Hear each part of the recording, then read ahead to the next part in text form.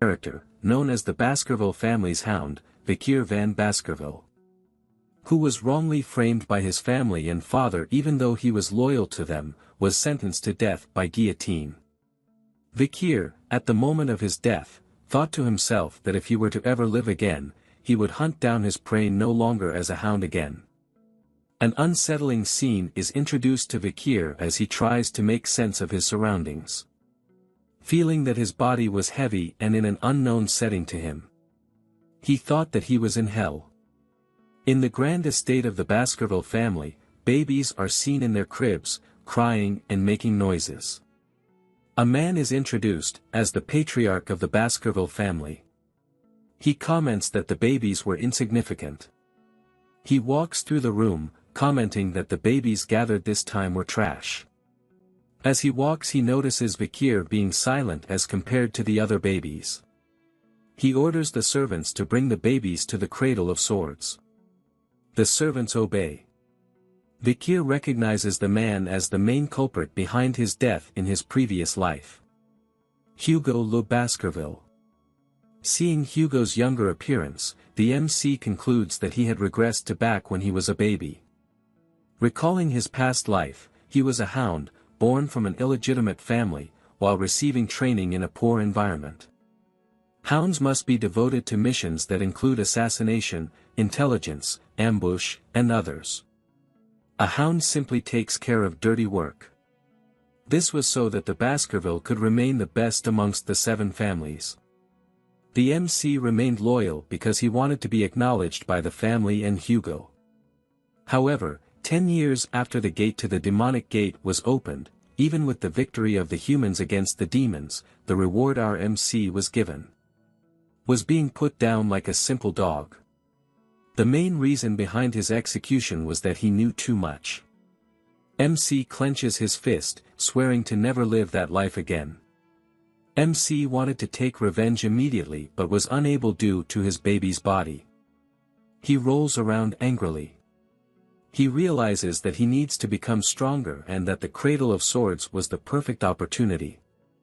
The Cradle of Swords was a trial that every child in the Baskerville family must go through.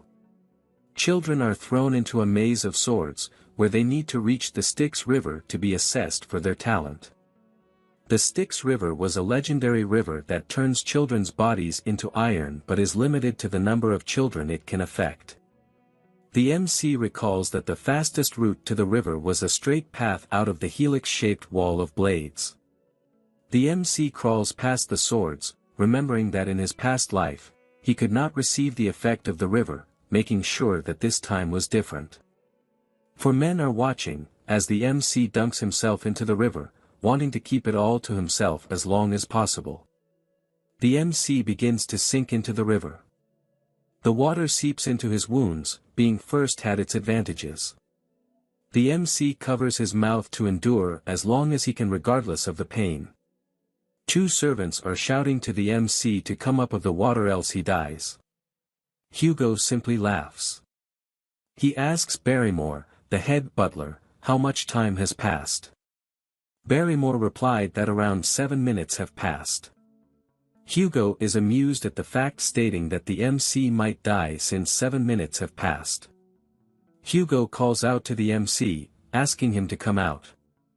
The MC ignores his calls and continues to absorb the power of the river with all his might.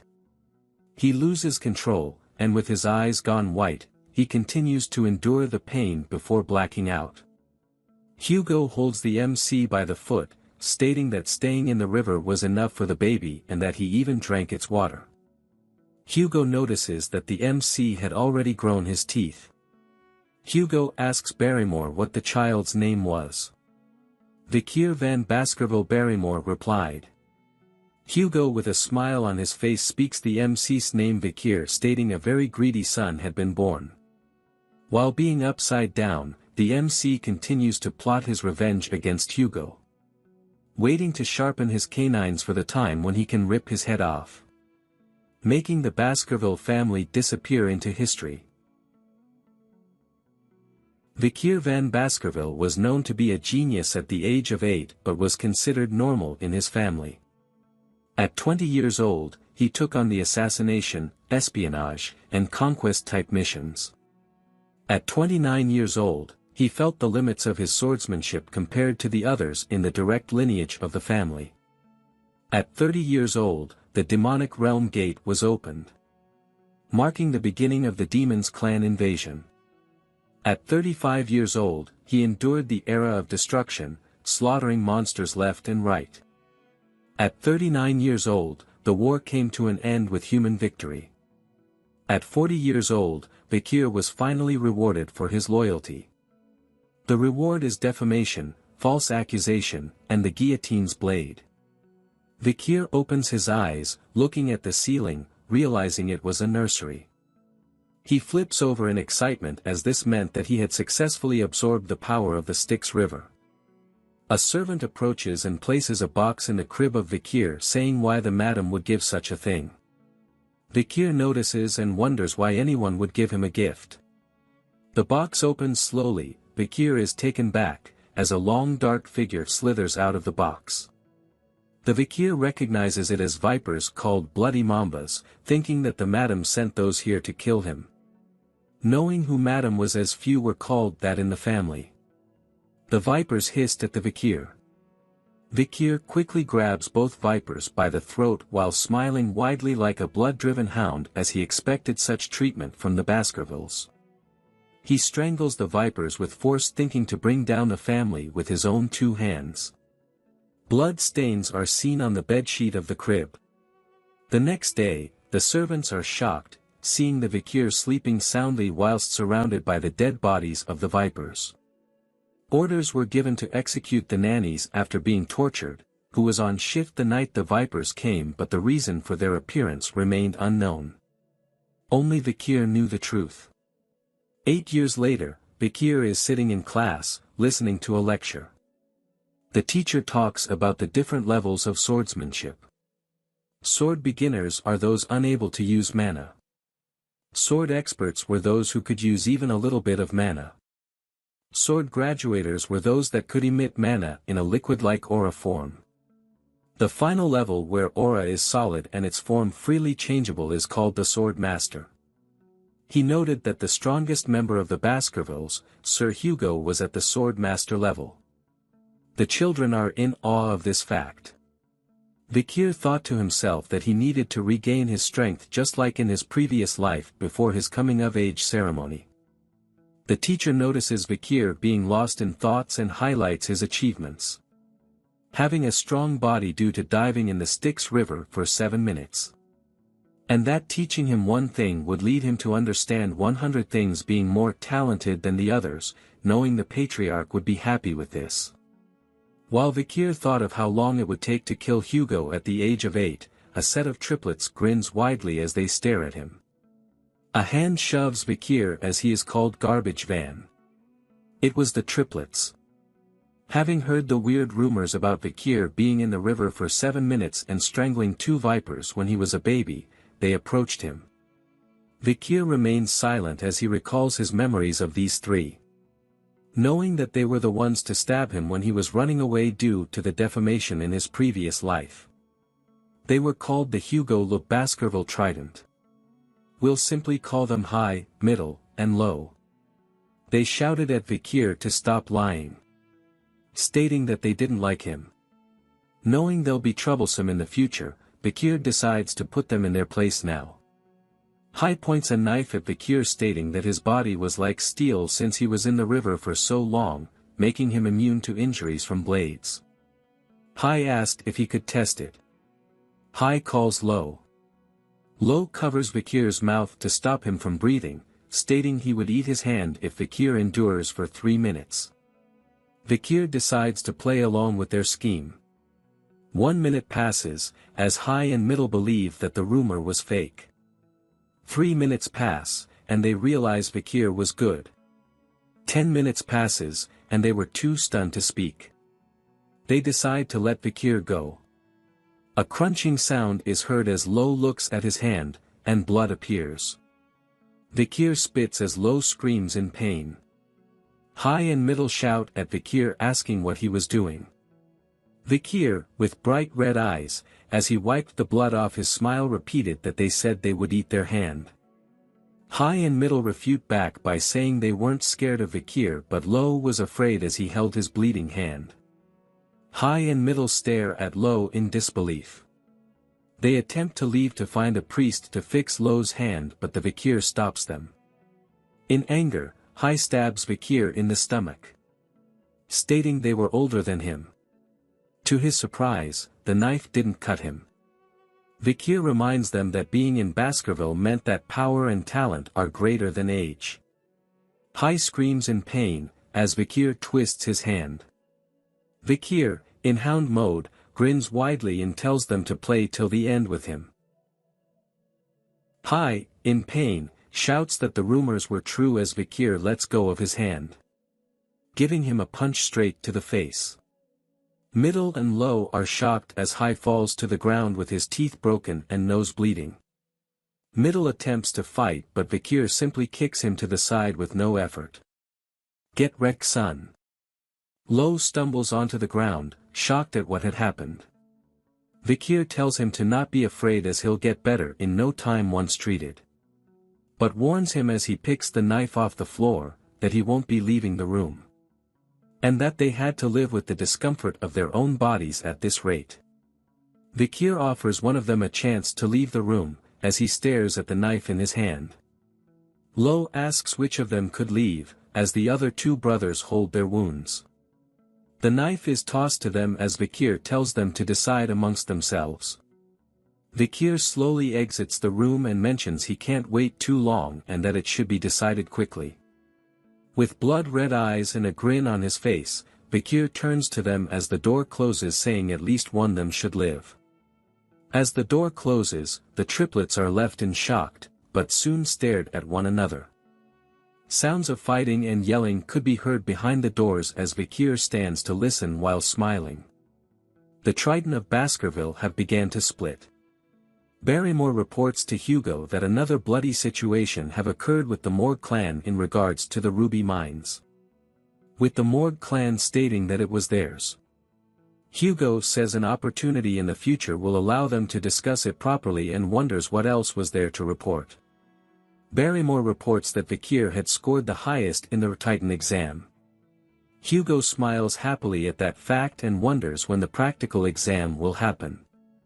In 5 days, Guardian Knights have left to prepare. Barrymore replies, making the fortress vacant now. Barrymore further reports about the fight between the young masters, stating that there were no deaths but that High's teeth were completely damaged, Middle's jaw was smashed in and Low's left index finger was amputated. They had recovered from their physical injuries but their mental state was damaged. Hugo is surprised to hear that the triplets were fighting amongst themselves as they were close with one another. Barrymore states that Vikir was involved, causing Hugo to be alarmed. Vikir is seen standing before Hugo and Barrymore. He greets Hugo as the Patriarch. Hugo tells Vikir about how he disabled the triplets. Vikir replies that they had received the proper medical treatment since then. Hugo states that their hearts were disabled. The triplets were no longer eating or talking together anymore, making their combination technique completely torn apart. Vikir smiles in silence. Hugo asks if it was wrong that Vikir turned his brothers into a total mess. Vikir replies he was simply stronger and wonders if the stronger person is ever wrong. Hugo shares that his brothers had came before and forgiven him. Vikir recalls a past memory, where the youngest daughter of the family that Baskerville ruined paid Hugo a visit. She had become a nun and told Hugo she forgave him and offered him a mass. Hugo's response was as Vikir speaks it out loud that forgiveness is just an excuse made by the weak who cannot seek revenge due to their lack of strength. Vikir's eyes glow red as he spoke those words. Hugo is elated at what was said as he smiles widely. Hugo recites the family motto, "Only the strong will reign supreme, weakness is a sin." Hugo rewards Vikir by allowing him to take any snack from the food storage, just enough for him to carry. Vikir is happy and asks for chocolate as he thanks the Patriarch for the reward. As he turns to leave, Hugo calls him his son and to do well on the interim evaluation, not to lose to direct descendants. Vikir is disgusted at what he hears but replies yes my lord anyways. Barrymore introduces the infamous chocolate enjoyed by the gourmands of the Morg clan, saying it's the highest quality which was hard to get. Vikir declines it, saying he needs cacao beans that have a rich aroma. Barrymore and the chefs were confused at the request. Cacao beans colored purple called bloody beans were given to Vikir, each bean being able to produce 100 liters of chocolate. Vikir tastes them and is appalled by their taste. Barrymore wonders to himself, that Vikir must really like chocolate to eat such bitter beans on their own and that he was brilliant for finding a way to get chocolate even with the restrictions placed by the patriarch. The chef asks if he wants to process the beans, Vikir declines and takes them as is. Barrymore wonders if Vikir had such peculiar taste. However, Vikir did not get the chocolate to eat but to use them in the practical exam 5 days later. Up in the mountains, Vikir stands, grinning widely knowing that a huge catastrophe would occur that has never happened in the clan before. Children of the Baskerville family are put through strenuous events and early education from a young age. Being able to take their first steps meant they had to run up a steep mountain. Never allowed to lie down or be on their stomachs. Time to sleep is only ever with a monster corpse to adjust to tough environments. When completed, they turn 8 years old, starting their deadly evaluation. Bringing us to the practical evaluation, which is a survival exam. The young masters are gathered in a territory far end of the Le Rouge-et-Le-Noir mountain. Pavlov, the instructor of the exam, instructs the masters on what needs to be done. Survive for 1 month while hunting large and strong monsters. 10 points were given for surviving. 30 if they survive without being disabled. Failing others and surviving 50 points. Surviving after beating a monster, 70 points. If all conditions mentioned were done, 90 points. Stealing badges from others make their points yours. Dying results in 0 points. 100 points do not exist. Pavlov reminds them of Hugo's lesson that a swordsman dies when they become arrogant. He advises them not to leave the designated area as the mountain contains many undiscovered things. During the exam, shadow dogs will hide and grade them.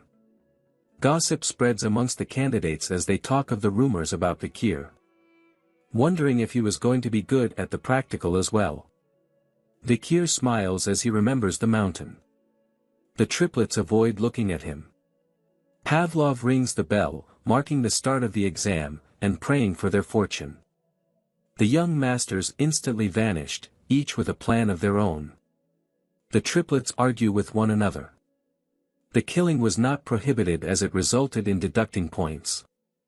Pavlov smokes a cigarette knowing that the shadow dogs will keep casualties to a minimum. A shadow dog is seen following Vikir. Wondering where he was going, looking forward to Vikir's skills due to his previous achievements since young. Vikir arrives at a huge tree, noting that the soft ground is best. He decides to live and take a break here as the shadow dog watches him. Shadow dog is shocked at him taking a break. Vikir gathers wood and is building things like in Minecraft as the others fight amongst themselves. The shadow dog is in disbelief as Vikir simply was gathering resources and wonders if he plans to just hide here. He decides to leave. Vikir takes note that he had left while reminiscing about the past. Before, a subordinate had told Vikir that cacao beans make fish less smelly and that bloody beans were the best. Vikir stares into flames and smoke knowing he had finished preparing. Deciding to start hunting as pits of spears are seen surrounding him. A few days have gone by as Vikir walks into the restricted area. Back when he was a scout, he could walk around here causally. He notes a burning smell and finds burning poop. Yes, poop is on fire in this world. Meaning only one monster has that kind of poop in this area. Vikir is happy to find what he was looking for. A beast with flames in its mouth stands above Vikir. It was a hellhound. The hellhound was a beast that swallowed the hellfires of the oil world, causing its body to become one with flames. Vikir was barely able to defeat one at the age of 18 in his past life. Being 8 years old now, it was impossible for him to defeat it now. However, Vikir, thanks to his past life, he knew a way to beat it. He dashes towards the hellhound, knowing that one of its weaknesses was moving in straight lines only, making it hard to change directions but easy to dodge. The hellhound is stunned that Vikir dodged. Vikir opens a bottle with water, spraying it across the ground as it was another weakness for hellhounds. They could not step across any volume of volume. This causes the hellhound to avoid the water on the ground as it runs towards Vikir. Thanks to the water, it exposes another weakness that all canines have, opening its mouth while running. Vikir takes a step back as the hellhound lunges at him with its mouth open, the exact moment Vikir waited for. Vikir flicks something into its mouth, and causally dodges the hellhound as it tries to circle back to Vikir. However, the hellhound feels something was wrong and stumbles to the ground whimpering. Vikir reveals that chocolate was poison to canines, and since one bloody bean could make 100 liters of chocolate, it was the ultimate poison for it. The hellhound lays on the ground whimpering, unable to move. Vikir walks towards it drawing his sword, looking for where the ribs aren't present to target its kidney. The hellhound whimpers in pain as the sword pierces its body. Vikir does the final blow and a blue essence forms from the body. It was called XP or Karma, created when you catch monsters after energy accumulates in their body, making them stronger. Vikir absorbs it, making the short sword he wields lighter. Vikir is happy as he'll be able to catch up to his regression state before he is of age. He wonders what Hugo's face would make when finding out that an 8-year-old brought back a monster whose rate is B+. With this monster, Vikir secures first place in the practical test and has decided on what reward to get. The reward is a book that only he knew its true worth. Vikir proceeds to decapitate the head of the hellhound but senses a presence behind him.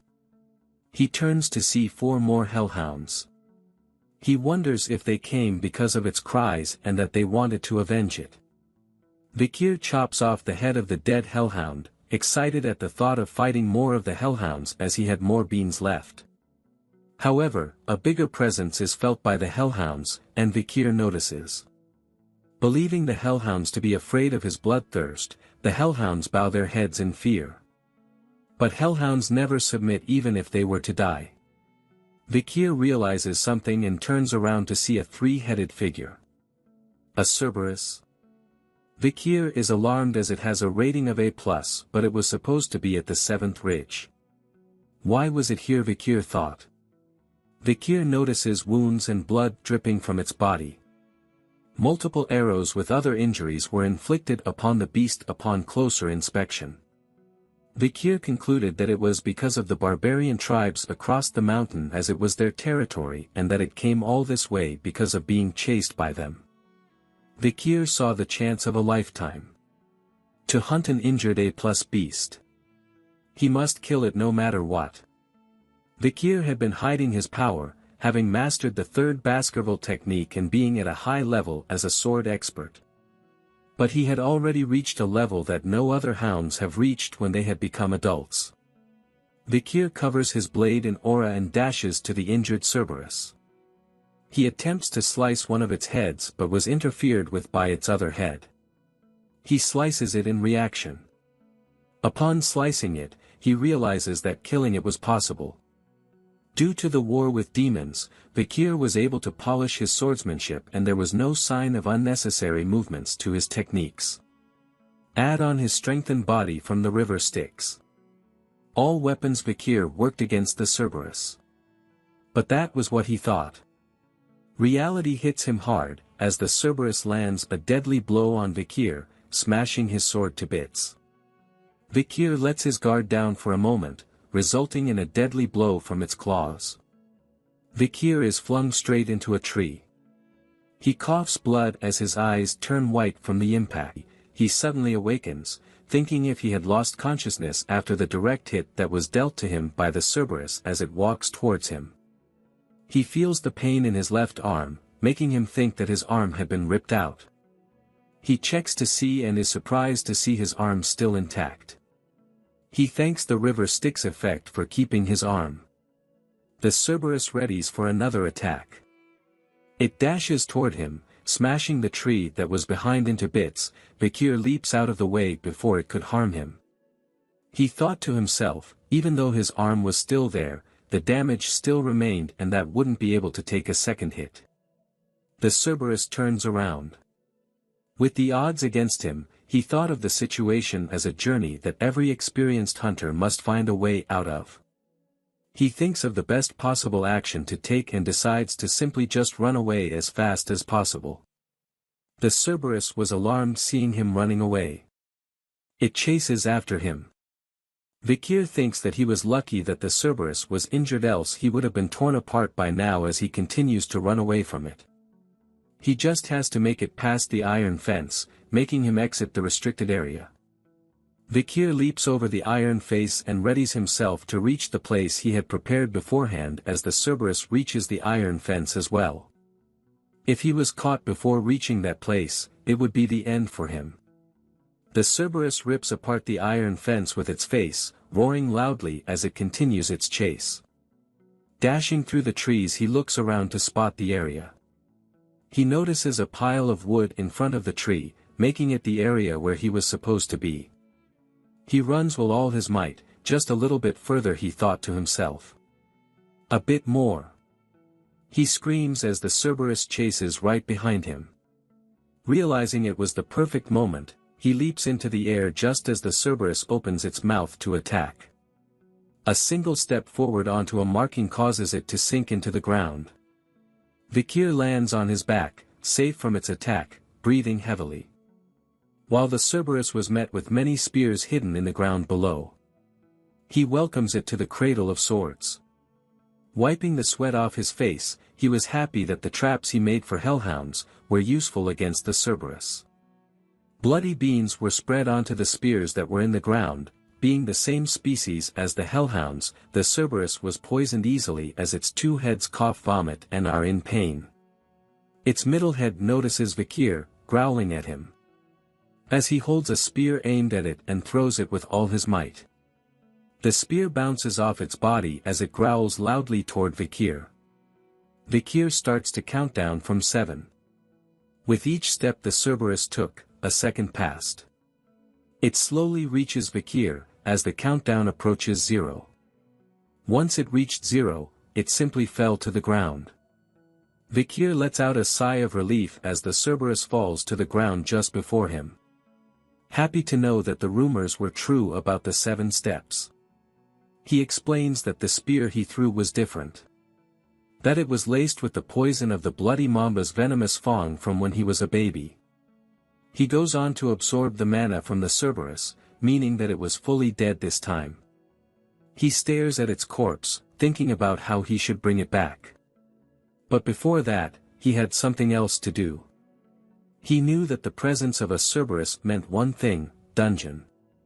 Since its gatekeeper was dead, the dungeon was free to be explored. Vikir proceeds to cover himself in dried soil, rotten leaves, and moist roots. Looking at its footprints and drools, he backtracks it. He walks to an opening, saying he found it. He enters the cave, recalling that the cave was meant to be discovered in a few years' time. He stares deep into the cave, feeling its mana underneath the rotten surface, knowing that it has not been discovered yet. No light was given out, making the cave seem deeper than he thought. He smiles happily, excited at what treasures are laid within the dungeon as he slowly enters. As he walks further deep into the dungeon, Vikir notices red veins of ruby minerals throughout the area. Feeling that they were connected to the Red All Mountain. He notices light appearing before him, indicating that it was the entrance to the dungeon. The light shines brightly at him, making him cover his face with his hand. He enters a large room, and at the center of it was a floating red stone. Realizing that the dungeon's interior was bright due to the mana imbued into the ruby as he approaches the floating ruby. He notices something behind it, a skeleton with a note, showing that someone had been here before him. He inspects the skeleton, seeing its injuries caused by stabbings and that there were dried brown bloodstains as he picks up the note on the ground. A long time has passed for the skeleton. Vikir reads the note and recognizes it as a Baskerville member's writing. The note reads that the writer did not want to reveal his name, and asks to be called Cain. The reason behind the note was to prevent other generations from doing what he did. Further explaining that the stone chamber was talked about in the family as a legend. His brother, Abel, and he had coincidentally came across this place, raiding the dungeon and its countless trials. They had killed many monsters before arriving at the chamber, to find the final assignment to the place. The final assignment tied their feet here for a very long time. 3 years to be exact. Vikir can't believe that they stayed for 3 years, hinting that the brothers really wanted the treasure and that the final assignment was somewhere in the chamber. He looks at the stand of the floating ruby and sees some writing. When entering it's 1, but once inside it's 2. When leaving it's 1 was the riddle written on the stand. The note continues, with the brothers contemplating the ominous text forever until they came to a conclusion. The fact that they were twins meant that they were once one in their mother's womb, but when given birth they became 2. Meaning to get the treasure they had to become one again, and only one of them could leave with the treasure. After a fierce battle, Cain killed his brother and there was only one left in the stone chamber. But there was no change at all. Cain wonders why the treasure did not appear even after killing his own brother. He wonders why screaming. He decides to leave, wanting to tell others that found this place to leave immediately and that there was nothing to obtain in this devil's den that only serves to taunt humans. Vikir concludes that the brothers had done all sorts of things, only to leave empty-handed. Knowing that he had no twin, Vikir believes that the brothers had misinterpreted the text as he looks at the ruby. Thinking of the riddle once again. He thinks hard, knowing that no dungeon cannot be beaten. Upon looking at the skeleton again, an idea comes to mind. Vikir figured it out. Stating that the brothers were unlucky due to being twins, and that idea had they fixed to it. He mentions that the answer lies in the dungeon as he reaches for the ruby. Saying that when he entered the dungeon, he was 1. But as soon as the ruby light was cast upon him, he was 2 due to his shadow.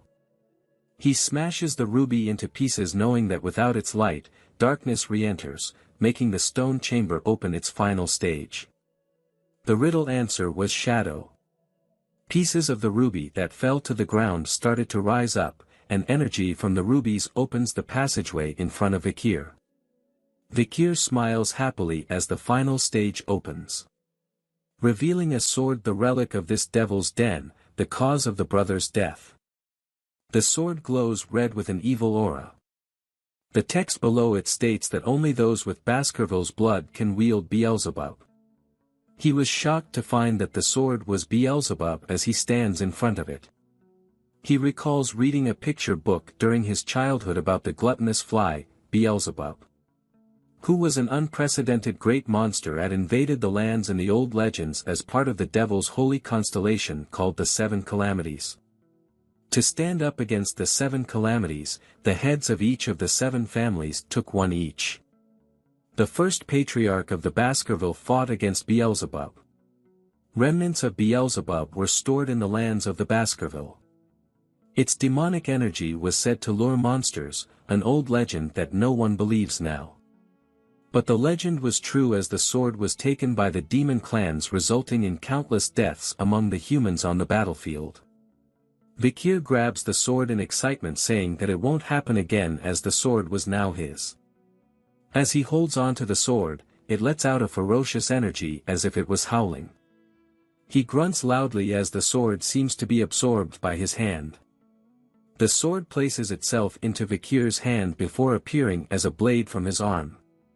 He mentions that he was lucky to have a blade made from a devil's holy constellation, as the blade exudes a murderous aura. His red eyes glow similar to the blade as he raises it to his face, wondering how much stronger he'll be in this life. Looking around, he realizes that there was nothing else for him to take and prepares to leave. But he feels something was wrong with his body. He stumbles onto the ground, wondering what was wrong.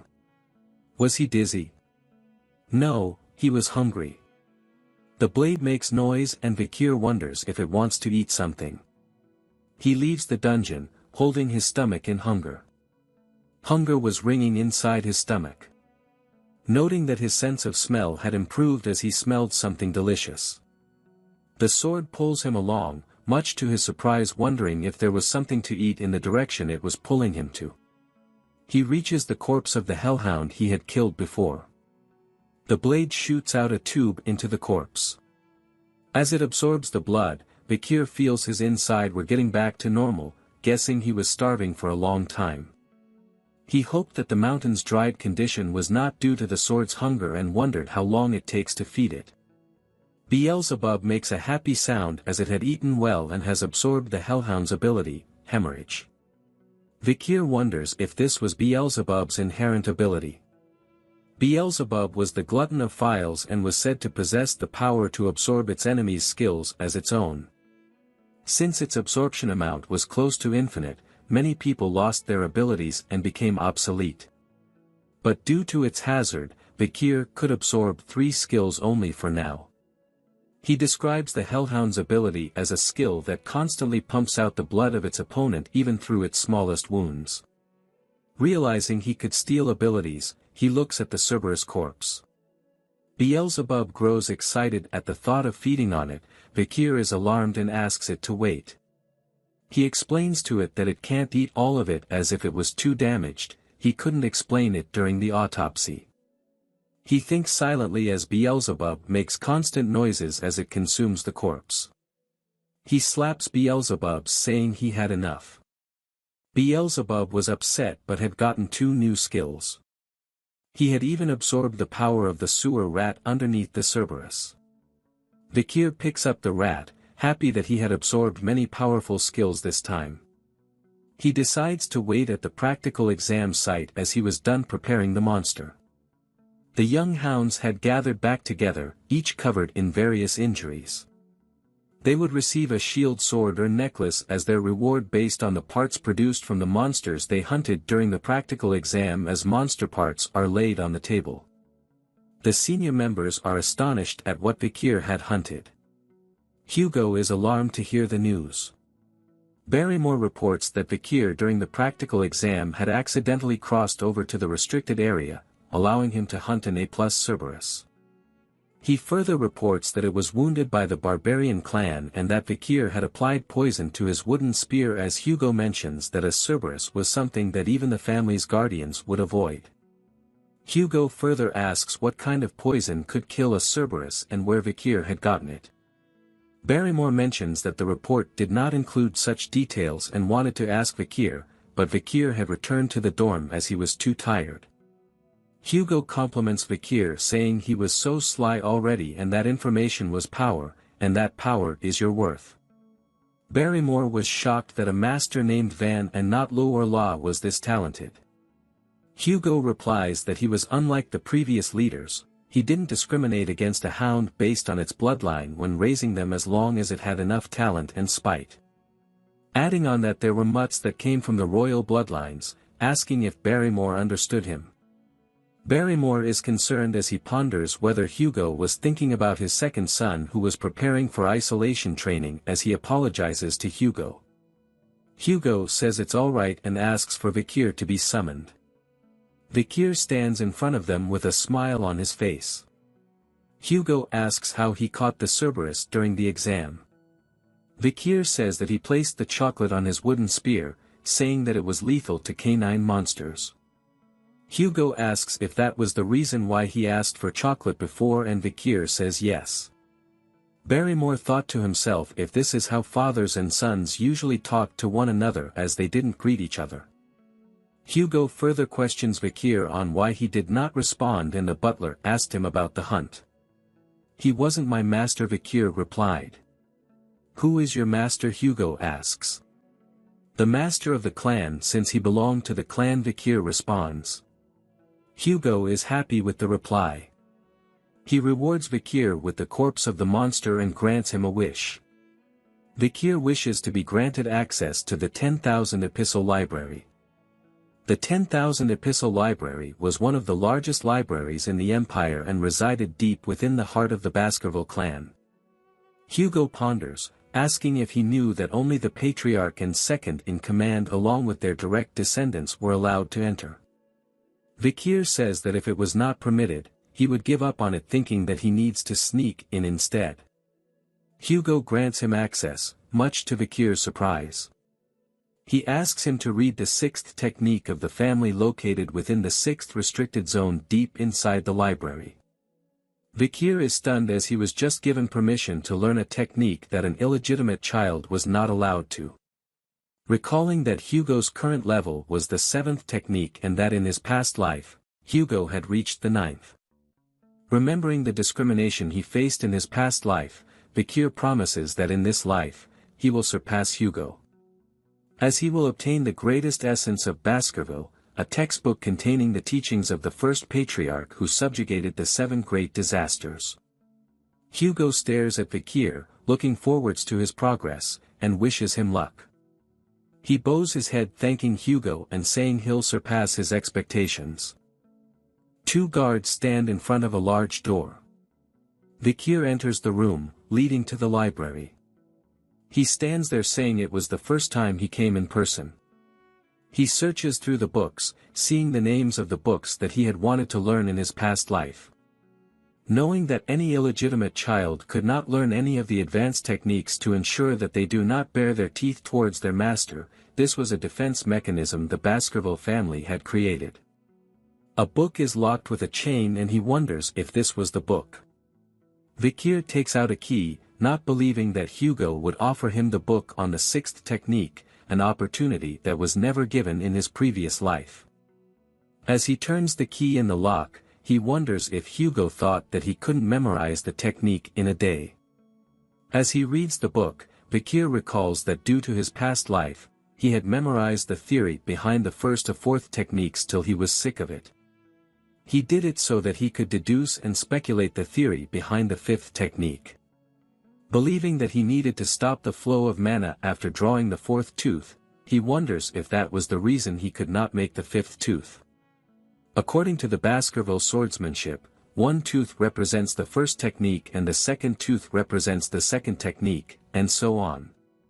When drawing a tooth, a red sword energy appears.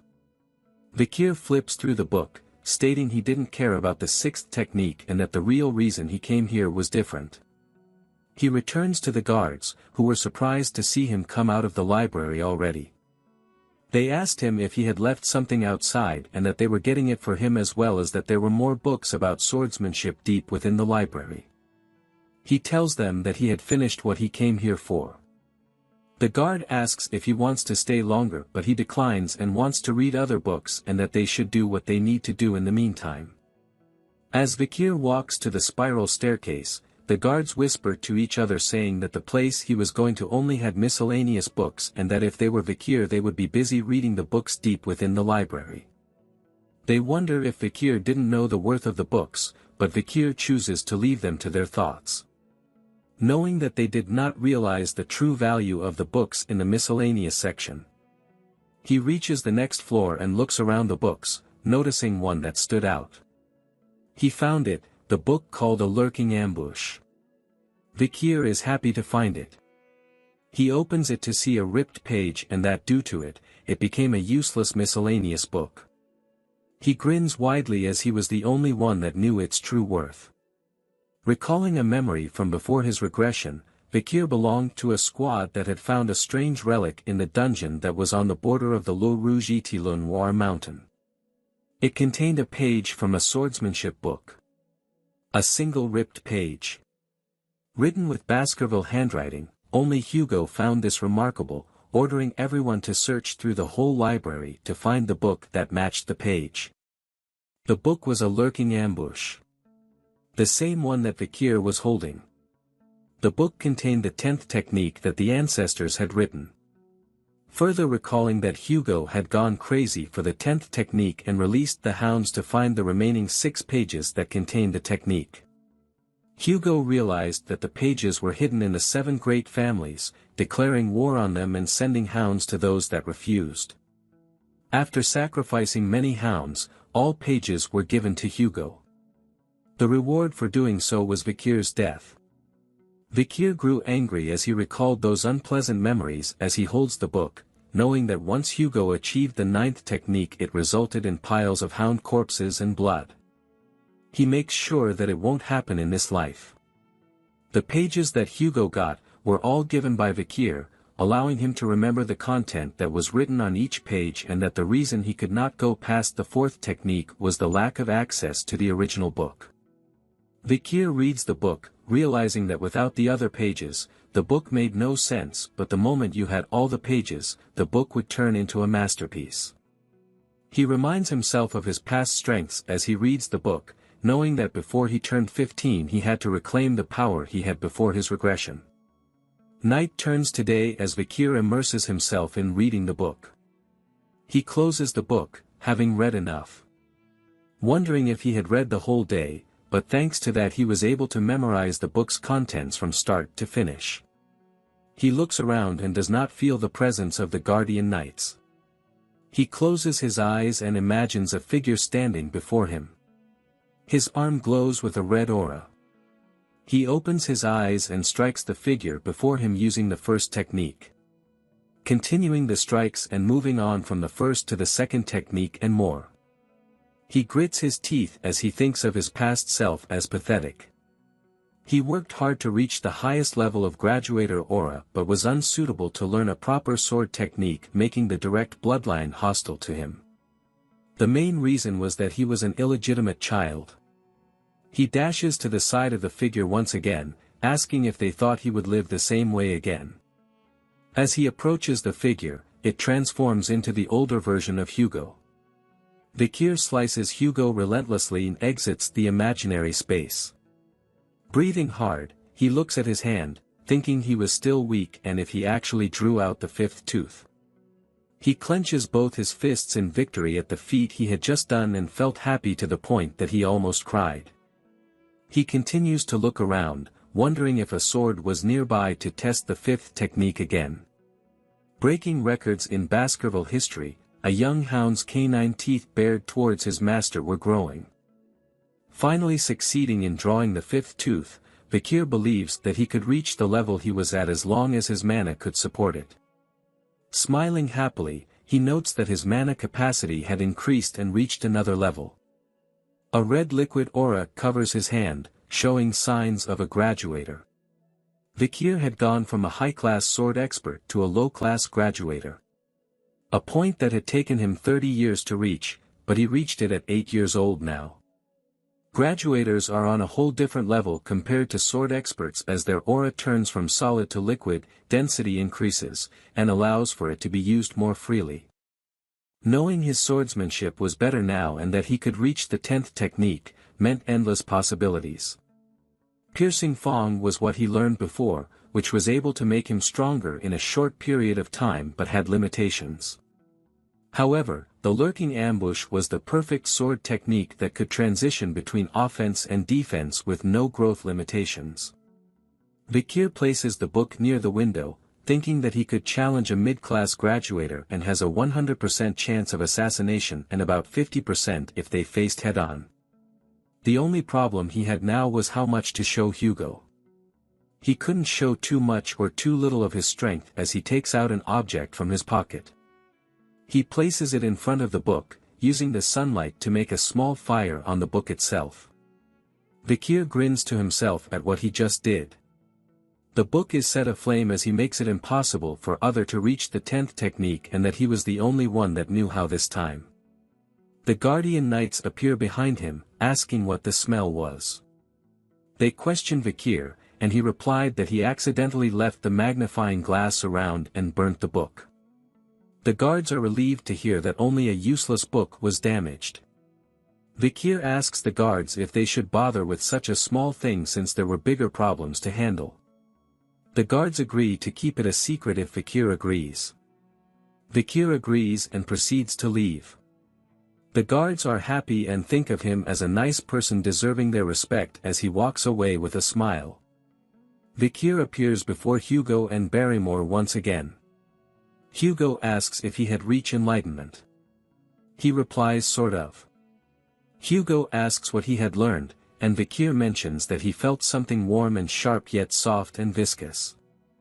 Both Barrymore and Hugo are alarmed at hearing this. Barrymore wonders if it was an aura. Aura was something that only 15-year-olds could obtain after years of training. Hugo thinks to himself about why he was getting excited for over an 8-year-old and asks Vikir to show him. He accepts happily. An arena is showcased. Many young masters are confused as Vikir is seen standing with a sword. Barrymore asks Hugo how he intends to test his skills. Hugo replies that a monster will be released. The gate opens and a huge orc exits with chains all over its body. It growls loudly with menacing red eyes. Other young masters in the stand are shocked to see it as they wonder if an 8-year-old could take on an orc by himself. Vikir and the orc are standing face to face. Hugo waves his hand, signaling to the knight to remove the orc's chains. It screams out powerfully and rushes towards Vikir. Vikir takes a prepared stance as it comes towards him. With a calm expression, he slices the orc's arm off with a single swing. Everyone was shocked at what happened. The orc is stunned at its wound. Vikir wastes no time and dashes low to swing at its leg. He slices it off in one strike again, causing the orc to fall to the ground. The orc remains confused at what happened to it. Vikir looks back, thinking that the orc was confused about why it was bleeding for the first time and that its regenerative skill won't activate. It was due to the skill of the bloodhound. It overpowered the orc's ability. People in the stands are wondering how he was that strong. Hugo stares, thinking deeply. Vikir looks at him, knowing he was trying to determine what he learned in the library, and proceeds to show him what he wants. Hugo and Barrymore looked alarmed. Vikir had revealed Aura Blade as his sword is covered in a strong red aura. The orc tries to get up, but senses a red presence approaching it. Its head was smashed to bits as Vikir slashes through it like butter with a quick dash and his sword was covered in the aura. Hugo is shocked from his seat from seeing that red aura from Vikir. Barrymore congratulates Hugo on witnessing the birth of a genius, making Hugo wonder if that was it. Barrymore further states he had not seen this kind of talent from the other families. Hugo stops him, noting that something was wrong with the orc. Seeing its blood not stopping even though orcs were famous for its regeneration. He pushes Vikir's victory as a result of the orc being weakened, while Barrymore wonders why he can't express his happiness. Vikir calls out to his father and asks if there was anything stronger with a smile on his face. Surprising Hugo, he tells his father to wait, asking with a smile if there was anything stronger than an orc. This shocks the crowd. He thinks that it would be better to show off his power to a certain degree, hoping that his progress will allow him to be separated from Hugo. Hugo agrees with Vikir and asks for a creature that they captured from the barbarian raid to be released. The beast was starving since then. The crowd is shocked once again. But Vikir looks happy. A troll was his new opponent. It growls at him. Vikir asks Hugo if he could start right away. Hugo says he may. He rushes to the troll. The troll attacks Vikir with a mighty punch. He dodges and is annoyed, and decides to back away from the troll. The crowd is confused by his actions as it was the perfect moment to attack. Hugo agrees with his actions and that it was the right move due to the troll's Regan powers. Vikir continues to dodge its attacks. The troll begins to breath heavy. The crowd calls Vakir a genius at 8 years old and that his plan was to tire the troll out first. Vakir thinks that it's too slow and that he needed to act but is unable to unleash his full power as it would make it troublesome for him. Instead, he decides to use the troll's power against itself as he slices its arm. The troll falls to the ground, holding its bleeding shoulder. The crowd praises Vakir for what he has done.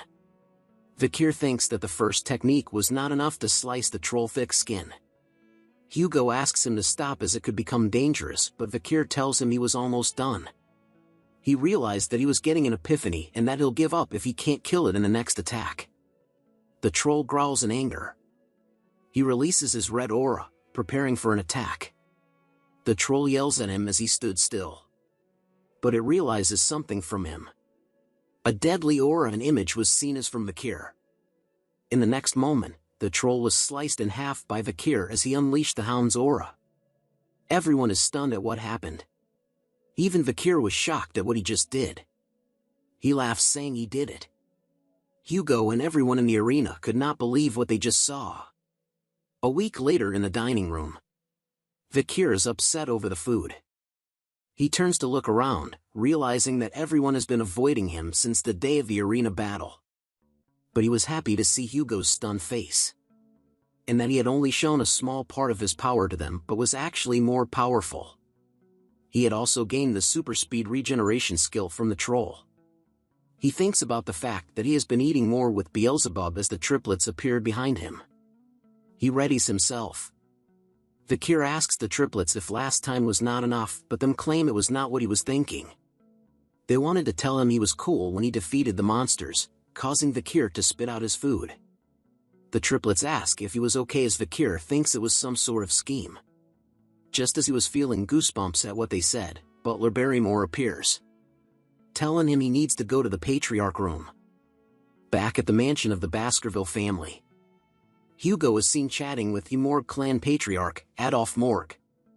They talk about the annual training event between the families, hoping no accidents would happen. Hugo tells Adolf that it was just a scratch and that the Morg's children were dramatic. Adolf said it was because they were noble and dignified. The Rion Mage clan, the Morgs, and the Iron-Blooded Sword clan, the Baskervilles. They were not always on bad terms. The Emperor said that magic and swords were a pair. Because of those words, the two families would have annual joint trainings as a sign of good faith between them. However, a ruby mine between the two families' land was discovered, causing a problem of who owns it. Adolf asks if there was a supernova in the Baskerville family that was born with great blessings and skill, and Hugo brushes it off saying it's not a big deal. Adolf is surprised to see Hugo reacting to a compilment of a child. He then tells him that the Morg family also had a genius. He calls for Camus to come in. The doors open and a little girl walks in. Hugo looks at her. Adolf introduces her as his sister's Respinese daughter, Camus. He tells her to greet Hugo, but she remains silent. Instead of greeting, she calls him a thief that stole the ruby mine and that he should give it back. Hugo was angry to hear the word thief. Adolf is surprised at her words, and she told him that it was what he said in the carriage and that the annoying Chin Beard stole the ruby mine. The words annoying Chin Beard further annoys Hugo. Adolf says it was a misunderstanding and Hugo agrees, saying she was just a child. But Camus shouts at Hugo to give back the rubies as she doesn't have enough to do research. Enough! Hugo says as he holds back his anger. Adolf holds Camus tightly, asking what Hugo plans to do to the child, as Hugo states that the Morgs didn't teach manners at all. Adolf asks if he was threatening an 8-year-old girl. I guess the Morgs didn't teach their children to not envy what is others, said by Vakir as he enters the room. Adolf wonders if Vakir was the supernova and realizes that Camus was missing. Camus appears in front of Vakir asking what he just said. Vakir hears her name and recalls her as the Morg's clan Iron-Blooded Empress, Camus Morg. She was known as the genius among the genius even in the Morg clan that raised countless mages. At her peak she killed all monsters and barbarians in the Lenoir mountain by herself, burning them to death on spears, creating her legend. Vakir also remembered that her beauty was captivating. Camus yells at him, saying that the ruby mines were hers and not his. You sure came a long way just to throw a tantrum, Vakir replies. the leaders notice something. Flames erupt from Camus due to the word tantrum.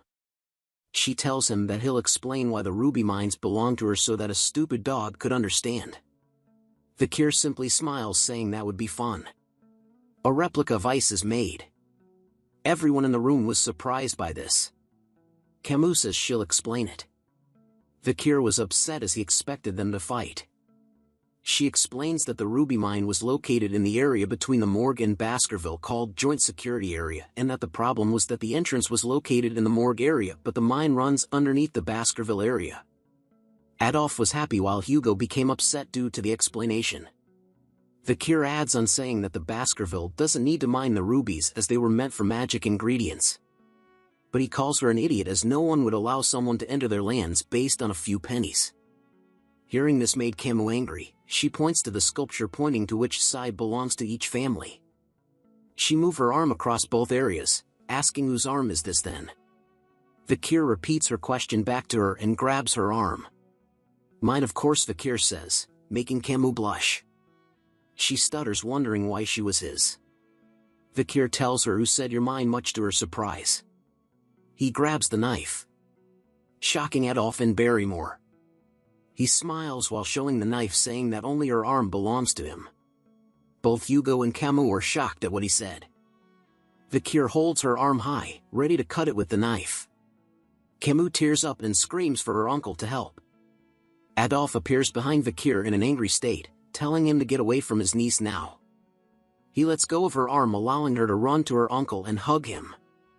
Adolphe yells at Hugo, saying, "What the hell is this matter?" Hugo remains silent and turns to Vikir.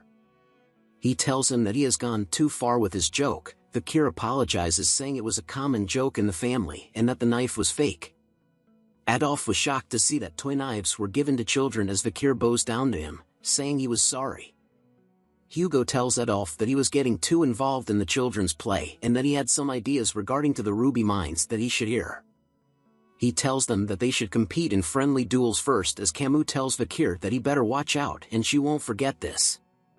Vikir simply smiles and nods. The friendly duels between the Baskervilles and Morgues had begun. It was an occasion where children ages 8 to 15 gather and battle it out. However, everyone's attention was headed somewhere else this year. It was the Morgues clan Camus Morgue against the Baskerville clan Vikir van Baskerville. Using practical training rules was to showcase the duel between the two geniuses of the clans. The bells rings announcing the start of the duel. Camus tells him she won't hold back and begins to cast a spell. Everyone was stunned at this. She was doing quadra casting. Adolphe smiles at Hugo as the crowd were amazed that Camus was doing something that was difficult for a 15-year-old. Camus unleashes her attacks, but Vikir dodges them with ease. He tells her she should focus on one spell, but she calls him an idiot who doesn't understand magic. She summons a stone wall just as Vikir reaches her. He simply smashes through the wall. Camus was shocked to see this, wondering if this was the power of the Baskerville basked in the river Styx. She closes her eyes and opens them again, and sees Vikir with his hand out. He flicks her straight in the head, sending her flying. Adolphe was surprised to see a flick while Hugo chuckles. Camus asks him why he flicked her and wonders if he was going easy on her.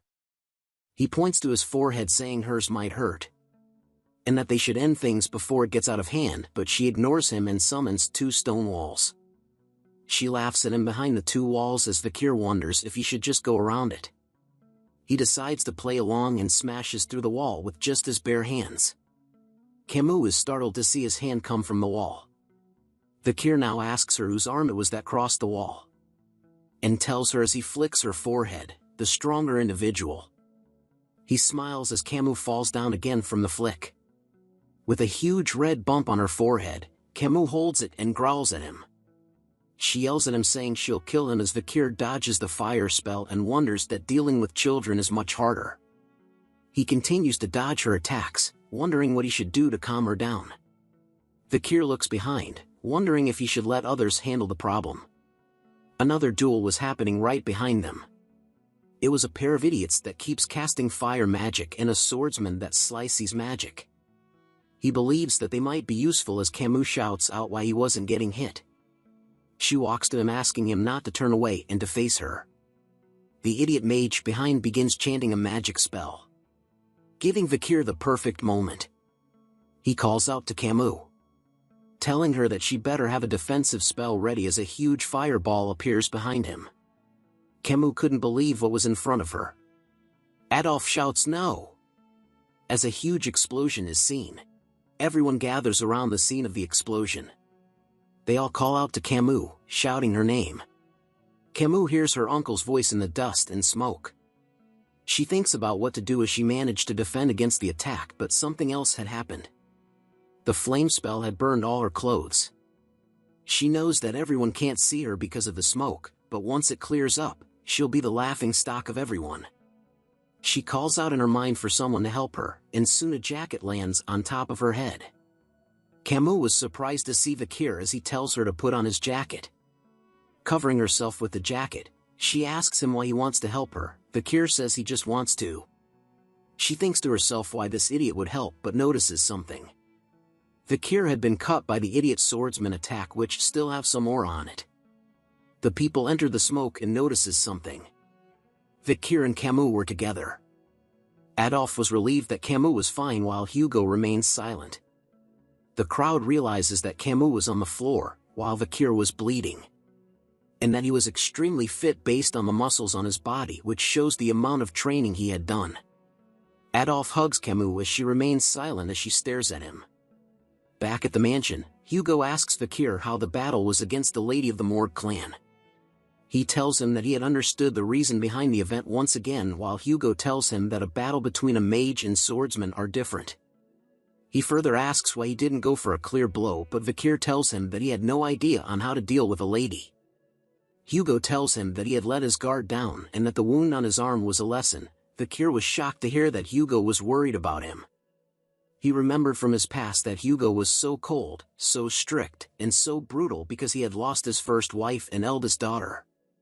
But he thinks it's not his problem as Hugo asks him what they should do with the ruby mines. He tells him that they should give it away. Hugo asks why. Vikir explains that the main purpose of the Baskerville clan was to grow its territories and that the monsters and barbarians near the ruby mines are a problem, and that they should utilize the Morgue clan well to deal with those problems, which helps to minimize their losses with the expansion into that region. Hugo tells him that he was right. Vikir further explains that once the Morgue clan claims the ruby mines, all they need was to push the monsters and barbarians into that region, allowing for them to take care of all the problems at once. Hugo likes the idea that the rubies will be bathed in the blood of their enemies and that the Morgue clan will think twice before entering their area.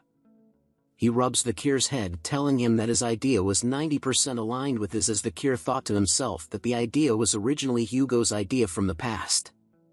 Vikir tells him that they needed to keep an eye on the Morgue's movement. Hugo tells him he had increased the number of hounds scouting the area. As they walk further, they encounter Adolf and Camus waiting for them. Adolf asks if they could talk once again before they return, as Camus blushes while hiding behind Adolf. Back at the room, Hugo asks what they wanted to talk about. Adolf tells him he needs to mention one thing. He wanted to discuss other ways to resolve the issues of the ruby mines other than paying for it. Adolf suggests an engagement. An engagement between the Morgue and Baskerville clan. Hugo asks which child did he have in mind. Adolf proposes the eldest son of the Baskerville and the eldest daughter of the Morgue clan, Camus. He praises her, saying she was the best. Hugo tells him that the eldest son was 25 and about the age gap. Adolf tells him the 17-year gap is not too big of an issue, but Camus speaks out, saying she will not marry anyone weaker than her mother. Adolf tells her that she might remain single all her life due to her condition, but she remains absolute about it. Hugo tells her that this wasn't a buffet of her choosing. She tells him firmly that she has no intention of playing around either and looks in a certain direction. Both Hugo and Adolf look in the same direction. It was Vikir. Adolf couldn't believe what he was seeing. He whispers to Camus, telling her not to think about Vikir as he was just a small fish in a big pond and only had the Van surname. Hugo hears it and is slightly pissed off. He speaks out, saying that an engagement should involve the people's thinking, asking Vikir what he thought. Vikir and Camus simply stared at each other in silence. He opens his mouth slowly and tells them that he accepts. Adolphe is confused and angry at the bastard, Vikir. Camus is happy to hear that the engagement was not rejected. Hugo tells Adolphe that just because Vikir did not have the name Lou, he assures him that he was a talented child. Adolphe stands in front of Vikir, judging him.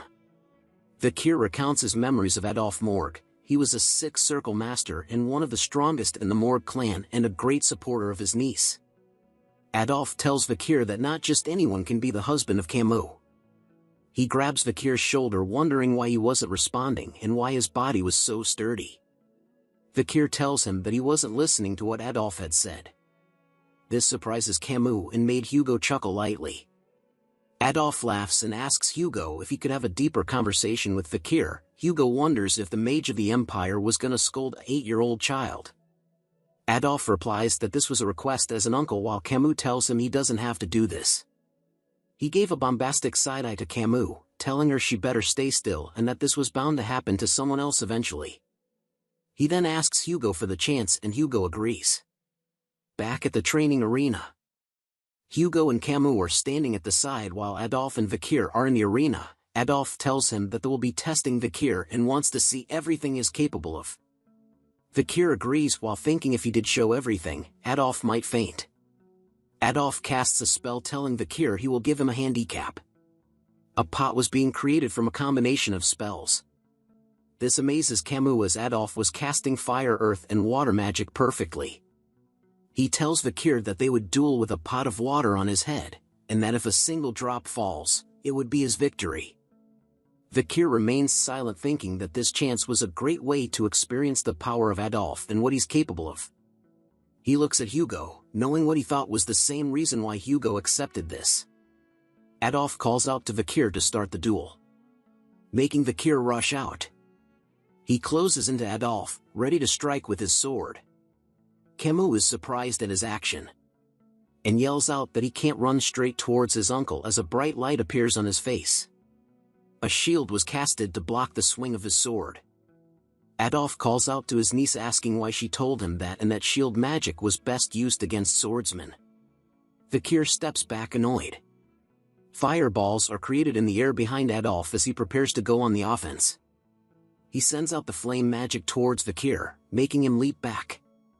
Camus tells him that it was unfair he didn't use that magic against her in their duels, while Adolphe wonders which side she was on. Hugo thinks of the attack as not something impossible to dodge and decides not to stop them. Vikir thinks that by using his past knowledge and skills, he may cause Adolphe to let his guard down, and that he might even be able to kill him. He strikes hard once again against the shield magic, and continuous hits it again and again. Adolphe tells him that it'll be the same no matter how many times he hits it, as his sword will never pierce through his shield. But Vikir ignores his words, striking the same place over and over again. Cracks begins to form, making Adolphe realize that Vikir's swordsmanship and machine-like movement was impressive. But his sword was chipping away as well. A final swing causes the sword to shatter into pieces. Adolphe reminds him that he should have considered the durability of his sword and his shield, and that it's good to focus on a single goal, but that depends on the opponent. While those words were said, Hugo and Camus were shocked by something. Adolphe continues to say that Vikir was too weak, but before he could finish the sentence, he notices something as well. A piece of the sword has pierced the pot on his head, causing water to flow down everywhere. Adolphe was stunned to see a piece of the sword. Vikir flexes on the old man in a Hisn fashion. Camus falls for Vikir even harder. She wonders if the victory against his uncle meant their marriage. Hugo was happy to see that Vikir had won. He looks at Vikir van Baskerville, wondering if he had raised a stronger hound than he thought. 7 years later, at the Baskerville training grounds, a huge furry beast with horns is growling loudly. It roars out loud, shaking the air around it. But the hounds stood still, unafraid of it. It rushes towards them, making the hounds leap in the air, striking the monster. The hounds surround the beast, as the beast strikes all of them. Staffordshire Baskerville was the shadow hound looking upon them. He shouts out commands and tips on how to kill the beast. When all of a sudden, 3 hounds dash forward past everyone. It was the triplets. They strike the beast easily. They smile happily at what they did. The intruder was amazed at their skills and dark crimson aura which was suited to the Baskerville family as the monster stood in a daze from their attacks. The hounds see the chance and prepare to kill it. Blood is splattered all over the ground. The instructor praises them, telling them that they had become low-rank sword experts and that this marks the end of their 7-year training. He warns that while this monster was caged, even he cannot handle the older ones that were more tenacious, and that the monster they face today will be incomparable to the ones they will face in real life, and that death occurs much more easily than they think. He gives them one final advice: either use your bloodline to overcome it or build experience to survive. He salutes them, congratulating them on their graduation and wishes them good luck in the future.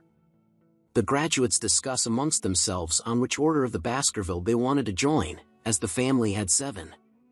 Each of the order represented a different job, from watching, searching, guarding, assassinating, suppressing, all-out warfare and others. But they soon wonder about a certain someone and what he would join. It was Victor Van Baskerville. Victor notices that others were looking at him, hearing the rumors that he had killed a larger ox bear than the one they faced and that he was already a high-rank sword expert. He ignores the gossip and thinks that it took longer than he thought.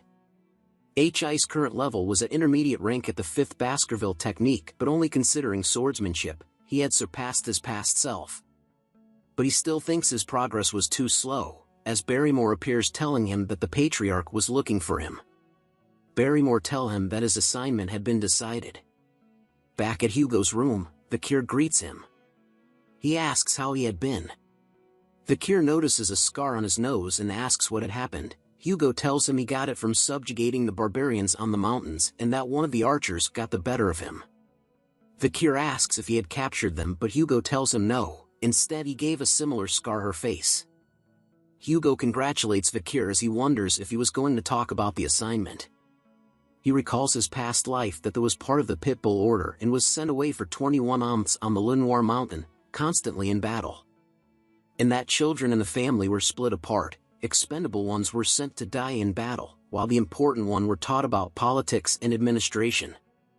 That was why the 5th technique exists. It allows for the elite members to catch up to the expendable ones in terms of swordsmanship. Hugo calls out to Victor, telling him to try the lower house of Parliament, which surprises him.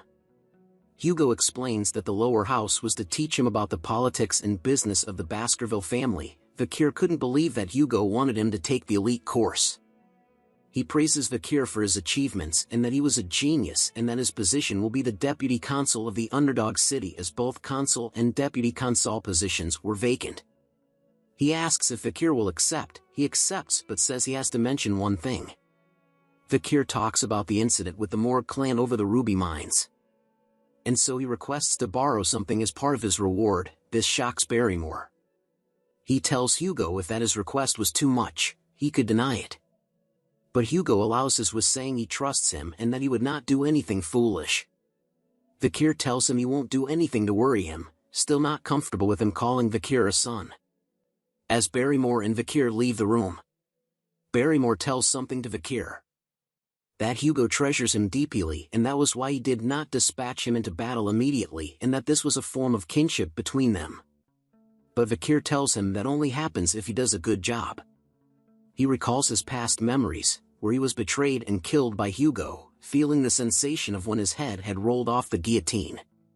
With deep hatred in his eyes, Victor promises that Hugo will experience the same sensation in this life. At the Baskerville territory called Underdog, we arrive at a beautiful mansion. A bald man is telling a pair of servants that the mansion and area has to be squeaky clean by tomorrow, as the new deputy consul from the Baskerville family will be coming. A servant wonders what kind of person the new deputy would be and hopes that the person would be experienced in business. The servants continue to talk as Victor walks by, catching their attention. The servant grabs Victor's shoulder, wondering whose kid this belongs to, while telling Victor this was a place you can't just enter. Victor looks at him and tells him to remove his hand in an instant. He reveals a piece of paper to the servants, making them realize that he was the new deputy. Vakir tells them to prepare women and drinks to have a party right now as he enters the building. The servants looked at him confused about the party. Drinks and food are seen along with various people drinking and laughing.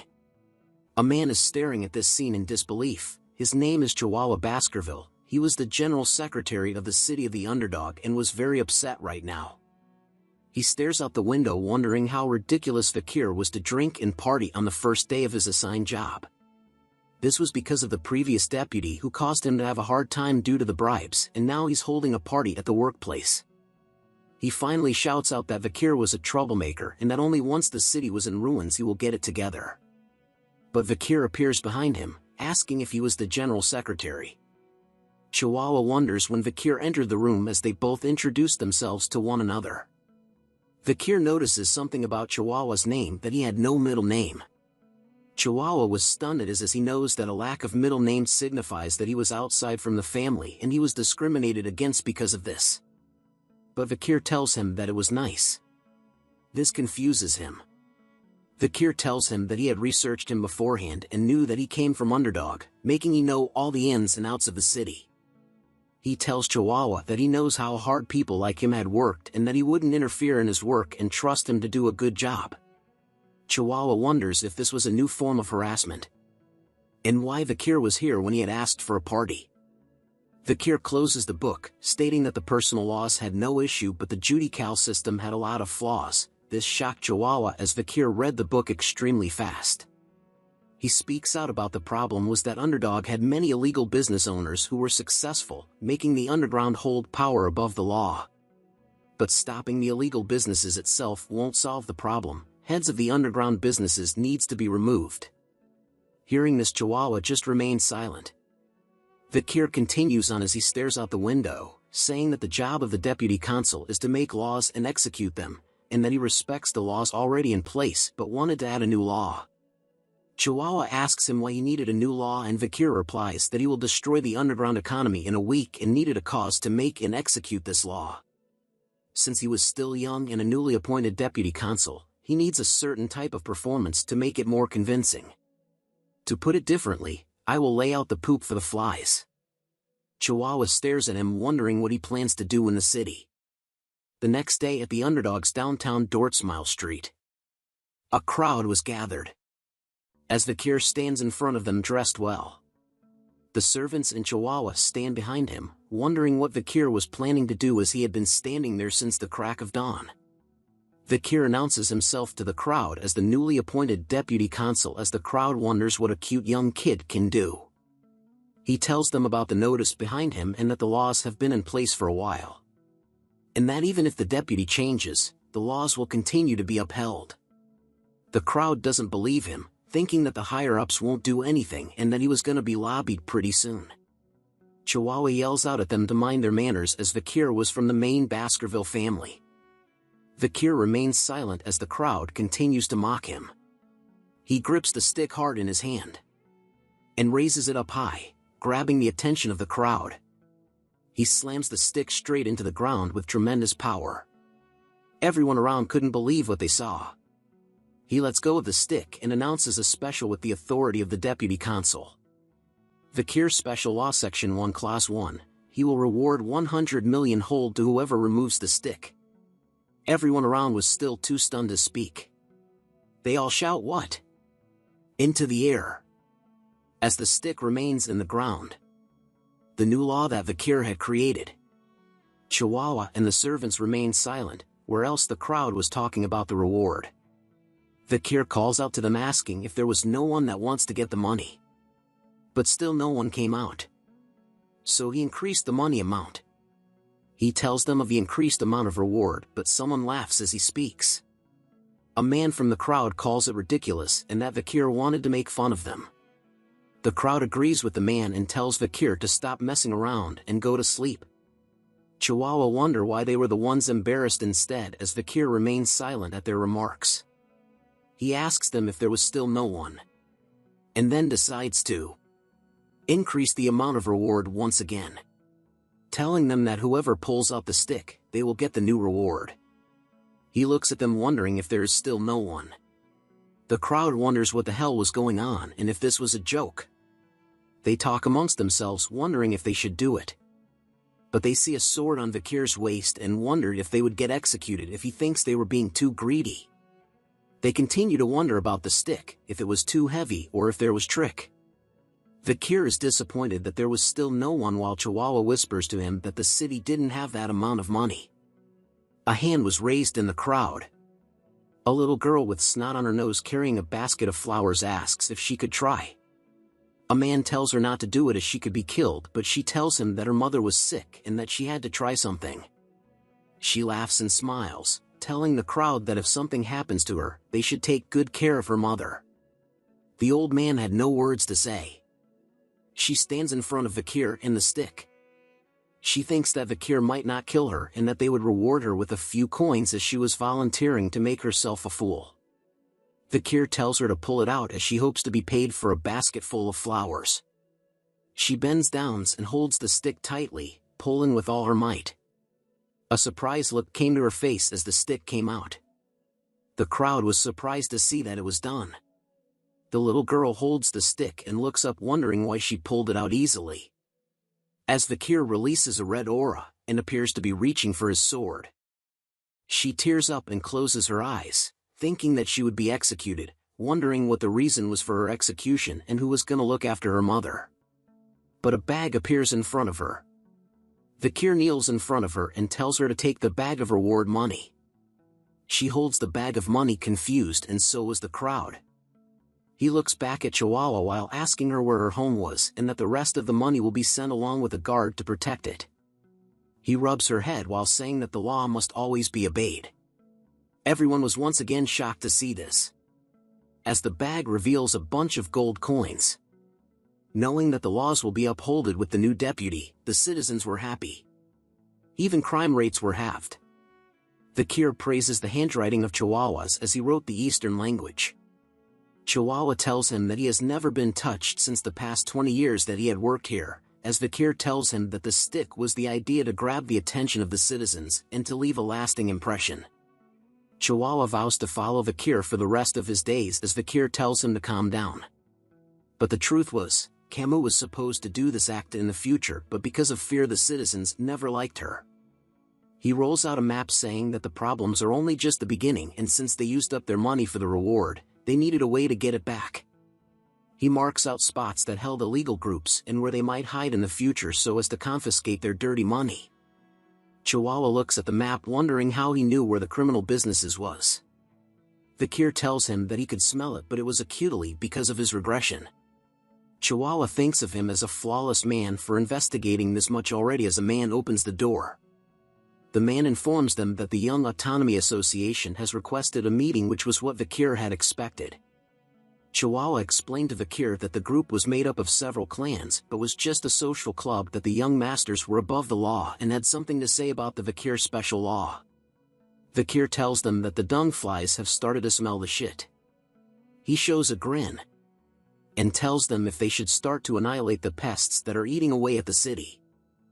A club that was located within the high-end hotel in the underdog city called Burning Suspension, there was a party.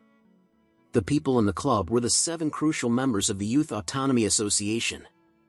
They were the second and third generation of the 7 families located within the Baskerville territory. The blonde guy tells the servant to like the drinks spilled on the table, and they thank him for being able to enjoy this precious drink. He tells the others that no matter how much they spent, the money will keep replenishing thanks to the Baskervilles.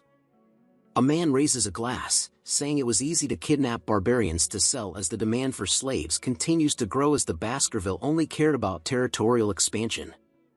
They talk about how this club was better than the ones in the capital and that even the Baskervilles were protecting them as their personal hunting dogs.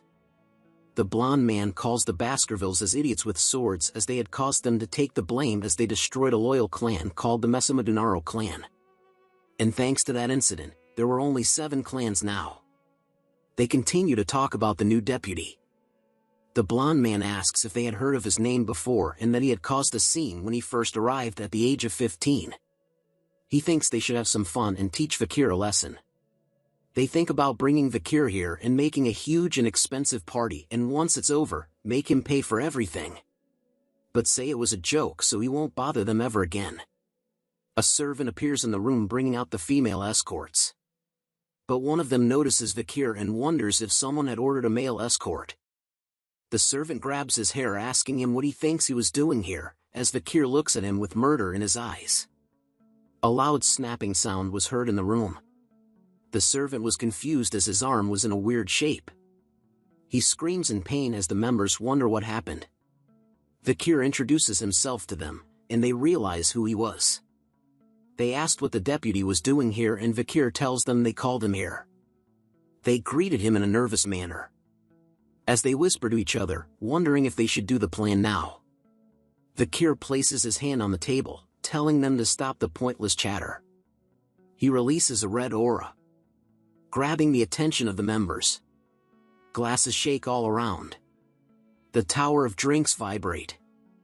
And finally exploded. They realized that he used mana manipulation to force the champagne tower to explode by touching the table, making him a graduator class. They continue to whisper among themselves, shocked to find out that he was graduator class at 15 years old. Vikir calls out to one of them and grabs his shoulder as he tells Vikir that they were gonna pay for the drinks. But Vikir leans into him telling him that they should pay for their drinks and wondered if they were planning to force him to pay for it. The rest of them tries to calm Vikir down saying they wouldn't make him do such a thing. And that they were just testing him as the city was a corrupt place. But Vikir strikes them in the stomach. With his fingers deep inside the body as it bleeds, he tells them that a dog should never trust their owner no matter the situation. And that they act this way because they have never seen something truly frightening before. As he throws the guy onto the floor, he steps on his face, asking the others if they knew why he did this to him. And they tell him that they knew why he did this. But Vikir continues to step on his head, and tells him that they would understand what he wants to do next as he smashes the guy's head to pieces. They all stand up asking Vikir if he thinks that he will get away from this while calling him a bastard. Vikir leans face to face to another guy as he knew they wouldn't understand. He lists out their crimes: abduction, kidnapping, illegal slave trafficking, insulting Baskerville and a bunch of other crimes. He smacks the guy in the face, saying that animals don't learn until you teach them. He looks at them with a sadistic smile as his eyes glow, telling them that they were gonna see what he can do to teach a disobedient creature a lesson. Deep in the underground dungeon, Vikir and Chihuahua are looking at something in disgust. A hand is seen on the bars, telling Vikir if he thinks he would survive after pulling such a stunt, and that he would tell his father everything. It was the blonde man. He tells Vikir that he will get out of here and kill him. Chihuahua asks Vikir why he had them beaten so much.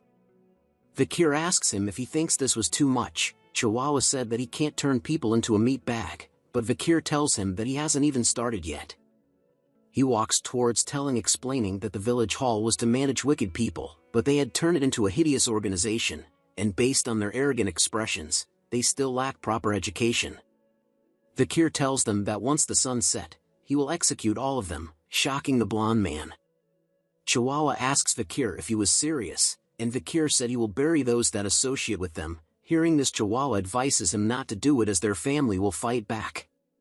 But Vikir tells him not to worry as their crimes are tied to the criminals of Underdog City and that he had his ways. This confuses Chihuahua. Vikir looks at them and informs them of their charges: human trafficking, kidnapping, bribery, blackmail, threatening, assault and murder. The blonde man tells him that they didn't do those crimes, so Vikir asks if they would accept punishment if there was evidence. Looking at them hard, he tells them they look like they did the crime but have no proof. This causes the man to stutter. Vikir thinks deeply what to do, as a man enters carrying a bag. The bag was covered in blood and had a knife sticking out. The man tells Vikir that his custom order was ready. Vikir tells him great timing and good job. The bag revealed a bunch of tools covered in blood. The man asks Vikir where he got the ideas for the tools because for the past 30 years, he had never seen such scary tool. Vikir tells him they were common tools from where he came from. The man asks if Vikir came from hell, but Vikir asks if he wanted to learn, but the man declines, saying he would vomit when he sees the work with those tools.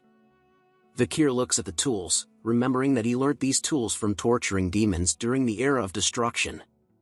He removes his jacket, frightening the blowed man. He asks them as they stare at him, "Where's that expression of yours that said you won't admit to anything no matter what?" Vakir rolls up his sleeves telling them not to say anything, so he could relieve his cherished memories of his past for once. Rumors spread throughout the town of the 7 members' arrest. The people discuss about the arrest, thinking that the deputy would let them go. Some think that he was going to execute them, but others believe that he would not, as it would cause trouble. They believe that the situation was just a political play between the new and native politicians. As the citizens predicted, the 7 families sent an apology to the new deputy consul. The local powerhouses had bent their will, making it possible for the prisoners to be released and the new deputy to be punished by the patriarch. But something else happened. The 7 heads were hung in the middle of the center square. The heads were preserved with salt, displaying expressions of agony as if they experienced excruciating pain until their last breaths. A notice was hung behind the heads, explaining the crimes of the heads and their execution details. The citizens were speechless upon seeing the heads. Vakir tells Chihuahua that this was expected because of the laws, and now new change will come to the city. Seeing this will soon cause a bloodbath in the underdog city, Vakir tells Chihuahua to brace himself. Chihuahua was confused on how he would play a part, as he was now wearing a mask. He turns around, whispering if this was the right strategy. A figure asks if he didn't trust him, but he still wondered if this was the right plan, as the deputy consul was trapped in the cage, with people in masks all around the place and people in chains, and that he was going to be sold as a slave for the strategy. They were somewhere on the outskirts of the underdog city. The slave auction was being conducted, which was an unlawful event that had not been reported. A man welcomes everyone to the circus. He was surprised to see people from the Mont Blanc clan. Reading the note, he sees that they were sellers and Chihuahua assures him that they were selling. He questions Chihuahua if he was not happy with the slaves from before, as the Mont Blanc clan always bought large amounts of slaves. But seeing Vakir's red eyes and black hair, he assures Chihuahua that he will take responsibility and sell him at a good price. He hopes that Chihuahua has a good time at the circus. The auction begins in the main tent as night falls. The people discuss about the slaves that were popular and what they wanted to buy, as the clown man tells them that an item was secretly embezzled by the Baskerville family's knights. It was an A-rank monster that is said to have 19 hearts, the Merciel. From its leather meat, bones and intestines nothing goes to waste. The price starts at 100 million gold. The price increases till the prize was sold for 250 million gold. The auction continues as the people bid and buy things. A man approaches Clown Mask, as he was surprised they were gonna sell something this time. He announces to everyone that something special has arrived and was found deep within the jungle. It was the barbarian of Balak from the warrior tribe in the L'Orange mountain jungles. He tells them they would get a different feeling when they tame a wild slave and it would be the perfect chance to test their slave training techniques, but he wonders why they had decided to sell this thing. He calls out for a bid but no one responds. He then decides to lower the bid from 5 to 1 million. But still the people were not interested. He tells the huge man to get rid of it as no one wanted it. But the warrior struggles to free itself. So the huge man punches her hard, making her unconscious. He apologizes for the disturbance as they bring her to the back. As an apology, he decides to bring out the best product they had today. Vakir walks in, catching the attention of everyone. He was wearing long hair as a disguise. The clown mask introduces him as a rare item with black hair and red eyes and looks for a high price. The people bid heavily amongst themselves, starting from 600 million gold, which surpassed what the clown mask was looking for. They argue among themselves as the bid kept on increasing to 900 million. But a single number raised the bid to 6 billion. This amount stuns everyone in the room. They see the man as Baron Gambino from the granary, and that he had taken over the underground, allowing for him to gain immense wealth and power. The lady asks him if he was spending too much, but he tells her he can sell him at a higher price in the capital, but she tells him that 6 billion was too much, and he tells her to be quiet. He scolds her for talking back and to try arrogantly bite the hand that feeds her, so she remains silent. The masked clown asked if there was anyone else that wanted, but no one replied, hence Fakir went to Gambino. Gambino looks at Fakir thinking that he looked better up close. He tells him not to be nervous as he wasn't a bad man. As he pants heavily, telling him that he has thought of many ways to play with Fakir. Fakir raised his arms and pulls the chain hard, breaking the chains in a swift manner, shocking the lady and Gambino. He lifts his foot up and smashes the ground to the point Gambino flew up like a little bitch. He lands hard onto the ground. Fakir grabs his back asking if he wanted to play shield and spear. Squeezing hard till he bleeds, Fakir tells him that he should be the shield to see if he can endure. Gambino screams in pain, telling Cindy to get the security. But more blood gushed out, stunning her. Fakir made him faint. As he removes his fake wig, Cindy realizes who he was. He was Fakir van Baskerville. Seeing him shocked everyone in the crowd. Fakir tells him that the name circus fits this place, and tells everyone that they won't return in one piece. Fakir reveals himself to everyone attending the circus. Clown Mask couldn't believe that he was here. He tells the guards to kill him as he had no weapon with him. But Fakir had Beelzebub's skill. He cuts down the guards easily. Clown Mask notices the red and horrific aura as the huge man swings a weapon as Fakir rushes towards him. The weapon comes close to Fakir's face, but he simply smiles at it. The guard is surprised at this as blood is seen. Fakir cuts through the weapon and the huge man, as he was a graduator. The huge man wonders how someone at that age was a graduator level. The Clown Mask knew that the graduators were the ultimate weapons and that they had no chance. Chihuahua was also surprised at Fakir's strength, but he notices something. Clown Mask shouts at Fakir to look over here. He tells Fakir to drop his weapon and to surrender so that Chihuahua does not lose his life. But Fakir remains silent, so Clown Mask asks him if he could not understand what he was saying. Chihuahua struggles but yells out to Fakir that he was alright and to look after himself. Clown Mask tells him to stop struggling, but Chihuahua continues to speak out, telling Fakir that things like injustice and compromise does not exist for him, and that he would rather die than be a burden to his superior. Fakir laughs at this, saying his loyalty was great. He tells him not to worry because he had received a trump card from the Patriarch, showing them a whistle. Fakir takes a deep breath in and blows hard into the whistle. The sound of the whistle stuns everyone in the room due to the sharp and loud noise. Fakir stops blowing and stares at them. Clown Mask soon chuckles nervously as nothing had happened. He tells him that even a graduator can't do anything here, but something enters his throat as he looks down. A figure appears behind him. As he falls, Chihuahua screams as the man sheathes his blade. A man asks who the figure was as he tries to attack him. But the figure slices the man in three like pie. Blood flies everywhere as the crowd screams, but Fakir simply smiles. Soon a bunch of men enters the room. Wearing hoods and swords, their very presence silenced the room. They stare with an intense look. The guards and Cindy see them, and slowly began to realize who they were. The Empire's most brutal Night Order, known as the Annihilation Experts, who were all graduators. Cindy knew them as the Baskerville Clan's Pitbull Night Order, just as one of them came from behind her. She turns and sees him, thinking that she can't die in a place like this. But Fakir appears, telling the man to leave her alone. He obeys and leaps back to kneel, as Fakir tells them to rip the rest to shreds and kill the ones not lying down obediently. The men obeys Fakir's command and disappears. Fakir recalls that Hugo was sensitive about military power and was relieved he could use the pitbulls without trouble. The pitbulls continue to slaughter the people as one of them thinks to get on the floor and run away once it quietens down, but a pitbull sees him. He tells the pitbull he would wear the handcuffs, but the pitbull tells him that they don't carry handcuffs. Instead, they sliced off the legs of those they capture.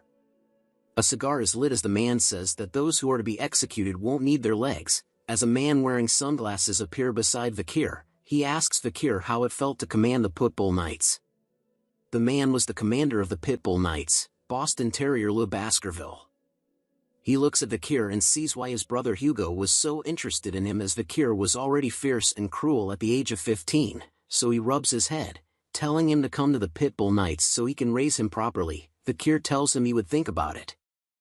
Vakir shrugs him off, telling him he had something urgent to attend. This makes Boston want Vakir even more, and Vakir thinks of him as burdensome. Vakir enters a room filled with various cages, thinking that what he wanted was around here. He looks at a safe knowing that it contained the money that the nobles were paid with, which will be given to the city hall to be taxed, and soon notices a certain cage. He pulls out the cover and sees something. A voice for moaning in pain. It was the female barbarian that was being auctioned. She moans in pain as tears fall from her face. Vakir took a closer look at the barbarian girl. Seeing that she was tormented before being dragged here, making him angry. He tells her she was lucky as he reveals a red and blue potion on his waist, and that he was giving it to her out of kindness. She drinks the potion and its effects are seen on her body. All of a sudden, she awakens. And dashed to the back of the cage, as Vakir asked her why she was so surprised. She looks at him in wonder as all her wounds have healed. Vakir tells her to go in her language. She slowly comes out the cage, as Vakir points to the exit, while still telling her to run away in her language, as he knew the basics of her language from fighting the barbarians countless times in the past. But she yells out a bunch of words that Vakir couldn't understand as he was not that fluent. But before she left the place, she turns to Vakir and spoke something in her language. Vakir believes that she was thanking her, and began to look for what he came here for and found it. It was the Merciel's corpse that was being auctioned before. Beelzebub suddenly became active. It screams out loudly, as it has been a while that it had feasted on an A-rank monster, so Vakir tells it to quickly consume the corpse before the Pitbull order arrives. Beelzebub was happy. Soon, rumors of what happened at the circus spreads in the town, and that nobles and participants were taken to the Underdog City prison with their limbs torn off. And that day, the building burned. And the entire club of Burning Suspension burnt down and disappeared. With the heads of the club's VIPs were put on display, which created more awareness towards criminal acts. The 7 families who lost their children sent letters of protests to the administrative office. But the reply they received was firm, that the death penalty was given to the criminals involved with the Imperial's family most forbidden act, illegal slave trading. And that the bank drafts, ledger books and other evidence were found by the Baskerville family and will be reported to the Imperial family. Soon, the patriarchs of each of the 7 families came. They kneeled down and apologized, which was unprecedented as they were begging their enemy who killed their sons. However, Vakir's reply was simply that due to the investigation, the 7 families' assets will be confiscated. And on the charge of treason, 3 generations will be destroyed. Soon, the floor of the execution ground were filled with the dirty blood of the city's corrupt vermin. This resulted in love from the citizens as crime and employment rates were lowered, making the welfare of Underdog City restored. The next day, Chihuahua tells Vakir he had brought him coffee with a smile on his face. Vakir tells him to do his job and not bring coffee, but Chihuahua tells him that it was a sign of thanks for saving him from Clown Mask. Vakir tells him he was being stingy by bringing him just coffee, but Chihuahua assures him he also placed 2 spoons of sugar, creamer, and a little bit of water. He then asks Vakir how his transcribing training was going, so Vakir asks him to check his progress. Chihuahua was impressed with Vakir's writing as he was very good, but Vakir tells him that he still has a long way to catch up. Thinking deeply, Chihuahua was amazed by Vakir's acts of being able to create new laws from the words he learned, and was able to comprehend knowledge of law easily. He thinks that if Vakir stayed here, Underdog City will develop even more. Night arrives, as the moonlight reaches between the bars. A person is handcuffed. Vakir tells Cindy that he was sorry for not visiting her sooner as he was busy with things lately. He asks her if her real name was Cindy Wendyson Rose, but she asks him why he let her live. He removes the blindfold, telling her that he wants to ask her a few questions. She stares at him, asking if questions were why he let her live. Vakir turns away, asking her if she was the reason why Baron Gambino was able to grow his power so quickly, but she remains silent. He pulls out a chair, telling her that her ability to earn money was impressive, and had she grown her talent in other places, she would have become a great merchant or banker. Then he promises her that once she answers his questions, he will let her go. But if she doesn't, she will regret her actions today. She agrees to answer his answer, so Vakir asks her if she thinks he has been enforcing the law well. He tells her to answer seriously or he won't keep his promise. This makes her upset. She tells him that he was doing well. The reply makes Vakir grin widely. He walks over to her slowly, grabbing her attention. As he slowly raises his hand towards her, lifting her face close to his as he looks her straight in the eyes, and asked her what the reason was. Vakir was staring intensely. She trembled with fear as sweat drips down her face as he slowly lets go of her face. He walks back to the chair, wanting to hear from her what he was doing wrongly. She grits her teeth, hesitating to answer. But she explains anyways, that a consul's important factor was virtue, and that even though his laws had reduced crime, many citizens will soon die and suffer from those laws. In the long term, it will cause hatred and rage from the people. Furthermore, the Baskerville family will also not welcome him, as he is gaining too much power than the clan leader in Underdog City. Vakir adds on, saying that eventually he will be hated by the people, and even become a threat targeted by the Baskervilles. So he looks at her and asks her what he should do. She tells him to return all the power and achievements to the clan leader, and that he needed to stop getting attention by going to the Lenoir Mountain or the Academy in the Empire, to hide his powers and wash his identity. And when the time comes, the Baskerville clan leader will be the one to suffer in his stead. Vakir hears this and remains silent. But soon she felt an immense pressure as Vakir asks her that what she said means that she wants the hunting dog to bite off his own owner's neck as Hound Shadows emerges. He stares at her with immense power. But she does not relent easily. She furthers tell him that as a hunting dog, this was the only way for him to avoid hatred, bringing a smile to Vakir's smile. He tells her that she would keep that in mind, surprising her. Vakir takes out a key, telling her it was good advice and was almost identical to his own idea. He removed the handcuff, telling her she was free, but she was hesitant, but Vakir assures her he always keeps promises.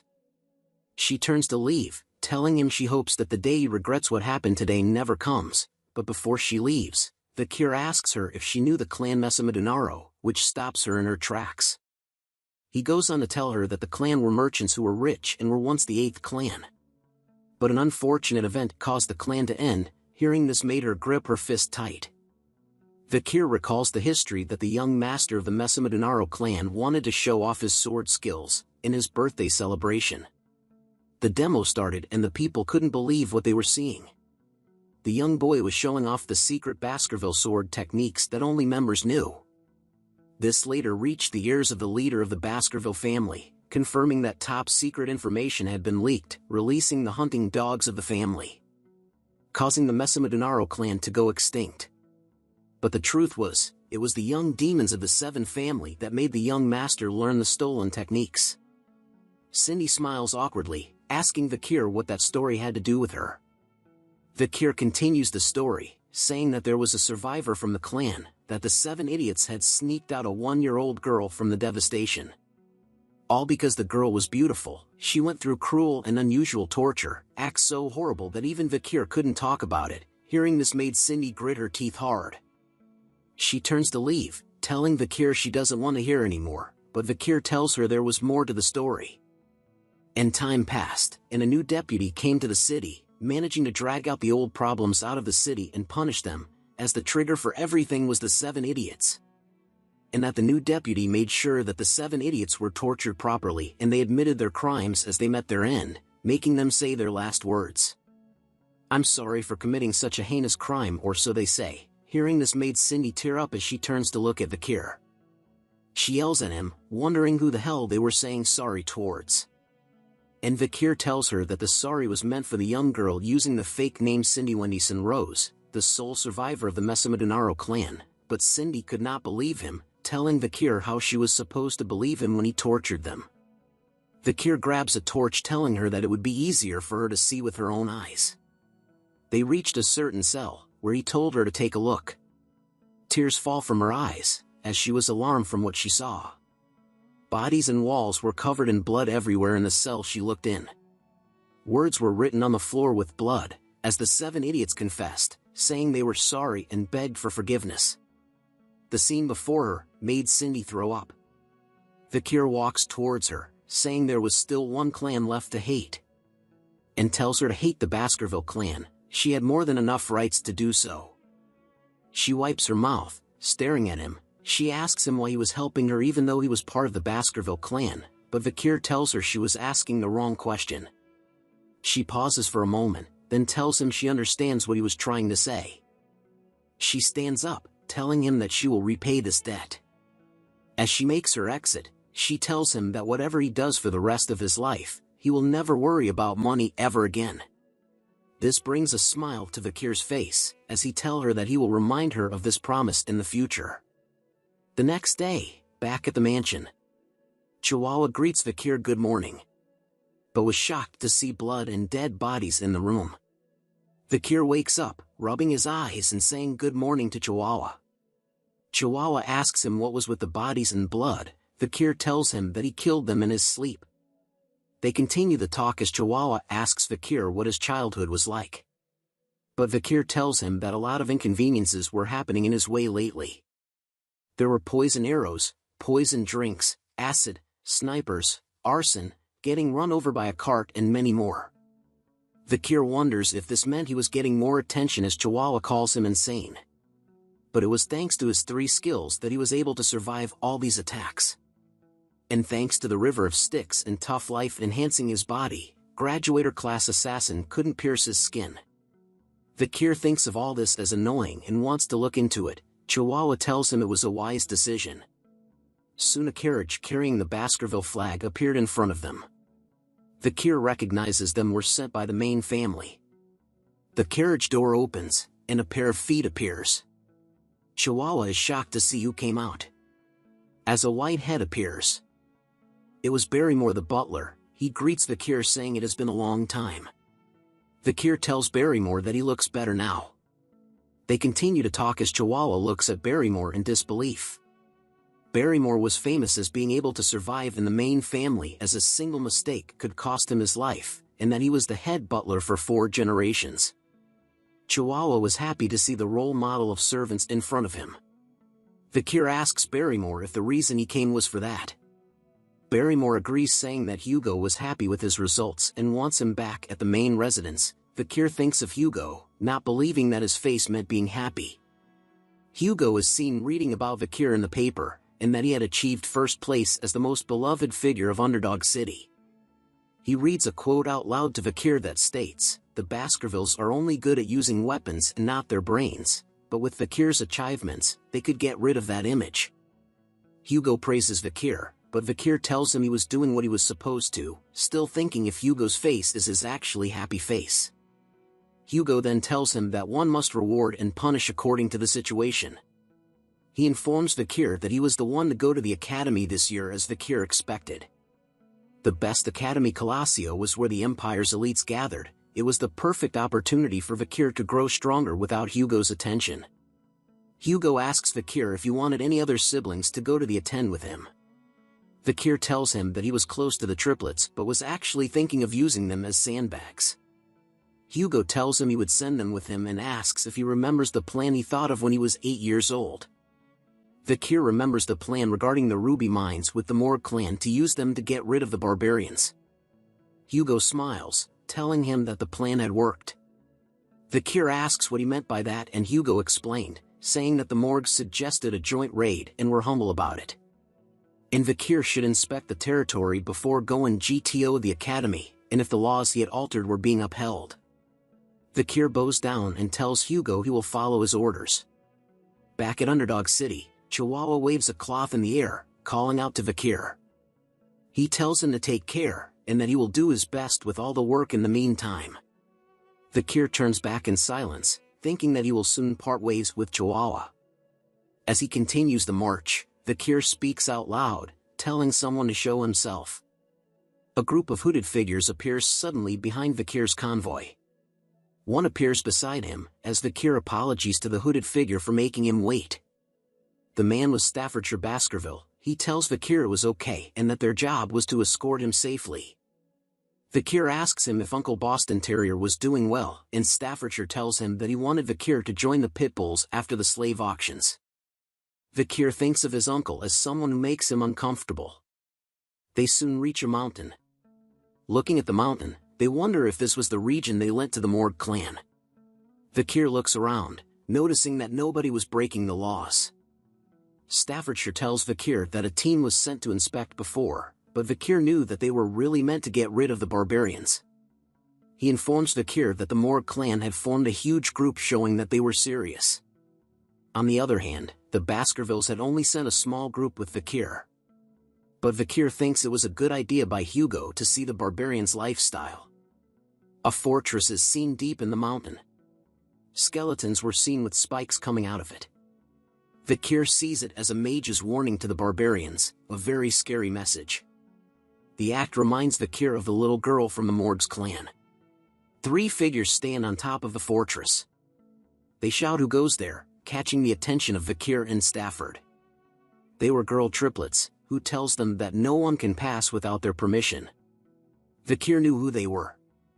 They were the Morg clan 3 flowers, the triplets, Hysis, Middlesis and Losis. The author is lazy in naming triplets. Each of them were insane. Combined together, their insanity could reach the heavens. Vakir tells them that they were the envoy team from Baskerville. He explains to them that they came to inspect the area and to open the gates, but they wave him off, saying they had to report to the person in charge, and that a reply will come tomorrow.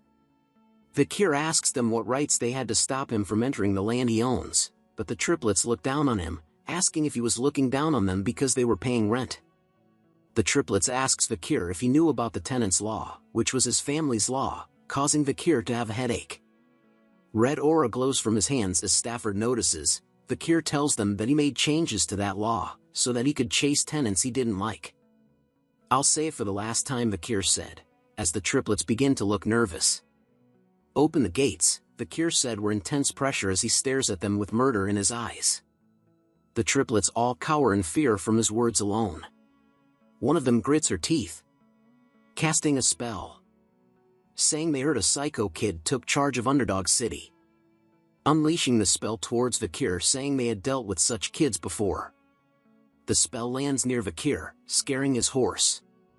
The triplets yell at Vakir for being a stupid swordsman and that he can't enter the Morg's land without permission, pissing Vakir off even more. Stafford reaches for his sword, telling Vakir he thinks that this can't be resolved with words. Vakir agrees with him. But 3 hooded figures from the back shouted back, saying what absurdity coming from girl who don't even know their place. This alarmed Vakir. He turns around, recognizing a voice as sweat drips down his face. The girls shout at them, saying they were mere underlings and if they think their ranks were higher than theirs. The 3 hooded figures jump in front of Vakir, saying not us. They removed their hoods, revealing themselves as the triplets of the Baskerville family, with the same names as the girls, point to Vakir as the symbol of the Baskerville family. They look at Vakir, winking and showing thumbs up, telling him to leave the girls to them. Vakir gave them a certain look, like what the actual F is going on here. As his annoyance is raised to the power of 2, Vakir found himself puzzled, questioning the identity and intentions of the individuals standing before him. Their peculiar behavior left him bewildered and curious, seeking to understand the situation at hand. Highborough glanced back at Vakir, expressing his gratitude for recommending them to the academy.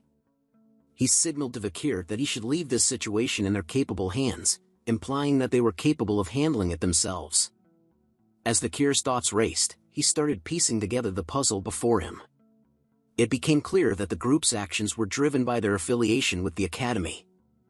However, Vakir couldn't help but see them as mere sandbags, lacking independent judgment but able to effectively carry out orders. Aware of the triplets' future as skilled warriors, Vakir believed that with his training, they could become valuable assets. With a smile, he expressed his intention to trust the triplets, affectionately referring to them as his older brothers. Upon receiving Vakir's affirmation, the Baskerville triplets displayed signs of joy and satisfaction, pleased to have earned Vakir's trust. Morg's 3 flowers, who had observed this exchange, expressed disdain for the close bond among the Baskerville triplets, labeling them as ignorant fools who relied solely on each other. Unfazed by the taunts, the Baskerville triplets responded defiantly, raising their middle fingers in a cheeky manner, asserting that it was Morg's three flowers who were the true fools. The tension escalated as Morg's three flowers, fueled by anger, vowed to discipline the Baskerville triplets for their insolence. Vakir's thoughts shifted as he recalled his past knowledge. Before his regression, he had known the Morg triplets as powerful mages with water, earth, and nature attributes. Their combined magic abilities exponentially enhanced the effects of their spells, earning them the title of the Morg's Three Flowers. As the Morg's Three Flowers merged their magical abilities, a colossal vine made of soil and plants emerged, creating a formidable barrier. Hysis, positioned atop the wall, burst into laughter, mocking the Baskerville triplets with her taunts. Middleborough and Lowborough turned to their adversaries, questioning if they could overcome the obstacle. Undeterred, Highborough readied his sword, dismissing the plant barrier as insignificant. With precision and skill, Highborough executed the Baskerville First technique, effortlessly slicing through the massive vines. Staffordshire marveled at his flawless execution. However, before Highborough could fully recover, he sensed an incoming attack. He managed to block a whip-like strike from the vines with his sword, though the force pushed him backward. Middleborough and Lowborough called out in worry as they witnessed Highborough's predicament. Lowsis wore a smug expression, mocking the Baskerville triplets and asserting that their swords were incapable of reaching them. The Baskerville triplets responded with intense anger, their expressions resembling hounds ready to hunt their prey. Staffordshire turned to Vakir, asking if he found the situation enjoyable. Perplexed, Vakir questioned what Staffordshire was referring to. Staffordshire explained the ongoing clash between magic and swordsmanship, highlighting the long-standing debate about which was stronger. Magic used surrounding mana to amplify and reproduce elemental powers, while swordsmanship channeled the user's energy and mana for explosive and enduring strength. Staffordshire found pleasure in observing the potential and talents of the clans of mages and swordsmen who would shape the future. Vakir acknowledged his involvement, stating that if viewed from that perspective, he was indeed part of the ongoing conflict. Staffordshire commented that Vakir had already surpassed others his age in terms of skill. Vakir, uninterested in the ongoing fight, expressed his frustration and wished for all of them to perish. He considered it a waste of time, as he had important tasks to attend to, having recently found a supervisor burdened with a significant workload. Suddenly, a figure arrived at the scene, casting a fiery spell and angrily questioning what they were doing in front of their territory. Highborough took the opportunity to attack Hysis, believing he had the upper hand. However, the situation quickly changed as they noticed a massive fire approaching them. The unexpected turn of events left them taken aback and shocked. A tremendous explosion of fire engulfed the area, causing tension in Staffordshire but eliciting a smile from Vakir, who wondered if everyone had perished.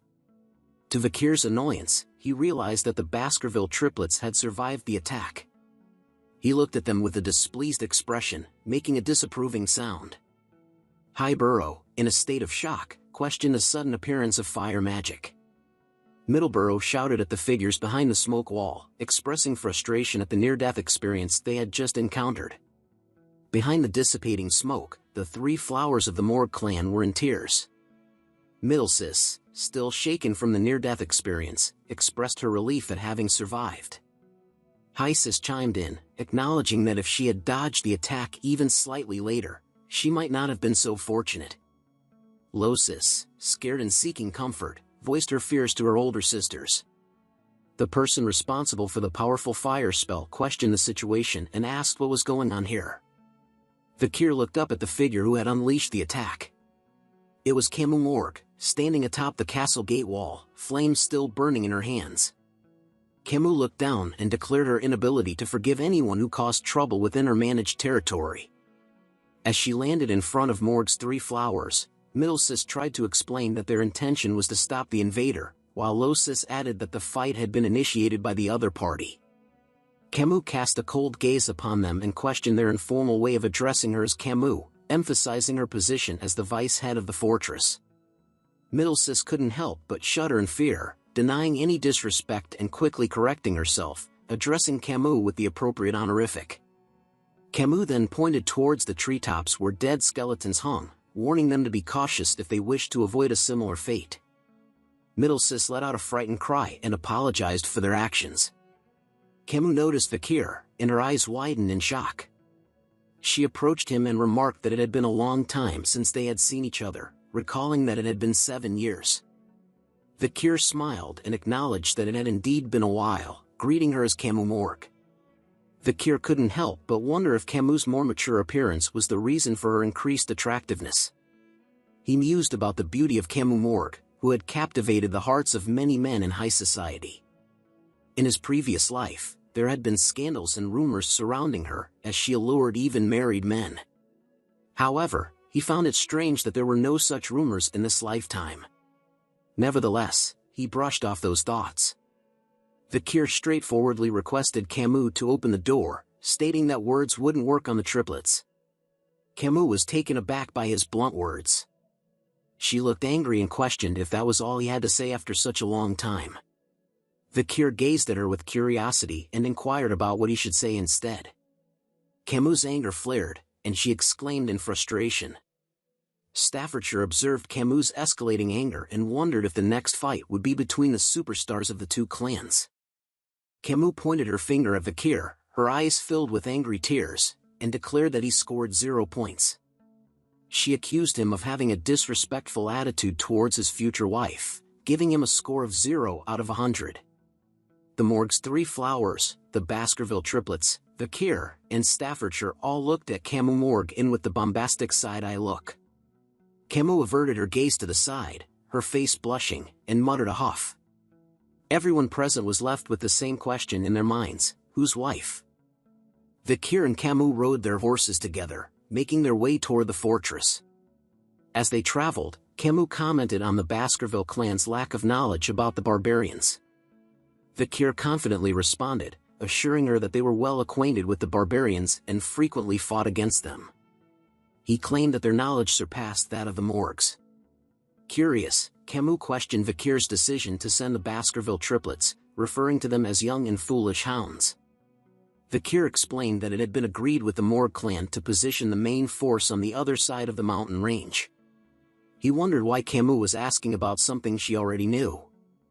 Camus smiled mischievously and playfully suggested that Fakir might not be as well informed about the barbarians as he thought. Fakir, determined to prove himself, retorted that as the person in charge of the delegation, he naturally possessed extensive knowledge. Camus then went to ask him which of the tribes were the most annoying, as Fakir thinks that she just keeps on asking questions. Fakir answered her by stating it was the warrior tribe Balak and the sorcerer tribe Rococo, as the strength of Balak's bowmanship was on a completely different level to the empire, and its principles isn't well known either. Camus, teasingly, acknowledged his confidence in his well-informed answer about the ecology of the barbaric tribes and awarded him 8 points out of 100 in her unique scoring system. Puzzled by the points, Fakir questioned their purpose. Camus simply replied that it was because he had answered well.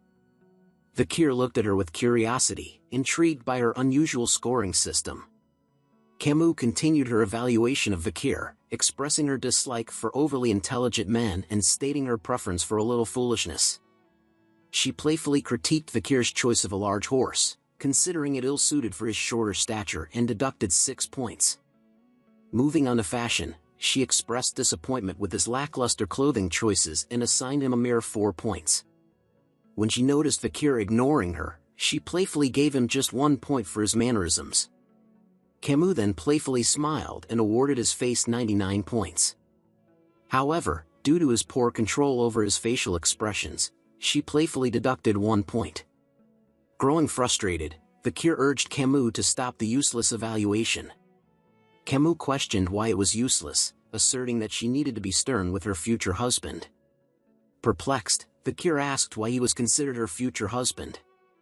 Camus reminded him of a test he had passed 7 years ago, when he dueled Camus' uncle to assess his suitability as a potential husband. Camus expressed her dissatisfaction with her uncle's decision and how it had hindered her path to marriage. Reluctantly acknowledging the promise that had been made, She decided to follow through with it, albeit resentfully. While Camus vented her frustrations, Vakir observed her and acknowledged her prowess as a great fire mage. Interrupting her, Vakir declared that he had forgotten about what happened that day and wished to make it as if it never occurred. Camus' face flushed red, and she threw a jacket at Vakir, exclaiming that he couldn't simply reverse something that had happened and called him a dummy. She boasted about her genius intellect, claiming that once she witnessed something, she never forgot it. Vakir examined the jacket and jokingly wondered if she had returned it without washing it. As they reached the outskirts of the fortress, Camus informed Vakir that the barbarians had ambushed the ruby mine, plundering either the indigenous slaves or the crops. She explained that they took slaves to sell elsewhere. Pointing to a wall built by earth and iron mages over the course of a month, she proudly showcased the skill of the Morg mages. Impressed, Vakir acknowledged their talent, noting that it would have taken several hundred regular people around a year to achieve the same result. Camus affirmed his observation with pride. Vakir noticed some large holes in the wall and jokingly asked if they were caused by the arrows shot by the Balaks. Camus confirmed that the arrows carried a strong aura and had caused numerous casualties during nighttime guard duty. She mentioned that the arrows were capable of breaking through walls 2 to 3 meters thick, emphasizing the exceptional archery skills of the Balaks. She revealed that her uncle had suffered a severe chest injury from one of these arrows but had luckily survived, albeit with wounded pride. Recalling a similar experience from his own clan, Vakir mentioned that his patriarch had injured his nose bridge. Curious, Vakir inquired about the talented individuals among the barbarians, and Camus responded that she believed there was a skilled female among them. Due to their black-painted faces, it was challenging to discern their physical traits. As they turned around, a mage approached them, addressing Camus as the vice-head of the fortress. The mage reported that a recon member of the barbarians had been captured and urged them to come quickly.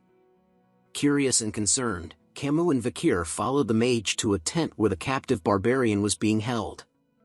Vakir observed the barbarian and identified him as a member of the Rococo sorcerer tribe.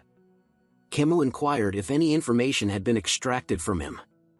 The mage informed them that the barbarian remained uncooperative and resistant to psychic magic due to his strong sorcery, making it impossible to read his mind.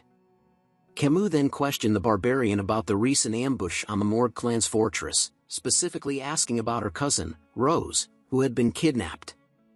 The barbarian responded with a smile and spoke in his native barbarian language. Camus turned to the mage, requesting a translation to learn about the whereabouts of the barbarian who rebelled. The mage reported that when the barbarians attacked, everyone at the fortress had either died or been taken away. He informed her that, at that moment, there was no one available to translate the barbarian's words. Suddenly, Vakir spoke up, revealing that he knew a little of the Rococo language. Surprised, Camus questioned what Vakir didn't know how to do. Vakir clarified that he was not fluent and only had a basic understanding of the vocabulary. Camus requested Vakir to ask the barbarian about the whereabouts of her kidnapped sixth cousin, describing her as a 12-year-old girl with red eyes, red hair, and white skin. Vakir posed the question to the barbarian in the barbarian language, and the barbarian responded with an evil smile and gave him a short reply.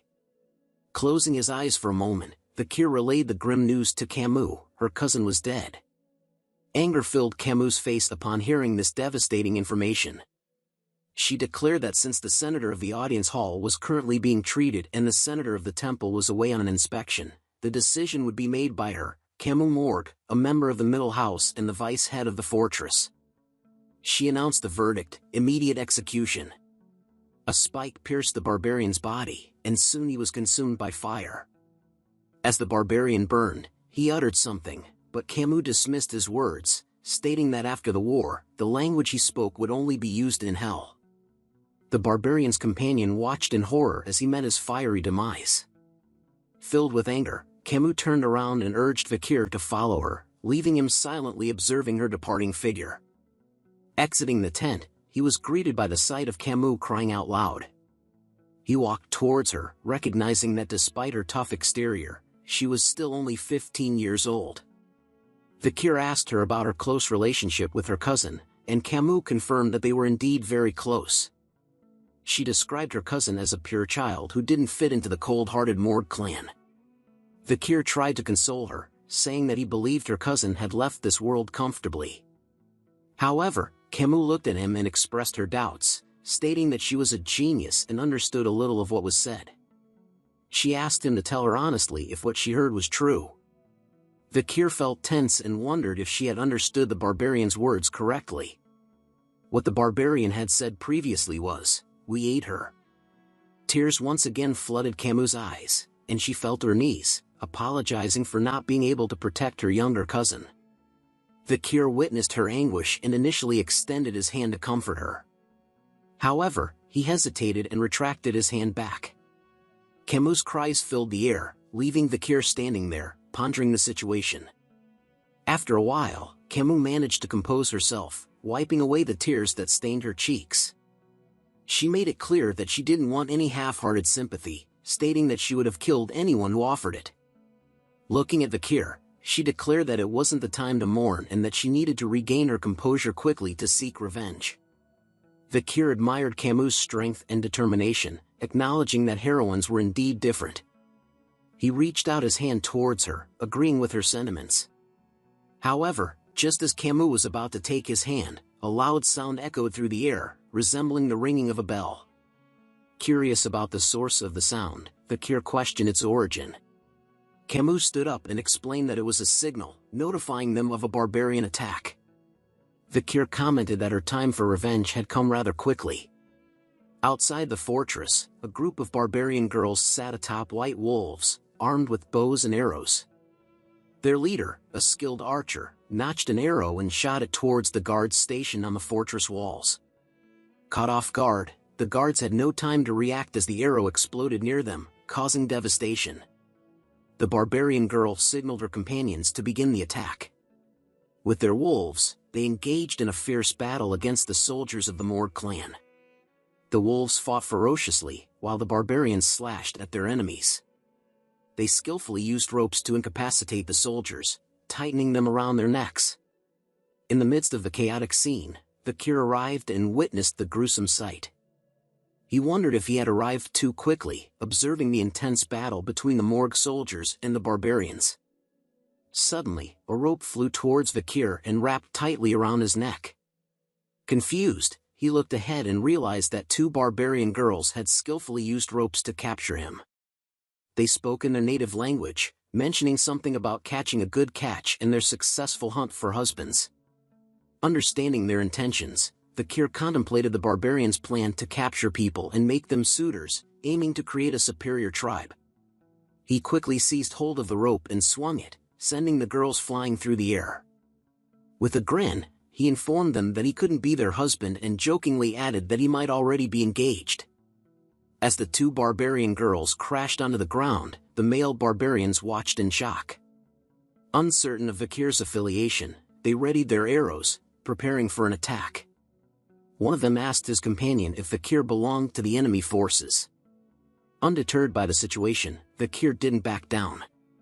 He bravely moved forward, marching straight towards the incoming arrows. In his mind, he remembered Hugo's request to avoid initiating a battle until joining up with the main force. He pondered whether he should wait or take action. With unwavering determination, Vakir unsheathed his sword and deftly cut down the incoming arrows with precise strikes, showcasing his impressive skill and agility. The barbarians were astonished by Vakir's display of prowess and expressed their disbelief. However, their surprise was short-lived as a sudden burst of fire engulfed them, causing cries of pain. Camus, who had cast a fire spell, emerged from behind Vakir, expressing her anger towards the barbarians and declaring their imminent demise. Vakir stared at Camus in awe, realizing that she had turned the entire area into a blazing inferno. Camus questioned Vakir, asking if he had used liquid aura, indicating that she recognized his abilities as a graduator. She stated that she knew he was the only man she could acknowledge. Vakir confirmed that he had received an order from the Patriarch to avoid battles until regrouping with the main force. Unfazed by the situation, Camus began casting multiple spells and inquired if it was an order from Baskerville's Patriarch. She asserted that a Baskerville should refrain from intervening, as she intended to eliminate all the barbarians. Camus unleashed a series of powerful attacks, engulfing a vast area in front of them with scorching flames. Vakir watched in shock, recognizing the spell as burn. He also noticed that she employed a quadricasting technique for her burning spells, increasing their lethality. Driven by her desire to avenge her younger cousin, Camus continued to cast spells, resolute in her quest for revenge. Suddenly, a barbarian used a blow dart and shot a needle that landed on Camus' neck. Feeling the sting, she realized she had been poisoned. Camus noticed a barbarian riding on the back of a wolf, responsible for the attack. Unable to move due to the numbing poison, Camus fell to the ground. Vakir observed her condition and thought to himself that she was quite a handful. The barbarian then threw a rope towards Camus, but Vakir swiftly caught it before it could reach her. Camus acknowledged his catch and complimented him. Looking at her, Vakir suggested that it would be better for them to retreat. Camus questioned what would happen to the farmlands and the captives. Vakir replied that it would be wiser to avoid engaging in battles until the main force from Baskerville arrived. Refusing to retreat, Camus was determined to avenge her cousin who had been taken by the barbarians.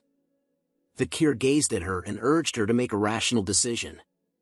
However, in the next moment, Vakir sensed an arrow attack coming from behind his head. With quick reflexes, he managed to dodge the arrow just in time. Vakir observed the barbarian girl who had launched the arrow and wondered if this was the destructive power Camus had mentioned earlier. Lost in his thoughts, he was caught off guard as a barbarian approached from behind and swiftly took Camus away. Desperate, Camus called out Vakir's name, pleading for his help.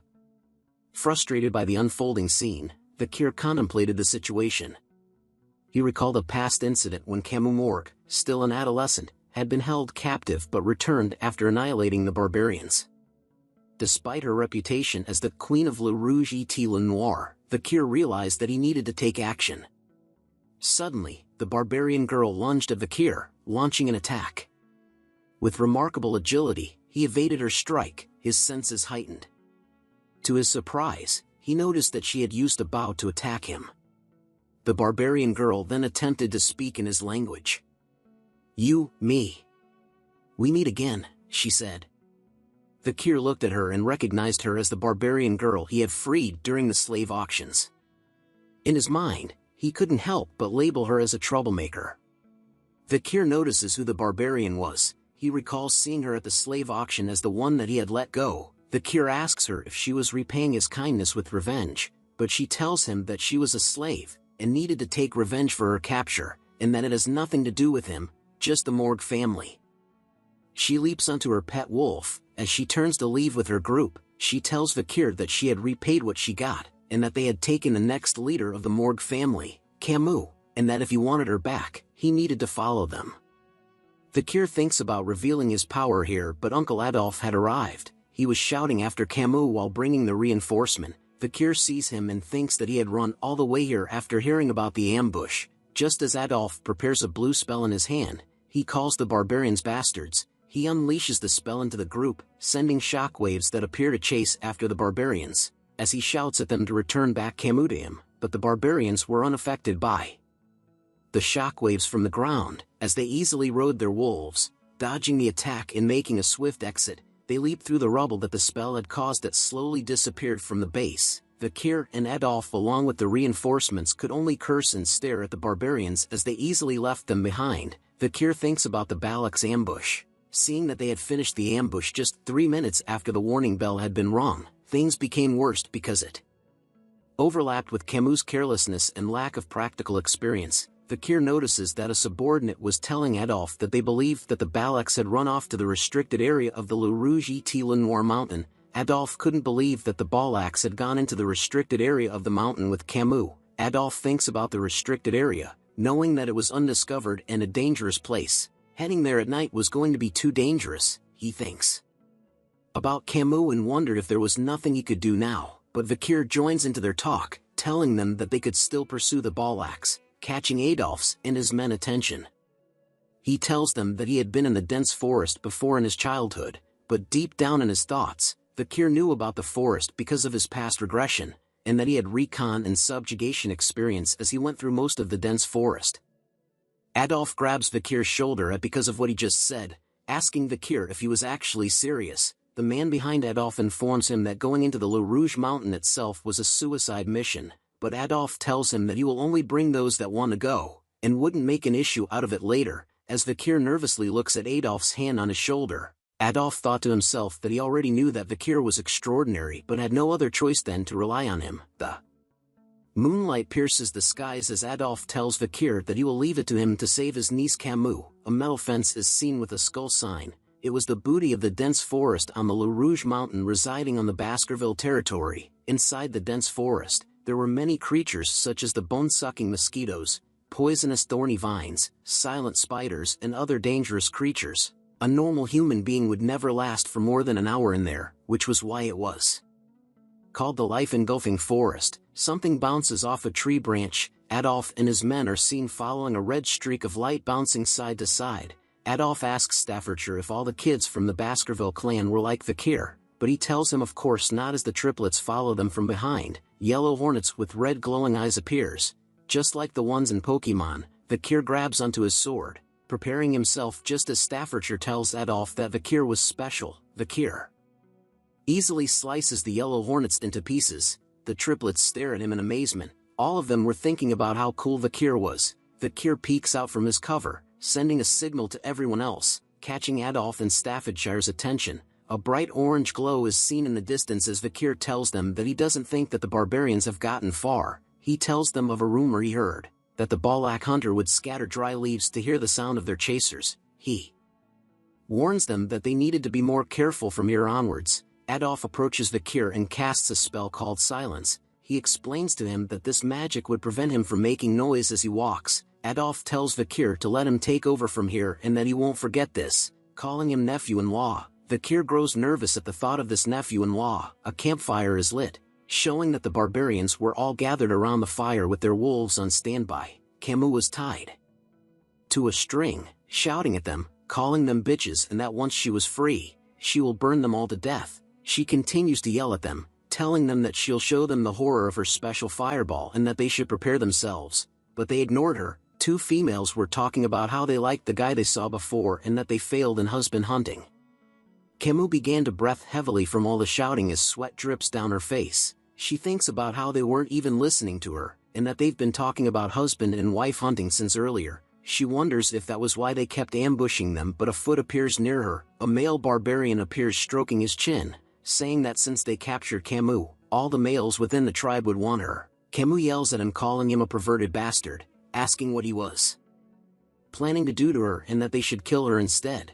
But the man cleaned his ears, saying he doesn't understand what she was saying. He grabs her face instead, knowing that she was talking back because of the look in her eyes. He licks an arrow as he stares at Camus' face, telling her that an arrogant slave should be disciplined, but Ayan interrupts them. She calls him a Hun and tells him to get away from her slave. A Hun talks back to Ayan, saying that he was the one who captured Camus. But Ayan tells him that it was bullshit and to keep his voice down. But a Hun continues to argue, saying he was the one that shot the paralyzing arrow and set up the trap. But Ayan tells him that she made it possible because she stopped Vikir, who was good with the sword, or else he would be dead. Camus stares at them arguing and wonders if an internal argument was breaking out. She looks at Ayan and assumes she was the commander. She thinks deeply about how Ayan had the skill to go against Vikir, who was a low-ranking graduator, and that if she wanted to escape, Camus needed to do something about Ayan first. A Hun continues to shout at Ayan, telling her that he won't let her stubbornness slide just because she was the commander. But Ayan's hand began to glow blue. She lets out an intense glare at a Hun, revealing a horrifying blue aura, as she tells him that if he was angry, he could come at her any time, and she would turn him into a bloody mess. Seeing Ayan this way sent an overwhelming sense of fear into a Hun. He then decides to give up and back off as Ayan continued to stare at him intensely. Camus sees a Hun leaving angrily and thought that Ayan had won. Ayan praises Camus' eyes and physique as she came from a good bloodline, but she kicks into Camus' shoulder hard, telling Camus that she was captured by the Morgue clan bastards and sold into slavery. As Camus lets out a painful grunt, Ayan recalls her meeting with Vikir, and that she was lucky to receive some kindness that allowed for her to escape from the fate of a slave. But her eyes were filled with anger as she tells Camus that she won't be as lucky. and that she'll take her time to tame Camus so much that she would feel it in her bones and soul, making licking the spaces between her toes a daily routine for Camus. But an explosion erupts all of a sudden behind Ian. Ian turns around and both her and Camus were shocked to see the explosion. The barbarians shouted out that it was an ambush, as some of them were set on fire, screaming in pain. Footsteps are seen walking through the fire. Adolf appears among the flames, calling out to barbarians that he had come to repay them for what they did. Camus was happy to recognize that voice. She sees that it was her uncle, with fire in his hand. Adolf shouts to them to return his niece back to him this instant. The barbarians could only stare as everything was set ablaze in front of them. They see that the Morgue and Baskerville clan members were easily killing each of the barbarians. Vakir was sitting on a branch of a tree, witnessing how everything was unfolding. He looks at the scene before him, thinking that something was strange. He wondered why the Balax who ambushed them before so perfectly was now panicking this easily from an attack. The barbarians turned to run away from the attack on their wolves, calling the Morgue and Baskerville clans crazy bastards for causing such an uproar inside the forest in the middle of the night. But Adolf shouts at his members, telling them to not let a single barbarian run away alive. Just as two Morgue members chased after the barbarians, Camus laughs at the barbarians and tells them they were getting what they deserved, but a sound rustles behind her, causing her to sit upright. Her face grew nervous as she slowly turns around to see what it was. It was Vakir. He signals to her to be quiet as she yells out his name. He cuts the ropes that were tying Camus to the tree with ease. Camus is happy to see him as he lifts her up, asking if he came to save her. Vakir replies back to her if she doesn't understand what hand gesture was used for keeping quiet, but their chat was cut off as Ian appears before them, telling Vakir that she knew that the boy who uses knives well would come. She tells him that his strong physique that made it possible to cover a long distance within a short period of time, and his level-headedness that made it possible for him to get through the darkness of the forest, adding on his passionate and pure love that made him put his life on the line for his girl. All these conditions were perfect, as Ian tells Vakir that she won't ask about his past and that he had passed. Vakir looks at her and wondered what he had passed, but Camus and Ian send lightning stares at one another as they both know what each of them wanted. Vakir is a ladies' man. Vakir pulls Camus closer to him, causing her to blush slightly, as he thinks about not being able to hide his powers in this situation, and that he couldn't recall anything about Ian from his past life. Ian seemed pissed that Camus was close to Vakir, as he wonders if she was the one that gave the nose bridge scar to Hugo's face, and if she was the Black Archer Night Fox, but he changes his thought as he realizes that she was too young and unskilled to be the Night Fox, but was probably someone who had the same bloodline. But as they were talking, a blow dart is seen pointing at them. Vakir sees the attack going to Camus and easily blocks it with his hand. Ahun was shocked to see this and wondered how Vakir knew as he was hiding in the bushes. Vakir decides to pick up Camus, causing her to scream a bit as he realized that things had become bothersome. He tells Camus to bear it with him for a little, and that he will return her to his uncle. Camus agrees shyly, thinking that he was still out of it as he was using formal language, which might be because of the poison. Vakir and Camus quickly leap away, leaving Ian to stand alone in silence. She scratches her head, saying that she wanted Vakir to return with her obediently. As Vakir and Camus escape, he asks her if she was severely poisoned. Camus replies SHLY while blushing that she thinks so.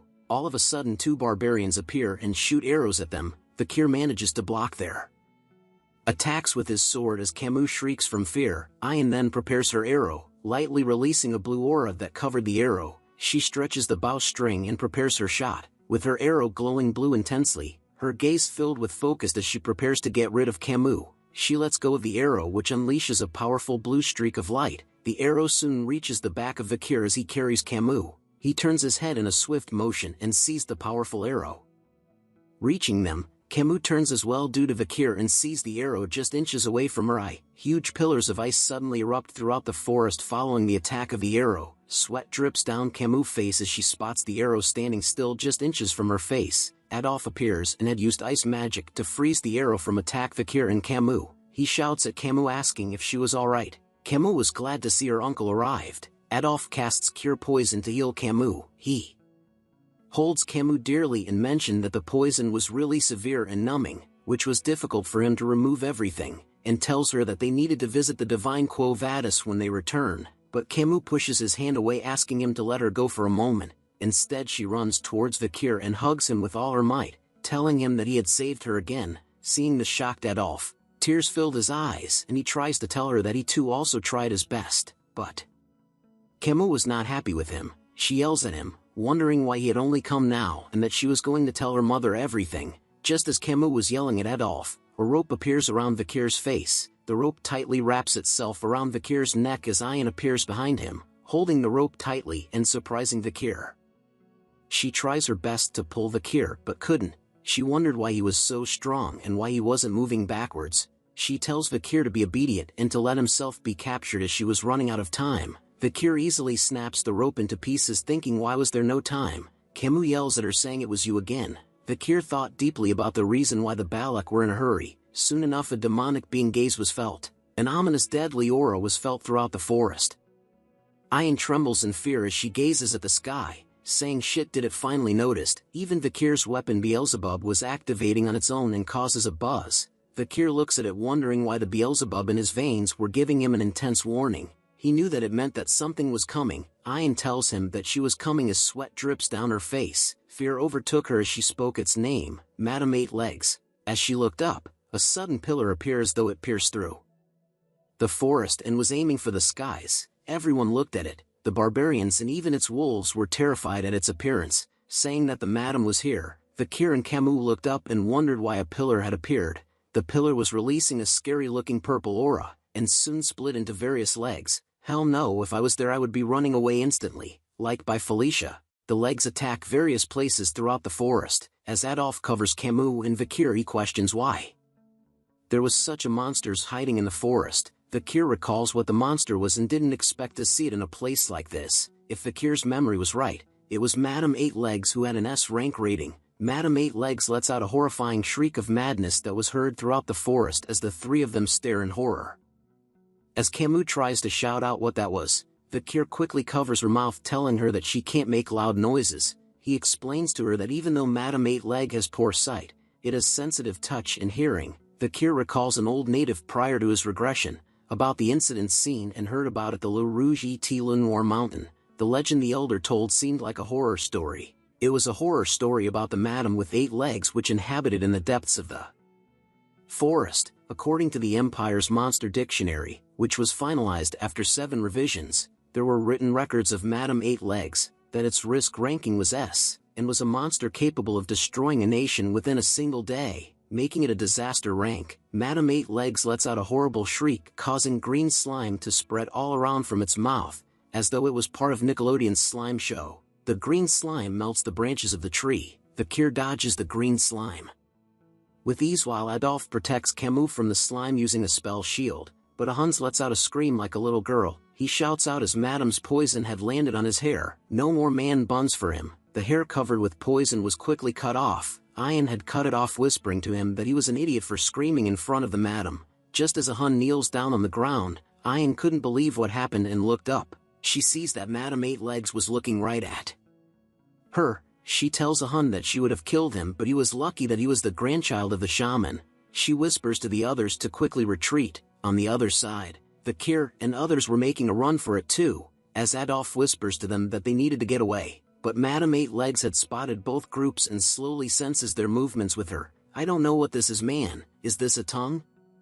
Comment below what you think this part is. Madame Eight Legs had spotted the 2 groups who were retreating differently. The Balaks were running away in small groups just like the blue dots, whereas the Morgs and Baskerville members were running away in a large group just like the red dots. There was a slight difference in how the 2 groups retreated, but it made the madam decide who to chase after. It decided to chase Vikir and the others. Adolf asked why it was coming their way. A member of the Morg clan tells Adolf to leave it to him as he knew that a bug's weakness was a fire attack. He conjures a huge fireball and sends it flying towards the madam. It lands and causes a huge explosion in its face. The members saw the explosion and believed that the fireball attack had worked. The man asked Adolf if he had saw that, but was interrupted when one of Madame's legs pierced through the man beside him into the air. The man could only stare as blood flew all over from its attack. Blood was spilled on his face as tears began to form. He looks at the madam and realized that the fireball attack had nothing. Adolf was panicking as he was running away, wondering what the hell was that.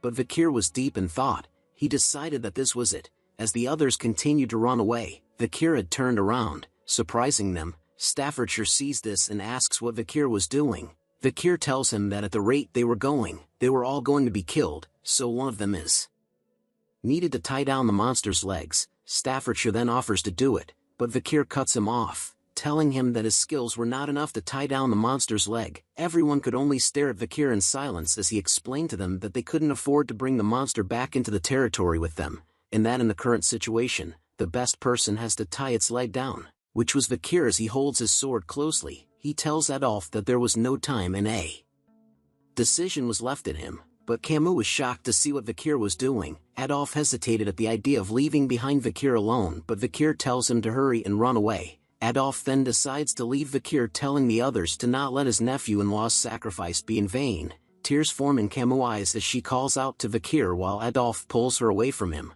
Camus' voice could be heard telling Vikir to return, but Adolf tells her not to move as Vikir holds his sword tightly, but he lets out a deep breath and lets go of his sword. He looks ahead and thinks that he has no intention in the destruction of the Baskerville territory, and that the Allied forces could not stop the madam who was still growing. However, this was a good opportunity for Vikir, as he plans to fake his death in order to get away from Hugo. To buy enough time for him to learn the 10th technique in his head, he decides to return to the clan, only when he was skilled enough to not be pushed around by Hugo, or when he had perfect control over his skill. Being able to hide and control it was when he will return. Vikir unleashes the full power of Beelzebub in his arm, revealing its demonic energy blade. Knowing that if he doesn't go all out, he would die, Madame Eight Legs stares at Vikir as Vikir stares back at it, preparing himself for his hardest fight yet. The Baskervilles and Beelzebub's demonic energy surrounds Vikir's body as he slowly unleashes all his skills. The large amount of mana he received from the river Styx as blessing, the aura that was more worldly and used for high-ranking Baskerville swordsmanship techniques, and finally, the demonic sword Beelzebub. Vikir's eyes were filled with intense focus as he tells the monster that he was going to use everything he has to attack it. Vikir leaps forward with crazy speed in a zigzag motion, and leaps through all the trees in the forest into the night sky. The red aura follows him as he makes his way into the clouds. His demonic sword glowed red as he sees Madame Eight Legs right in front of him. Madame Eight Legs lets out a shriek as it spots Vikir in the air. Vikir gives it a bombastic side-eye while raising his sword up in the air, unleashing an immensely powerful attack that turned the pages black and white and the drawer colorblind, revealing a bright red attack from him that strikes Madame Eight Leg head-on. It was the Baskerville's 5th technique. Fury rose in Vikir's face as he attacks with all his soul and strength. Madame Eight Legs soon began to tremble from the power of Vikir's strike, causing it to slam into Mother Earth as Vikir's attack was powerful enough to force it to the ground. The attack caused a bright red glow to appear in the forest, which began to shine like a diamond in the sky. Soon a huge crimson-red glow appears in the forest and reaches for the sky. Just as Adolf and the others made it out of the forest, Camus sees the intense glow unveiling right before her eyes. Tears fall from her face as she witnesses what happens next. The red glow slowly begins to die down as Camus screams out, "Vikir!" Vikir is seen tied to a guillotine, awaiting his death as 2 bloodhound guards stood by his sides holding their swords up high. Vikir wore an expressionless face as he thinks about his final moments. But even in his final moments, his eyes were filled with an intense red glow as he stares at something in front of him. Hugo was standing proud and tall as the moonlight casts light on him, as a platoon of bloodhounds stood behind him. Hugo slowly raises his hand in the air while his eyes glowed bright red in the night. His eyes released an intense glow and glare as he pushes his hand in a downward motion. The sound of a sharp blade meeting flesh and bone was heard in the night as blood was seen splattered in the sky. Vikir's vision of Hugo and the others were now at a low viewpoint as everything started to look hazy. Blood soon filled his vision as he looks at the numerous red stares from his once former family members. Hugo slowly walks away from Vikir as his vision was almost filled with blood. But his eyes were still focused on Hugo's head as he left Vikir alone. "Hugo, so in the end you," muttered Vikir as his vision fades to black. Vikir then slowly opens his eyes after awakening from his dream. He stares at the ceiling and saw that he was in some sort of cottage. Bandages covered his face and body as he lay on a bed made of something while his neck was tied to a rope. He wonders what this place is.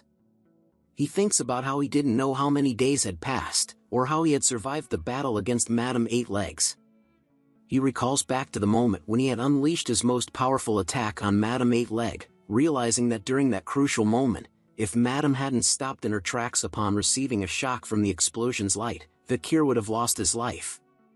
Vikir slowly sits upright while holding his injured shoulder. He thinks about how his muscles, veins, and even bones were all injured. There wasn't a place in his body where he felt uninjured. Vikir didn't think this would be the extent of his injuries after receiving a hit head-on. He realizes that he had misjudged Madame's attack power so bad that he could even feel it in his bones. Vikir then holds onto the rope around his neck, wondering if it was because of this that caused him to have a neck ache that he was feeling now after the battle against Madame, but it was because of it that he was saved. Vikir started to think about the others, and wondered if he could consider it as going according to plan. His plan of escaping Hugo's watch was a success as, besides Adolphe and Camus, many other witnesses could prove his death, allowing Vikir to not worry about his death being proven. Vikir exits the cottage tent and notices something. He sees barbarians of different ages and genders walking around. He recognizes it as the Balak's camp called Bulak, and he wonders if he was being held captive in their camp. Vikir thinks about how he was in the midst of the camp that belongs to the natural enemies of the Baskerville clan, which was bad for him as he couldn't run away with his ruined body.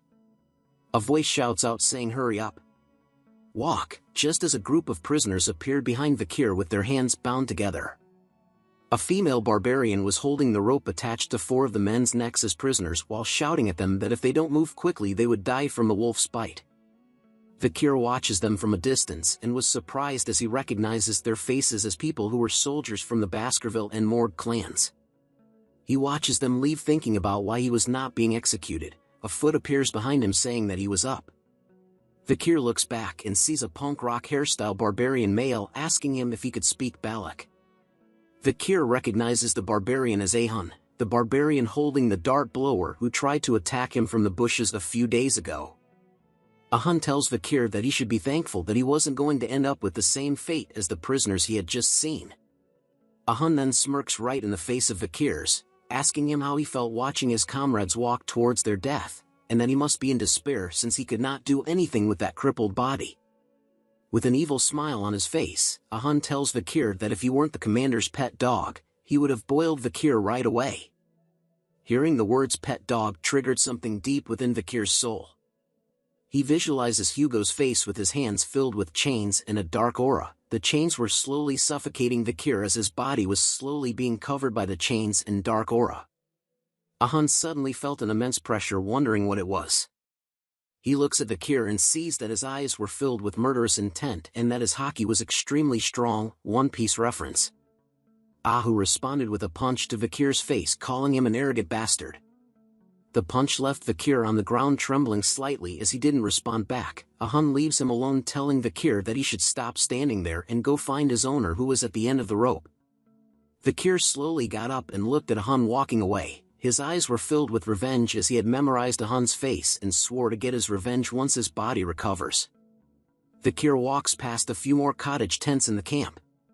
He slowly pulls onto the rope inch by inch as he made his way out of the camp, wondering how the rope was this long. He walks a bit further but soon notices that he had walked quite a fair bit but still couldn't see the end of the rope, which causes him to wonder if his owner was actually at the end of the rope. All of a sudden the rope tightens itself. Vikir notices that the rope was being pulled in a certain direction. He sees that the end of the rope was leading into a pool of water, where Ayan was seen submerged inside. She was holding onto the end of the rope but remained silent. Vikir and Ayan were soon entering an awkward staring contest with one another, as Vikir stood on land while Ayan was submerged in the waters. She gives him a wide smile before telling him to lie down. Vikir was suddenly pulled forward by her. As his head was pulled forward by Ayan, a certain object went through the spot where his head was originally. An arrow lands on a tree. Ayan came out of the water and shouted at a group of children, calling them brats and telling them to go practice somewhere else. Meanwhile, Vikir was just laying on the ground motionless. Ayan then turns to him to thank him for setting her free at the slave auction. She points a finger at Vikir, telling him that she was the kind to return kindness twofold while returning tenfold when it comes to revenge, and since he had saved her once before, she had now saved him twice. Vikir wondered where the twice came from. She explains to him that she had gone back for him after his fight with Madame Eight Legs, and if she didn't do that he would have died, so he needed to be thankful that she was tenacious. Vikir then asks her if she was the one who had set up the rope attached to his neck. But Ayan simply smiled at him as he asks her another question about the reason why she was keeping him alive. The rope tightens around his neck, which catches Vikir's attention, while Ayan informs him that she noticed that Vikir seemed to be in a high position within his party. While pulling his rope, Ayan tells him how she wonders how much his party would pay for him. Vikir starts to grow nervous as he thought that he was in trouble. He knew that if the barbarians started hostage negotiations with the Baskerville clan, his original plan of escaping Hugo's watch would have become meaningless. He thinks deeply about what he should do in this situation. Ayan flashes a smile and chuckles. She asks Vikir about what he was thinking and if he had felt a sense of hope. But CK. Ayan tells Vikir that unfortunately, he wasn't going back to his party as she pulls him closer while slowly taking out a blade from her thick juicy thigh. She cuts the long rope while telling Vikir that he was going to be her slave. Lucky man, but Vikir was actually glad to hear that. Ayan then points her blade towards Vikir, telling him that they should decide on their titles first and that Vikir should call her master. Sorry lady, but our hero ain't a beta, is a goddamn alpha, am I right, viewers? But Vikir doesn't respond at all and just remains silent like a Giga Chad. Ayan laughs and tells him that she liked his rebellious eyes and that it would be fun taming him. Ayan then sheets her blade back into its cover on her thigh. She looks forward and tells Vikir that before they get into the taming, they had to go somewhere else first. Vikir then asks her where they were going. Ayan smiles happily as the sunlight brightens her face. She tells Vikir that it was obvious. Vikir had to give his greetings when he stepped into someone else's land. A cottage tent is seen with skulls hung around, and on top of it, an arrow is pierced through the thick skull of a dead crocodile. Ayan informs Vikir that they will be visiting the village head, which is the matriarch, just as a fierce mommy-looking barbarian woman is seen sitting on top and around the dead bodies of animals who had their skulls pierced by a single arrow. Vikir and Ayan were now walking back through the camp of the Balax together. Ayan explains to Vikir that if he didn't have a place to sleep, you could just sleep under friend's hammock, and if he was ever hungry, he could get food from someone who was more affluent. Ayan tells him that this was how the Balax were living as. She turns to Vikir and informs him that their way of life may mean nothing to outsiders, but to the people who lived here it was a very homely place, and that it would be good for Vikir to get used to their way of living. But Vikir commented that he noticed that the Balax had no regard for private assets. Ayan then informs Vikir that they had arrived at the matriarch's house, which was the cottage tent covered with skulls shown before. Ayan entered the house first and informs her mother that they were here. As Vikir entered the house, he catches the word mother. Ayan's mother stood up saying, "You're here." She takes note that Ayan had brought back the empirical boy that she was talking about every day. Hearing this made Ayan fluster as she tells her mother that she didn't talk about Vikir every day. Vikir connected the dots in his head after seeing that Ayan was the matriarch's daughter of the Balak tribe, which might be that her mother was the Night Fox. The Night Fox was the female Balak warrior who had scarred Hugo's nose bridge, and was the reason behind why Vikir could not cross the Le Rouge et Le Noir mountains landscape. Vikir thinks about his past self and wondered what would happen to his past version if he had gone up against her. He started to experiment in his head about his chances if he were to fight her in head-on combat, which ended up in 0%. He then thought of his chances of winning if he went through the assassination route, but realized that it was still at 0%. Vikir gulps nervously as a sweat drop drips down from his face after imaging those situations in his head. Seeing the Night Fox's intense deadly aura up close made him realize that if he had run away, his chances were only a mere 20%. But the 20% would only be referring to his survival rate. The Night Fox takes a look at Vikir's face and tells him that he had seen his face before. Vikir wondered nervously if she had realized that he was from the same bloodline as Hugo by instinct, but the Night Fox brushes it off by saying that most Imperial men look the same. She asks Ayan about what she was planning on doing to Vikir, as he was no different from a cripple, but Ayan tells her that Vikir would be useful once he receives good treatment, as he was the one who attacked Madame Eight Legs after all. But her mother warns her that taking action without knowing your place might come back to bite you. The Night Fox brushes off Ayan's initial intentions, as it didn't matter to her whether Vikir's body was destroyed or not. She only cared about whether his seed was fine. Ayan became flustered and told her mother that it was not about that. Vakir begins to inspect certain objects in the house while the mother and daughter continued to argue. Ayan tells her mother that she was going to use Vakir as a slave, but her mother was surprised to hear that as she was talking about doing something else to Vakir. Before her mother could complete her sentence, Ayan yells at her that she just needed Vakir as a slave to support her during hunts. Night Fox soon pats Ayan's head, which causes her to blush as she tells her that it is up to the owner to do what they want to do with their slave. Ayan then takes a peek and sees Vakir checking out the main pillar of the house. They soon left the house and went to walk back to the forest. As they walked together, Vakir tells Ayan that he had a question.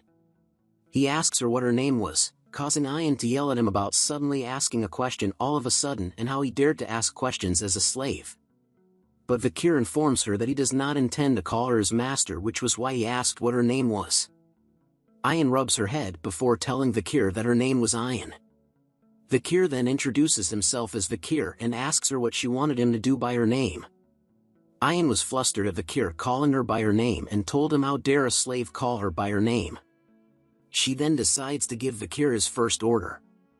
Ayan points her finger at her and shouts out that his first order was to build a house that he will be living in from now on. Ayan thinks mischievously about how Vakir was acting too arrogant as a slave, and that there was no way an imperial bastard like him would know how to build a house. She continues to think that ordering a slave around was part of a master's competency and that she needed to use this chance to rebalance the hierarchy between them. Meanwhile, Vakir was thinking about the first order of building a house. He smiles and says that this was going to be fun. After some time, we see Ayan standing still with her hands behind her back, wearing a stunned expression on her face.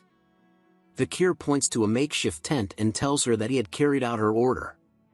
She looks at the tent that Vakir built and wondered why he was so good at building tents. She thought that he would have struggled to build a house because of his injured body. Ayan turns around to look at the building materials that she brought over. She thinks that since he managed to build the house, there was no use for the items that she had brought with her. Vakir was happy with the house he built as he thought that it had been a while. He recalls his past memories during the time of destruction when swordsmen were only good at wielding swords, which was why they couldn't survive. So in order to survive in extreme situations, one would need to learn a variety of survival skills. Ayan inspects the drains that Vakir had dug out and commented that they were perfect too. Vakir informs her that the matriarch's tent looked unstable. This catches Ayan's attention as it was about her mother. Vakir explained to her in detail in regards to her mother's tent problems, stating that in its current state, during the rainy seasons the ground around the central pillar will shake, which might cause water to leak through. If she orders him to, Vakir was willing to mix slimy dirt and gravel on the opposite hill to create bricks, which he will reinforce the bricks by spreading oil and burning it. Hearing the long explanation made Ayan order Vakir to do what he said, as she was thinking the same thing. Vakir then went on to gather the materials to create the bricks as Ayan watched him from behind a tree. He then started to roast the brick mixture to form the actual bricks while Ayan watched closely by his side. They soon met up with the matriarch once again, with Vakir carrying a wagon filled with the bricks he had made. Night Fox was surprised to learn about her house problems from them. After a while, Vakir had created a solution made up of bricks to help resolve the issues the matriarch's house was having. The matriarch tells them that she was frustrated because of the numerous amount of times she had tried to repair the roof. Water would still be leaked through. She now realizes that the main problem was the main pillar. She tells Vakir that he had done a good job while informing her daughter that she had picked up quite a useful mail. She then instructs Vakir to go around the barracks to take care of tedious matters such as this. Ayan remains silent while looking concerned at Vakir nods his head upon hearing her mother's command. Vakir was seen washing the rags at a nearby river when Ayan calls out to him, catching his attention. She asks him if it was exhausting to just slave away and wonders if he wants to be an official member of their tribe. Vakir continues to wash the rags while answering her that slaving away wasn't too bad. He thinks about how it was much more peaceful being a slave here than being part of the Baskervilles or living in the underdog city. Ayan was surprised to hear that kind of reply from Vakir. She stated that from the way Vakir spoke he had been disciplined well, and that from a slave's perspective, it would be hard to complain. Vakir continued to tell her that it really was not that bad. Ayan the replies saying there was no way it wasn't when he was doing tough and tedious work. Vakir ignores her and continues to do his work. Ayan follows behind him and tells him to not be silent and to follow her, as she would be able to help him in terms of surviving and adjusting in the Balak's tribe. Ayan informs him that if he does a good job, she will remove the rope around his neck. This offer catches Vakir's attention and he turns around to tell her that that offer sounded appealing. He then asks her about what he should do. Ayan smiles and tells him that he was now being honest. She tells Vakir that he needed to go on a hunt and capture a huge prey. She explained that the tribe's warriors haven't been able to catch prey large enough, making the growing children unable to eat meat for a while. In other words, Vakir needed to bring in a huge prey so that changing his title from slave to commoner wouldn't be a pipe dream. Ayan then smacks the back of Vakir's heart, causing him to flinch. With a smile on her face, she tells Vakir that he had no problem moving light objects and that all he needed to do was just assist her. Vakir was showing an annoyed expression after being smacked on the back, just as Ayan tells him about how lucky he was to be the slave of the Balak's hunting commander. Vakir thought about the job of hunting for a moment and then agreed to join Ayan in hunting. Hearing this brought joy to Ayan as she smiles widely while blushing a bit. She tells Vakir that they would be leaving tomorrow, but Vakir was curious about why she was smiling like that. Ayan tells him she wasn't, just as a foot appears behind a tree. Ahun was glaring angrily upon hearing the conversation between Ayan and Vakir. He sees how close Vakir was getting to Ayan and calls him a disgusting bastard. Jelly much? An arm covered in bandages is seen placing his hand inside a jar. When the hand is removed from the jar, some sort of grayish mud is seen coming out of the jar. A man wearing a skull headpiece with crazy eyebrows tells the hunters it's time to gather around and it was time to start the hazing ceremony. His hand is covered in the mud that was in the jar. This was a human, the Balak shaman. A human is seen down on a tree stump with a hunter kneeling before him and with other hunters forming a line to see him. He tells the hunter that was kneeling to take his blessing. If he doesn't take it, it would mean that the hunter would have a hard time later on. Ayan explains to Vakir that the Balak hunters feel guilty when they kill their prey, so before they kill, they spread charcoal on their faces to hide themselves from the god of death. Vakir, after hearing the explanation from Ayan, thought about how even the Balaks, which was a warrior tribe, had a shaman as well. The hunters in front of him were complaining about the fact that a human, the shaman, was nagging again, and the male hunter tells the female hunter to let a human be, as he was a shaman that needed to establish his position in the tribe as well. Looking at a human spreading his blessing and writing on the faces of the hunter with charcoal made the hunters question the fact that the shaman's blessings usually fail a lot, and that the hunters were only just seeking his blessings whenever there was an occasion. Vakir overheard the hunters talking and thought about if it meant that a human's position as a shaman was meaningless, and realized that the Balak tribe place was not that much different from other places. Ayan had received the blessing from a human and her face was covered in charcoal markings. She kinda looks like a joke. Vakir points to her and tells her that it was quite a sight to see. Ayan attempts to wipe off the charcoal markings on her face, telling Vakir to shut up and that her markings were funny as she didn't get along with the shaman. While blushing hard, she hands over a collar that has spikes all over it and tells Vakir to wear it.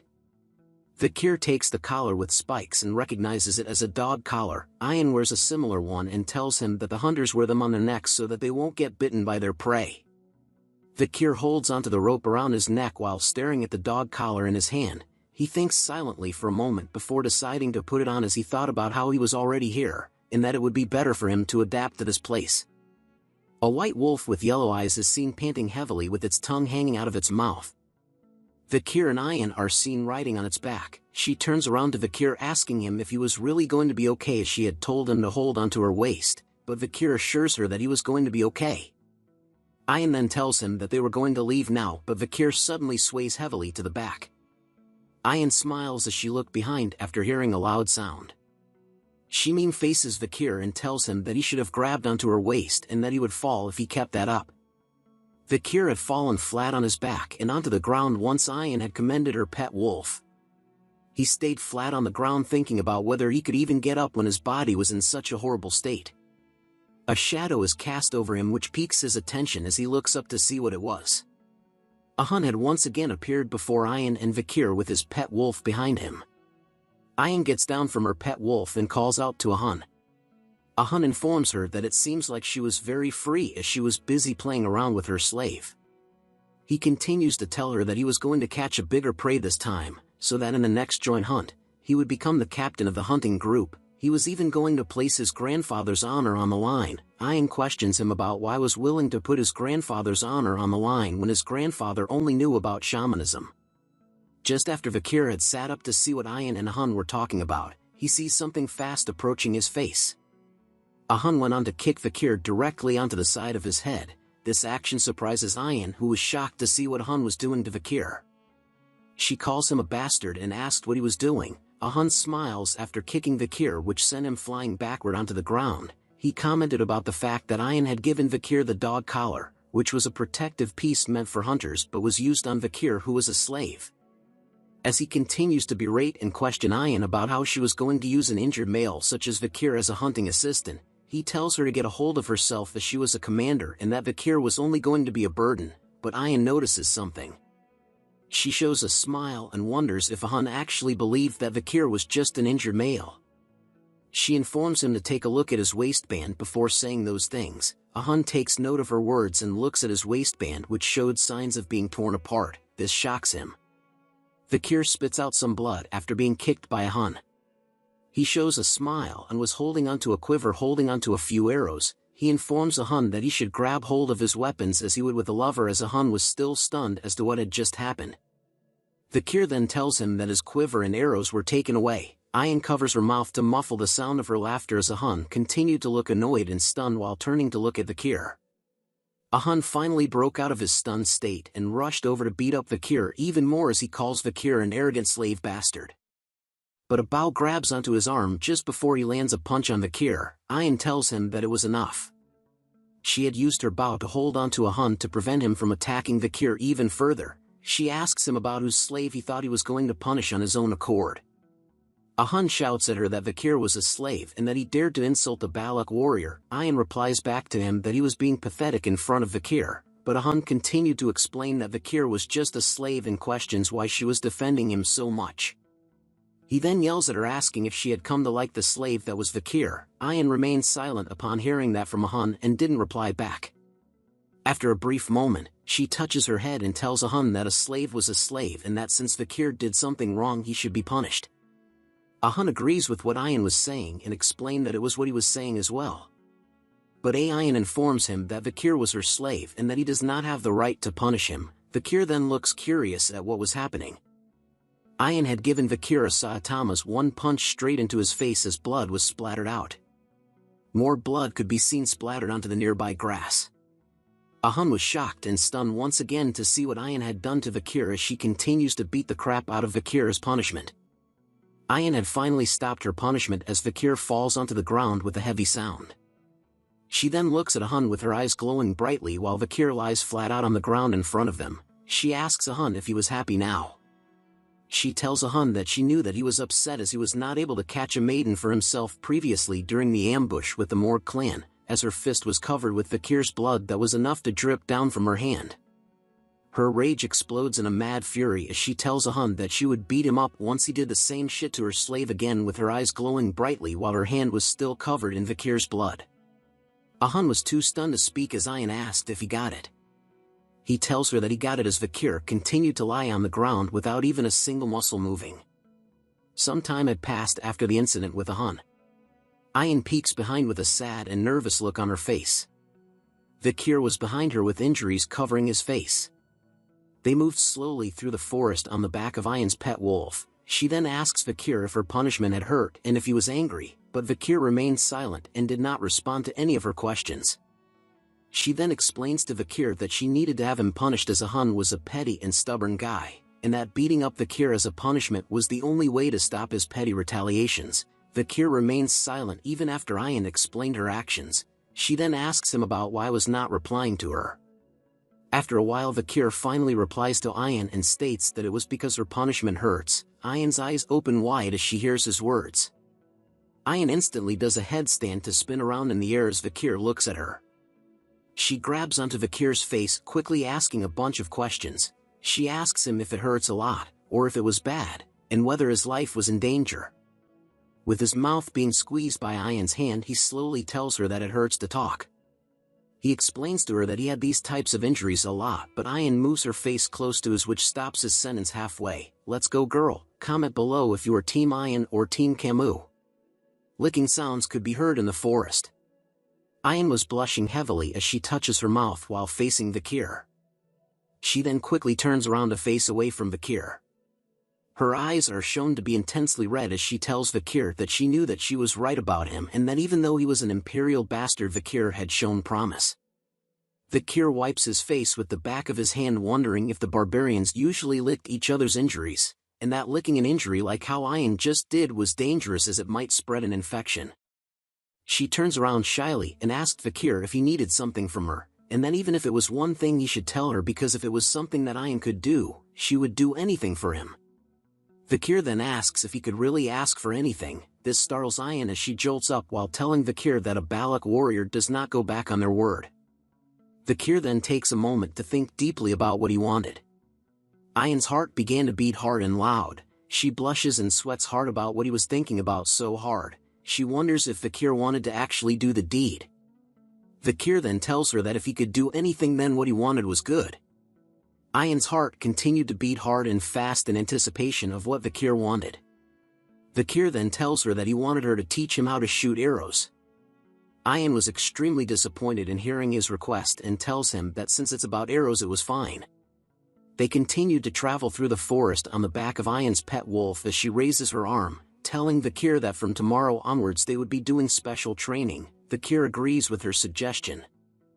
A bunch of arrows are seen stuck into a tree. Ayan comments to Vakir that it looked like her slave has no talent in the bow and arrow and that she had told him to aim at the arrow that was already stuck in the tree.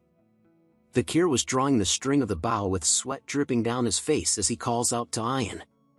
He asks her if it was alright to teach him how to shoot a bow in such a position, as Ayan could be seen holding onto Vakir with her legs warped around his.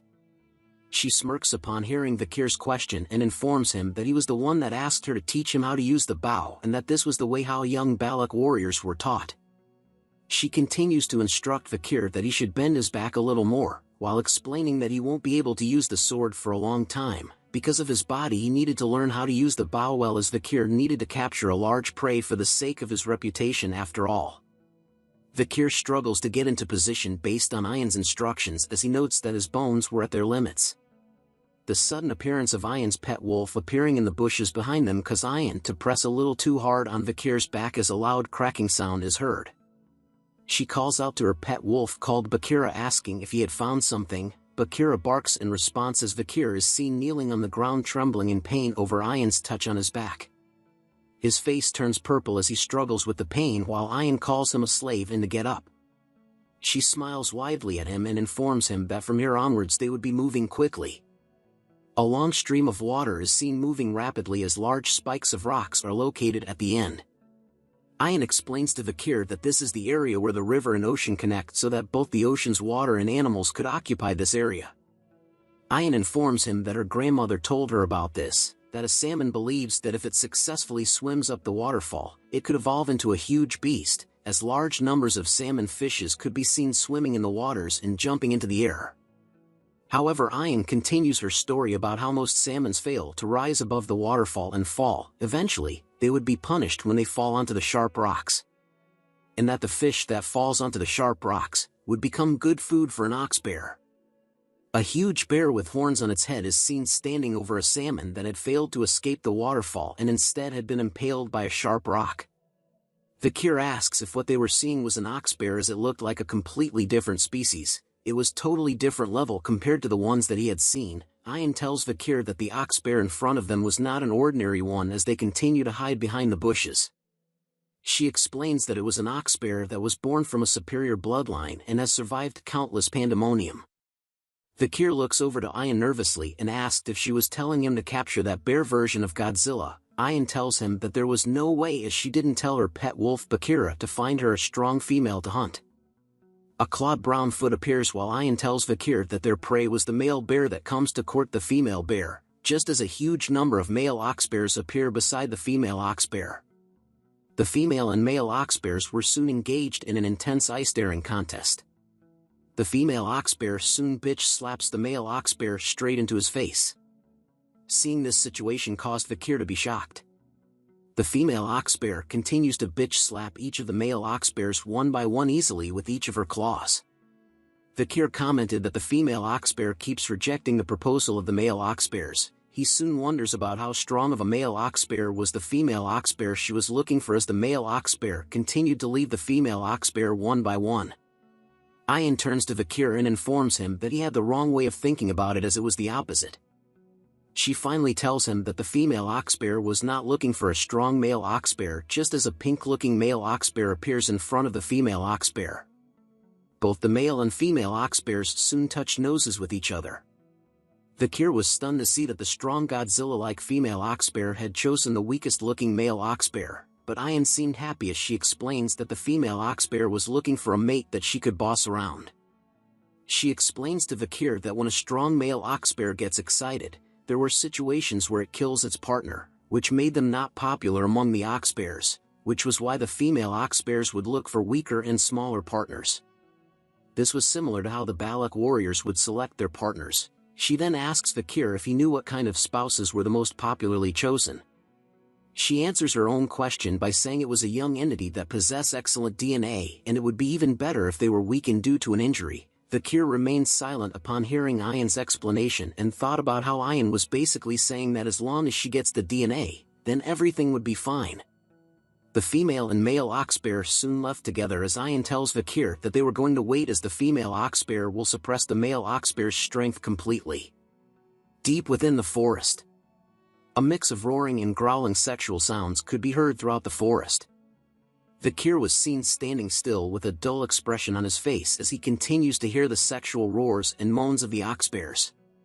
He was standing silently in front of a cave entrance as the growling noises became louder.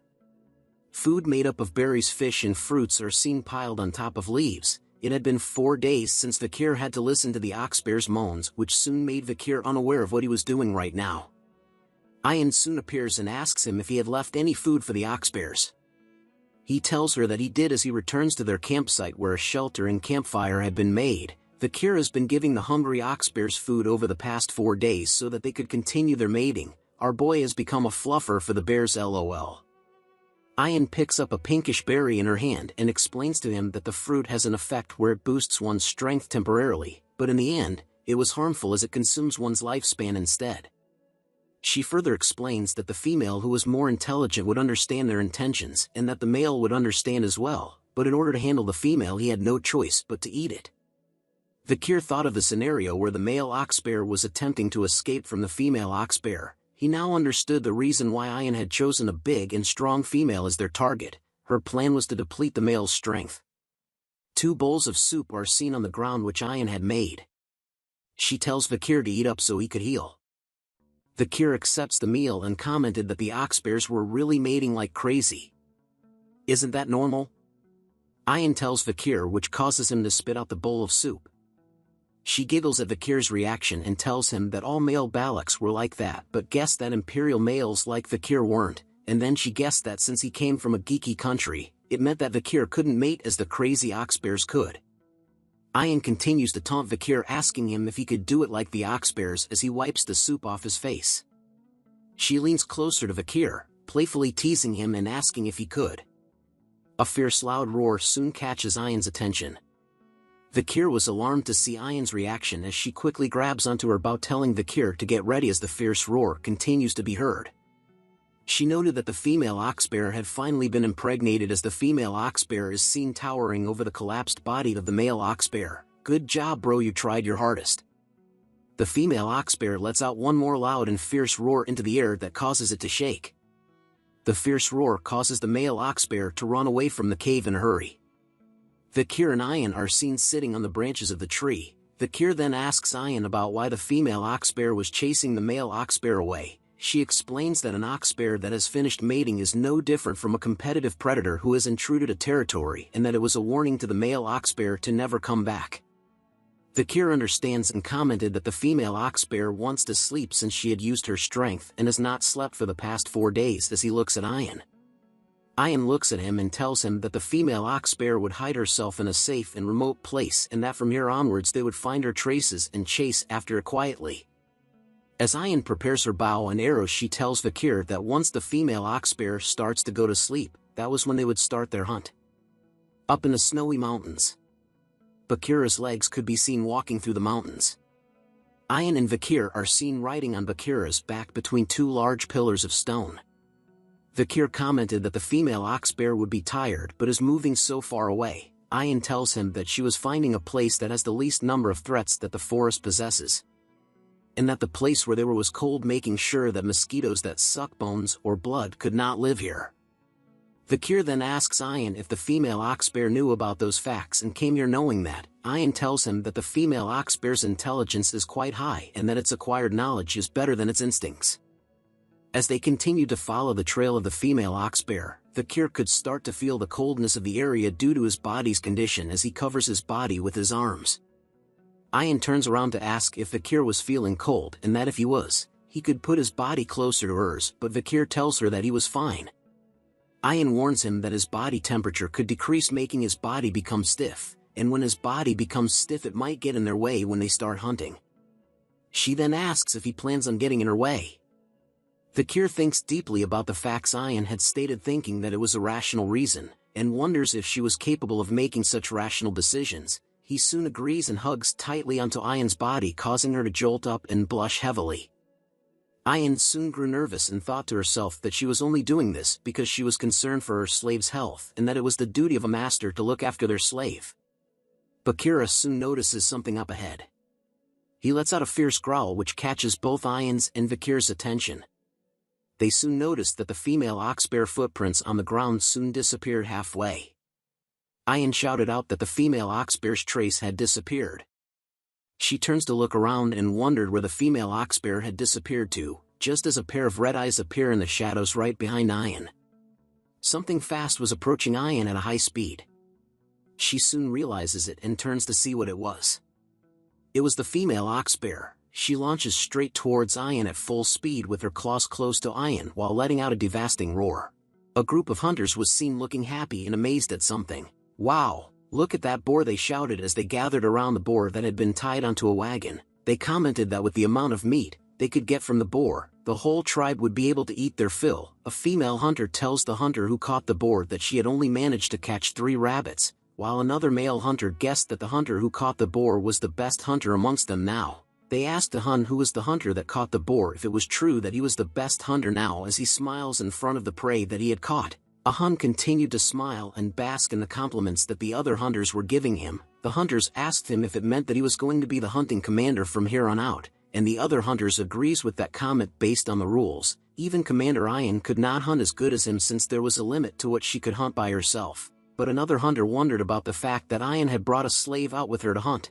Hearing this comment made a Hun chuckle as he informs them that the slave bastard she brought along with was just going to be a burden to her instead. A Hun tells the other hunters that Ayan will return without having even caught a single rabbit. We now return to the moment when the female ox bear launches an ambush attack on Ayan from the shadows. Ayan's face was filled with shock and surprise as she sees the clawed hand approaching fast to her face, but a hand appears on her body in an instant. Vakir had just barely pulled her away from the path of attack of the female ox bear. Pieces of her hair were blasted away as a nervous sweat drop drips down her face. Both Vakir and Ayan fell to the ground with a heavy sound which surprises Bakira, her pet wolf, even more. Bakira growls fiercely at the female ox bear that had ambushed its master. Bakira lets out one final woof and leaps onto the female ox bear. Vakir and Ayan continued to lie on the ground as Vakir holds Ayan with both of his arms around her body. He asks her if she was okay. Ayan tells him that she managed to survive thanks to him and thanked Vakir for saving her. As Bakira fought the female ox bear head-on by itself, Vakir asks Ayan if the female ox bear was luring them instead.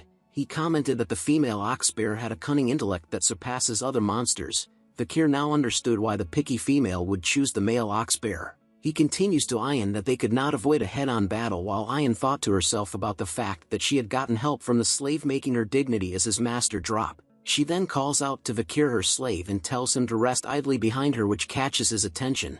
She prepares her bow and arrow with a determined look on her face, and she tells Vakir that she was going to show him the dignity of his master. Some time has passed as Vakir is seen with a dull expression on his face. He looks up to see that Ayan and Bakira were both leaping between the 2 walls of ice and commented that he was a slave that was lazing around while the master was working. But he was impressed with the way of the Balak slaves, as they were quite unique, as Ayan could be seen sending 2 arrows towards the female ox bear. her attacks were successful as more arrows could be seen on the back of the female ox bear as it tries its best to run away from her with its mouth dripping with saliva. "The sin of acting indecent before my slave you'll pay, ox bear," Ayan shouts as she chases after the female ox bear. Just as she was about to send another arrow towards the female ox bear, it retreats into the stone wall, but Ayan's eyes were still filled with focuses as she tells the female ox bear if it thinks that it will be able to avoid her attack by hiding behind an object. As she draws the string of her bow, Ayan's arrow began to flash bright blue with an intense aura. A good arrow would pierce through steel, but if it doesn't want to pierce through anything, it wouldn't even pierce through a leaf, she says. She unleashes her attack towards the boulder, but the arrow deflects upon hitting it. But the aura that was inside of the arrow was able to pierce through the boulder and through the female ox bear that had went inside to hide. It coughs out blood as the aura hits its body. Vakir was alarmed to see that the ox bear that was hiding behind the rock was actually attacked by Ayan's arrow. He speculates that the wave of aura from the arrow had passed through the boulder precisely and pierced through its target. He stares at the back of Ayan's while thinking about the archery skills that you could call an art form and the hunting skills that can strangle one's prey without any flaws. Vakir continues to comment that Ayan, when judged by her skills, she might surpass Kamumor, just as Ayan turns around with a smile on her face asking Vakir if he had seen what she had done. A massive amount of blood is seen dripping onto the ground, causing a pool of blood to appear. The female ox bear continues to breath heavily with blood still dripping off its mouth. The female ox bear decides to come out from its hiding place and rushed fiercely towards Ayan and Bakira in a mad frenzy, but Ayan simply sent even more arrows straight into its face. With one of its eye pierced by Ayan's arrow, it still continues to charge towards Ayan without stopping as Ayan tells it if it thinks whether it could go up against her arrows. Ayan then pulls back the string of her bow with an arrow filled with her aura. She tells the female ox bear that an arrow filled with her sincerity could even break a castle wall, she says, as her blue aura filled everything from her body to her arrow. She finally unleashes the Giga Chad arrow that looked Goku's Kamehameha. The female ox bear finally stood still with fear in its face as Ayan's bright light is shown on its face, but with its remaining eyes still filled with determination, it bends its head. Like Beckham to dodge Ayan's powerful arrow attack, Ayan was too stunned to speak after witnessing the female ox bear dodge her attack. The female ox bear slams hard enough Ayan and Bakira, causing both of them to be flung up high in the air. After being smashed by the ox bear, Ayan rolls and tumbles away on the ground. She lays flat on the ground for a moment without an inch of muscle even moving, but she soon awakes and opens her eyes while thinking. She recalls a memory of her mother who told her that when a beast with dull senses nears death, they can sense the killing intent of a person. Ayan thought about how she was careless, thinking that she had cornered it perfectly, but didn't expect that the last arrow she shot with righteousness was dodged that easily. Ayan grunts hard as she tried to pull herself off from the ground. But looky here, ladies and gentlemen. The female ox bear she tried to kill was right in front of her face, with its only remaining eye glowing a deep, angry red color. It laughs out loud and showed its fierce sharp fangs while salivating over the fact that it was going to eat our cutie pie Ayan. She could only close her eyes right before the attack as she knew that she was the prey now. "Are you done showing me what a master's dignity is like?" said Vakir. Ayan opens her eyes upon hearing that sweet-sounding voice of our badass main character as a teardrop appears in her eye. Vakir finally appears with his arms stretched out as he covers her from the impending female ox bear attack. "Not today, Pendejo. Now it's my turn," Vakir says with his one eyes glowing bright red just like the female ox bear. His right arm started to change from white to a bright red color as he aims it directly towards the inside of the ox bear's mouth. With his hand covered in bandages and a red aura, it slowly rips apart as his sword skill Beelzebub reveals itself along with a tattoo. Vakir lets out a huge scale of flames that toasts the female ox bear right in its face. It's epic mealtime, everyone. Even Ayan was surprised to see that Vakir had managed to use a fire skill. The female ox bear was totally knocked out as it lets out a quiet growl after being toasted from Vakir's hot flames. Bandages could be seen burned apart in the air. Vakir's bandages that wrapped around his face and body were slowly burned away from his body. "Our boy is back, guys." Ayan could only blushed upon seeing Vakir's glorious body that was hidden by the bandages, but Vakir spoke out that he knew it. Using that skill was too much for his body as a dizzy and hazy feeling came over his body as his eyes turn white. He falls forward flat on the ground, which shocks Ayan, while the female ox bear was also laying on the ground completely toasted. "Vakir!" Ayan shouts with concern after seeing him drop flat on the ground. A big campfire could be seen lighting the Balak's campsite with ease. The members of the tribe were celebrating by singing out loud and dancing around the campfire. The spoils of the hunting event could be seen everywhere, especially the female ox bear that our boy Vakir had helped Ayan to capture from before. Vavs hung at the back of the party. A giant pot of food is seen being lit by a fire as the member of the tribe hands out bowls of food to the others. A weird tribal mask with teeth is seen as Ayan explains to Vakir that the hunter who catches the largest prey receives the villagers' respect and admiration. Vakir and Ayan are both seen wearing the mask on their heads. Ayan asks Vakir about how he felt about becoming the hunting hero. Vakir takes a look at the mask and tells her that it was nothing much. Hearing that comment made Ayan tell Vakir that as a slave his issue was his half-assed reactions. As they continue to talk, Ayan explains to him that the female ox bear wasn't just strong and fierce but was also highly intelligent, making it an honorable catch. Those were the reasons why they were chosen as the main figures of this pillaging ceremony. She looks up with a smile on her face as she tells him that it was different from a boar that was sluggish, scared and poops whenever it runs away. She then asks Ahun if he agrees as he was seen standing beside Vakir with a disgruntled look on his face as he had no choice to agree with what Ayan had said. "Here. This is yours, slave," Ahun said to Vakir as he hands him a bowl of stew. Vakir looks at the bowl of food that was handed to him, asking what it was, which causes Ahun to shout at him about what he meant. Vakir then asks him why he couldn't get lots of meat, but Ahun assures him that it was because the little amount of meat in the soup represented the worth of his honor. Ayan explains to Vakir that it was a tradition of the Balaks. The one who contributes the most in the hunt gets the least amount of meat and gains that much honor in return. Ahun leaves angrily and shouted at Vakir that he too wanted to give him lots of meat. Vakir thought deeply about how being more honorable meant having less meat. He wonders what use was some useless honor over having lots of meat instead. Ayan giggles to herself because of Ahun, as seeing his sour expression meant that he was really pissed. Vakir continues to think to himself that the meat wasn't what he really wanted to obtain in the hunt. It was the 600 kilograms stability which stems from Beelzebub after catching the ox bear. He looks at his hand with his Beelzebub skill activated. His first slot contained the Flame Cerberus skill rank A+, while his second slot was filled with the 600 kilograms stability ox bear rank A, with his last slot filled with Durable Life Merciel rank A. He wonders if the ox bear skill would allow him to increase his weight by 600 kilograms while holding his breath. As he ate the bowl of food given by Ahun, Vakir notices that after Beelzebub absorbed the ox bear, his body had recovered a lot. "Hey slave," Ayan says as she presented to Vakir a bowl. The bowl contained things so nasty that the artist himself had to vomit after drawing it. The studio had to censor how it looked to save you guys watching this video. Ayan blushes slightly while asking Vakir if the bowl of food he had wasn't enough and that the bowl she was giving him was taken away from the shaman who wanted this particular meat, but instead she had taken it to give it to Vakir as it was his hunter's right. Vakir brushes her off by telling her that he had already gotten a portion of meat, a bowl of blood and a portion of intestines. Ayan shouts at him that he has to eat what she was giving him.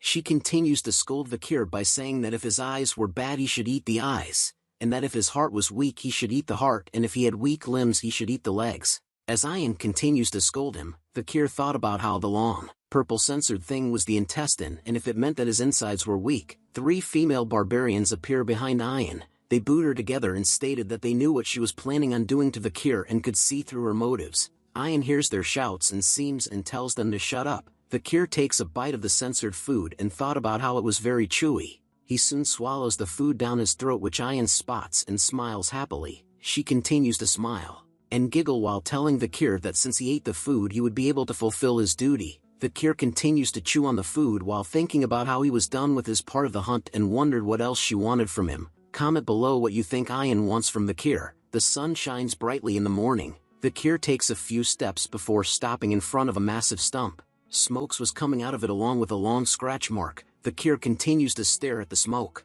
As he thought about what Ayan had told him yesterday was true, a flashback is seen where large amounts of meat are piled on top of one another. Vakir asks why Ayan was placing so much good meat over here. He tells her that the village was going through a food shortage, but Ayan tells him that they were doing this as an offering, as a sacrifice, to Madame Eight Legs, to whom the Balak tribes were asking for permission to live in the dense forest. Vakir thought about how Madame Eight Legs was the horror of the dense forest where you couldn't survive after running into it. A flashback to when Vakir unleashed his most powerful attack on Madame Eight Legs' body run through his mind as he knew that after seeing the Balak's villagers' behavior towards the Madame he understood how reckless his actions were. Vakir then tells her that Madame Eight Legs was an annoying monster. Back at the tribe nobody could be seen walking around. Vakir walks past a certain tent before noticing something. He stares at a long line that extends all the way outside of the chief's house made up of the members of the tribe. Vakir wonders if there was still another ceremony or something. the members of the tribe queuing outside the tribe chief's house were talking about how some of them had been in line since dawn, others were glad to be at the front end of the line, while another stated that they had stayed awake the entire night. The female members talked amongst themselves about based on the results of yesterday's pillage there was a high possibility that Vakir might be able to become a commoner. Another member commented that they were sure that a woman from the village will become his wife, while the last one commented that if he was strong enough to hunt an ox bear it would mean that Vakir was really strong. These girls seriously shouted, a voice that startles the ladies who were talking about Vakir. Ayan had appeared with a deer that she had just hunted. She tells them that she had given Vakir that specific stew yesterday, and yet she sees that someone else was trying to take her property away. The girls continued to argue with Ayan over the fact that she should have left some of the stew for them as well, and that she was being so stingy for keeping it all to herself. Hearing their complaints made Ayan throw down her prey to the ground. She tells them that if they felt that it was unfair then they should set up a trap to catch one for themselves. The girls tells her that they had gone out there so many times already. They even shouted at Ayan that they had went to the Empire's border, but there was no one there like Vakir. Hearing those words made Ayan upset as her face turned into a stone-cold killer's look. She readies her fist and warns them that there might be some in hell as her aura turned black all over. Seeing this caused the girls to scream out in fear and to run away from her. Ayan was glad that it was over with the girls as she touches her head. She spoke out loud about how she was waiting for Vakir to recover and that those cunning girls might take him away. Add on to the fact that she had fed him with the ox bear's penis in order to get Vakir to carry out his manly duties. The time is near, gentlemen, for our boy to reap the fields. But Ayan was unaware that Vakir had overheard what she was saying out loud. As she turns around, Ayan asks him nervously if he had seen or heard everything from before. Vakir gave out a mean face as he realized what part of the animal's meat was in the stew that he ate yesterday. Ayan quickly changes the topic and mentioned to him that last night she had heard that her mother had called a meeting among the elders and that Vakir would be able to request something from her mother as the honorable hunter of the pillage. She blushes once again before telling Vakir that when her mother calls for him, she had already thought about what he should ask her. What she tells Vakir to ask her mother catches his attention as his ears perk up upon hearing it. The long line outside of the chief's hut was gone now. The elders and other members of the tribe were gathered inside.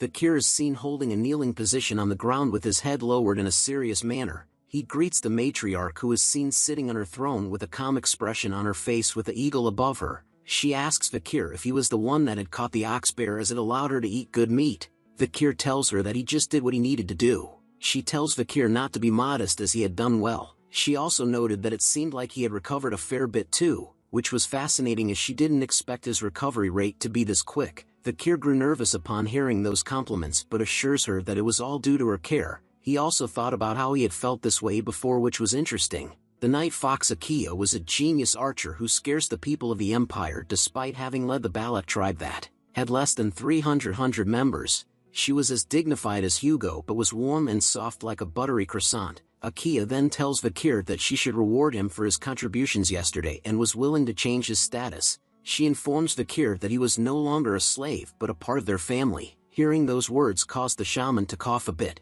Vakir notices this reaction and recalled that Ayan had mentioned to him that the elders were dissatisfied about his status change. He looks at the shaman and recognizes him as the old man who smeared ashes on the hunters' faces as the Balak shaman called Ahuman, who was also Ahan's grandfather. Akia slowly stood up from her throne while asking Vakir to tell her what he wanted, as he was now officially a member of the Balaks. She offers him her hand and tells him that since he was part of the family, even though she did not give birth or raised him, she was willing to accept his request. Akia tells him that if he wanted a beautiful village maiden then she would give him and his partner her blessing, or if he didn't want a partner a slave would be fine too.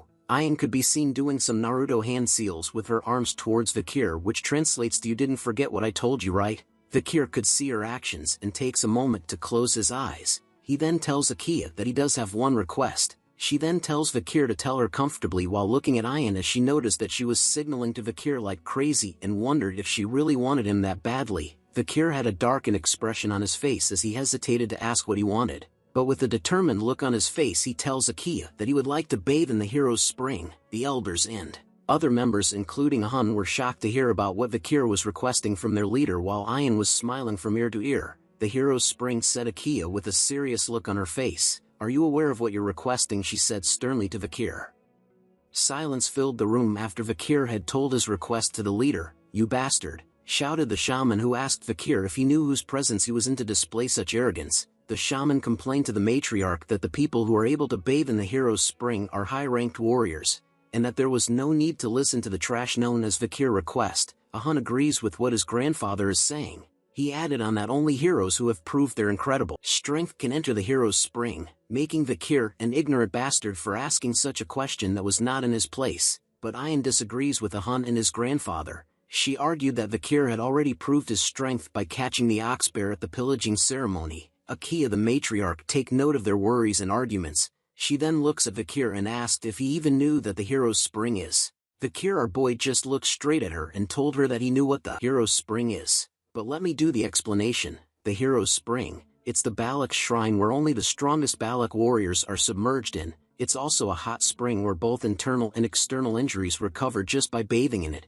Vakir knew some other facts from what Ayan told him. It takes a long time for the water in the hero's spring to accumulate, and only warriors who have made a special contribution can go there. Akia continues to stare at our handsome boy in silence. An elder with a mohawk haircut spoke out. He tells Akia that they couldn't send an outsider who just became a commoner to the shrine. An elder dressed like a mage beside him spoke out as well. He notes that Vakir has a promising future and that it wouldn't be such a bad idea to send him to the hero's spring once to motivate him. Another elder burst out in anger, wondering when was the hero's spring a waterhole that anyone can enter. Another elder states that since Vakir's body was in a rough shape and also a part of the family, then they should treat him well too. Akia overhears the various arguments and statements made about whether Vakir should be allowed into the hero's spring. Deep in her thoughts, she wanted to agree with Vakir's request, but it's also true that there wasn't a good enough reason to, and that it can't be helped since the shaman and guards were so against it. But a constant bell ringing soon catches her attention.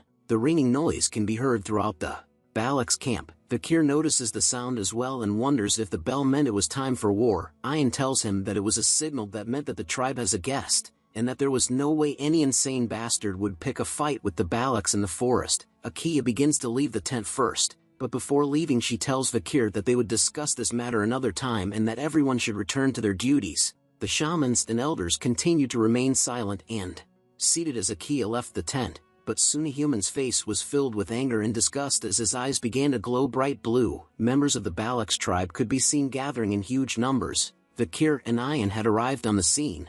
Vakir asks Ayan if that was their guest, to which she says yes. Human beings were everywhere carrying crates of goods with horses bringing more into the tribe area. Ayan explains to Vakir that the humans were merchants that could bring the Balaks things that couldn't be found in the forest. The Balaks would then anticipate and count down the days until the merchants comes. Vakir was not listening to what Ayan was saying as his attention was drawn to a certain symbol. He recognizes it as one of the 7 merchant families, called the bourgeois family. Vakir thought deeply about how the bourgeois family had to come here from the imperial capital, which meant that they had to cross either the Baskerville or Morgue family's territory. But how did they get here was the question that stuck in his mind, as Vakir knew that there was no way either of those families would permit their crossing. Vakir then thought that the bourgeois family had smuggled themselves in. A man with a huge mustache arrives and announces to everyone in the tribe that the 5-day market has arrived. He tells the tribe members that if there was anything they wished to barter, then please bring it here. The tribe members could be seen happily bringing over various things to barter with.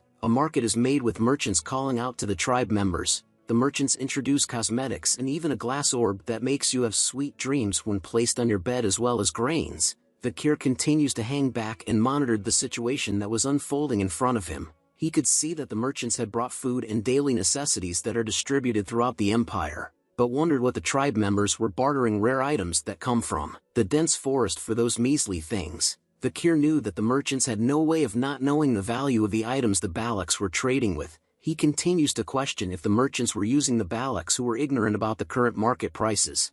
Vakir turns around from this sight and continued to think that this was something the Balaks had to figure out themselves, as things would get annoying for Vakir if he steps in and someone recognizes him. Ayan could be seen shouting at the top of her lungs, stating that the deal was unfair as she holds onto a piece of corn. Vakir watches from the background as Ayan continues to argue with the merchant that it made no sense for her to trade a single diamond for a corn. Vakir was relieved to see that there was at least one normal person in the Balak tribe, but Ayan destroys his thoughts, but shouting that she at least deserved to get 2 corns for 1 diamond. She then poses in a victory stance as if she was in Fortnite and had won the 2 corns for 1 diamond, worst trade in history. Vakir could only stare away as he thought of Ayan as being hopeless after seeing her trade. 3 other tribe members could be seen arguing with the merchants. They complained about how the bar value of a pearl clam for today's radish isn't equal, and that they should get at least 2 radishes, while another yells at them for claiming something as a cabbage. The last member wouldn't give the merchants another deer antler. The merchant with the mustache could feel that he was losing the trade, so he tells the 3 members that he couldn't go against the Balak warriors and would give them what they wanted. The 3 members celebrated over their victory with a victory pose as well. The merchant smiles to himself as he thought of the Balaks as stupid bastards for celebrating, since they didn't even know the value of the items they were offering. Just then a little girl calls out to the merchant asking him if she could please have 1 glass orb. The merchant tells her that he had brought many with him, but asks about what she could give in return. The sweet little girl opens her hands and reveals a sun dung beetle larva. She explains to him that they were rare, yummy, and nutritious, but the merchant responded with a disgusted look on his face. May this guy end up in the deepest part of hell. Comment below if you agree with me. He immediately swipes the precious sun dung beetle larva that the little girl had brought off her hands. A sad look grew on her face as she watched it fall to the ground. The merchant left her and thought about how pretty she looked for a stupid barbarian. As the little girl began to cry tears over her little dung beetle, the merchant thought about how she could be sold for a good price as a slave. A hand soon appears and pats her on her head. A voice calls out to the merchant. Vickery had finally decided to step in, but looked a bit different. He tells the merchant that the trade with the little cute girl was invalid. Ian sees Vikir and wonders what he was wearing, while the merchant grew nervous. He was surprised to see that a barbarian could speak the imperial language. He tells Vikir that there was a misunderstanding regarding what he said just now, but Vikir repeats the merchant words of selling a Balak child as a slave. The merchant tried to cover up what he said, but Vikir tells him that that's not what's important right now. Vikir wanted the merchant to cancel all of today's unfair trades. Hearing the words unfair trade made the merchant angry as he asks Vikir about what was unfair. Vikir explains to him that the merchant had been marking these items at a price completely different from the current market price. Our boy looks at the merchant straight up in his face. The merchant grew nervous as he thinks about how Vikir was the only one who knew how to speak the imperial language. He then attempts to school our boy by telling Vikir that he talked as if he knew the retail price. The merchant quickly announces that this was a sacred trade that's been permitted by the Balak shaman,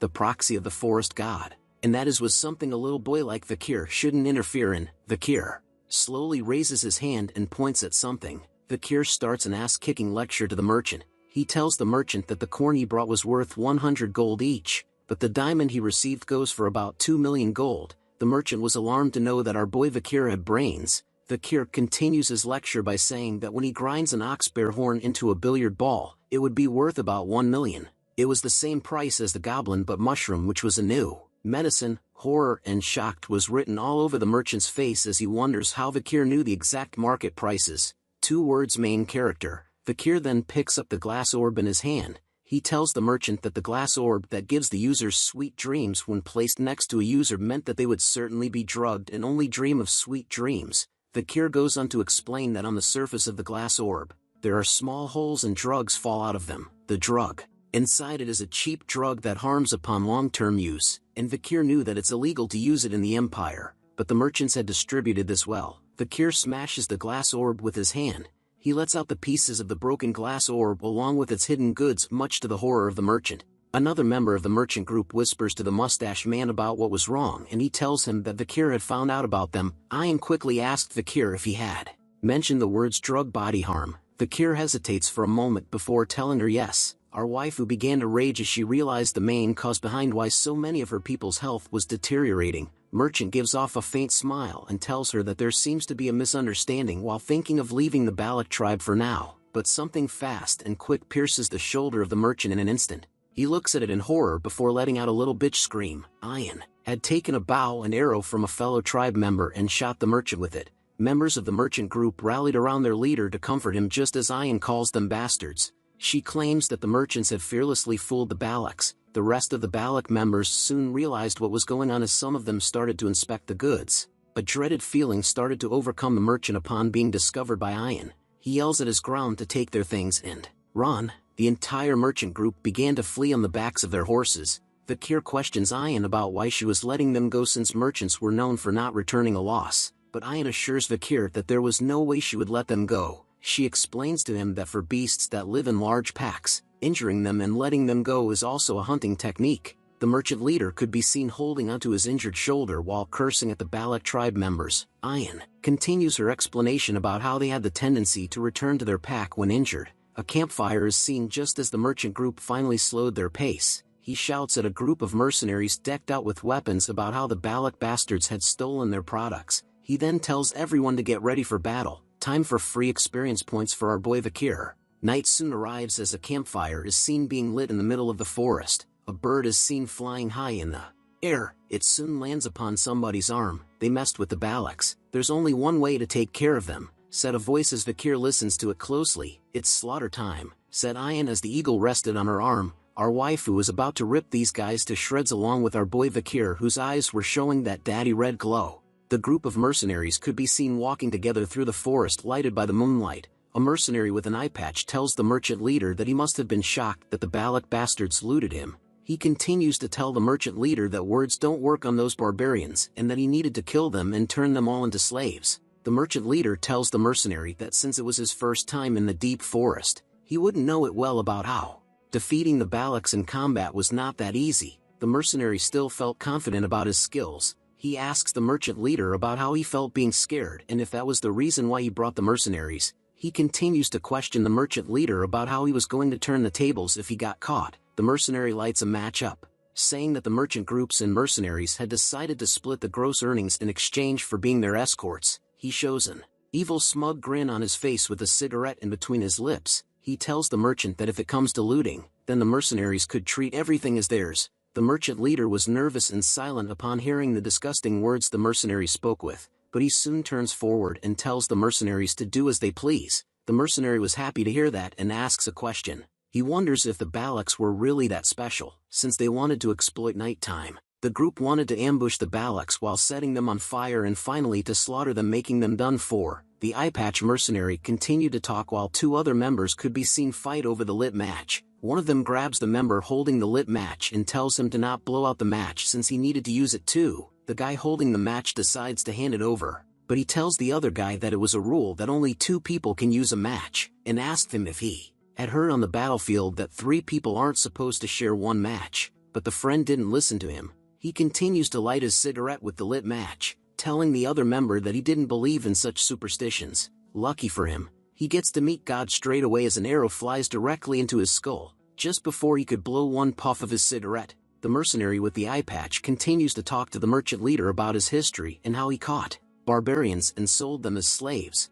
But the man didn't even realize that his party was being sniped one by one. Even an arrow reached inches from his face. The merchant leader could only look in shock as blood spilled everywhere from the mercenaries being sniped by arrows. The group of mercenaries began to cover themselves with their shields, but they were still getting sniped by the Balaks. The merchant leaders yells at them to extinguish their cigarettes as the Balaks had found them. Ayan and her Balak tribe had appeared with their bows drawn and ready to fire. She commands her troops that she wouldn't allow any of them to hit the mercenaries and merchants anywhere else but their heads. She tells the Balaks that it's time to show them how scary the Balaks are. Vakir stares in amazement and wondered if the light from the cigarettes was all the Balak warriors needed to shoot their arrows so accurately. Another member of the tribe appears while carrying 2 barrels. He calls Vakir a slave and tells him that Tay had finished preparing what he asked for. Vakir reminds him that he was a commoner and no longer a slave. The tribe member laughs and tells Vakir that he was being timid for fussing over something like that. The group of mercenaries could be seen cowering behind their shields to block the hail of arrows coming from the Balaks. A bald man orders mages to gather up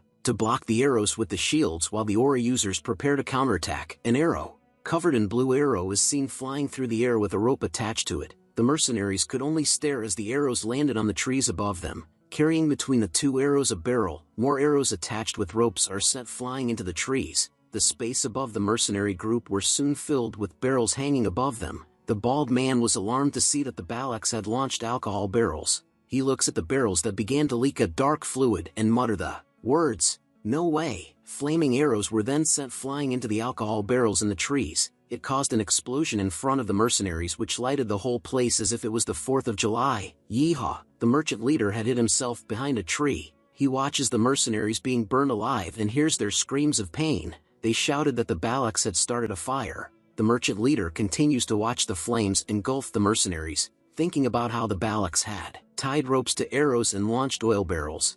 This was something that was unheard of as he continues to wonder about how the Balaks had gotten that intelligent. Oblivious to him, Vakir was walking towards him from the shadows. Like an assassin from Assassin's Creed, he sneaks up to the merchant leader. Vakir finally lets out a heavy footstep which catches the attention of the merchant leader. He recognizes Vakir as the meddlesome Balak bastard. Vakir appears with arrows on his back and with his eyes turned red. It's time for the bloodhound to hunt. The merchant leader pleads with Vakir, telling him that he would regret it if he killed him. He then reveals a piece of paper, stating that this was the exploration permit he had received from the underdog city. It was the official seal from the newly appointed deputy consul, meaning that if Vakir kills the merchant leader, the Baskerville family will come for him. Vakir then asks the merchant leader if the deputy consul he was referring to was named Vakir. The merchant leader immediately tells him that he was right. It was that infamous Vakir. Let's say a small prayer for the merchant leader, guys. How strange. I don't remember permitting that, said Vakir as flames grew around him. His disguise was removed and his eyes turned a bloody red. The merchant leader was horrified to see that Vakir's skin looks different from before, but he soon realizes something.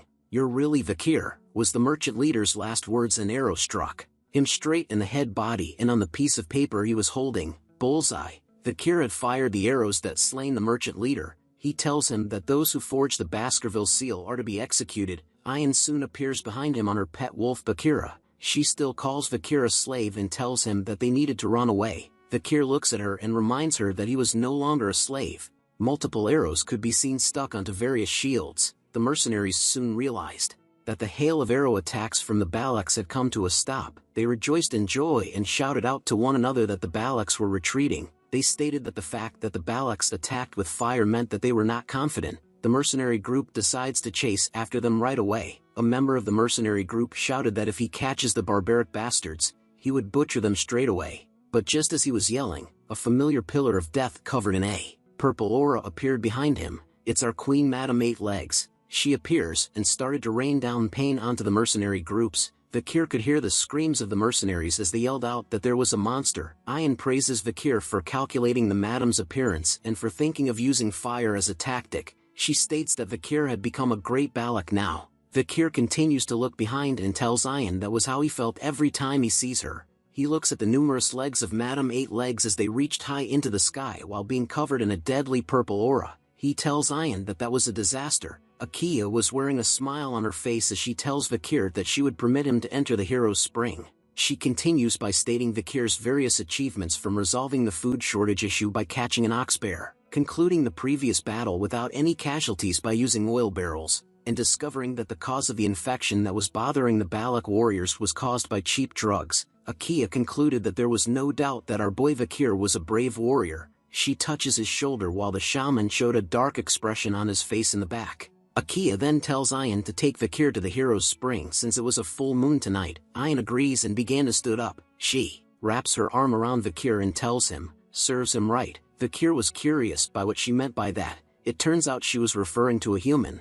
She tells Vakir to look at a human, not saying a single word. It was said by him that the reason why the warriors were unwell was because they were cursed, but due to Vakir's actions it caused a human's words to hold no weight now. A human could be seen struggling to hold his anger within himself. Vakir wonders if it was really a curse as he recalls the memory of when the merchant leader had told him that the sacred trade had been permitted by the Balak shaman, who was the proxy of the forest god. Night soon arrives as a full moon lights the skies. Vakir's bubblicious body could be seen submerged in green water. He takes a deep breath and chills in the waters where other animals could be seen floating around as well. He takes a scoop of the water in his hand.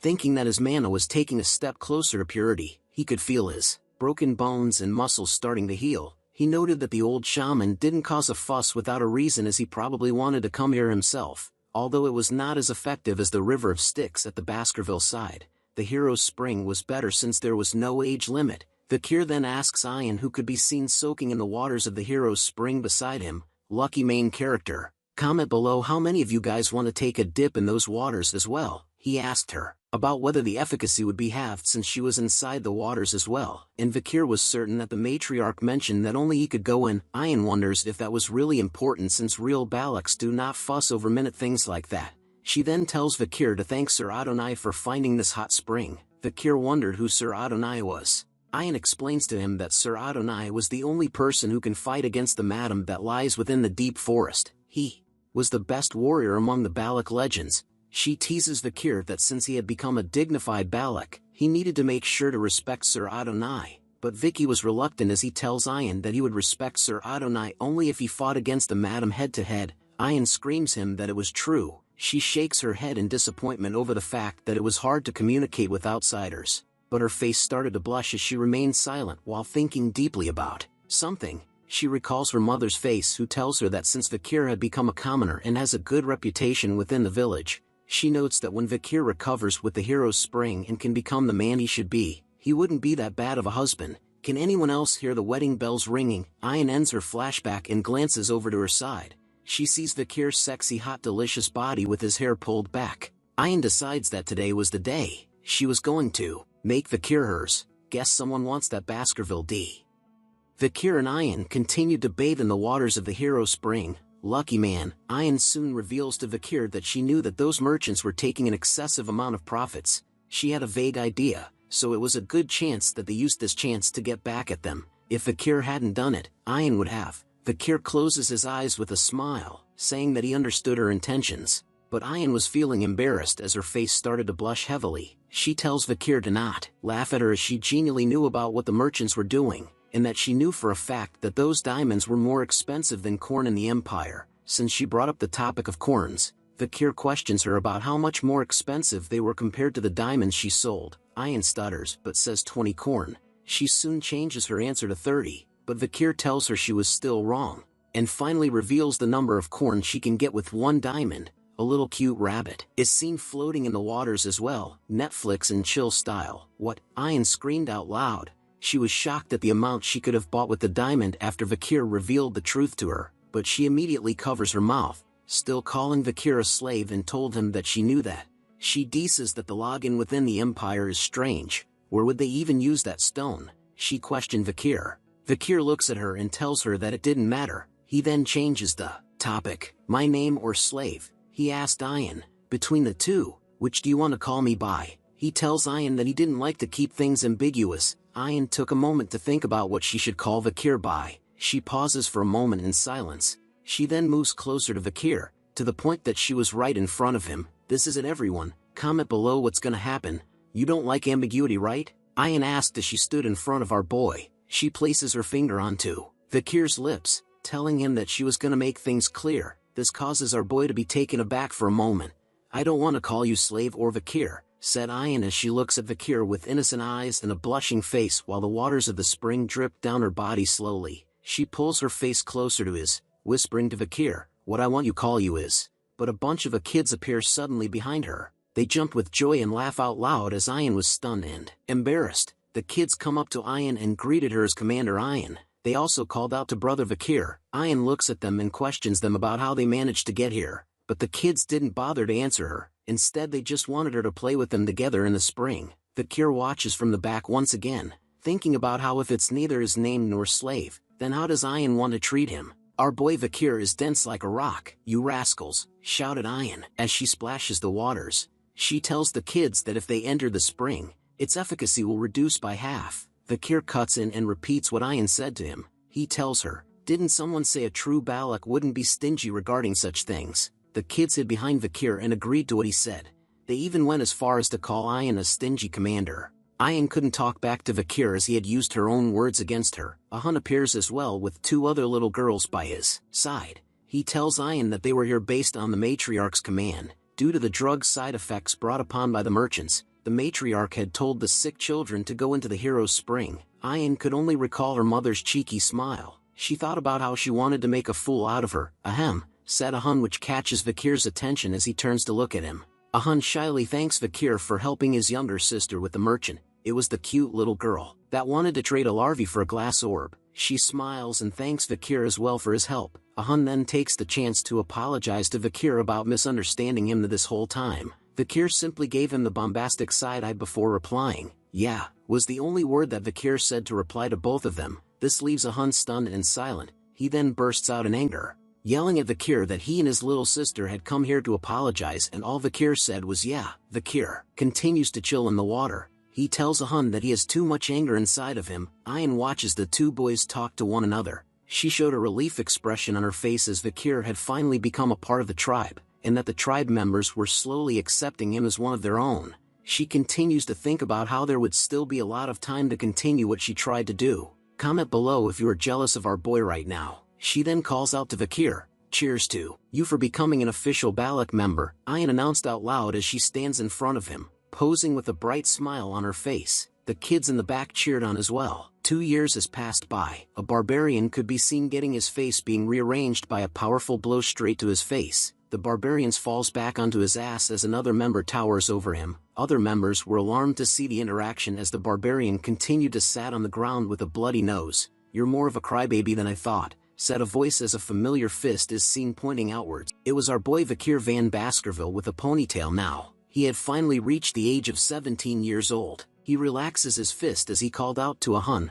"One more time," shouted Ahun as he covers his nose. The other members came to his side in order to help him get up, but Vakir dismisses his request, telling Ahun that their sparring ends here today. As Vakir continued to walk away from Ahun and into the forest, Ahun shouts at him about whether he was running away. Vakir tells him that he was simply taking a stroll. Ahun calls Vakir an annoying bastard, while telling the others that Vakir had become more monstrous after his body had recovered. The other members mentioned that they had heard that Vakir's marksmanship is on par with Commander Ayan recently. The other member questioned how they could compare Vakir with Commander Ayan. He tells them that he can hit Ahun's nose too and make it bleed, but Ahun tells them that he didn't get hit, which surprises the tribe members. Ahun explains to them that Vakir's fist didn't hit him, he had just stopped it in front of his face. Vakir is slowly becoming One Punch Man. This revelation brings a shock to the tribe members' face as they soon realized something. Vakir had managed to make Ahun's nose bleed from the wind's pressure caused by his fist.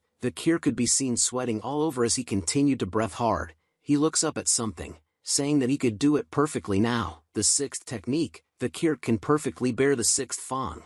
6 holes that looked like they were drilled into the huge wall could be seen as Vakir stood below them. Vakir knew that Altawug there's still a long way to go before achieving the 10th technique. He finds it already impressive that he managed to get to the 6th technique at 17, which is formidable growth. The almighty Beelzebub sword continues to screech out loud. Vakir also has 6 mana circles within him. With this, he can be a high-rank graduator. Vakir releases his sword ability, thinking that including the river Styx his blessing, the demonic sword. Beelzebub, the usage of the marksman and assassination techniques he learned from the Balaks. Vakir could now go up against the highest rank graduator. Our boy has fully transformed himself into a member of the Assassin's Creed. He looks back at the forest, thinking about how it has already been 2 years since he had set foot into the deep forest. Looking back at it, Vakir wonders if he was bidding goodbye to the Balaks once he was done preparing. Bakira could be seen playing around with a butterfly. Vakir looks at some deep track marks etched into the ground.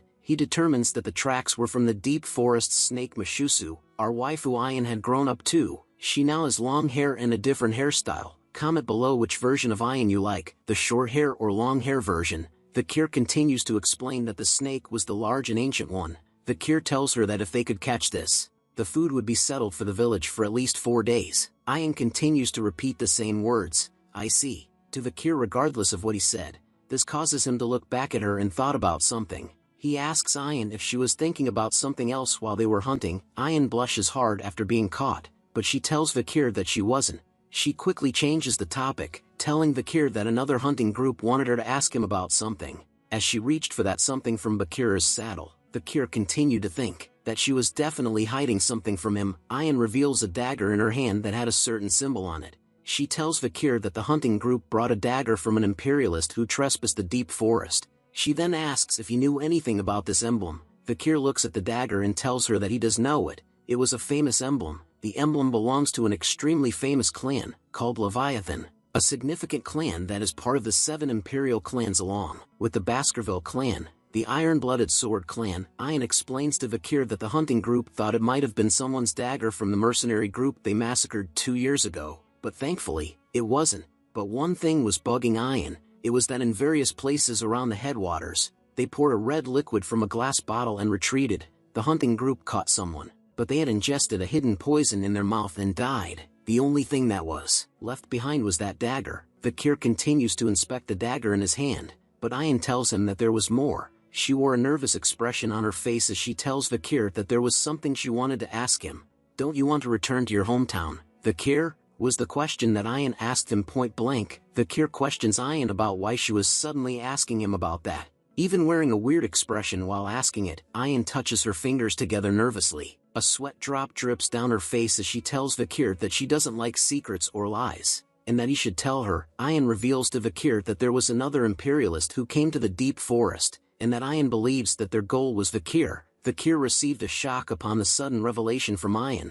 She looks at him with a worried face, pausing for a moment before revealing another painful information. She finally reveals to him that a certain waifu had came to the deep forest. Ayan continues to tell Vakir the honest truth. 2 years ago, when he had fought the madam up until now, that certain waifu, together with a search party, came to investigate the deep forest. Ayan believes that she was looking for traces of Vakir. She didn't dare to look Vakir in the eyes as she asked him if he was going to go with her. Ayan's thoughts started to go haywire. She wonders if Vakir will hate her because she hid this information up till now. What would she do if he says that he'll go with her? Should I stop him from going by using the tribe's rules? These were the thoughts that ran through her mind as Vakir stood there silently. Would that even work? Was the final thought she had as Vakir finally started to open his mouth. I won't go back, said Vakir with a stern look on his face. Silence came over Ayan after hearing those words from Vakir. She stutters her words as she asked Vakir if it was true. He tells her yeah. Our waifu's face shined bright like a diamond. She hugs Vakira with joy, telling him that Vakir isn't leaving. Meanwhile, Vakir thinks about how he thought the Empire knew that he was alive, but it seems like they don't. Vakir needed to return once he was able to perfectly hide his power from Hugo without being noticed, and then he thought about the woman that Ayan had mentioned. He wonders if Ayan was referring to Camus Morgue. He continues to wonder if she has not yet forgotten that he had saved her, or is it a part of a diplomatic event? But seeing how the Baskerville clan gave permission for the Morgue search party to enter the deep forest, means that their alliance is still strong. Vakir wondered about if the two families form a bond through his supposed death. Vakir then decides that he should go investigate what's happening outside the deep forest soon. But a sudden appearance of a big fat ugly fish disrupts Vakir's thoughts. But Ayan and Vakir were shocked to see its sudden appearance beside them. The giant fish lands right in front of both of them with a loud impact. Water began to spill from out of its mouth as it tries at best to breath. A lungfish, said Ayan with a perplexed look. She states that seeing as how it jumped out of the river, it seems like the rainy season will come soon, judging from its size. This year's rainy season might be long, but Vakir tells her to wait as he spots something. He wonders what that arrow-looking thing is that was poking out of the ugly fish. They decided to slice the fish like sushi to find out what it was from the inside. They were surprised to see a skeleton holding what looks like a spear from inside of the fish. Ayan looks at the skeleton and figured that it was a Lococo bastard based on the clothing. Since he stabbed the fish with an arrow and there are traces of resistance, it seems that the Lococo bastard was quite surprised after being eaten. She explains to Vakir that a lungfish was a stupid beast that eats dead things, but this was a little strange to her. Vakir states that the Lococo bastard might have been very weakened to the point where the lungfish thought it was a corpse. Ayan then questions why would such a weak person be hunting. Vakir looks at her and answers her question with a question. What if their tribe's situation is that bad? He continues to tell her that something might have happened within the deep forest, and that it was not a bad idea to investigate. After walking a far bit distance, Vakir and Ayan were taken back as they witnessed something that causes Ayan to shriek. The scene before them was like from hell. Dead bodies covered with red marks could be seen around the Lococo village that Vakir and Ayan had stumbled across. They wondered if all the Lococo warriors were dead. Vakir inspects the dead Lococo warriors. He sees that they had signs of vomiting and diarrhea, along with red spots, which he soon realizes what it was. Ayan then calls out to Vakir and tells him to look over there. She explains to Vakir that it was way past the time to eat, but there were no signs of fire towards Te Lococo's village. Human skeletons could be seen being hanged around the trees as if it was a Halloween decoration. The Lococo village could now be seen, but it was filled with dead silence with no signs of life. Vakir and Ayan along with Bakira were now strolling through the deserted village. Vakir notes that it was strange. There were no signs of life here. Vakir notices that based on the number of weeds, it's been a while since this place has been looked after. Ayan questions whether the Lococo tribe had moved somewhere else just as she opens the curtains to one of the tents. But as soon as she does, a whole bunch of flies came swarming out of it. A small dead body is seen hugging the bigger body deep within the tent. Ayan shouts at Vakir that there was a corpse inside the tent. Vakir tells her that there was also one over here. He looks at all the dead bodies that were scattered around the village. The corpses in the village and the red spots seemed familiar to him. Before he had regressed, there was an epidemic that spread throughout the deep forest around this time. It was called the Red Death. It was a first-class infectious disease that killed almost all the barbarians and species alike. Red spots appeared all over one's body along with vomiting and diarrhea, and due to the lethargy and pain, they become a cripple and die slowly. The infection spread so unusually quickly that it spread past the empire's border. Ayan tells Vakir that they need to quickly leave this place. She tells him that this was a curse, a god's curse. Vakir tells her not to worry since it was an infectious disease. Ayan becomes more alarmed after hearing that as she tells Vakir that it meant that this was more serious. The two of them continue to argue throughout the village. Vakir tells her to calm down since it wasn't that contagious. Ayan continues to wonder if it really wasn't a curse. Vakir then tells her that if she was scared she could go back first, but Ayan was worried about him about dying after being cursed. Then I die, said Vakir. Ayan screams at him after hearing that reply. Who said you can go ahead and die? Her face was pissed off.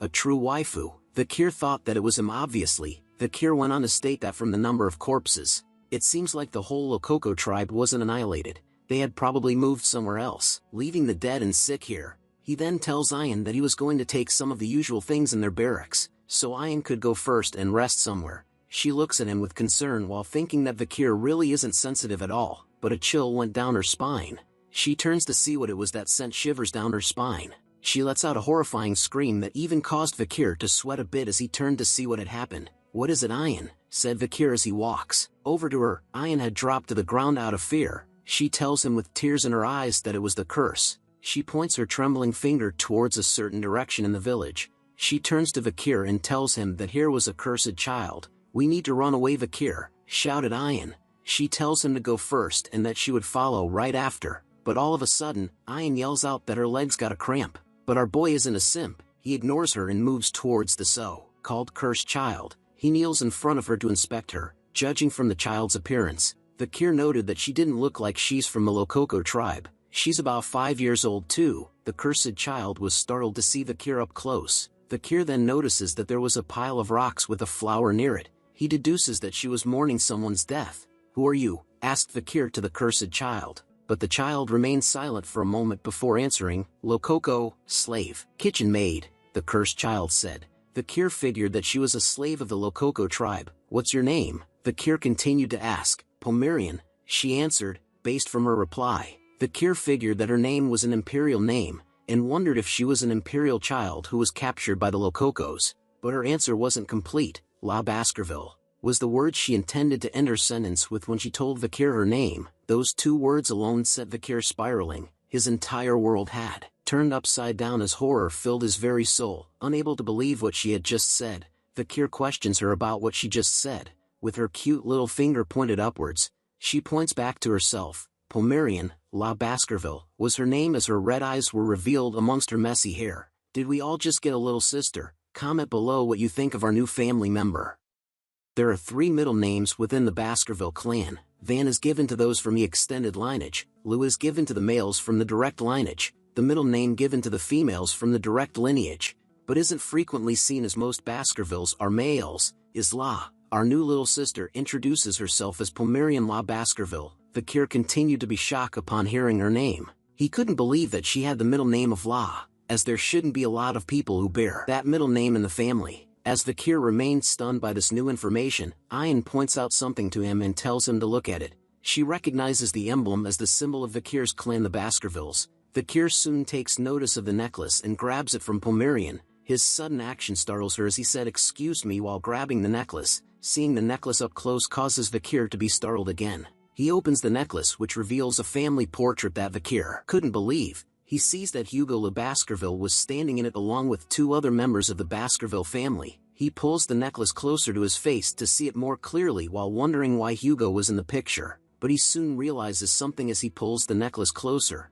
Pomerian was shaking in fear due to his sudden actions. But this doesn't stop our boy as he begins to interrogate the sweet little girl. He lets out his bloodthirst, asking Pomerian about who the people were in the picture as well as her connection to them. Ayan cuts in and asks Vakir how he expects to get an answer from a kid when he responds like that.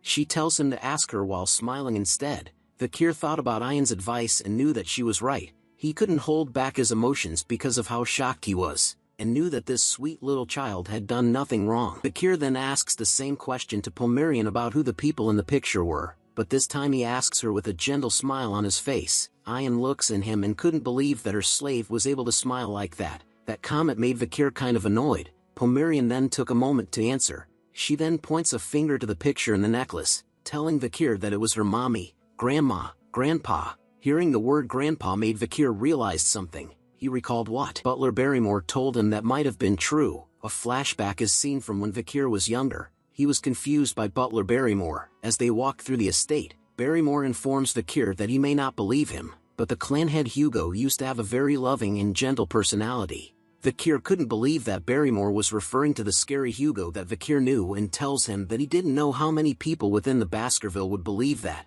Barrymore further explains that in truth, the clan head loved the first wife Lady Roxana very much and cared for her dearly. Although Lady Roxana passed away from illness, that wasn't the reason the clan head's personality changed. When the soul bloodline created between Hugo and Lady Roxana, Lady Penelope was taken away by barbarians. That was the tipping point. Hugo then began to move swiftly to find Lady Penelope. Due to this, he requested the emperor move him to the frontier, and the Baskerville house that used to be within the archipelago was moved to the mountain Le Rouge et Le Noir where the barbarians lay hidden.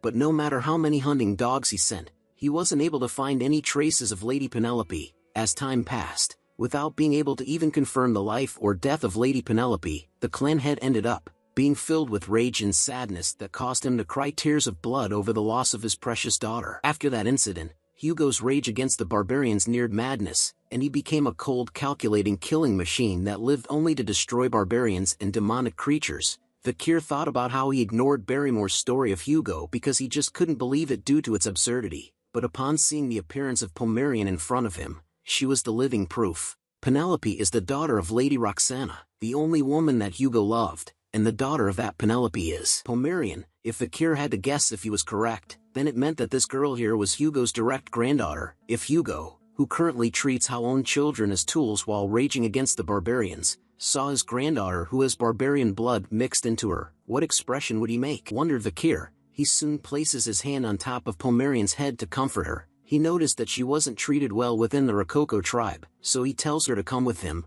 Pomerian's eyes and mouth opened wide as she heard Bakir's words. Bakir continues to smile at her, thinking about if he was smiling correctly as she hadn't said anything yet, but she soon points out that her mom, hair, eye, same. Bakir tells her yes, as all the Baskerville hounds look similar in that it seems like he was her uncle. Pomerian repeated the word uncle as she continues to gaze at Bakir due to their similarity. She then looks back to the grave that she had built and placed a flower on. A flashback is seen where her mother, Lady Penelope, was coughing badly due to the plague. She tells her daughter that if she ever sees someone with red eyes, then she must follow them. Pomerian continued to stare at the grave while thinking of her mother's last words to her, but her action catches Bakir's attention as he looks down. Pomerian was holding onto his shirt. She calls him uncle and tells him that she wanted to come with him. This was the moment when the two stragglers of the Iron-Blooded Sword clan had crossed paths. The scene changes to the tent that Bakir had built for Ayan. A cutie pie pops her head out from the tent, asking her uncle about where he was going. Lads, we must protect her at all cost. Comment below if you wish to protect this sweet thing. Bakir tells her that he needed to go since he had a meeting to attend to as the matriarch had called for him. Pomerian wails out loud as she chases after Bakir, telling him that they should go together. Bakir agrees to her request and carries her up with his arm while thinking if she was scared of being alone. He thought about how it was great that she opened up, but looking after a child was harder than he thought. But there was nothing he can do. Bakir looks back at Pomerian who had nested herself onto his back. Her face was filled with joy as she hugged Bakir as he carried her. As Bakir walked through the village to the meeting, he thought about how he couldn't raise her in the Balak's village. He needed to raise her somewhere Hugo's eyes can't reach, in a place where the Empire's civilization grazes. He looks back at her and could see that she was sleeping and snoring peacefully. This made he think about Chihuahua and to ask him for a favor. Bakir also noted that he needed to leave the forest and stop by the city later. We soon arrived at the matriarch's tent. She was alarmed to find out that there was an infectious disease going around. She tells the people who had gathered in her tent that it was bad, since the rainy season was approaching. If the disease is still present during the rainy season, the damage done would be even more lethal. But the shaman elder shouted out to her that it was not a disease but a curse instead. The elders on his side agrees with what he said.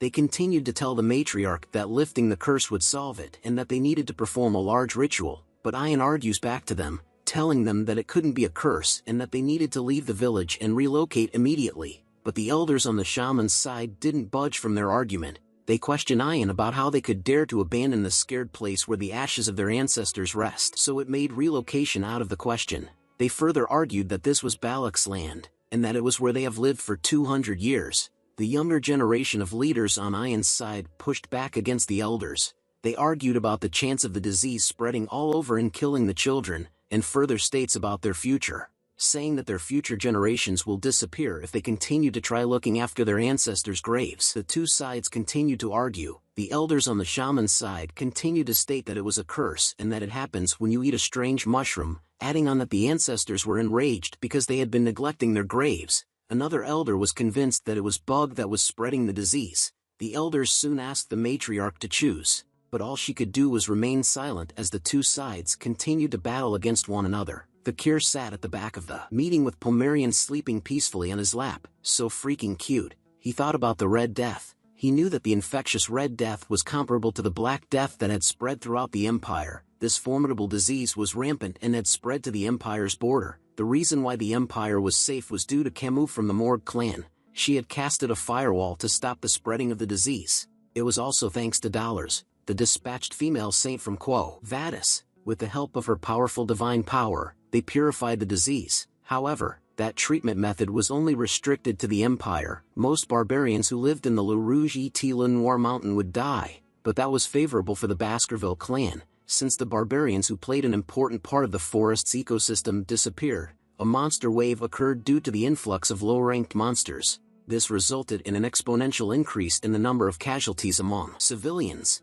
The Baskerville clan, who protected the borders, received support from the Empire and started to subjugate the monsters. In the end, they were successful in protecting the border, and it became an opportunity for Hugo to further establish his political position. Fakir then raises his hand up to catch the matriarch's attention. He tells her that he had a way to stop the Red Death. As Fakir refused to witness that, Hugo, a pair of green legs with 3 toes on each foot, is tied upside down by a rope as it struggles to free itself. The green figure was then dunked into a pot of water. The rope that was tied onto its feet was pulled across a tree branch. It is revealed that there were a bunch of barbarians who surrounded the green figure as it was lifted up from the water. The barbarians were wearing a cloth on their faces as they exclaimed in wonder over this experiment. Upon closer inspection of the Green Goblin, they realized that it had contracted the Red Death after being dipped into the pot of water. The barbarian then tosses the Green Goblin that had the Red Death into a fire. Ian was happy to see that all the goblins that they had shoved into the infected water contracted Red Death. It all went accordingly to what Fakir said. She then asks him if the Red Death really transmit through water. Fakir tells her yeah. He explains to her that the infected water was the biggest cause of the infection, but once they boil the water, there shouldn't be any problem. Ian smiles and looks at the 3 other green goblins that they had captured, thinking that boiled water was fine. Seeing her happy expression and what they did to their comrade causes the remaining green goblins to be startled. Soon enough, one of them was tied to the rope once again and lowered into a boiling pot of water. It lets out a scream as its head enters the pot first. As soon as they pulled the green goblin out of the boiling water, Ian points out to it and tells Fakir that it had died immediately. Fakir tells her to put the green goblins into the cold water with a "I can't believe this dumbass did that" kind of face. Once again, the remaining green goblins were dipped into the cold water that Fakir had asked them to do. The tribe members couldn't believe that it was true. Even after some time passed, the green goblins didn't contract the Red Death. The tribe members were happy to have found a way to conquer the Red Death, as the answer was water. They also asked that if they were to drink boiled water, they could prevent the infection. The matriarch appears with a smile on her face as she tells Fakir that he had done a good job. She informs him that it was thanks to him that they were able to see the light at the end of the tunnel, and for that she was grateful. But Fakir warns her that they couldn't let their guards down yet. He explains to her that the water cannot enter their eyes or any mucous membranes, as the Red Death can be transmitted through the respiratory system, so the tribe needed to be careful when the fog is present at dawn.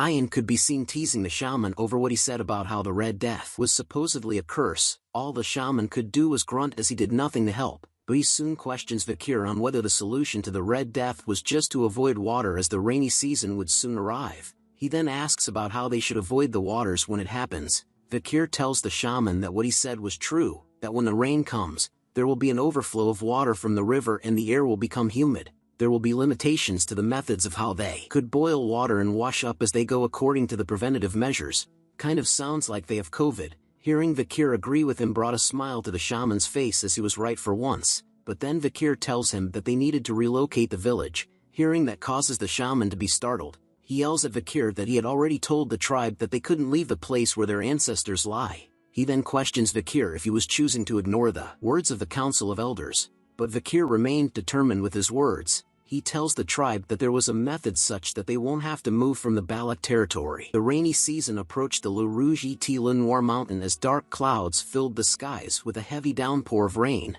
The river flooded, and what was once flatlands became vast torrents of swampy terrain. Within the deep forest, the torrential rain was something that even the elderly had never witnessed before, and that's how everything within the deep forest became flooded. Massive amounts of water covered the land as only the tops of the trees could be seen from above. All except for the Balak village. The tribe members could seen shouting to pull harder and tie it tighter as they held onto a rope. The tribe members continued to shout at one another to raise the fence, so that it could be stabilized and wouldn't fall down. It turns out that the Balak tribe had relocated to live on top of the trees. Just like the Ewoks from Star Wars, the other tribe members talked about how with this much rain, the village didn't get flooded. The other tribe member looks up and tells him that it was all thanks to a certain someone. The two tribe members soon shouted out at Vikir, who stood above them. They thanks him for not getting the village flooded and thought about how great it was for them to have listened to him. Vikir continued to think about how it was a good thing that there were many tall trees within the Balak territory, which made it possible for them to be able to endure the rainy season. Pomerian then pokes her cute little head out of the tent, calling out to Uncle Vikir that she wanted to be with him. So cute. But something soon catches Vikir's attention as he looked down. He yells out to the two tribe members that it was dangerous, as a massive shadow in the water with glowing eyes approached the tribe members who were still waving at Vikir. The massive shadow soon comes out of the water. It was revealed to be a gigantic sea monster. The two tribe members were shocked to see this massive beast coming towards them. They screamed in horror as its massive teeth reached closer to where they were, but somebody else was quick to react as an arrow is being drawn. A powerful blow manages to land itself right onto the gigantic sea monster's body that causes its face to go like, WTF. Ayan had appeared with her bow in hand. Get lost, you damned catfish, said Ayan. Vikir then asks her if that monster was the Mashusu. Ayan explains to him that it was the one known to be the king for dozens of years around this area. She tells him that the tribe calls it Ka. It kind of looks like a mix between Gyarados and Magikarp from Pokemon. Comment below what you think it looks like. But the Ka doesn't retreat even after being hit by Ayan's arrow. It slams its tail into the buildings that the tribe had built. It then sends the two tribe members flying through the air. Vikir immediately leaps down from his home. Thinking about how the Ka was destroying the home that they had struggled to build, he summons Beelzebub as he hand unleashes that good-looking red aura while telling the Ka that he was going to fix that habit of its. Vikir had fully summoned the Beelzebub blade as he lands onto the tree trunk, with a powerful leap forward that smashes the tree trunk into pieces. Vikir lets out the ever-so-powerful sixth technique of the Baskerville clan, 6 lurking ambushes. As he soars across the Ka, he cuts it 6 different ways. The Ka lets out a horrifying roar due to the pain that Vikir caused. He looks back at it to see the damages. The Ka soon retreated back into the swampy waters. Yeah, run like a bitch. You ain't nothing for our boy Vikir. Vikir then lands onto a nearby tree and stared at the Ka as it retreats back into the swampy waters. Even the two tribe members were lucky enough to stop themselves from dropping into the waters as they clung onto the tree trunk with all their might.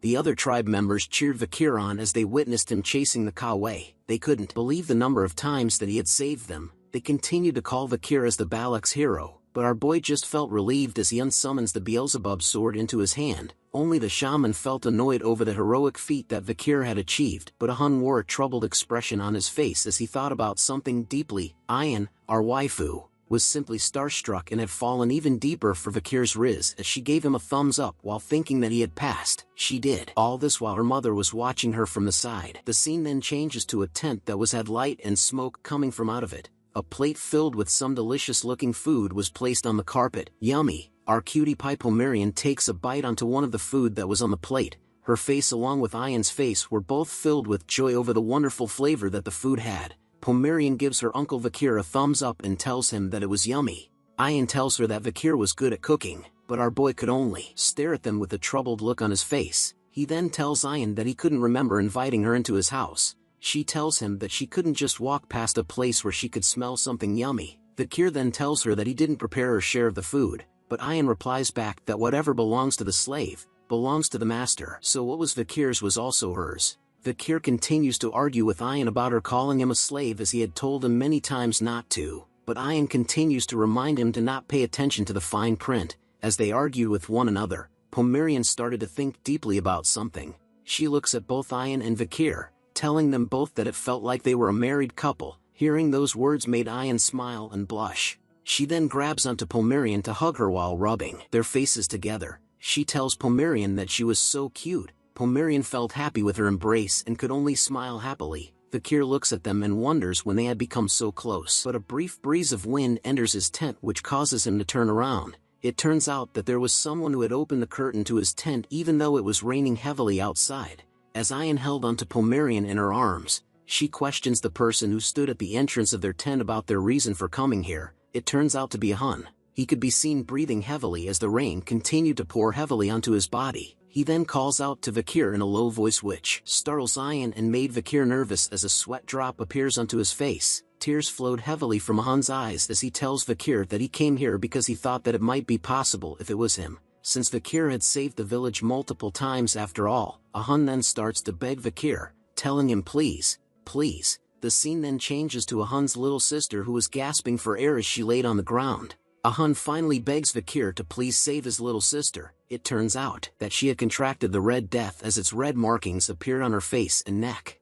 We return to Hun's house on top of the tree during the harsh stormy weather. His little sister, one of our baby angels, is seen breathing heavily as she battled against the evil of the disease called Red Death. Hun along with Vakir and Ayan stood by her side and monitored her status. Vakir then questions Hun about when she had first showed signs of the Red Death. Hun tells him since yesterday. He suspected that she had entered the swamp when they were gathering the wood for the construction of their houses on the trees. Ayan cuts in to inform Vakir that Ahul, the name of Hun's little sister, was a kind child who always helps people. She wonders if there was anything Vakir could do. Even Hun looked at him with a worried expression on his face. "Ha!" shouted someone as the voice grabs everyone's attention in the house. A wet foot appears. The shaman had appeared in the house as well, with an annoyed look on his face. He tells them that it serves Ahul right for going around and not listening to her grandpa. He continues to scold Ahul, telling them that what goes around comes around, and that this is what happens when you listen to the words of that imperial spy bastard Vakir. Hun stands up in front of his grandfather to tell him that his words were too much. "Shut up!" shouted the shaman as a loud slap sound resonated throughout the house. He calls Hun a useless bastard. As he was the same as his parents,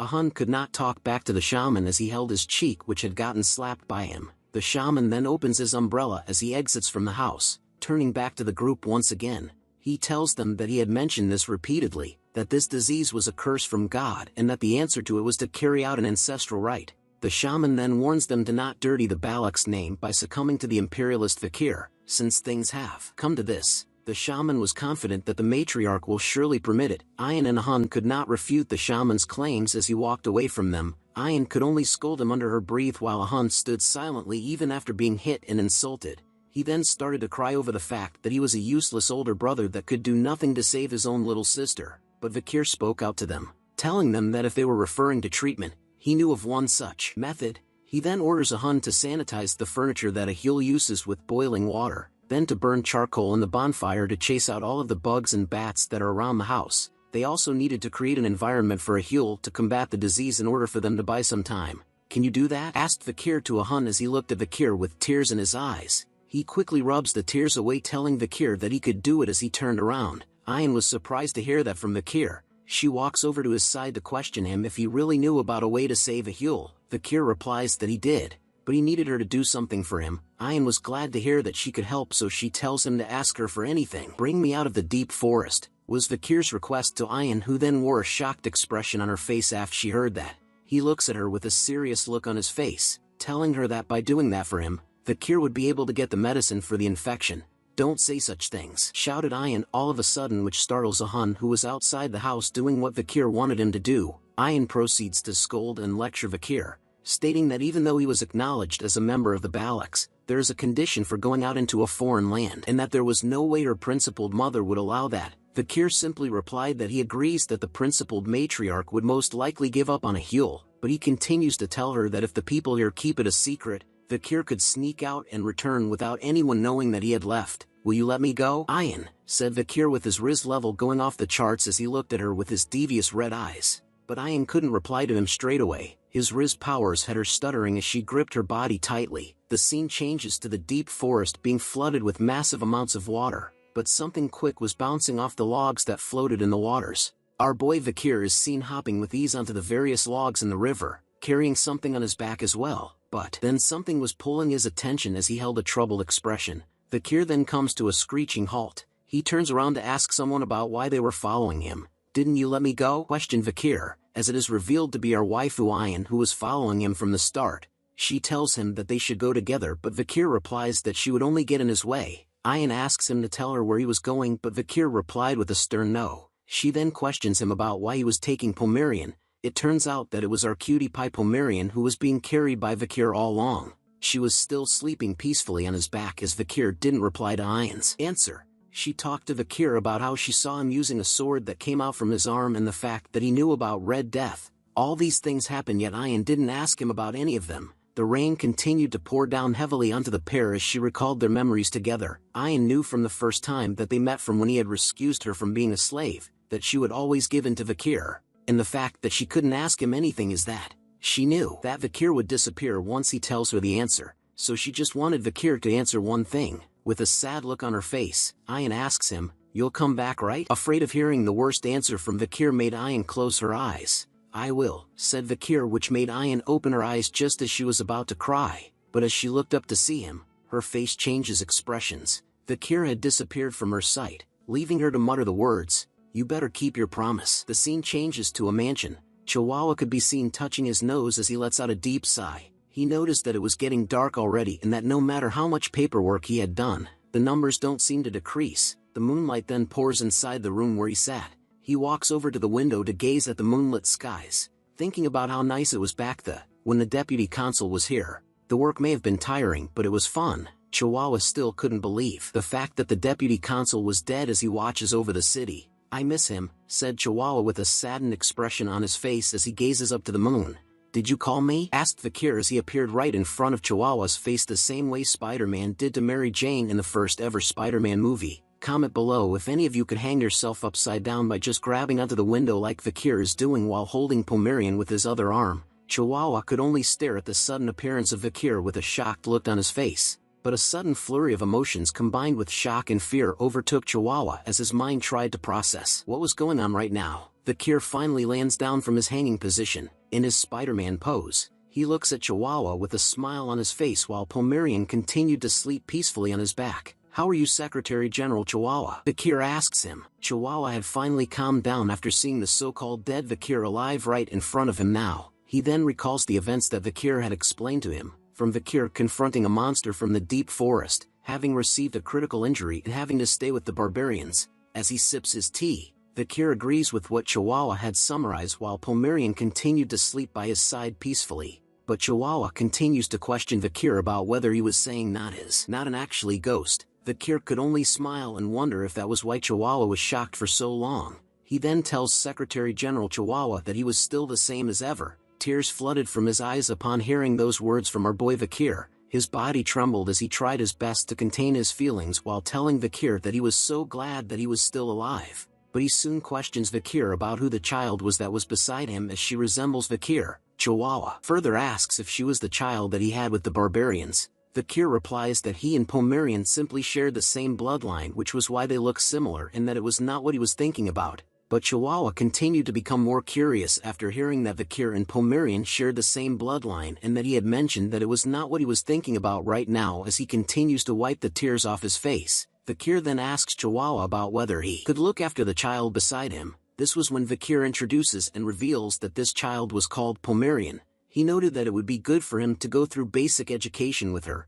Chihuahua immediately agrees to Vakir's request, noting that it had been a while since he had gotten an order from him, so he wanted Vakir to leave it to him. Vakir then notices a pile of books and papers that covered and sat on top of Chihuahua's desk. This prompts him to ask about whether it was difficult for him to take on the work for Underdog City by himself as the Secretary General. Vakir then offers a solution by telling Chihuahua to look for Cindy Wendyson Mesamadunaro if he ever needed help. Hearing that name made Chihuahua recall the image of Cindy as he questions Vakir if she was the same criminal that he had released 2 years ago during the plea deal. But he was more curious about how to find her. Vakir asks him if he remembers the time when he was in office and had given 10 billion gold to a certain girl. Chihuahua remembers the girl as Judy who sold flowers. Vakir reveals that no one was supporting Judy, which made approaching her easy, so Cindy would have went with that child. He added on that if Cindy doesn't cooperate he could tell her that Vakir was still alive, and since she was indebted to him, she would be willing to help. Chihuahua replies that he understood and was happy to find a solution with his workload.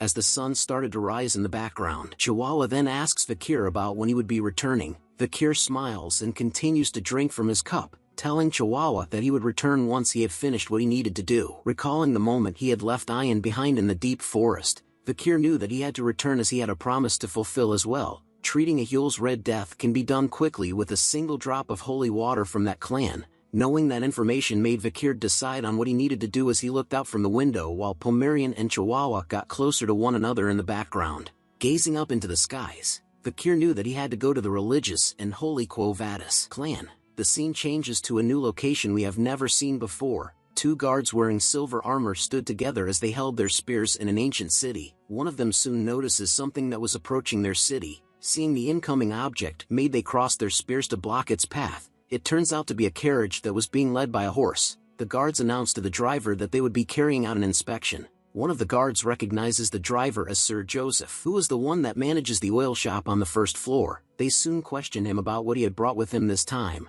Joseph smiles and reveals a letter in his hand informing the guards that he had brought oil as it was written on his import permit. One of the guards steps forward and asks him if he could check what was inside. Joseph chuckles nervously while telling the guard that he had come here really often and wonders if there really was a need to check it, but the guard refuses his request by telling him that the higher-ups take importance in formalities. Seeing his request denied started to cause Joseph to sweat a bit. The guard continued to look amongst the various barrels of oil that were on the carriage, thinking about which one of them he should open. He finally picks up a single oil barrel and noted that this one looks good. Panic and fear started to set inside Joseph as he couldn't believe that the guard had chosen the single barrel that was the most important to him. The guard soon opens the lid off the oil barrel, looking inside of it with an intense gaze. He then commented out that it was fine as it was revealed that the oil barrel contained nothing else but oil inside it. The guard walks past Joseph and informs him that he can pass. Joseph lets out a sigh of relief after seeing that nothing had happened. The guards then welcomed him to St. Mecca.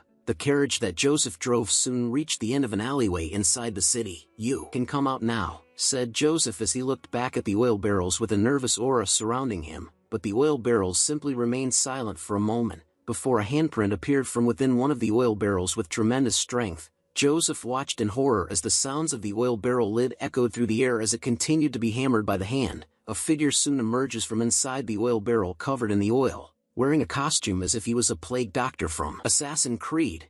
The figure soon walks out from the oil barrel. Joseph approaches the figure and nervously asks that since he had fulfilled his promise of getting the figure inside St. Mecca, then it meant that he could go now. But the figure tells Joseph to wait, which startles him. The figure hands over a pouch to Joseph, telling him that it was the ox-bear canine which was promised to him. Joseph nervously accepts the reward and thanks the figure for it. He stood still as he watched the figure walk away. Joseph couldn't believe that the figure had been submerged inside the oil barrel for over 2 hours, making him question if that mysterious figure was even human at all, as that same figure stood on top of the bell tower, giving off major Assassin's Creed vibes. The mysterious figure soon removes the mask and lets out a deep breath. It was revealed to be Vakir. He watches over St. Mecca while stating that it was his first time being submerged for so long since the river Styx, where he was submerged for 7 minutes. But anyways, he was glad to have successfully infiltrated the Quo Vadis territory. St. Mecca was the Quo Vadis clan's central city. It has a population of 160,000 people. Because of the church, sexual desires and greed are heavily restricted. Even if gold is on the floor, they would walk past it.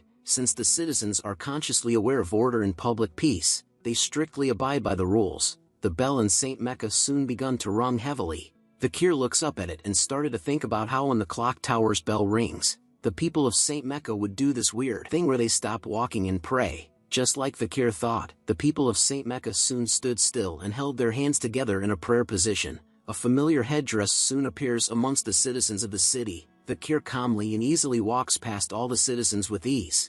thinking about how they could live when it's so suffocating here. Night soon arrives as darkness covers the streets of the city only to be lighted by lamps. Fakir stood in front of a water well while rummaging through his jacket. He reveals a vial that contained a purple liquid inside of it and opens the cap. He then begins to pour out the mysterious purple liquid inside the vial. The Red Death's infectious bacteria is carried in a Huel's blood, sweat and tears. It's a highly infectious plague, so people will get infected immediately pouring this into the well. Although it's an extreme method, the situation is very urgent, and every minute and second is precious. It's a religious and holy territory, so they'll be rescued before a casualty even comes. "Hey, who are you?" questioned a bunch of kids that appeared from behind Fakir out of the blue. The kid talked about how there was a suspicious person by the well, but his friend tells him that they should just go, as looking at Fakir made them realize that he looks dangerous. Fakir lets out his bloodhound Riz aura, which envelopes the entire area around him in a red murderous color. He calls out to the children and tells them to listen carefully.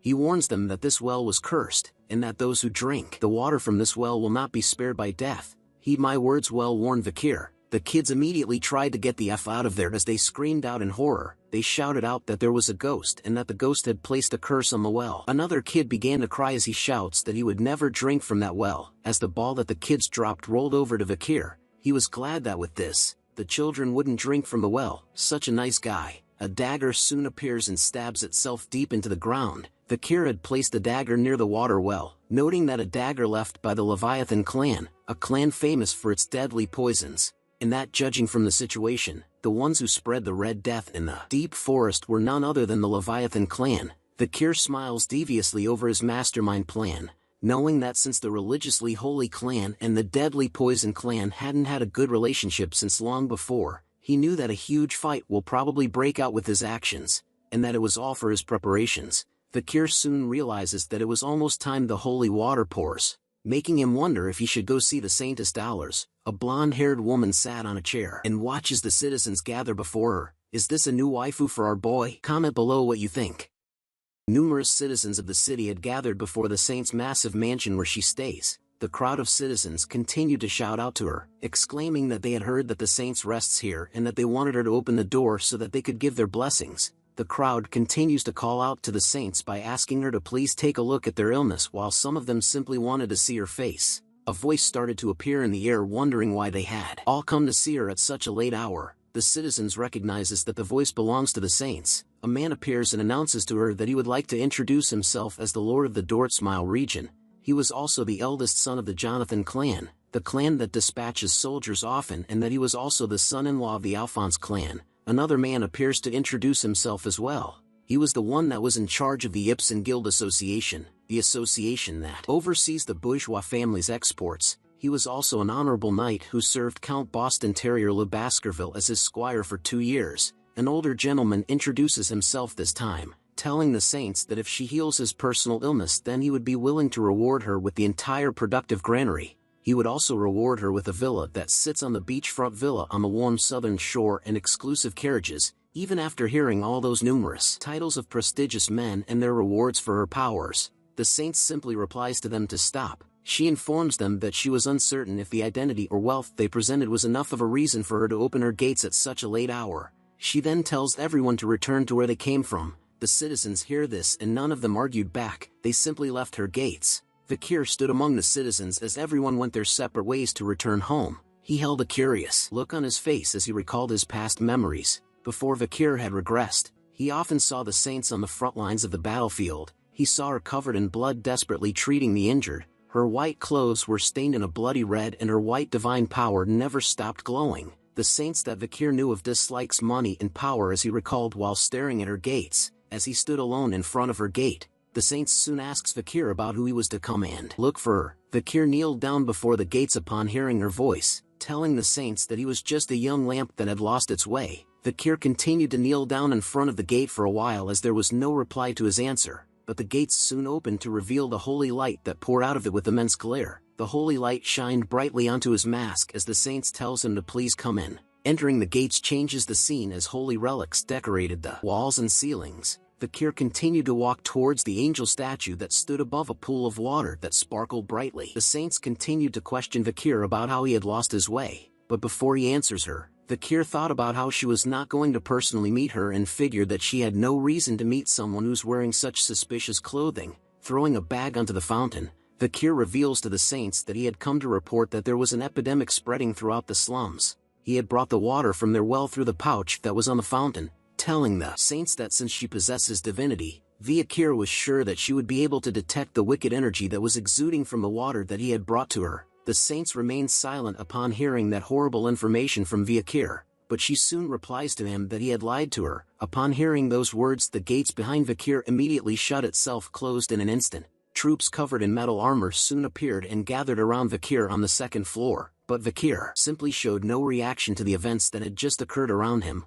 A lone man stood in front of the others and exclaimed that for a young lamb who has its ways. Vakir's way of speech was rather aggressive. The man soon questions Vakir about who he is. Vakir's eyes began to glow bright red as he thought about how the man who stood in front of him belonged to a face that he hasn't seen for a while. Vakir knew the man as Pietro Quo Vadis. Before he had regressed, Pietro was someone whom Vakir entrusted his back to in the battlefield. Pietro was the type of man who never compromises with injustice, and if it's for the name of justice, he was a man that can be more cruel than demons. Vakir had also learnt the interrogation techniques he used on the 7 young masters in Underdog City from him. Vakir then spoke out loud to Pietro that it was quite refreshing to see him here, but all it did was confuse Pietro. He soon informs Vakir that he had heard that he came here to report about an epidemic, but due to the attire he was wearing, it made Vakir quite suspicious. So until he takes off the mask and displays some courtesy, Vakir cannot meet the saints. Vakir replies back to him that there was a reason why he was wearing this gag mask and that he couldn't take it off, and since he had reported whatever he needed to, Vakir's job was done, and so he decided to take his leave first.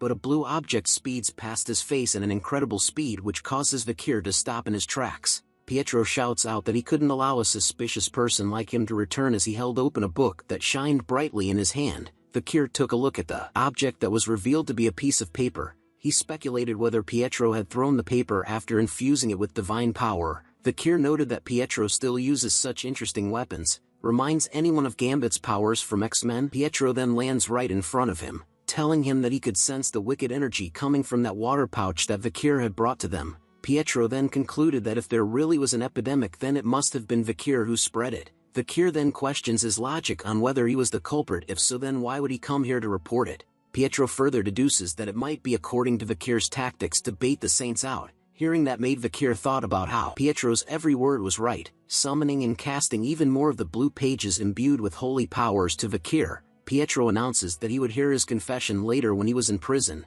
Seeing the attack coming made Vakir immediately dodge the blue papers as they flew all around him, as he continued to run from Pietro's attacks. He knew that if he used his aura, then everyone here would figure out that he was a Baskerville member. He soon spots the place where he needed to be at. He leaps onto the balcony of the second floor and into the air to dodge the blue paper attack. Vakir then continued to fly towards Pietro, who simply stood in the same spot while casting even more of the blue papers towards Vakir. With a heavy downward strike, Vakir lands a hit onto Pietro, who still manages to block the powerful attack. But he was shocked by the weight of the attack as he noted that it felt as if there was a boulder that fell on top of him. Feeling the intense weight behind Vakir's attack made Pietro wonder where such strength was coming from due to Vakir's small physique. Seeing that the attack had failed to land properly causes Vakir to leap backwards from Pietro. As he leaped through the air, Vakir noted that it was the skill that he had obtained from killing the ox bear 2 years ago. The skill was called 600 kg stability. He also noted that it was his first time using it and that the skill wasn't that bad.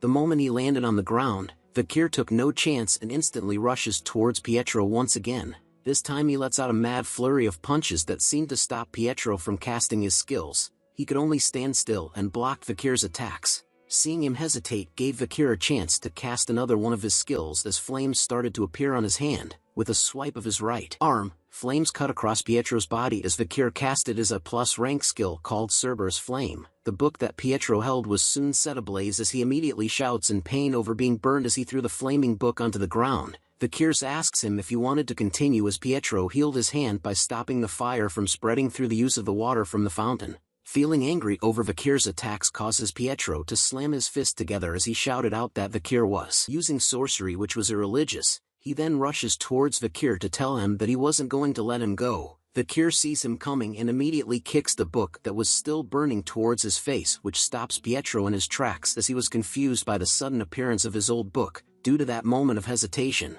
it provided Vakir with the chance to land a powerful blow onto Pietro's body as he slammed his might fist into him. The punch that Vakir had sent out was covered in his aura, allowing him to hurl Pietro into the angel statue of the fountain, which causes it to break into pieces from the impact of Pietro's body. He soon coughs out blood due to the damage dealt by Vakir. The soldiers that were gathered on the second floor couldn't believe that their boss had been defeated and wondered amongst themselves if they were dreaming right now. Wasting no time at all, the soldiers gathered themselves around Pietro to protect him from Vakir. Seeing their reaction made Vakir realize that the soldiers didn't intend on stopping the fight right now, but the Saint soon appears on the second floor to tell everyone to stop, introducing to everyone Vakir's new waifu. The Saints had appeared and questioned Vakir if he was the lost young lamb, but she replies to Vakir that he looked more like a puppy than a lamb, a small puppy covered in injuries. But a soldier on the ground floor tells her that Vakir wasn't a puppy but a blood-crazed wolf instead. The Saint soon requests the soldier to bring them some tea, which surprises him. She informs them that she needed to talk to Vakir. Comment below if you think Vakir is getting a new wife. The tea and snacks had been served onto the table. The Saint and Vakir sat at the table across from one another while Pietro stood behind her as her personal bodyguard. He continues to stare at Vakir with a stern look on his face while remaining silent as the Saint picks up her teacup. Vakir looks at the Saint and wonders if she was 16 years old right now. The pretty blonde lady, aka Vakir's potential future waifu, who sat across from him, was known as Luan Quo Vadis the Saint. In the future, during the war against the demons, she treated patients on the front lines, saving countless lives. She is the living example of benevolence. During the time of ruin, like everyone else, every martial artist who encountered her, including Vakir himself, respected her. Dollars continues to stare at Vakir with a cross symbol in her eyes in silence after taking a sip of her tea. She then reveals to him that she had been stressed lately, which piques Vakir's interest as he wonders what she meant by that. Dollars continues on to say that she was a student who had enrolled in the Imperial Academy called Colassio. As it was the holidays, she was currently taking a break from studying and the handling of family affairs. Hearing this from her made Vakir wonder what was with the sudden mundane talk. She then looks out the window to tell Vakir that just as he witnessed from before, nobles and merchants would look for her no matter the time. The illnesses that they wanted her to treat are either after effects of narcotics or sexually transmitted infections. She sees that there was not one person who was gravely ill present among the crowd that had gathered before. She continues to inform Vakir that justice, righteousness, benevolence, and equality is God's will, but she wonders why do people only see what's in front of them. Theology is essentially the process of understanding humans, so it's inevitable, was Vakir's answer to Dollar's question, which was good enough to catch her attention. She recognizes the phrase that Vakir spoke out loud as the Old Testament Asmoser from chapter 6 verse 9. She couldn't believe that there was someone who knows such old passages exists, but Vakir simply remained silent afterwards. He then changes the topic to inform Dollars that there was an epidemic that has spread throughout the slums of St. Mecca, and that the pouch that contains the infected water that Vakir had personally collected from a well in the slums. Hearing all that information made Dollars wonder if it was all accurate. She stares at him with a serious look in her eye and questions Vakir on whether he was not involved in this incident. He answers back to her with a question, "If I was, would I come here on my own?" But Vakir continued to think that he couldn't avoid suspicion, which prompts him to wonder if he should use that method as he raises his hand off the chair. Seeing that sudden action from him catches Pietro's attention immediately. He stands in front of Dollars to act as a shield while telling her to get behind, but a sparkling light soon appeared in the middle of the air. Vakir tells them that he dislikes harming innocent people as the divine light power started to radiate from his own hand. He continues to tell them that it was especially true since this was his hometown. Dollars was captivated by the appearance of the divine power in Vakir's hands, while Pietro remained stunned and wary of his actions. Dollars couldn't believe that Vakir was a believer of Luan. He then stops showing off the divine power and questions them on whether they would listen to what he has to say now. He informs them that he had spotted some suspicious people pouring liquid from a glass bottle into the slum's water, and that those people were criminals. Hearing this made her worry as she continues to doubt Vakir's words while asking him if he knew what their motives were. Taking out a scroll from his jacket, Vakir tells her that the criminals were probably those who wish for the decline of the Quo Vadis family and those who will benefit from that. Unrolling the scroll onto the table revealed marked territories of the land.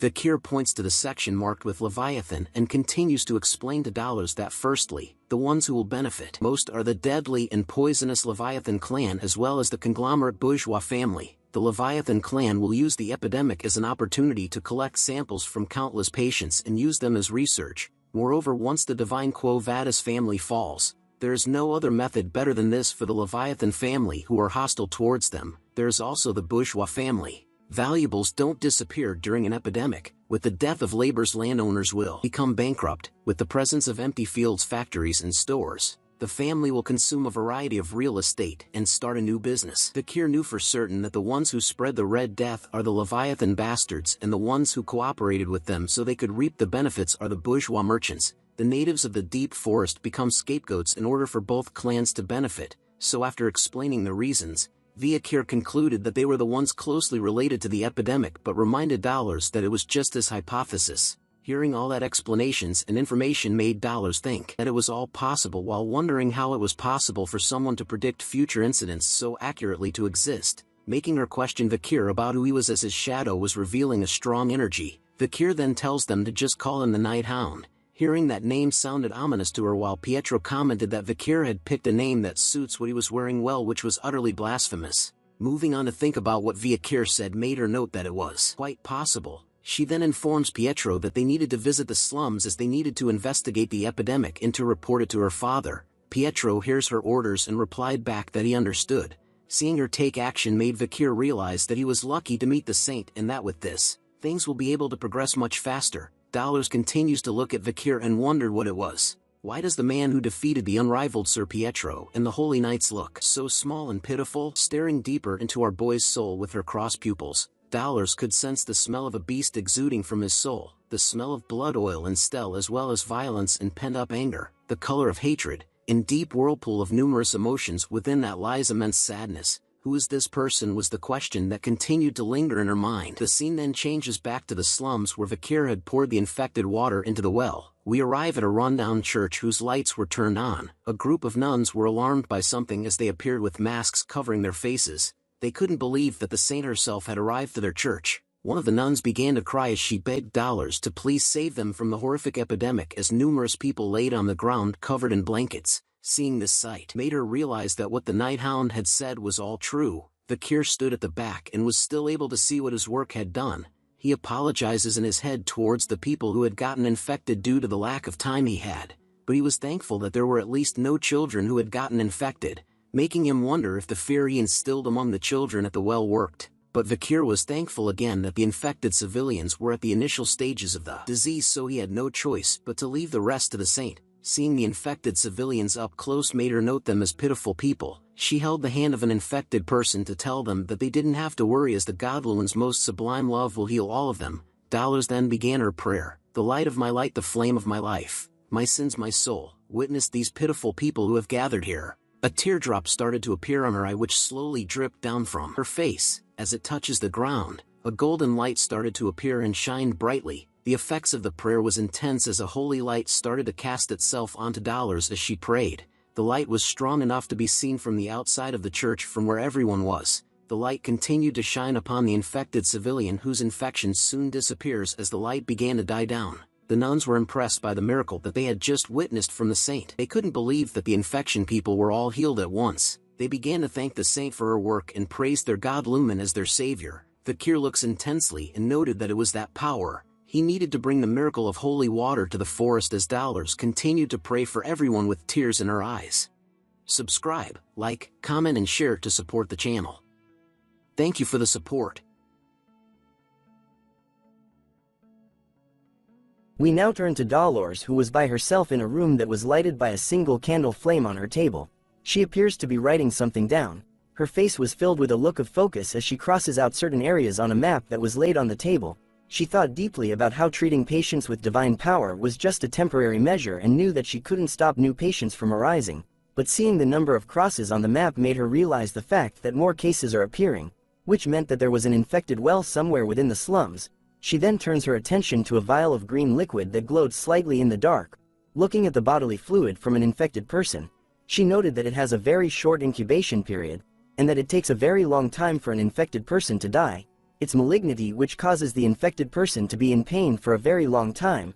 In order to stop the infected completely, Dollars needed to focus and purify the deepest well, hoping to do so by create a single drop by concentrating her divine power. But as she lets out a deep sigh, Dollars understood that now wasn't the time for her to be lost in her thoughts and she needed to go and treat one more person. but a feeling of uneasiness took over her body, causing her to drop to her knees as she held onto the table for support. She recognizes the feeling as anemia, which made her wonder if this was the repercussion for using too much divine power, but she decided to swallow her fears instead and stood up to leave the room as she knew that she could still do it, if it's to alleviate the pain the patients experience as soon as possible. As soon as she left her room, Dolores was greeted by somebody shouted out that the saint has arrived. It turns out to be the three nobles who were waiting for her with the crowd late at night. They informed Dolores that they would go with her too and not worry anymore, but she questions them about why they were here. The nobles reply that they had come here to help her as they couldn't leave such a noble lady alone in a low and dirty place. They inform her that they had brought 3 wagons filled with donations and emergency relief, so that people from the slums had won the jackpot today, but as they told her this, Dolores' face was filled with a dead stare. Her vision of them was muddied with a purple blur as she sees them for what they were. The nobles continued to tell her that they thought the people of the slums would be skinny and live in filth but discovered that they were quite humane. One of them wonders if they may have gone overboard with the donations, as another was worried that if they give the slum people the donation, then they will lose their will of self-sufficiency. The nobles soon cut to the chase and informed the saint that it was also a gentleman's duty to protect the lady, which was why they wanted to follow along with her. Dolores then replied back to them, saying that she thought they had delivered their intentions well, with a holy aura surrounding her. She tells them that she would leave it them with a smile on her face. Just those words and look on her face was enough to capture the hearts of the 3 nobles as they blushed heavily while gripping their chests tightly. We soon returned to the tents that held the infected patients of the slums. The 3 noble men all held disgusted looks on their faces even though they had a mask on. They complained about the smell of the place while shouting out that one of them had stepped on trash, complaining to the others that his shoes were expensive and was limited edition. All while the clergy and doctors were trying to heal the infected patients, the noblemen then began to beg the priest to treat them first as they held themselves back from vomiting. They even argued to the priest that they believed that they were going to get infected as well, even going so far as to command the priest to move everything so that they could get out of here. All them complained as Dolores stood in the back. She knew that this would happen as it was blasphemous to come to a relief area with ulterior motives. She continues to wonder if the noblemen did not know that the only thing they needed was empathy for the sick. Absolute and pure altruism, dogmatic sacrifice, a sense to volunteer kindness and tenderness. These are the closest things to God's grace and love. As she continued to walk through the relief area, Dolores's face changes to something more serious. A dark aura began to seep out from behind the curtains of the tent that stood before her. She knew that from here onwards, it was more horrific and that the critical patients were all gathered here, the sick and the clergy. Everyone here will be in pain. As she made her way towards the sickest area, Dolores apologizes to everyone in her mind for not being here with them. With each step she took, she lighted the way with holy aura that brightens everything in its path. She opens the curtains to the area, knowing that she was now present with them here, but something stuns her the moment she saw what was happening in this area as a voice shouts out to quickly bring more saline. A scalpel was then seen being pointed towards the chest of one of the infected patients.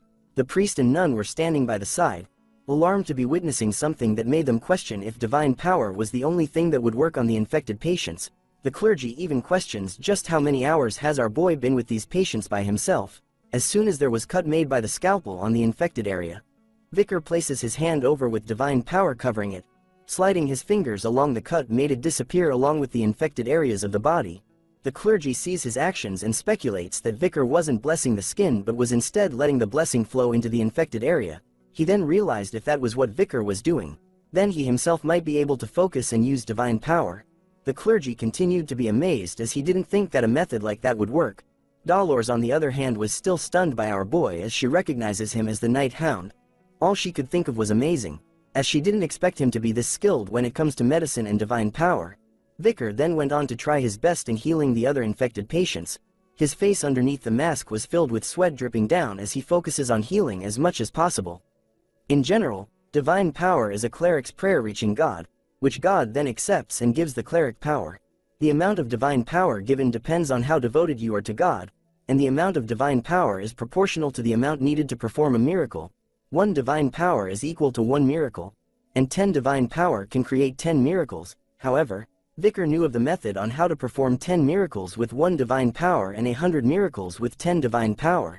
During the time of the fall, the monsters that mobbed them and the number of patients lying in front of the clerics, which outnumbered the monsters, knew that the amount of divine power they possessed couldn't stop the disaster. The decision made by God is because of the desperation and wavering faith of the clerics, so they changed the equation to perform miracles. Take measure now, and face what happens after, perform miracles first and deal with what happens later. Even if the divine power they needed to recover came with interest, it was a strange phenomenon where they used all the divine power they could muster. People called this phenomenon as advanced divine power, and because it was a time where killing monsters was regarded to be an act of faith, even if you weren't a cleric, if you killed a monster, you would be able to use advanced divine power. Because of that, Vicar, who has a soul which accumulated karma from the past, can use divine power if it's within a divine region. A young girl started to cry out loud as she screams for her mother who had been infected by the virus. Vicar walks over to her and tells her that he would fix her mother soon. He informs her that she was sick but also suffering from severe malnutrition. He then hands over a single gold coin, telling the little girl to use it to get food and firewood and a nurse for her mother. But the priest spots the transaction, which causes him to shout at Vicar, telling him that materialistic help was not permitted, as monetary demands were endless. So if Vicar does give that gold coin to the little girl, then he might end up giving all his money to the people of the slums who kind of look like zombies the moment money was mentioned. But all Vicar answered back was with a question. Why is there no end to something that's endless? This question was enough to make the priest silent as Vicar tells him that there was a limit to how much money was in his pocket, so he was just going to give it all to the people of the slum. A huge bag of gold was then placed behind Vicar as he told the priest. Vicar then turns his attention back to the infected mother who was struggling to breathe. All he could say to her was that he was sorry. Dolores continued to stand still with her fist clenched near her chest. She had overheard Vicar telling the infected patient that he was sorry. Seeing Vicar made her question why this person was sorry for and why was he apologizing. She soon recalls the time that they had tea together where Vicar answered her question by stating that theology is essentially the process of understanding humans, so it was inevitable. Recalling that memory made Dolores wonder if Vicar had the same reason as her. Seeing the divine power resonating brightly from Vicar, Dolores wonders if Vicar was apologizing because he wasn't able to treat more people. As she gazes upon the bright light that Vicar's divine powers had brought forth, her heartbeat began to sound even louder as she turned away from him. The 16-year-old girl, who was still young and inexperienced, the Saint Dolores, as she held her trembling hands together in a prayer position, she soon places them onto her chest while her face was blushed heavily. Dolores' heart had started to beat fast for the mysterious man who was in front of her. One more lady has fallen for our boy's Riz. A round of applause, everyone. Vicar had healed as much people as he could. He soon touches his mask and removes it, revealing a sweaty face and tired look. He then takes a sip of water from his water pouch, sitting on a fence on a beautiful sunny day. But something soon catches his attention as he stops drinking to turn and see what it was. Seeing that Dolores was standing beside the tree behind him, Vicar immediately puts on his mask while asking her what was wrong, but all she did was stare at our boy with a nervous look on her face. She then sits beside him, asking Vicar if it was alright for her to talk to him for a moment. Vicar paused for a second before telling her that he didn't mind. Dolores thanks him for his help, as it was thanks to Vicar that they were able to treat all the casualties, but all Vicar tells her was that he just did what he needed to do. Hearing his reply made Dolores comment that she expected him to say such a thing, but an awkward silence soon arrives as neither one of them exchanged words. Dolores could only stare at Vicar in awkward silence once again, but this time, she grips her skirt tightly in her hands, telling Vicar that a strong person like him should have been born with divine power. This was when she reveals her honest thoughts to Vicar, telling him that she believes she was lucky to be born with divine power, but her body, mind and faith weren't as strong, making her question why God would choose such a weak person like her to be the saint. She continues to tell Vicar with a sad look on her face that there were so many other people who have strong faith, even though they aren't born with divine power, making Dolores question God again on why he had granted her with the excessive title of saint. This is when our boy's Riz goes to work. Vicar tells her that the fact that she was in anguish and guilt was the reason why God had chosen her. He continues to tell her with a smile on his face that what the world needs is a light that shines through the deepest and most ferocious places. Dolores could feel our boy's powerful Riz ability piercing her holy soul as she gazes at him in silence, but Vicar's good looks and words were enough to cause her to have tears appearing in her eyes. Her body continues to tremble from Vicar's Riz presence, asking him if she would be able to become the person who would be able to say those things. Our boy takes a moment once again before telling our future waifu that she will. The conversation between lovers ends as we explore the outcome of what happened in the slums. The outcome of having the Quo Vadis family's clergy gathered and praying in one area was that all processes involved in the creation of holy water ended successfully. A divine essence that's able to purify all of the infected within the slums with one drop. 3 drops of the concentrated holy water were created, including reserves. The name of it was Planie de la Verge, the Saint's Tear, as 3 bottles were only made. Those same 3 bottles were placed on top of a cushion and positioned as a type of altar. Dolores was seen kneeling down in front of it, placing her hands together and wearing a ceremonial dress. She started to pray. She chanted the following words: "Everyone behold, the woman whose son is the one and only is here. I who unfortunately had to nurture God's son, wailed at night and it lasted until the next. I'm in so much agony as my heart could not follow. Today is the most agonizing and sorrowful day for me."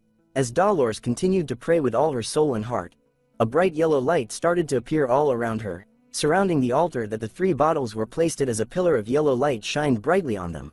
The 3 bottles were soon placed into a case that one of the soldiers held. The soldier who held the case closes it, thanking the Dolores for her hard work and informing her that they would make sure that they store this well in the basement safe. Dolores commented that she would leave it to them. Her attention was then drawn somewhere else as she gazes outside the church with a nervous look, as she knew that something else must be done now. The scene then changes to a beautiful angelic statue.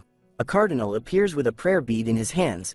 He stood alone in front of the angelic statue before Dolores calls out to him, calling the man that stood alone as father. She informs him that she had came here to report something about the Red Death. Her father spoke out to her, telling her to come closer while calling Dolores his fairy and daughter. She readily accepts his command and moves even closer to him while holding on to something.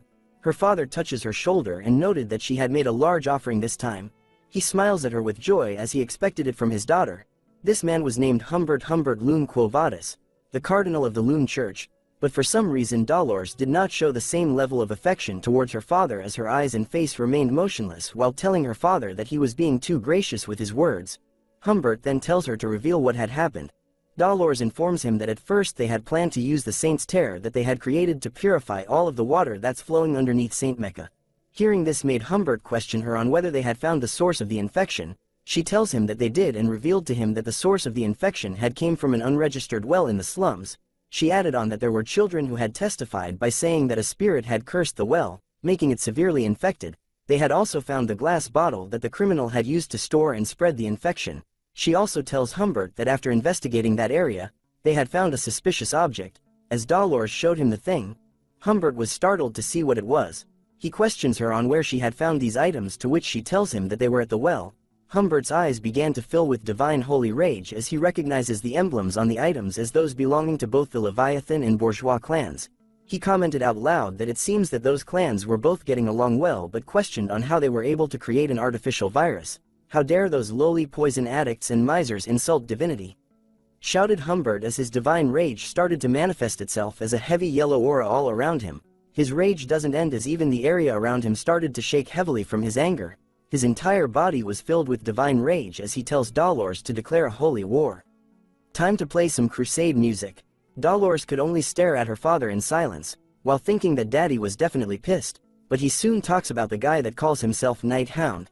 Hearing those words catches her attention as Humbert tells her that he was suspicious. His face was filled with a different kind of hatred as he tells Dolores to catch Vicar right away and to make him confess every single thing. But our future waifu shouts back at Daddy, telling him that Vicar was innocent, which shocks him. He stares at her and couldn't believe what she just said as Dolores showed her own version of her pissed off face. Go waifu. She continues to defend our boy by telling her father that he was someone who did his best to treat the infected, and that the reason why there weren't any casualties was because of him. She continued to shout at Humbert that there was no way that Vicar was evil. But a sense of dread was felt as Humbert sees how his daughter was acting all of a sudden. He noted that for his daughter, who had never gone against him, to say that, hearing those words causes alarms to go off in Dolores' head as she looked at him with a shocked expression on her face. Humbert then raises his hand into the air with divine power covering it, telling Dolores that he was personally going to interrogate Vicar. Dolores could only scream out loud as Humbert shoots up a powerful ball of divine power into the air. The ball of light continued to shoot upwards into the sky before exploding into a very bright light that casted itself all over the city.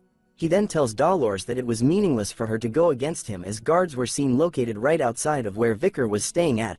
This was when Humbert reveals to Dolores that he had already sent the paladins to go after Vicar. The paladins started to make their way quickly up the stairs. They then positioned themselves right outside Vicar's door like a SWAT team. One of the paladins soon kicks the door wide open as another one of them announces that the Night Hound was a suspect of causing the Red Death. But all that was left in the room was empty air as the paladins were shocked to see that there was no one here. Only a single window remained opened. The scene then changes back to Daddy and Dolores, where another clergy member is seen running towards them. He waves his arm into the air and informs Humbert that something bad had happened. He turns to look at the clergy and asks what was wrong. The clergy member's face was filled with panic as he struggled to catch his breath, but once he did, he informs Humbert that one of the saint's tears that had been locked in the basement had disappeared from the basement safe, as it was revealed that a hole had been made in the case that kept the bottles. Even our future waifu was stunned to hear this news, but she soon connects the dots as she figured out that this was the reason why Vicar came here. Vicar now stood alone on top of one of the city's tower. He held one of the saint's tear in his hand as it continued to shine brightly. He looks at it with a smile and thanks them for it. As soon as he turns his back, our boy disappears from the city in an instant. 'Cause he's Batman. We start off with a past memory of our young waifu Ayan, who is seen trembling as she readies her arrow against something with a fearful expression on her face. It turns out she was facing off against a Cerberus, the very same one that Vikir had killed from before. But this time, she stood against it alone with her back against a cliff while the other tribe members surrounded the beast from behind. Her fellow tribe members tried their best to grab the attention of the Cerberus by shouting at it, but it was of no use as its gaze was fixed onto Ayan the entire time. Just as the beast took a single step forward closer to our young maiden, she too takes a step back, which made the ground beneath her collapse. Play the slow falling music, people. As Ayan lost her footing, she fell from the cliffside and into the heavily forested area below. The sounds of tree branches being snapped at a fast rate could be heard as she made her way down before ending with a loud thud sound. Her eyes began to slowly open upon hearing various voices surrounding her. She soon sees a bunch of unfamiliar men looking at her. The group of men surrounded Ayan from where she laid with their carriages. Ayan could now be seen awake with bandages on her forehead, but a painful expression was what she wore on her face. She appears to be standing guard against something with a sword in her hand. It turns out that she had been placed into an arena where she had to fight against someone. The crowd goes wild as a man who appears to be her opponent is smirking while clasping his fists together. The bald-headed man starts the fight by rushing towards our girl in a mad fury. Ayan continues to be fearful about what was happening while her opponent was still smiling. But our girl ain't no little bitch, as she manages to cut the man on his shoulder while dodging his attack. But her cut only left a small wound as she turns to see what her attack did to the man, who returns the favor by grabbing her ankle while she was still upside down. Just like how our old siblings used to wrestle with us and went too hard, so did this man as he threw our beloved waifu hard against the walls of the arena, smashing the wood into bits and pieces, rendering her unconscious as she spits out blood and tears. The crowd of a-holes started to laugh as they hide their bitch-ass faces behind a mask. Ayan's opponent remained the only one standing, and basked in the cheers of the crowd as she laid on the ground. She regains consciousness, as her eyes remained opened while tears began to flow out of them. As she continued to cry from the pain, she recalled the memories of the people from her tribe and her own mother. As the crowd continued to cheer loudly, our waifu began her redemption arc as she places her hand heavily onto the ground. Her actions grabbed the attention of the nobles that sat behind her as she sat upright. She slowly stood up as her opponent was talking to another man, as well as recalling her memories with them where they had whipped her. She smears her own blood onto her face as a form of marking, giving her the strength and courage to prevail against all odds. Tears began to flow from her eyes once again. But this time it was not because of sadness, but because of the rage and fury that was built up within herself. But she isn't the main character of this story, sadly, as she still ended up behind bars as a slave. Her face seems to have given up all hope against escaping from the clutches of her captors as the memories of her tribesmen and mother started to fade. Her eyes remained dry, as no tears would come out anymore before slowly closing. A vial containing a red liquid was dropped near her, as Ayan awakens from her slumber to see what it was. She sat against the cold steel bars of her cage in fear of the sudden appearance of another man. It turns out to be the moment that our boy Vikir had met her. Their meeting together had colored the once dull life that Ayan held before meeting Vikir as he tells her to go. We soon return to the present where she awakens from another slumber with tears in her eyes, probably due to her memories of the past events. As she laid on her mother's lap, her mother asks her if she had a nightmare, but Ayan didn't reply and remained silent. This prompts her mother to reveal that Ayan kept looking for Vikir in her sleep. She finally speaks with a flustered look on her face, telling her mother that the pain she was feeling was getting worse. Her chest hurts and her body was burning up, and it made her heart feel as though it was dried up. All these symptoms made her wonder if she had contracted the Red Death. She continues to tell her mother that she couldn't have it, and that what she was feeling right now was so painful that she regretted being born. Her mother started to comfort Ayin by telling her a story about how her father and her had buried a small seed in the ground. Her father had planted the seed while she was watered that seed every day. Not long after, the seed sprouted, and after several months it became a healthy and beautiful flower. Hearing that story brought more tears to Ayin's eyes, but here's a plot twist, everyone. Her mother then tells her that after they cut the flowers they extracted the sap and smoked it. They had gotten high and had some fun, which was how Ayin came to be. As her father had committed a bad deed, he ended up being executed by her grandfather. Such a sweet story to tell your kids, everyone. Ayin could only tell her that her body was getting worse after hearing the end of the story, but her mother gave her a piece of advice. You don't know what life will throw at you, you just need to live it. She continues to tell Ayin to wait a little, and that when Vikir returns after finding a way to treat the infection. But Ayin replies that she didn't need to comfort her. Ayin tells her that he wouldn't come back after recalling their last meeting with one another, but a member of the tribe shouts out that Vikir had returned. The announcement of Vikir's return continued on as they shouted that he had returned with the medicine. But just before Ayin's mother could tell her that she was right, our waifu instantly leaps out from her lap and runs towards where the shouts were coming from. This sudden reaction from her daughter kind of makes her angry as she watches her run at full speed, making her wonder if she had really contracted the Red Death like she said just now. As Ayin made her way at full speed, she recalled the past where she revealed that she was very scared back then.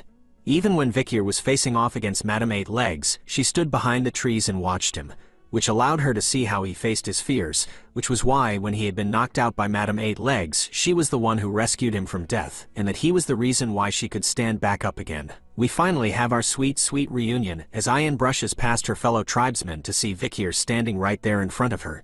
You came? Questioned Vikir as he spots her in the crowd. He tells her that he had heard from the warriors earlier that Ayin had gotten the Red Death, but our waifu is a woman of action, instead of words. She simply Randy Ortan's our boy onto the ground. Watch out, watch out. Vikir simply laid on the ground with her on top of him, telling Ayin that if he didn't use his mana, then his back would have been broken. But he questions her on whether she had really contracted the Red Death, but all she tells him was that as soon as she had heard that Vikir was back, her body became lighter. Hearing that made him wonder if she was faking it, to which Ayin reveals that she was. With tears of joy in her eyes this time, she tells our boy welcome back. Taking a pause, Vikir tells her, I'm back. Night soon arrives as a single hut on the trees remained lighted. Everyone from the tribe were gathered around Ahul, who laid in the center of the hut, struggling to deal with the pains of the Red Death. Vikir kneeled in front of her with a pouch in his hand. He slowly unravels it, letting out a bright divine light from the holy water that the saint had made. As he continued to hold on to the vial of holy water, its radiant light started to spread around the hut. Its holiness was enough to cure Ahul, as the red spots on her face started to fade away as the holy light touches her. Hallelujah! Shouted Ahuman as he stares at Ahul's cured face with tears streaming down his. The other tribesmen couldn't believe what they were witnessing, as they could see that the light Vikir had brought was so strong that the Red Death disappeared. They rejoiced with joy as Vikir had brought the cure. Vikir then asks Ayin about how many patients they had. She tells him that including Ahul, they had about 30. Hearing that made him wonder about how many were there from the other tribes. Ayin reveals to him that the situation had gotten bad, and that many of the other tribes were on the brink of annihilation. Vikir estimated, based on her answer, that there were at least around 10,000 affected. So he tells her to gather all the sick from the other tribes. Hearing his request made Ayin wonder if he had brought along with him large quantities of the cure. He informs her that there was a lot, and that this was their chance to boast about their own tribe to the others. The other tribesmen overheard their conversation and started to cheer once again, calling our boy amazing. Vikir then changes the topic to the swamp monster called Ka, the ugly monster that they had met in the forest not long ago. He then informs the tribe that he had slain the ugly fish on his way back and wanted them to bring it back as food. Sushi time. The tribe goes wild once again as they called him incredible and amazing, to the point that they couldn't compare to him. Feeling that there was no time, Vikir turns to tell them to gather all the other tribes around the river catchment area. We soon arrive at the beautiful river catchment area. The first tribe we shall call the Punk Rock tribe had arrived. The Buff Daddies tribe soon arrived as well, and since we saved the best for last, I present to you our Mommy's tribe. These are not the tribe names that the author wrote, because there were no names at all, so I shall write it for the author. Comment below your favorite tribe. All the tribes stood behind Vikir as he continues to hold on to the vial of holy water that radiated brightly in his hand. He took a moment to look at the vial and waters of the river before he started to pour the contents of the vial into the water itself. As soon as the first drop of holy water hit the river, it spreads all around rapidly.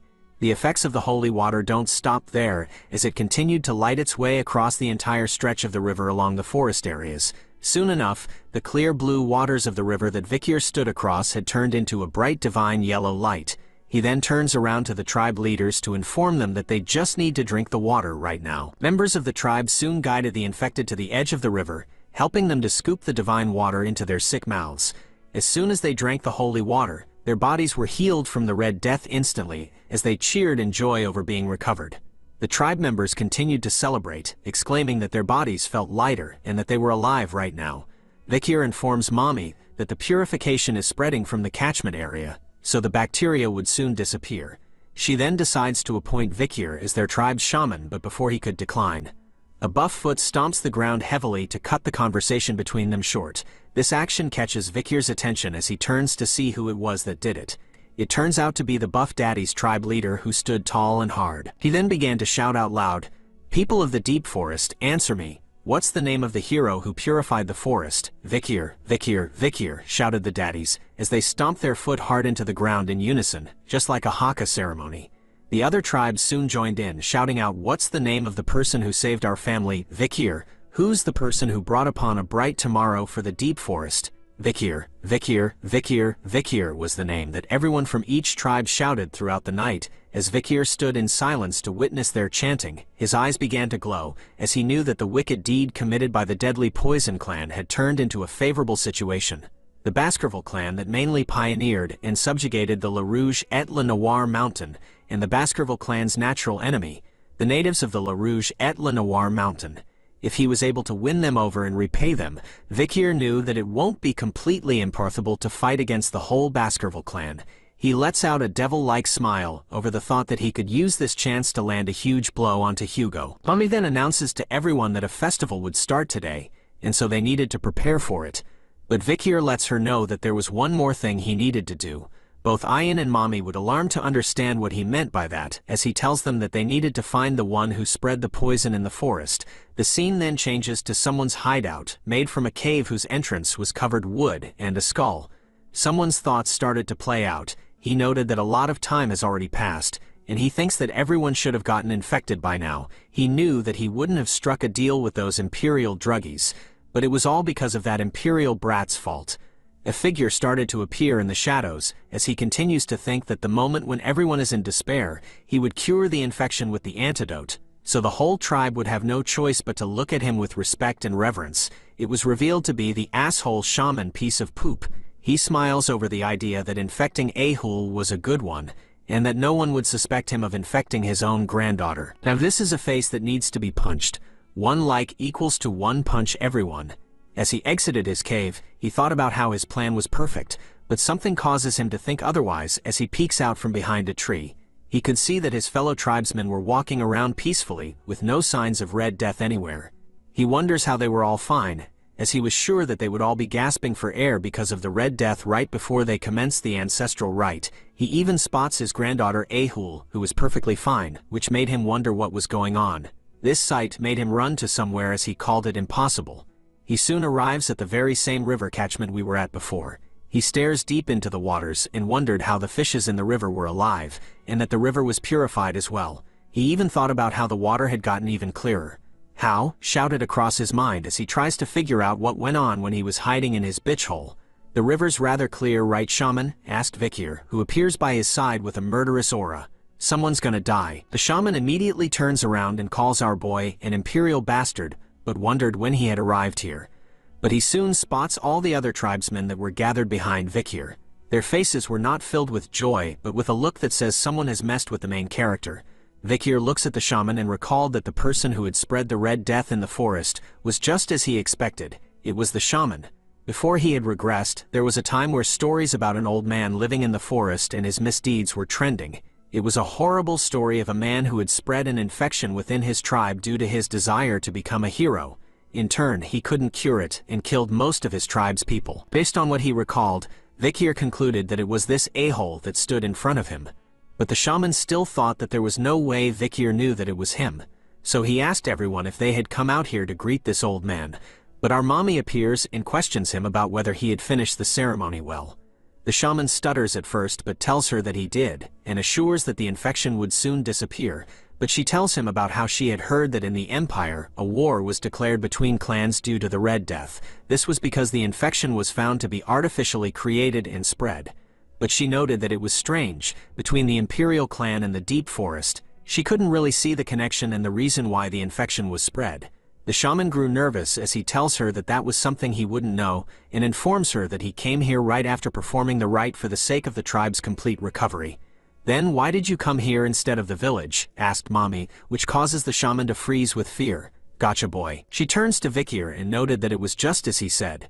She then slowly walks over to the shaman while telling Vikir that they should see if what he said next was right. Hearing their conversation made the shaman panic as he asked them about what they were talking about. A flashback is seen from when Vikir informs them that the shaman wanted to use this incident to become the tribe's hero. So, he would definitely have it. The cure to the Red Death. This time, the murderous aura came from Mommy. As she stares at the shaman with murder in her eyes, she calls out to him, and tells him that she wanted to see what was in his pouch. Rest in peace. As Aquila, the matriarch of the tribe, the name I finally remembered after all this time, asked Auman about the pouch he had, we returned to a past memory where Vikir was asking Ayan about Auman's birth as he thought that it would be good for him to know more about Auman. Ayan reveals to him that Auman wasn't a native Balak, even his birth was unknown to them, but long ago, he was the existing shaman's slave and came to the Balaks. She recalls that he had killed the shaman who was plotting a coup d'état, so Auman killed and stole his sorcerer powers. Due to his contributions, in stopping the coup, he was promoted from a slave to a shaman. After that, in order to adapt to the Balaks, Ayan heard that he did anything, including the cleaning up of shit and pee. Auman was responsible for all the dirty work within the village. He was also used as bait for dangerous prey during hunts. This man was the definition of a true hustler. However, he was only acknowledged as a member of the tribe, only when he became old and his hair turned gray. As we return to the present, Vikir thought about what she told him, wondering that since Auman was older now, did he want all the privileges that he wasn't entitled to when he was younger? He could now see that this old man had overstepped the authority of the matriarch and tried to take over the entire forest. As Aquila asks him what he was doing, she tells him to show her his pouch right now. With an aura that kind of turns me on but at the same time makes me feel as if I'm about to shit my pants. Sweat started to drip down the old man's face as he swallowed hard. He starts to stutter in his speech, telling Aquila of course, but as he takes the pouch, he tells her that this was the flower that he saved to eat after the ceremony. But the old man becomes clumsy as the pouch seems to slip from his old wrinkly hands. There was an awkward silence between the three of them as they all watched as the pouch dropped into the water. The pouch was able to open as it dropped into the waters, revealing the so-called flower that Auman said he had brought to eat after the ceremony. Who the heck eats flour? And so, Auman started to blame his hand tremors for causing him to accidentally drop the pouch into the river. But Aquila wore an expression of disappointment, a look that our parents often give us as she tells Vikir that he was right again. She looks at him, reminded over the fact that he had told her that Auman would throw the pouch into the river. But our boy was concerned with the fact that they could no longer reveal the contents of Auman's pouch with the same method. Taking this chance, Auman tries to refute Vikir's claim of him having the antidote and making the accusation that he was the one that had spread the poison throughout the forest. Even going so far as to point a finger at Vikir, telling Aquila to punish the wicked bastard, as Vikir had framed Auman who considered himself a righteous self and whose honor as a shaman has been spoiled. She agrees with the old man, telling everyone that you couldn't frame someone without evidence. And since Auman mentioned he was innocent, Aquila was willing to help him protect his honor and pride. Auman starts to smile, thinking that as the matriarch, she couldn't punish him without any evidence. Aquila then orders for an Iliad. What she orders sends chills down the old man's spine as he heard what she said. An Iliad is conducted when conflicts of opinions cannot be resolved. The Balaks side with the victor of the Iliad as the loser is deemed incompetent. A Hun appears, reminding his grandfather that he had always said that tradition is important. So he reminds him that Iliad is a tradition of the Balaks, so he wanted the old man to show them how he protects their tradition.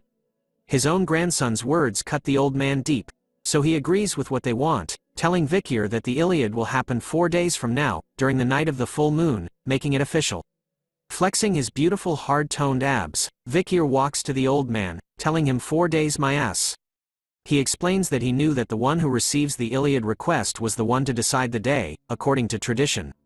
But honestly, Vikir knew that evidence and verification were all meaningless to Auman, since cornering him into a situation where he had no choice but to request an Iliad was all a part of Vikir's plan. Vikir was on the hunt again, as he tells Auman that they should do it right now. As the sun began to set in the tribe, everyone gathers together. Even Aquila wore her equipment, as she announces that the Iliad will begin now. She continues to tell the tribe that the Iliad will proceed within the circle made by warriors. She orders them to mercilessly execute cowards who try to leave the circle. Everyone agrees with the command as they chanted in unison together. She informs them that behind her was the warriors' mountain where their ancestors' grave resides. As their ancestors are watching, she won't forgive indecency. As Vikir and Auman hid behind their respective trees, Aquila tells them that their forefathers judge what is right and wrong, so they will decide the victor. And as a Balak warrior, they needed to prove that they're right. As the warriors and Ayin hid in the trees, they started to chant Vikir's name to show their support. Seeing their reaction annoyed Auman as he bit his finger, thinking that no one was on his side. But he knew that they'll stop chanting Vikir's name once he won, since weapons weren't the only thing you can use in an Iliad, just as he spills his own blood onto the ground. A skull started to emerge from where the blood was spilled, and soon enough, Auman had 3 weird-looking skeletons to support him. He orders the skeletons to watch his blind spots and to notify him once they see Vikir. Seeing that his preparations were complete, Auman readies his bow and arrow. Smiling over the fact that he knew that this was impossible for Vikir, who has only been here for 2 years, against someone like him who had spent 7 years in the forest, so there was no way for him to be familiar with the terrain. Just as he wanted Vikir to show himself in order for him to shoot an arrow right through his soul, our boy appears upside down right beside Auman, without him even noticing. I'm telling you, Vikir is Batman. As Vikir hung upside down like a bat, he thought about the silent heal skill that he had gotten from killing the master of the swamp, the Magikarp gone wrong. He knew that it was a Mishusu skill that allows you to silently target your prey's opening. What he liked about it was that it gets rid of the surrounding sounds, which is useful for assassins like him. Seeing Dumb, Dumber and Dumbest, Vikir knew that Auman wasn't a shaman just by name. Seeing how he could let the dead arise, Vikir concluded that he must have been from Lokoko, a tribe of shamans. But all that didn't matter to the main character of this story. As Vikir casually drops in between the 3 idiots without anyone noticing at all. And just like how fast you last in bed, Vikir was done with them within seconds. Simply by swinging his sword around, he slices and dices them into pieces. Auman still doesn't sense Vikir's presence, as he thought that Vikir was probably too scared and haven't even moved at all. Ka chow, went Vikir as he simply stabs the old man in the back, silent but deadly. Sensing nothing at all but the sharp pain in his chest, Auman coughs blood. As tears started to flood his eyes, he panics, wondering when Vikir had arrived as he couldn't even hear him step on the fallen leaves. Like a piece of trash, Vikir simply tosses the old man back onto the ground, wiping away the blood from his sword at the same time. Seeing that the job was done, Vikir absorbs his sword back. The moment he does, Ayin comes running and calling out to him. The tribe members couldn't believe that the winner was decided in an instant. Some believed that it was because the ancestors decided that what Auman was saying wasn't worth listening to. But the old man isn't done yet. While Vikir was talking to Ayin, his body was barely still moving. He could feel that it hurts, as though his wound was burning. This made him realize that he didn't want to die. In order to survive within the Balaks, Auman had endured that shameful past. He thought it was unfair if this was his end. As he stares at Vikir with his bloodied vision, Auman wonders why he couldn't have the things that Vikir has. So he claws the ground, cursing at Vikir that he wouldn't forgive him, the bastard who took the things that should have been for him, along with those Balak bastards who looked down on him too, and the Lokoko tribe that abandoned him. All of them must pay. Vikir turns to a Hun, asking him about his thoughts on ending this with his own hands, as Vikir knew that if they left Auman like that, he would continuously be in pain. But a Hun declines, showing us that he has ice in his veins. He recounted the fact that he almost lost Ahul because of the Red Death. Even if Auman was his grandfather, he wouldn't forgive him. He considered it right for a coward to be in pain. As Auman wasn't worth pitying. Play the final boss music as Auman appears to still be alive as blood started to flow from his eyes that were shining brightly. While everyone was talking, he had drawn a magic circle made of his own blood. With his finger trembling, he finishes the final stroke of the blood circle. It appears to work as a purple light starts to appear on a tomb. The lid of the tomb slowly opens up, as a bright light appears from within the ancestors' graves. A dark and evil atmosphere could be seen as the skies turned purple while the forest was covered with a black deathly aura. Aquila and Ayin appeared shocked as they could feel the ominous energy coming from their ancestors' grave. Soon enough, even a Hun notices something as a cold drip of sweat makes its way down his face. Auman had started to move his body just as Vikir notices a Hun's expression and reaction to something. Even Vikir was shocked by what was happening as he knew that he had stabbed Auman in the lungs, talking about taking his breath away. The tribesmen could see that this was Auman's doing, angered that he had messed with their ancestors' graves. "Aren't you afraid of the ancestors' wrath?" shouted the tribesmen at Auman, whose figure started to change. But as he mutters the word ancestors, he reveals his demonic face. Asking the tribe if he was the one who should be afraid of the ancestors. Vikir couldn't believe it. He immediately leaps forward, telling everyone that they needed to kill Auman right now. But an arrow filled with that deathly aura was sent flying, landing and exploding between Auman and Vikir, who manages to dodge the attack. Ayin was stunned to see that there was an arrow with a massive crater around it, whereas Vikir was wondering if he was too late.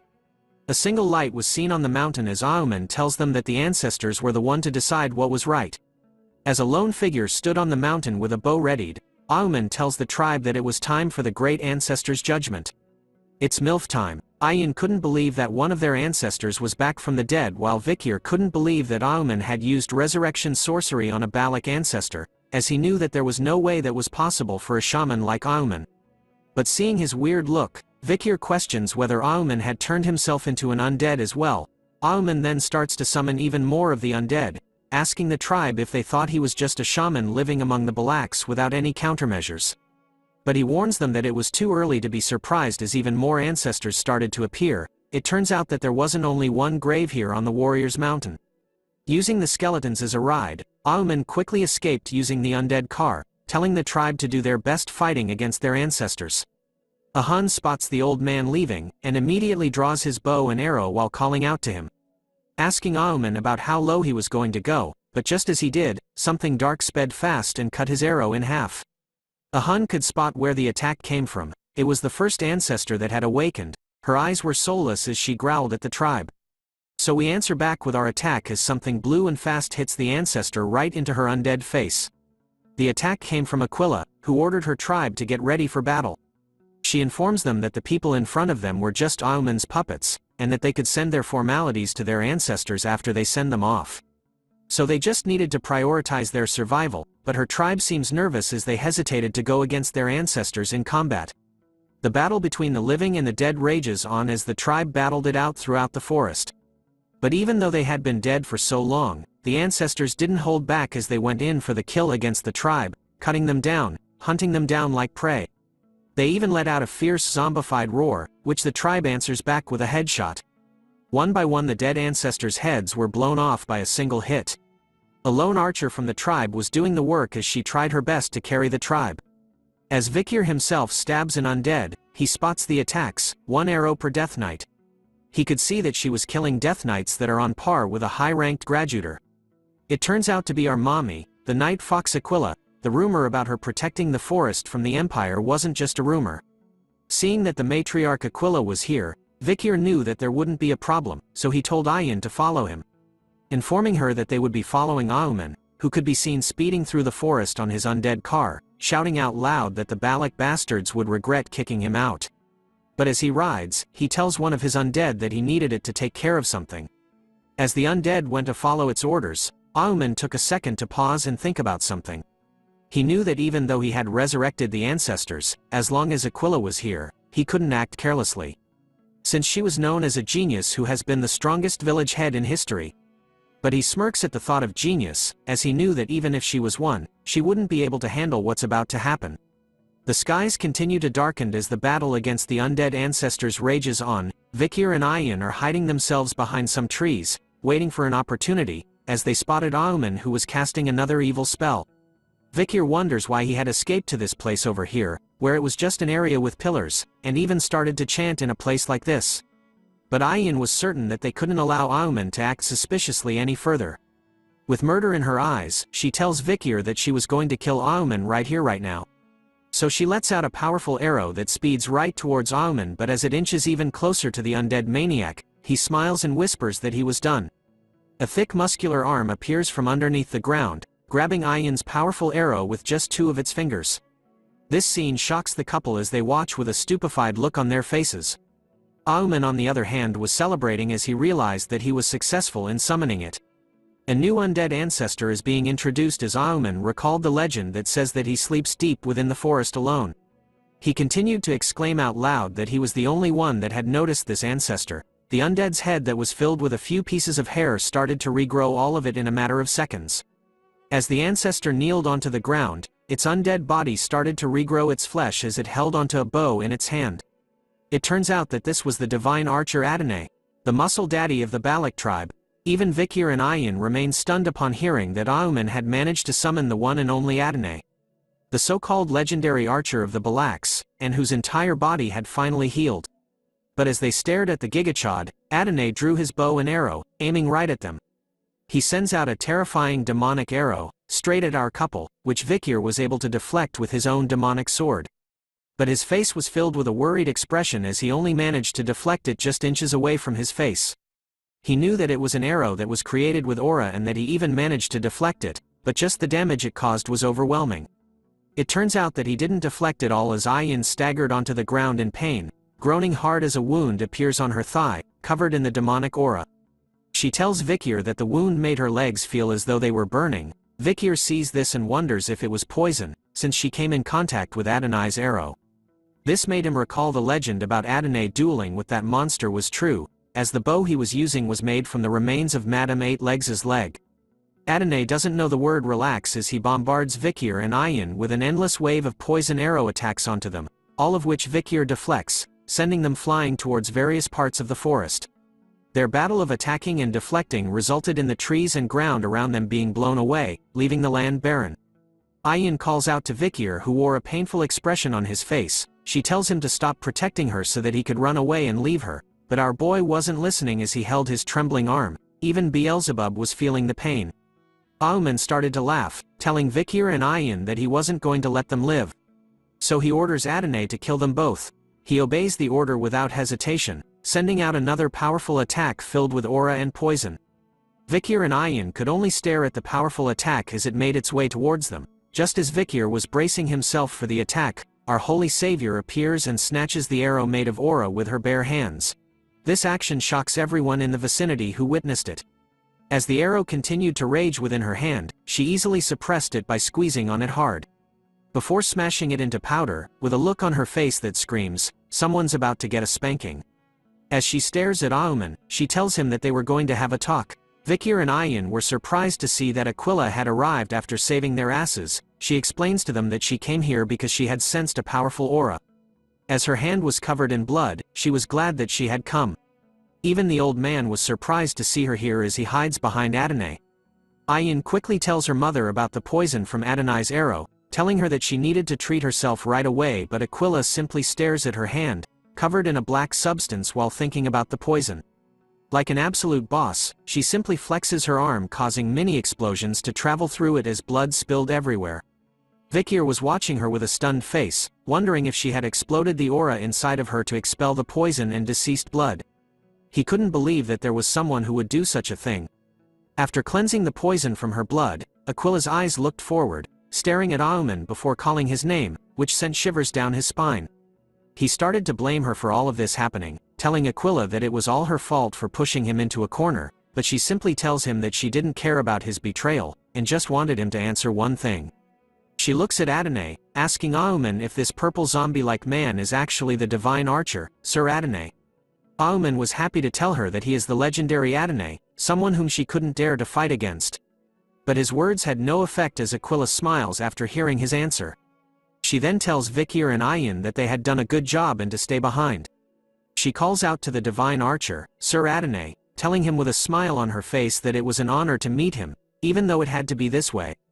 Aquila wanted to see who was the best warrior between them. The winds continued to blow heavily as the two strongest archers in history faced off against one another. They simply stared at one another. Before Aquila made the first move, she immediately leapt to his side, preparing to fire 5 arrows directly at him all at once. The moment she fired, her arrows turned into a blue light covered by her aura, but Adane ain't weak, he simply sidesteps her arrows, dodging them by inches before pulling back his own bow and unleashing his powerful poisonous arrow right back at her. She sees this coming and does a handstand to dodge his attack. The moment she landed on her feet, Aquila drew her next arrow and so did Adane. A mixture of blue and purple arrow attacks rained throughout the forest, followed by explosions as they continued to battle it out against one another. A pair of feet came to a stop. It turns out to be Vikir who was carrying Ayan. He turns around, knowing that this is a fight between those who possess master-grade aura, which was a rare sight during the time of the fall, while Ayan was concerned about her mother. Using Gaara's move, Auman covers one of his eyes with his fingers, summoning a purple eye on top of a tree branch. He was using it to watch the battle and could see that going against Sir Adane was no easy feat, even for Aquila. But his face was filled with joy, as he believes that she could never defeat Sir Adane as he was dead and could infinitely use Hell's dimensional aura. But as he asks Aquila about whether she knew about the strength of a boundless arrow, she was thinking that she would be at a disadvantage in a range fight as a wound appears on her shoulder. She continues to monitor the situation, seeing that he had speed, power and mobility. Adane was a perfect archer with no flaws. But as she drew another arrow, she knew that he lacked something very important. As both of their arrows were sent flying at the same time, they met each other head-on, causing a massive explosion in the middle of the forest, resulting in smoke covering the entire land. Aquila appears from within the smoke, trying to land a kick onto Adane's face, but he simply tilts his head to dodge. Before summoning a sword made out of his poisonous aura, he takes a single swing at her, cutting all the trees that were around them but still missed.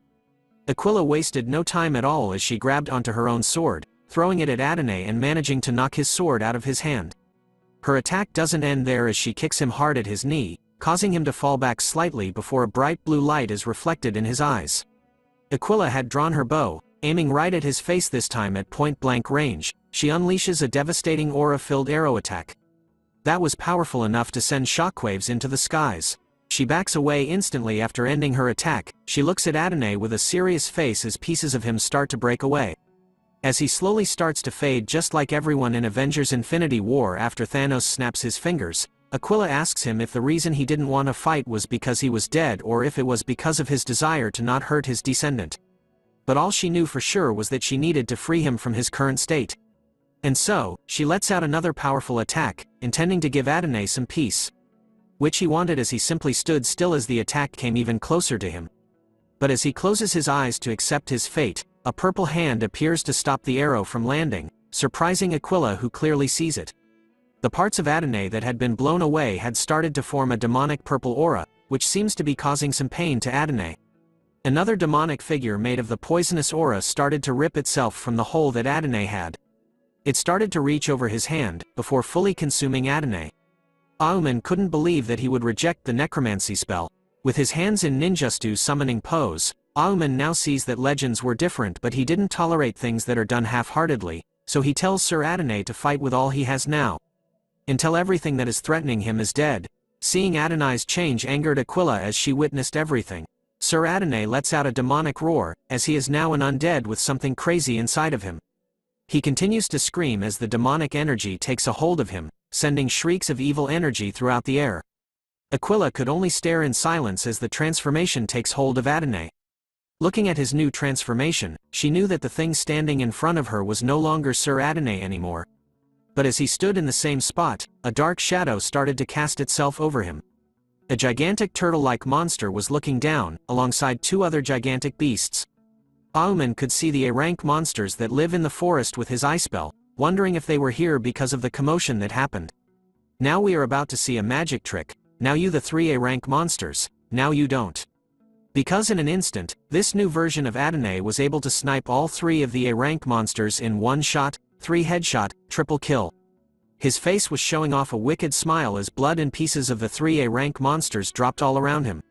Aquila was surprised to see this as she couldn't even see the arrow at all. Auman was laughing after seeing that, saying that this was the full power of Adane, as he was able to kill all those monsters in one go. And so, he orders Adane to kill the woman in front of him too. He obeys Auman's command and starts to send arrows flying towards her, making her run for her life. As she ran to avoid the arrow, she could sense the strong murderous intent from those arrows.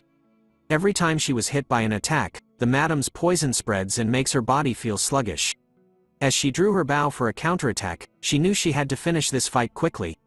Drawing 2 arrows at once, she sends an attack that splits and targets the sides of Adane.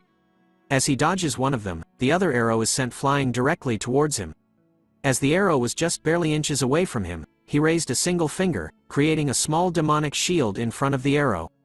It started to spin, grinding the arrow into pieces until there was nothing left. As Aquila stares at him, she starts to smile as her attack doesn't end there as more arrows appear in the sky.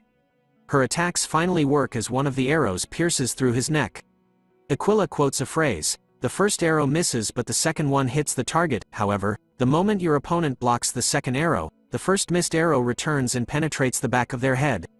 She tells him that this was a skill where the arrow is at maximum rotation and flies in midair. Upon reaching its peak, it returns and hits the opponent. This was Aquila's personal arrow skill that she created after hearing about Adonais's fight against an imperial knight.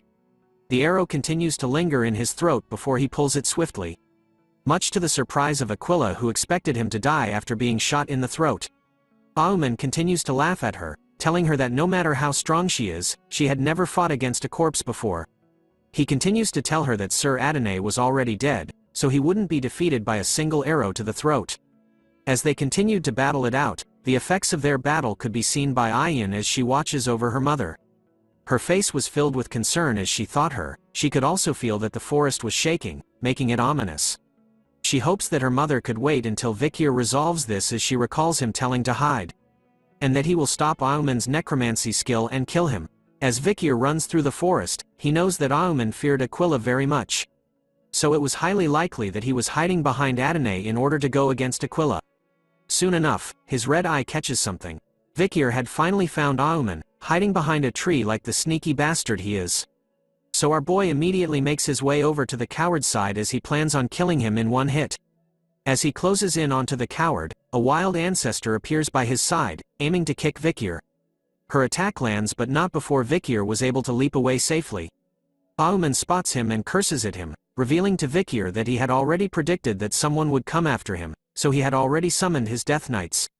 He informs Vikir that these Death Knights were skilled enough that they could have been buried at the warrior's grave. As Vikir stood in the same spot, all 3 of the Death Knights lunged towards him from all sides. We now turn back to Aquila, who had been shot by an arrow that completely obliterated her side, causing her face to wince in pain as she finally falls and kneels in front of Adonai. Seeing her this way, Auman started to laugh like a maniac, happy to see that she had finally kneeled. He continues to rejoice over the fact that soon, the guardian of the forest, Aquila, will die. And that he will rule the forest, as this was his reward for the unfair treatment that he had received in his life. He declares that his first step is to kill all the clan members who look down on him, but then the Hound of Baskerville appears, telling him in a deadly voice that what he plans on doing would be troublesome. Vikir has finally unleashed the Baskerville 6th technique as he slices the 3 Death Knights while telling Auman that the people of this forest will become his support system. Auman's mouth was left wide open as he saw that Vikir had killed 3 of the Death Knights, who surpassed the level of a high-ranked graduator, making him realize that Vikir was stronger than a high-ranked graduator. As Vikir looks at the dead man, he questions Auman if he had dreamt of everything he desired at that moment. Feeling that death was close, Auman started to call out to Sir Adonai to rescue him. Adonai hears his call for help and immediately turns around, preparing to unleash a powerful attack towards Vikir's location. But Aquila isn't an NPC, so she immediately kicks him as he prepares the attack, causing the arrow that Adonai had just sent flying to misfire as the arrow narrowly misses Vikir. Play the funeral music as someone is about to die as our boy's face starts to change into the demonic hound, making us know why he is called the Hound of Baskerville. Auman could see death coming to him in the shape of Vikir, so he calls out to Adonai to fire again, but the moment those words left his mouth, so did his arms as they were cut off in an instant. It happened so fast that Auman took a moment before realizing what happened. Even I didn't realize that Vikir had cut off the panel as well. But his attacks don't stop as he finally cuts off Auman's head, along with the panel as well. As his head was sent flying, Auman could only show a confused face with the word "huh?" written all over it. Time to celebrate as the asshole is finally dead. The members of the Balak tribe continued their battle against their own undead ancestors throughout the forest. One of the female members was knocked back, losing her own bow in the process. As she fell to the ground, a shadow was casted over her, sending fear into her soul as she looked up all afraid. An undead ancestor with a mighty blade was about to send her to the other side, with no remorse. But then the undead ancestor's arms started to disappear into a black smoke, much to the surprise of the female barbarian, who watches on as the undead ancestor disappears right in front of her eyes. It was happening to all the undead ancestors around the remaining Balak warriors. It was as though Thanos had appeared in the Manhwa and snapped his fingers with the Infinity Gauntlet on. Aquila was now breathing heavily as she stood in front of the demonic version of Adonai. His demonic aura started to disappear as well, showing the calmer side of him after Vikir had slain Auman. His hand was still trembling as he held onto his bow, made up of Madame Eight Leg's own leg. The moment Aquila places her hand on top of his, more of the demonic aura starts to scatter, revealing his original undead skin.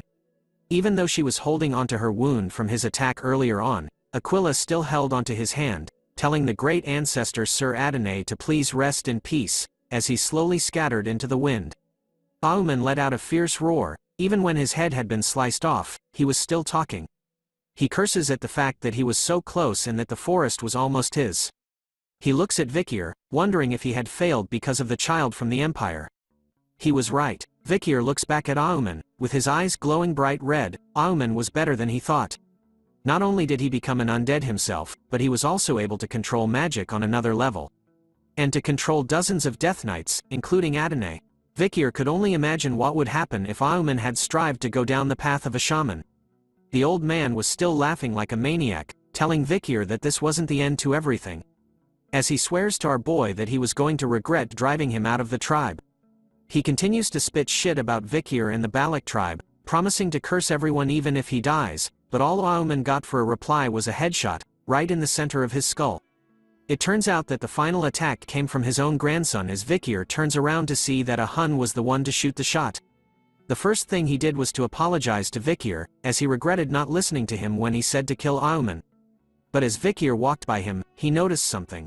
A Hun's entire body was trembling, so to comfort him, Vikir places his hand onto his shoulder, telling a Hun that what happened wasn't his fault and that he did a good job with Auman, whose body started to scatter into the wind, just like the rest of the undead ancestors. And so, the aftermath of the deathmatch between the living Balaks and the undead Balak ancestors came to an end, leaving the living descendants with mixed feelings. The members of the tribe were happy to be alive while Aquila held a somber expression on her face as she held onto the bow of the great Sir Adonai. Ayan's tears were now filled with joy while Vikir finally got to rest as he told everyone that it was time for them to go back to the village. As the Balak tribe made their way to the village through the forest, they were led by Ayan, who wore a nervous expression on her face as she spotted something in the distance. Their village was completely destroyed, as though Pain from Naruto had used the almighty push in their village, leaving only destruction behind. Ayan was alarmed to see this sight, wondering what happened to their home. Aquila was concerned about the people who stayed behind in the village during the Iliad. Ahul appears in front of them, holding her injured arm with bruises around her body. She tells them that it was Madame Eight Legs who did this to their village. Ayan was shocked to learn that the madam had come to their village, while a Hun rushed to Ahul's side, worried about her and asking if she had any injuries. Vikir was looking around and could spot the damages and dead bodies that the madam had left behind. He couldn't believe that she came to the village when they were fighting Aheuma, which made him wonder why a monster who didn't do anything until now would come here and do this all of a sudden. As she cried in a Hun's arms, Ahul points to something in the distance. She tells everyone that before the madam came to the village, a smoke came from Auman's ceremonial tent. After that, the madam appeared and went on full rampage mode. Vikir was on the scene and analyzing what looks like leaves of a plant on the ground of the ceremonial tent site. The other members of the tribe could spot the corpse of the orangutan that Auman had summoned before. Vikir picks out a piece of the plant, thinking that Auman had burned a plant that lures bugs. He couldn't believe that Auman would prepare for something like this. Auman, shouted Aquila as she slams her fist against the stone wall, smashing it into pieces while others watch her. They could also see the injury that Adonai had given her, which was slowly spreading across her sides. But she ignores the pain, telling everyone that they can rebuild their village and gather their food again. She even orders the warriors who are injured to go clean up those who had passed on to the afterlife and to save the remaining survivors. Ayan on the other hand was dealing with her own problem. Get some tissues now people. because her precious Bakira, her pet wolf, had been injured and was trembling in pain while on the ground. Her leg had turned all black from poison. Ayin immediately comforts her, with tears flowing down her face. She tells Bakira that she was sorry for leaving her alone. We now talk about Madame Eight Legs, the forest's evil goddess. The horror of all tribes in the forest. Its existence is catastrophic and undeniable. The source of darkness. Vikir could only hide behind a tree while Ayin comforts Bakira. After all, the Balak had deemed the Madame's existence as a natural disaster and were not even able to take revenge. But Vikir was on a different level from them. Night soon arrives in the forest as an opening to a cave in the wall was lighted by a campfire inside. Vikir had entered the resting place of Aquila, telling her that he came to ask something. She could only reply with, "What's the matter, Vikir?" "Please tell me about Madame Eight Legs," was our boy's request to her. A nervous sweat drop drips down her face as she wonders why Vikir wanted to know about the Madame. He reveals to her a document, a record of the Madame that he found at the Lokoko tribe's village from before. It contains various information about the Madame's poison, witness statements about the Madame's fights with other monsters, and even the Madame's hideout. But after reading it personally, Vikir had a question in his mind. He couldn't find the reason as to why the tribes of the forest would fear her, making him question Aquila about why they hadn't tried to subjugate her altogether. His question seems hard for Aquila as she didn't reply straight away but chose to be silent. She then reveals to him that just like the Lokoko, the Balaks themselves had a record about the Madame, which has been passed down since long ago. It was the record of when Sir Adonai fought against the Madame. The battle of the archer god Adonai and the Madame. In that battle, Sir Adonai pierced one of the Madame's legs with an arrow, and it was said that he was successful in destroying that leg. But that was only the start of the despair. The destroyed legs soon grew back, becoming two more. The more they destroyed it, the more the Madame's legs increased. Just like a Hydra monster, the legs, which were the only things that they could damage, became stronger the more they were destroyed, and the Madame's tough body couldn't be pierced with Sir Adonai's arrows. It was recorded that everyone who participated in the battle was poisoned by the Madame. Aquila herself could understand how strong the Madame is, just by her injury from the poison remaining on Sir Adonai's arrow. She continues to tell Vikir that the Madame is the evil goddess that was created by the efforts of countless warriors in this forest. She warns Vikir that even though he might be planning to attack the Madame, don't. As Aquila didn't want to lose any more of her family, Vikir knew for himself that the chances of him winning against Aquila and Adonai right now was very low. But if it's a strong monster, then things are different. Although the Madame is a rare monster right now, in the world of the Fall, back in Vikir's previous life, where demonic monsters invaded the human world, Vikir saw many demonic monsters on the same level as the Madame. He has the experience of fighting against those demonic monsters. No matter how strong the Madame is, she was still only a monster. And monsters have habits and weaknesses. Vikir was determined to find out what her weaknesses are as he left Aquila's cave. As he ventures into the darkness of the forest, he wears his hood back on. With his eyes glowing bright red, he knew that he could kill the Madame. We now turn to a peaceful viewing of a mountain top until something pointy pokes out of the top. "Dear Lord, is that what I think it is? Yes, it's the Madame." She appears out from the mountain, spewing her green venom everywhere as it screams loudly. She then started to make her way somewhere else. Vikir could be spotted directly below her, hiding amongst the trees, in a new outfit. Vikir stares at the Madame as she leaves her home, thinking that she was pretty noisy when she wakes up. After conducting a stake out at the Madame's lair for several days, Vikir discovered that the Madame looks for food at a designated time. Judging from her movements, Vikir concluded that it would take 2 hours for her to return. So he instantly leaps across the mountain tops to reach her lair while she was gone. With a superhero landing, Vikir had finally reached the entrance to Madame Eight Legs' lair, which was covered with spiderwebs.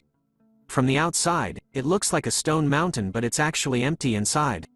Summoning his good old Beelzebub blade, Vikir started to cut a piece of the mountain that had spiderwebs on it. On close inspection of it, the cross-section of the spiderweb is rough, so it will be difficult to cut through it with a graduator's mana.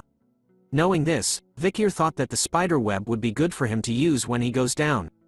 As he leaps down into the lair, he jumps across the bigger spiderwebs. He sees that the entrance was just barely enough for the Madame to squeeze through, but it gradually gets wider the deeper it gets. Considering the Madame's size, this is perfect for a lair. Upon landing inside, Vikir could spot various things glued to the walls of the lair.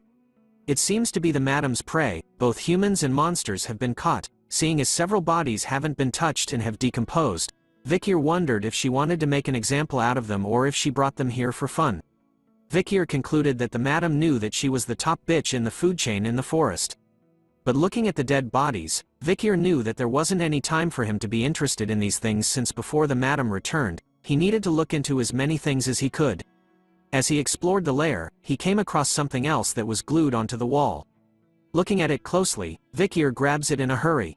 The thing he was holding in his hand was the madam's eggs, which explains the reason why there were so many spider demons when the world fell to ruin. He thought that it would be worthwhile to take it and analyze the egg later on, but as he thought about it, Vikir's body shuddered as the madam made an appearance from above.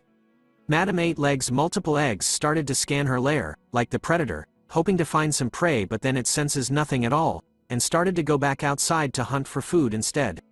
Vikir had hidden himself below one of the bigger spider webs the moment he had sensed her. He started to breathe heavily, thinking that the madam came back purely on instinct. He was lucky that he had the Mishusu's skill that eliminates sound, or else the Manhwa would have ended here. After this, Vikir decided to finish things quickly and return home.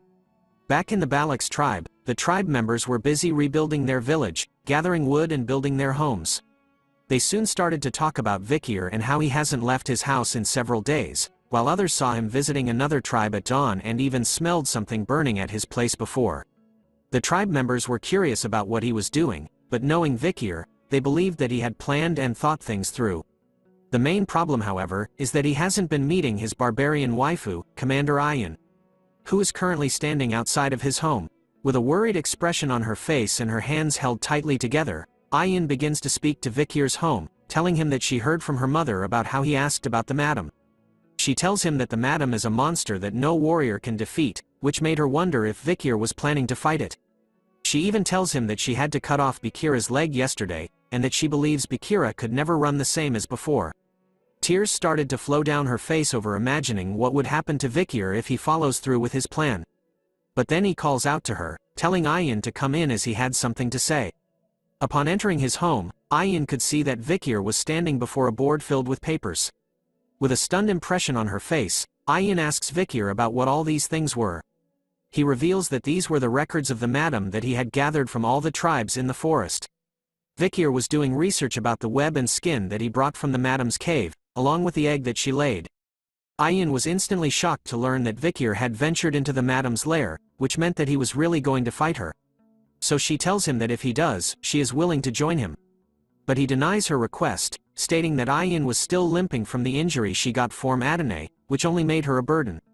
In a serious tone, Vikir reveals to her that he was going to leave the forest soon, as there was something that he must do, so he needed to return to the Baskerville clan. Ayan was saddened to hear that, as she already knew that, but Vikir activates his Riz, telling her that after he finished everything he needed to do, he was thinking of coming back here. Comment below if you believe that Ayan is the one true waifu. But in order to do that, Vikir needed to protect the place he wanted to return to, revealing a giant research plan of the madam written on the walls. As Ayan scans his work, he tells her that he had finished planning how he was going to hunt the madam, and assures her that the thing that happened to Bakira wouldn't happen to him.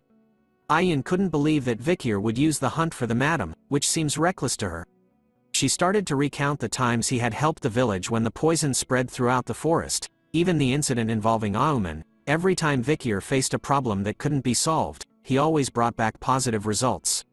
Even though tears started to flow from her eyes, Ayan wore a bright smile on her face as she held his hand, telling him that his words always make her expect things. So as they held their hands together above a warm bright lamp, Ayan asked him if it was all right for her to look forward to the result. Vikir took a moment before telling her, of course. We now turn to a rainy forest, where Vikir was spotted facing off against a gigantic green lizard monster with bright yellow eyes. The lizard monster made the first move by striking at Vikir with its sharp claw, but our boy easily cut off its arm with a single swing of his Beelzebub's sword. Vikir's eyes were drawn to its open wound after having its arm sliced off. He could see that it was true, that if its head was still attached, then it would still continue to regenerate itself. This was the final thing Vikir needed in order to hunt the madam. With his eyes glowing bright red, he tells the salamander to give him that ability, making Beelzebub scream for joy. Finally, Vikir had 3 skills installed inside Beelzebub. The first slot belongs to Burn Injury from Cerberus, the second slot belongs to Silent Heal from Mishusu, while the third and final slot belongs to Regeneration from the Swamp Marsh Salamander. We now turn to a Hun who was wiping his sweat off his chin. He stands before a beautiful wooden house, calling it all done. The tribe members beside him couldn't believe that a Hun could build houses well. They wonder if this house was for Vikir. A Hun proudly tells them that Vikir was like a brother to him, so building a house for him to live in is a brother's duty. The tribe members started to make fun of a Hun, recalling that he used to hate Vikir at first. Hearing their words, a Hun shouts at them to shut up. After all, the village has finally returned to its original state, all thanks to Vikir. So they decided to go and tell Vikir about his new house, but upon reaching the place he was using, a Hun and the others couldn't find him anywhere. They felt disappointed by his sudden disappearance, as they wanted to see his reaction for the new house. Ayin was also staying near his place, but her face was filled with worry as she knew that today was that day. Looking at the forest as the winds blew hard on it, Ayin prays to the god of the forest, hoping that the god would bless the great warrior who will come face to face with disaster. We now turn to Vikir, who was once again at the entrance of the madam's lair. As he looked up, he could see that the skies were showing signs of rain soon. As he stared back into the lair, he knew that the madam should probably be sleeping now and that this is the best time to hunt her. Vikir had thought of dozens of variables that could happen when hunting the madam. He had also planned out all the methods to handle those situations. As he leaps forward, now it is the time to put that plan into action. With a cool backflip into the lair, the hunt is on. It turns out that Vikir was right. The madam was sleeping peacefully as her green poison dripped down her vicious fangs while hanging upside down.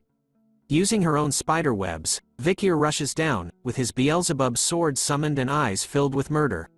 Vikir unleashes the Baskerville sixth technique, starting the hunt by cutting off one of the madam's legs. She definitely felt the pain as all her eyes awakened as she looked at her missing leg. Vikir was keeping a close eye on the situation. He could see that as per Adonai's records, the leg he cut off had doubled. The madam wasted no time at all, screeching at Vikir as she tried to stab him with her other legs. Seeing her reaction and dodging her attack, Vikir decided to go with Plan A, channeling the inner Beyblade inside of him. Vikir started to zig and zag, cutting the bitch up. He was so fast with his attacks that the madam couldn't even react to them at all. So she does the only thing she could, just vomit a ton of green poison everywhere. The spray and pray method. It seems to work as it stopped Vikir's attacks as he had to focus on dodging the multiple puddles of poison. Unfortunately, a single drop of the green poison manages to find its way onto his left arm. He could instantly feel the pain as he watches the madam's poison spreading instantly throughout his hand. Taking a deep breath, Vikir thought about how he didn't want to do this, but as a Giga Chad, he had no choice, so Vikir simply sliced his own hand off in a single strike. Just like Deadpool and the salamander monster, Vikir's arm started to heal, which surprised the madam. He tells her that there was no need to be surprised, since he was in the same position as her now. And so, the battle between the two titans started once again. Vikir continues to slice off every leg of hers while dodging every attack that was sent his way. He uses the spider webs and the environment to his advantage, dodging and striking with every chance he gets. But then, the madam manages to land a devastating blow to Vikir, ripping his right arm and leg to nothing. His face was filled with pain as he tumbles across the madam's leg. Luckily, he manages to prevent himself from falling completely by gripping onto the madam's leg with his remaining arm, waiting until his right side had healed from her attack. Once he was healed, Vikir disappeared from her leg, and started his rampage attack against her once again. Once again, this was the clash between titans. Soon enough, pieces of the madam's legs were scattered across the ground along with her poison. Even Vikir's own hand was spotted. This time, his left side was recovering as he started to breathe even harder. How many times have I regenerated? Wondered Vikir as he notices that it takes a lot of stamina to regenerate. But on the other hand, he sees that the madam had doubled the number of her legs like nothing. But as he continued to breathe heavily, Vikir started to smile. He then leaps onto a spider web, but this time, instead of fighting the madam, he races to the entrance of the lair above. Seeing where he was going, the madam started to move her many legs, in hopes of chasing after Vikir. But then she stops in her tracks. Vikir tells the madam that he knew that he wouldn't be able to catch up to her, but it was all a part of his plan for her to double the number of legs she had. Although, the fact that she could double the number of legs she has when it gets cut makes it seem like a godlike skill, but it can become a curse if she keeps doubling the same leg as it becomes difficult to move. With a simple side step, Vikir dodges a string of webs coming his way. He already knew that she would use her web when it came to this. After looking at the madam's web, he found that it had a very critical weakness, although her web doesn't burn from normal fire. Vikir knew with a sinister smile on his face, that her web burns like wood when it comes to the purple hellfires from the underworld, and since this place was filled with gas from all the corpses. Vikir questions the madam if she knew that it was the best condition for a fire to spread, as he lands on top of a dead ox bear. You stacked up too much karma because you were drunk on power. And now, it's time for you to receive that karma. And so, Vikir stabs his Beelzebub sword covered in the hellfire straight into the dead ox bear's skull, causing it to expand with hellfire. Soon enough, a purple hellfire explosion occurs everywhere inside the lair, hopefully killing the madam once and for all.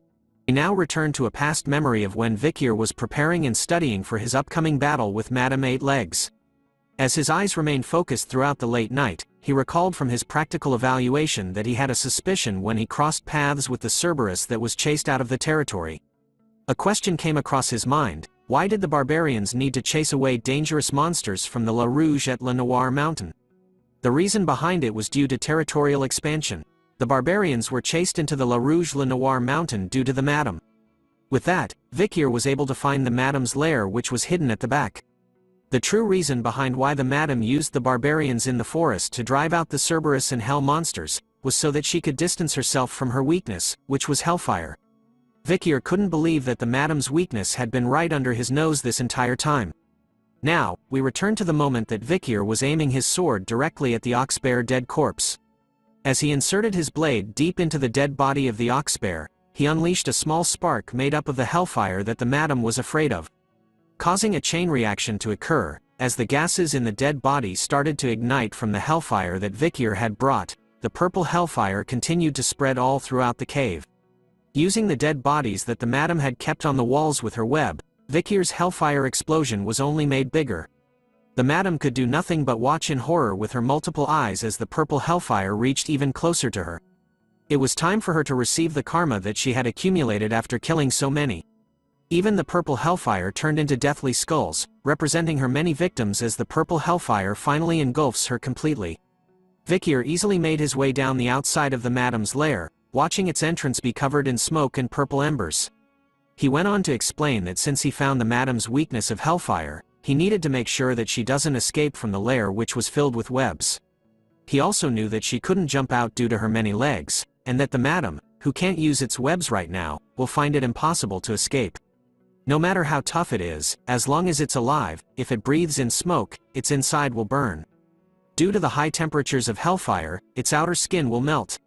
As Vikir continued to watch as the lair burned throughout the night, he believed that all he needed to do right now was to wait for the madam to die.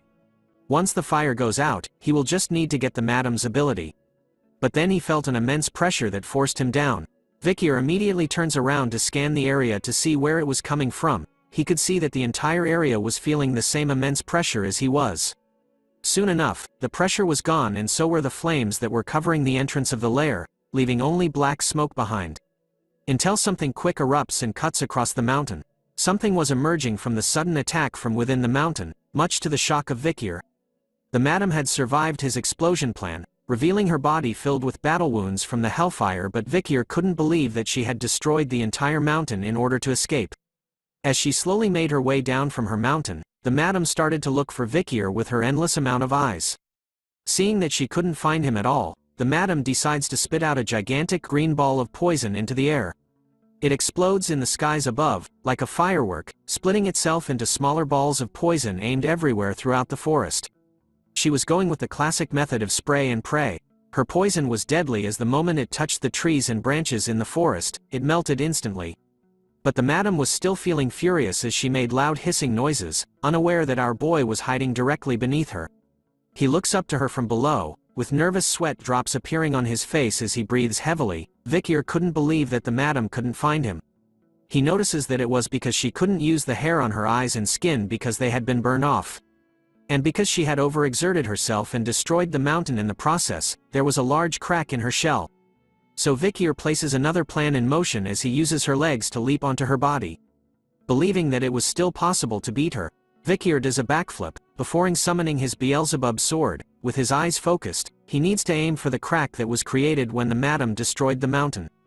And so, he does as he planned to, landing a powerful attack using the Baskerville 6th technique. But the madam was a tough bitch as his attack simply bounced off her body. She definitely felt the pain as she hissed even louder. Vikir immediately retreated back onto the top of a nearby tree, thinking that he needed to hit the crack a few more times. And so, he went back into focused mode, hoping to land another attack on her. But before he could, something started to happen with the madam. Her eyes started to shed its skin, revealing fully healed and operationally eyes that clearly spotted Vikir right in front of her. Our boy could only stare in awe before being greeted by an attack from one of her legs, sending him flying across the forest, leaving destruction behind. Vikir finally came to a stop after being sent flying. Looking back to where the madam was, he knew that he had made a mistake. He didn't think that she was able to regenerate by shedding parts of her skin. With both his legs blown away, it might be because he was tired, but Vikir's regeneration speed was slow right now. Our boy started to breathe even more heavily as the madam made her way towards him. But as he tried to get up right away, a voice asked him a question: "So why are you fighting a monster like that?" A figure appeared beside him as he laid on the ground, telling Vikir that if it's for his goal, then he should have left the forest already. Vikir's eyes started to widen as his breathing became unstable, the voice reminding him that to take revenge on Hugo, he should have only thought about killing him. Vikir finally looked up to see who it was. It was him, from the past, in the form of a ghost. The past Vikir reminds him that killing Hugo was his only desire. His past self head reappears on the ground beside him, telling Vikir that he had become dull and slow since he came to the forest. With tears of blood dripping down his eyes, Vikir's past self shouts at him to remember his hatred for Hugo, and the feeling he experienced when Hugo had sliced his throat. We now turn to the original Vikir van Baskerville, who explains that his only reason for existing was to do the missions given to him by his master Hugo. No matter what the situation was, the mission was more important than his life. The moment he was born, that was what he was taught, that was how things were, and that was the only way he felt fulfilled. But sadly, he realized it too late that all those things aren't what he believed in. When he was beheaded by Hugo, that was when he knew that the life he lived had been futile and in vain. And so, we return to the present where the original Vikir reminded his current self that those were the reasons why he wanted to make Hugo feel the same thing he did. The despair from back then. The beheaded Vikir shouts at our boy, telling him that he messed everything up. The head continues to remind Vikir that killing Hugo and destroying Baskerville was the sole reason behind his existence now. Chains started to appear around Vikir's neck as he recalled his purpose of killing Hugo. Looking back at his life, he wonders if there was ever a time he had gone against Hugo's will in his past life. There was one moment in his life, the moment he thought of deserting the group as they made their way back after a mission. As the others continued to walk back, Vikir stood alone, staring at the empty forest. But then he changed his mind and followed the others back. Because he chose the path that his chain was leading him. Deep down, Vikir knew that he was just another one of Hugo's well-trained bloodhounds. But the current Vikir gritted his teeth hard after being reminded of his past. He tells his past self to not tie him down, with either Hugo's commands or his sense of duty for revenge. Vikir declares loudly that he will no longer give him the right to do anything. Because the moment he was executed by Hugo, Vikir decided that he would no longer live like a bloodhound that hunts his prey anymore. But he regretted the decision he made, because what he sincerely wanted right now was something different. His past self started to fade away as the madam finally spots our boy. She lets out a horrifying scream before sending one of her legs towards Vikir, who is still laying flat on the ground with his legs missing. As he gripped the earth hard with his fingers, the thing he wanted in this life was freedom. Vikir manages to somehow leap out of the way, dodging the madam's attack. As he rolled away due to the impact of the attack, he started to think about his desires, from his revenge against Hugo, and to the place that he wants to protect and return to. With these desires in mind, Vikir's reason for fighting was reignited, as he wanted to live by his own desires this time. So he tells himself to get up and fight, in order to no longer be controlled by anyone or anything. This time, before the madam's leg could reach him, a familiar hair is seen, just as a powerful blue attack strikes the madam's leg, knocking it away from Vikir and saving his life in the process. The attacks didn't end there as more shots were fired at the madam. Vikir looks to spot where those attacks came from with a stunned expression on his face. Up on the cliff beside the madam were the shadows of a few people. Everyone's favorite mother and daughter duo have appeared, with their bows raised together. Ayin shouts at the madam, warning her to not touch her husband candidate. She then quickly tells Vikir that they had arrived to fight alongside him. It turns out that every Balak warrior had arrived to help him. Ahun was annoyed that Vikir didn't even tell his brother about the burden he was taking on, while the other warriors began to prepare themselves for a battle against the madam. They raised their bows together, eagerly wanting to help the hero of the forest. Their simple arrows managed to land onto the madam, catching her attention. Even though they didn't do much damage, it gave Vikir enough time to regenerate his legs. As he appears on the back of the madam, he couldn't believe that she didn't listen to him when he told her not to come here. But he was glad, because thanks to Ayin, he survived. With that, Vikir manages to land another powerful blow onto the crack on the madam's body. But his attack was deflected this time as well. Even though it didn't work, Vikir was determined to try again. The madam wasn't going to take all of these attacks for nothing and decided to stomp the shit out of everything around her with her multiple legs. The warriors on their beasts were dodging her attacks, warning one another that the madam was going on a rampage. Ayin was glad to see this, as it meant that Vikir had her cornered, so she ordered everyone to keep fighting. Aquila on the other hand was watching the battle on the cliff. Her face was filled with fatigue as she breathed heavily. Still suffering from her wound, she had deemed the madam as a disaster, so she never even thought of killing her. As if all the cells in her body thought it was the obvious thing to do. But the young warrior Vikir showed her something. How to destroy fear, how to go against a disaster.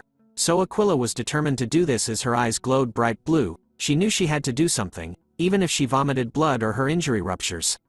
For Vikir that's desperately resisting it, she needed an attack that can open up a path. Letting out a powerful blue arrow attack that destroys the cliff that she was on, Aquila manages to land a devastating blow onto the crack that was on the madam's body. This time the spider bitch was the one gasping for air. Vikir wasted no time at all and started to charge towards her once again. This time, his eyes went full bloodhound mode. Zipping through the forest like a speedster, Vikir finally reaches the madam. Unleashing another powerful Baskerville blow onto her, causing her to scream out in pain, but his rage doesn't end here.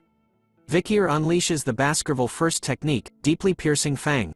Ayin and Ahun could only stare in awe over what he did, as she realized that our boy had gone inside the madam. Deep inside the madam, Vikir started to unleash all of his Baskerville techniques, from the second technique called biting fang, to the third technique called slicing fang, the fourth technique called tearing fang, and finally the fifth technique called the shredding fang. All of Vikir's moves made a huge impact as the madam started to cough up her purple blood everywhere. But the Hound of Baskerville wasn't done yet, as his rage continued to rupture, vowing to no longer live the life of a bloodhound that is led by its shackles. Using the madam's eyes as a way out, Vikir unleashes the sixth technique called crushing fang, breaking through her eye and destroying all the chains that held him down till now. The madam bitch could definitely feel the pain as Vikir made his way throughout her body, cutting and slicing every inch of meat within his grasp before eventually making his way to the biggest eye on the spider. Vikir blasts his way out of the madam's body, scattering her blood everywhere as a hole is left in her face after he had made his exit. Ayin and her fellow tribe members were stunned to see that Vikir had escaped from the madam's body by using her own eye against her. They could finally see that the madam had collapsed. Within the smoke and dust caused by the madam's collapse, Vikir laid flat on the ground in front of the madam. His face was filled with pain as he gritted his teeth hard while a green substance was spreading across it. He couldn't believe that there was poison within the madam's blood itself. As he lay there in pain, Vikir couldn't help but look at the madam behind him. He could see that she was breathing heavily, as though she was finding it difficult to live any longer. Vikir's eyes were tired as he thought that he needed to hurry and wash off the poison. But his tiredness won this battle as he simply closed his eyes, even with the madam's poison spreading through his body. As Vikir laid on the ground unconscious, Beelzebub activated itself. Summoning its blade with Vikir's arm, it shoots out a long pipe straight into the madam's body. The madam was alarmed to see where she was right now. It was shocking to see itself fully healed and in a different dimension, but she wasn't alone. As Beelzebub made its appearance in front of her, alongside the other creatures that Vikir had absorbed in order to gain their abilities. The Cerberus was the first to make a move, letting out a fierce roar from all three of its heads. Each head of the beast stared to chomp down hard onto various parts of the madam, preventing her from moving at all. As the Cerberus continues to hold the madam down, Beelzebub appears right above, aiming its snout right at the madam. Bon appetit. We now return to the sounds of Ayin calling out to Vikir. But as she shouts his name, the other tribe members warn her that there was still poison and that it would be too dangerous to get any closer. Vikir's vision started to appear slightly. He could barely see Ayin in front of himself, as she tells the other tribes to let go while shouting at Vikir to not die. As she still had something to say. But the voices and vision of everyone started to disappear as Vikir fell back into the darkness. Luckily, he still had some energy left as he mutters Ayin's name out loud, surprising everyone around him. With his eyes open fully this time, he looked over to them, telling Ayin that he was okay and that her voice was too loud, which made it hard for our boy to rest. Ayin's eyes were immediately filled with tears as she heard his voice while the other tribe members were happy to hear him. Ayin continues to shout loudly throughout the forest, shouting at Vikir that she was worried about him, and that he was a dummy. Our wonderful cute little Beelzebub on the other hand was overjoyed. After all, it absorbed the Madam's ability, giving Vikir the power to use Madame Eight Legs' deadly poison, a ranked S skill. The tribe members of the forest were now completely wasted, laying on the ground in a drunken state with empty plates and cups everywhere around them. Aquila and the other tribe leader were sharing drinks, toasting each other for a job well done. Vikir, however, was feeling tired as hell. He looked around the area, wondering how many days it had been since they started the festival. Seeing how everyone was, he realized how these tribe members love to enjoy their festivals. We finally see Bakira, who was healthy and panting cheerfully. Vikir was visiting Bakira, asking the wolf about how it was feeling, even with one of its legs missing. As he strokes Bakira's chin, Vikir had heard about how Bakira managed to overpower another wolf even with a missing leg, and had found a partner. Hearing that, Vikir tells Bakira to rest now since he had taken revenge for him. Looking at his own hand, Vikir thought about how after killing the madam, although unskilled, he was able to use the seventh technique. But he wonders if it was due to the achievement effect that he obtained after killing the madam, or was it due to the increase in his understanding of martial arts through that life or death experience. Compared to Hugo's seventh technique, which can be considered great, Vikir's version was still imperfect. So it was still difficult for him to fight Hugo, a swordmaster, head-on. But still, Vikir believes that he had gotten a lot stronger in comparison to the other times. As he gripped onto his necklace made out of flowers, he rips it off, revealing his bloodhound side. Vikir knew that with the death of the madam, he had achieved his goal here, so it was time for him to return to Baskerville. After announcing his intentions, someone else hidden behind a pillar heard our boy. Deep within the forest and mountains, Vikir had gathered his things and was heading out. He thanks the matriarch for letting him leave readily as she had no reason to stop him anyways. She tells him with a smile on her face that he had become a part of their family, forever. And that being separated doesn't mean that their ties as a family are severed. She reminds Vikir that wherever and whenever he was in this world, he would always be a Balak hunting commander. And to never forget that fact. Vikir replies with thanks after hearing that from her, but he scans the crowd of tribe members, wondering if Ayin wasn't coming. It couldn't be helped since she didn't like the idea of him leaving in the first place. After speaking with Aquila, Vikir turns around and tells them that he is leaving. The tribe members started to send Vikir off with cheers of encouragement, telling him that no matter what happens, they would come to help him when he wants. Ahun goes a step further, calling Vikir brother. He tells him that he was going to wait for him here. Ahul was by his side, and shouted to Vikir to keep them updated. As he exited the trees and entered the light, the tribe members bid their final farewells to him. Goodbye Vikir, our hero. Hearing their cheers and goodbyes brought a smile across his face, but as he took another step forward, Vikir was greeted by the sight of a golden wheat garden. Standing in the middle of it was Ayin, who was holding on to something wrapped with bandages. Looking right at her, Vikir calls out to Ayin. All she asked Vikir was whether he was really leaving. Her question left him speechless as he didn't reply right away. Taking his silence as an answer, Ayin immediately pushes the item she was carrying into his arms, telling Vikir to take it with him. Looking at the object wrapped in bandages in his hands, Ayin shyly reveals to him that it was called Anubis. It was the large bow that Adonai used. She had adjusted it so that Vikir could use it instead. Still fixated on the bow, Vikir wonders if that was the reason why he couldn't see her for a while. But our waifu wasn't done yet with the gifts, as she tames our boy by placing a collar with a broken chain around his neck. Vikir was curious about it. Ayin tells him that she made it because he kept talking about bloodhounds when he collapsed and in his sleep. She reminds Vikir that he wasn't a bloodhound. No matter what, a bloodhound wouldn't act like he does. She proudly tells Vikir that he was a wolf and that it would be strange for him to be dragged around by a chain. Vikir couldn't believe that Ayan's words would comfort him like this. But just as he was about to thank Ayan, she moves in for the kill. Holding onto Vikir's broken chain as she leans her face close to his. She tiptoes to reach him, holding his chain even tighter. The two exchange kisses as the winds blew all around them in the golden field of wheat. As soon as their lips parted away from one another, Ayan's eyes were once again filled with tears as she looked down. This time, she left Vikir behind, telling him about how she heard that this was how you say goodbye in the Empire. She even recalled that he was much smaller than her in the past, but had grown a lot since then. "Be well and be careful," said Ayan as Vikir stood still. He then started to smile, telling Ayan that this was the first time he had heard that this was a way to say goodbye in the Empire. "See you next time, Ayan." Those words were enough to cause her body to shake as she stopped in her tracks. Ayan then wipes her eyes with her hand, before slowly turning around. As the wind blew her beautiful hair through the air, Ayan's face was filled with tears at the corner of her eyes and a bright smile. She happily tells Vikir, "See you next time." Vikir has finally left the forest after so many years. Wearing a cloak, he arrives and watches over a town. Looking at it, he thought about how it's been a while since he had been here, in the Red All Castle. Considering that the Morgs are here, it seems like they were still mining rubies. Which means that they've continuously worked together with the Baskervilles. Thinking of the Morg family, Vikir couldn't help but wonder if a certain fiery woman was here in this place. But he scratches that thought away, thinking about how tired he was right now. Vikir wouldn't be able to handle what'll she say to criticize him when they see each other. He finally enters Red All Town by dropping. Seeing how late it was getting, Vikir decided to look for an inn to stay here for the day. But as he looks around to find the inn, he notices something else. A giant gold statue was made in the center of the town. Looking at it, Vikir wondered when they had built such a thing.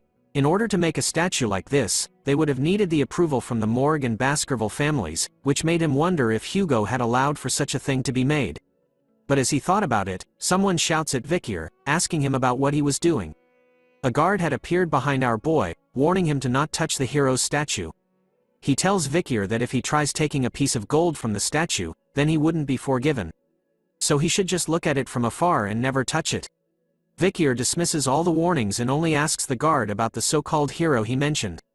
The guard was stunned to hear this from our boy, wondering if he was a foreigner who didn't know about their legend. The guard's eyes started to shine like the stars in the sky. He was excited to recite the story of the legend to someone who didn't know about him. He even reveals that he was there when it all happened, so he couldn't hold back. He starts to tell the story of the legend who had the power to kill countless barbarians with a mere sword. Not to mention his chivalry and mentality when he dove into a deadly situation, resulting in him saving the weak and beloved daughter of the Morg family.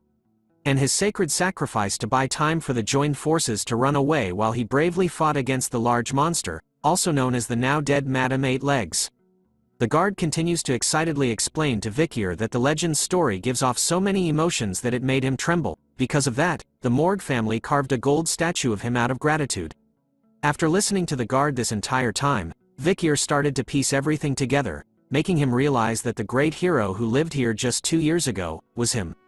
Vikir van Baskerville. After the guard had revealed his name, Vikir immediately turned into JoJo's style face while the guard was shining even more brightly as he stared at the golden statue.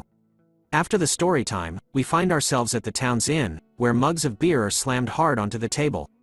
The triplets of the Morg family were drinking in the inn, talking about how they still hadn't forgotten the way their heart skipped when they first saw Sir Vikir. They even mentioned that they thought of him as just a pretty boy when they first met.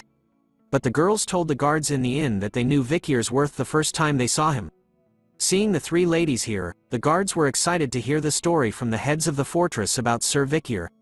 The first triplet told everyone that Vikir had charisma, and that she wanted to get close to him, but it wasn't that easy. Then the second triplet revealed that they had talked with Vikir a lot the first time they met, although they were disturbed by the 3 mutts from the Baskerville family. The last triplet recalled that the last time she saw Vikir, all the exhaustion from her body disappeared in those few moments.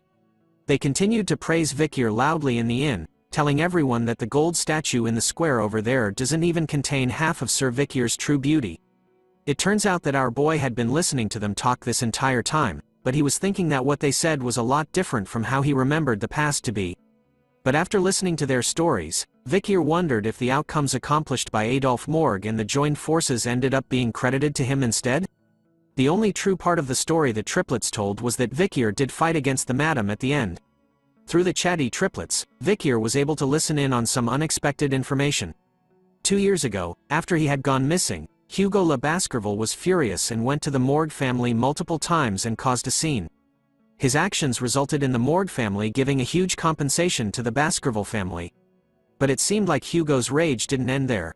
Taking a sip from his drink, Vikyr thought that the reason was because Hugo had lost a useful bloodhound, which of course would make him angry, and that the compensation he received from the Morgue family probably wasn't good enough. We returned to the triplets, who were still being delusional, thinking that if Vikyr was still alive, then they would have made a great couple. The two sisters began to fight over one another over who would have won Vikyr's heart, but the last sister was different. With a smile on her face, she happily tells her sisters to not fight and that they could all date him together. Luckily, the triplets believed that Vikyr was gone, so they decided to end their own fights. Vikyr decided that he couldn't listen to them anymore and started to leave. But just as he was about to pick his stuff up, one of the triplets noticed him at the bar. She immediately points her finger at Vikyr's direction, shouting at him, "Hey you! Suspicious-looking guy, come here." Her words and actions caught everyone's attention as they stared at where she pointed at. Vikyr didn't listen to her words at all as the sisters began to fight one another. Claiming that the barbarians have been quiet recently, they could see that she was drunk again and making a fuss. But the triplet who shouted at Vikyr was adamant that her female senses were telling her that our boy was suspicious, so she repeated her words at Vikyr, telling him to hurry up and come over to their side. But he didn't listen to her commands, which pissed her off. The triplet uses her spell called Binding to summon tree vines from beneath the ground, causing them to wrap themselves around Vikyr's feet. But the spell fails to catch our boy as he simply jumps into the air, while doing a somersault. His quick reaction to the spell catches everyone off guard, and leaves the triplets and guards stunned. But the moment he landed back onto the ground, Vikyr was surrounded by everyone. All three triplets had casted their own spells using the water, earth and wood style. While the guards pointed their spears at him, they immediately ordered Vikyr to remove his hood and revealed who he was. Seeing how surrounded he was, Vikyr thought that things were getting a bit crazy. So he decides to remove his hood, believing that it didn't matter since he was going to tell the Baskerville family that he was back. The moment the hood was gone, Vikyr's riz was unleashed, captivating all three of the triplets, as they stared at him with heavily blushed faces. Our boy just got a triple kill. Looking at Vikyr's current appearance, the words that came across their mind was haughty. But then, one of the guards beside the sisters realizes something about Vikyr's face. Looking closer this time, he could see that the expression he had was kinda off but was also similar to the statue, including his red eyes and black hair. After hearing this, the triplets started to pay closer attention to Vikyr's looks. And then it hit all three of them at the same time, causing their faces to change into disgust once they realized that the hottie in front of them was the real-life living Vikyr van Baskerville. The night soon turned into day as we turned to the triplets and Vikyr on a bridge. The triplets reminded Vikyr that he could have stayed in the Fortress VIP room, but he had declined their offer last night, stating that the accommodation fee would have gone to waste. The girls started to fall for Vikyr's riz, believing that he was interested in them since he first came to see them. They also notified him that, as requested by him yesterday, they had sent valuable news through the owl. But what Vikyr wanted was for them to contact the Baskerville family. The sisters tried to make an excuse that they thought his return was great news, but all they did was make Vikyr think of them as annoying. As Vikyr started to leave, the girls asked him if he really didn't need them to escort him. He tells them it was fine since they must be busy, but the girls revealed to him that they weren't. Since they didn't have any work to do here, all they did was just sleep. After hearing them say that, Vikyr decided that when he heads back, the first thing he was going to do was report that the people whom the Morgue family deployed were actually lazy. But before he left, Vikyr turns around to ask them about Camus Morgue since he didn't see her, which made him wonder how she was. The triplets revealed to Vikyr that Camus was doing her closed-door training right now, and that she had suddenly withdrawn from her Uncle Adolphe's Hall of Light, then entered the Hall of Darkness and is currently putting all her efforts into magic research. Vikyr couldn't believe that she had joined the Hall of Darkness, because before he regressed, Camus Morgue had a really bad relationship with the head of the Hall of Darkness, called Snake. Preparing to ride off, Vikyr wondered if this was another portion of the future he had altered. He tells the triplets to pass a message to Camus, that he wanted to see her when she has time and to leave the Hall of Darkness. The sisters couldn't believe that that was all Vikyr had to say to her, even though they were in a relationship with her and would be seeing her for the first time in 2 years. And so, the hero of the Red All Mountain has returned. The news was spread rapidly throughout the empire. The people who had a connection with Vikyr started to receive the news of his return through the newsletter spread everywhere. To the people he was working with, to the uncle of his future waifu and to the innocent saint. Finally, a man rushes into a familiar room that we have all seen before. Breathing heavily and with a piece of paper in his hand, he reports to the patriarch. Upon hearing the sudden news, a dreadful aura was unleashed by Hugo's current appearance. His eyes turned red like a bloodhound as he asked the servant if what he said was true. After getting a ton of experience and increasing his strength through his adventures in the forest, Vikyr van Baskerville has finally returned to the world. Chihuahua was delighted to see that Vikyr had arrived through the main door this time, instead of the window like before. But as he stood near the window, Vikyr was bothered about something. He wanted to know why there were so many people gathered outside from where they were. The local citizens of the town had gathered happily, holding banners filled with heart shapes and showering Vikyr with words of praise.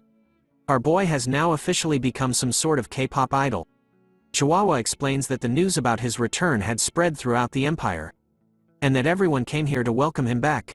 Vikyr could only comment that it was annoying while holding his head as the door to the room opened suddenly. Our dear sweet angel, Pomerian, had arrived, shouting at Vikyr and calling him daddy. As he patted her head, he told her to call him uncle instead of daddy, but she was too excited.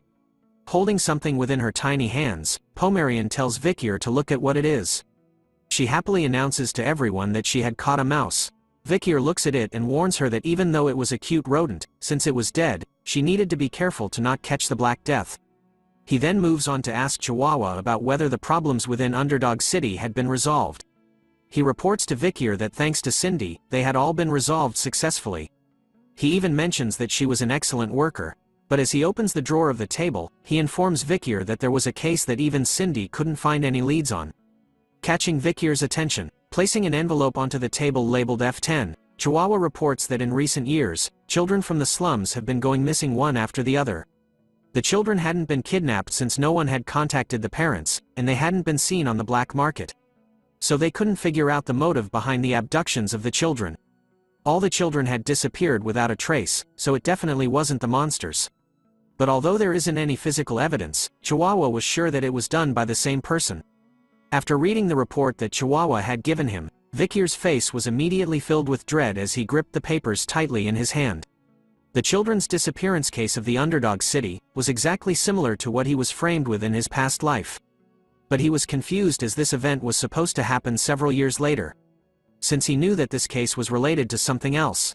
But as they were discussing the case, Pomerian shouts at them to look at her. She proudly shows off the dead mouse from before, who stood healthy and alive on her arm this time. Pomerian had brought it back from the dead, leaving Vikyr and Chihuahua in a state of shock and confusion as they were stunned by what was happening. So he asks her if she had really brought the mouse back to life. She happily tells them that she did with a bright smile on her face.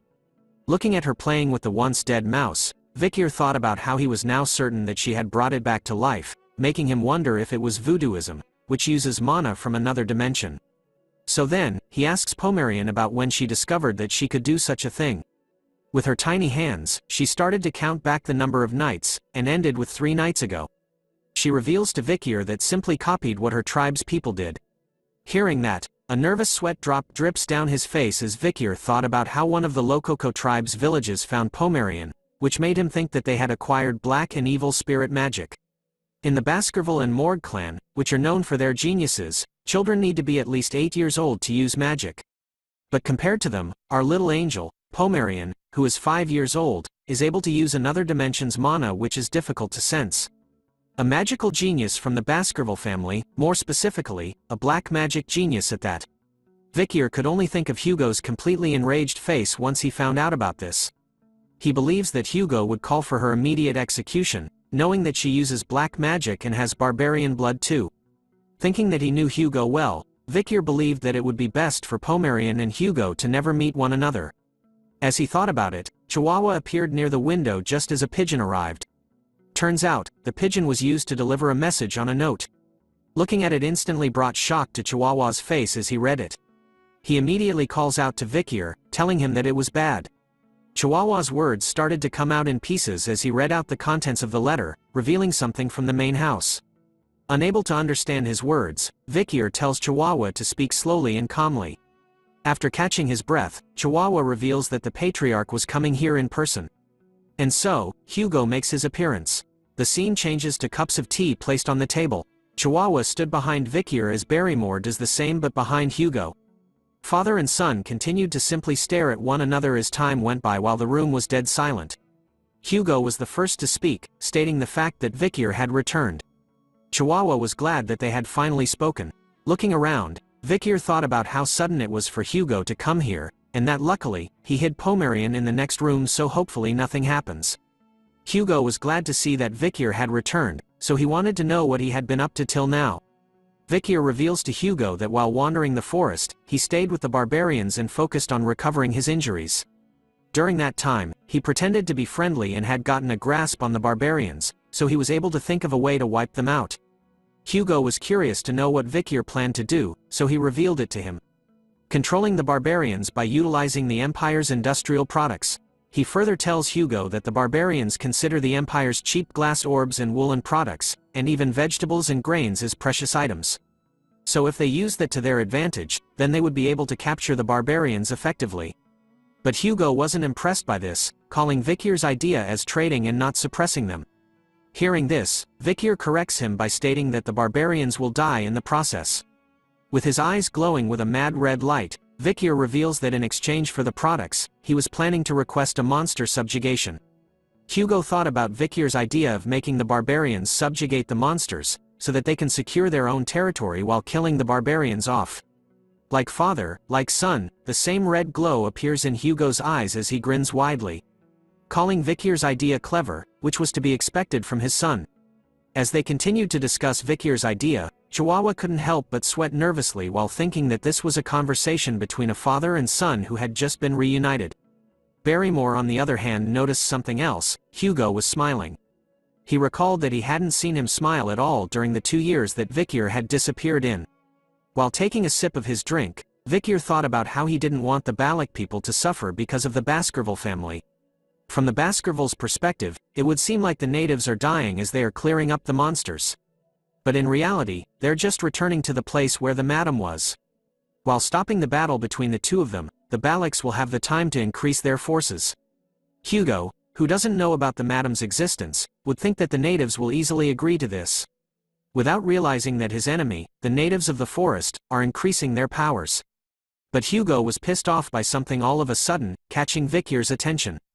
The liquid inside the cup started to boil suddenly, as Hugo unleashed a powerful aura filled with hatred, announcing to everyone that they will not trade with the Lococo tribe.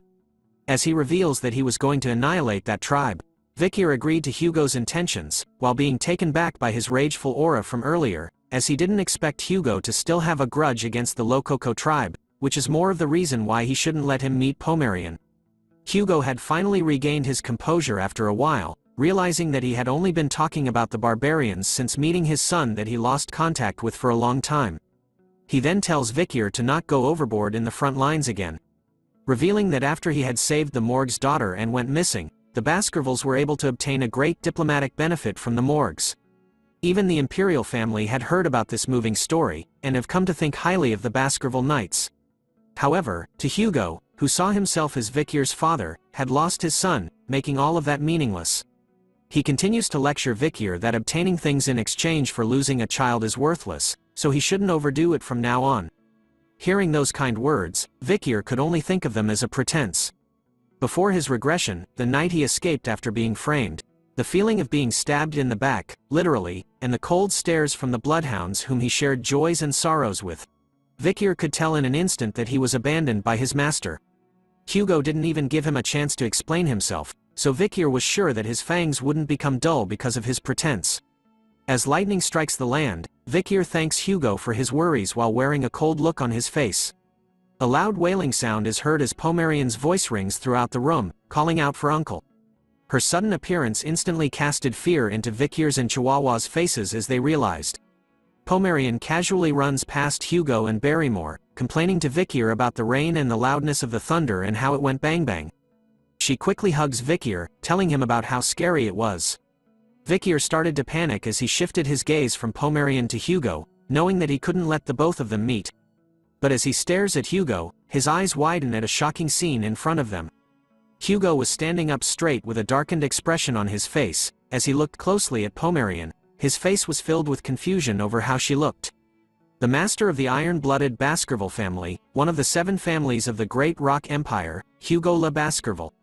He chased the barbarians far away from the border. He is also the Empire's strongest sword saint, who has killed hundreds of monsters.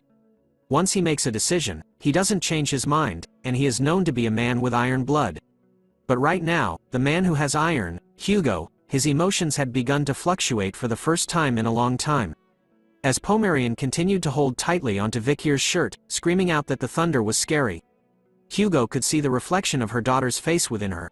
As he called out the name Penelope, Pomerian finally looked up to Hugo, only to be frightened even more as she hid her face in Vikir's chest. Shouting out loud that the mustache man was scary. Seeing Hugo's reaction to Pomerian, Vikir tells him to calm down. He explained to Hugo that he had brought Pomerian here so that he could order her around. He reveals that he saw her red eyes and thought she was one of them, but after looking into it, she was from one of the tribes at the borders. So he didn't believe that she was a family member. Hearing that, Hugo started to regain his composure. He felt a bit off and agreed that he was mistaken for a moment. As there was no way that his daughter, Penelope, would be that young if she were alive. Hugo decided to leave first, informing Vikir that he was tired. A nervous sweat drop drips down Vikir's face as he tells Hugo to have a safe journey back. But deep within his mind, Vikir couldn't believe that Hugo, who possesses the soul of a swordmaster, was that shaken up, which meant that Vikir was right that something was up. Before leaving, Hugo calls out to Vikir as his son, telling him to attend tomorrow's grand banquet. Chihuahua hears that and knows that Hugo was referring to the dinner where only a select few of his closest descendants gather. It was the dream of all Baskerville members to attend that banquet.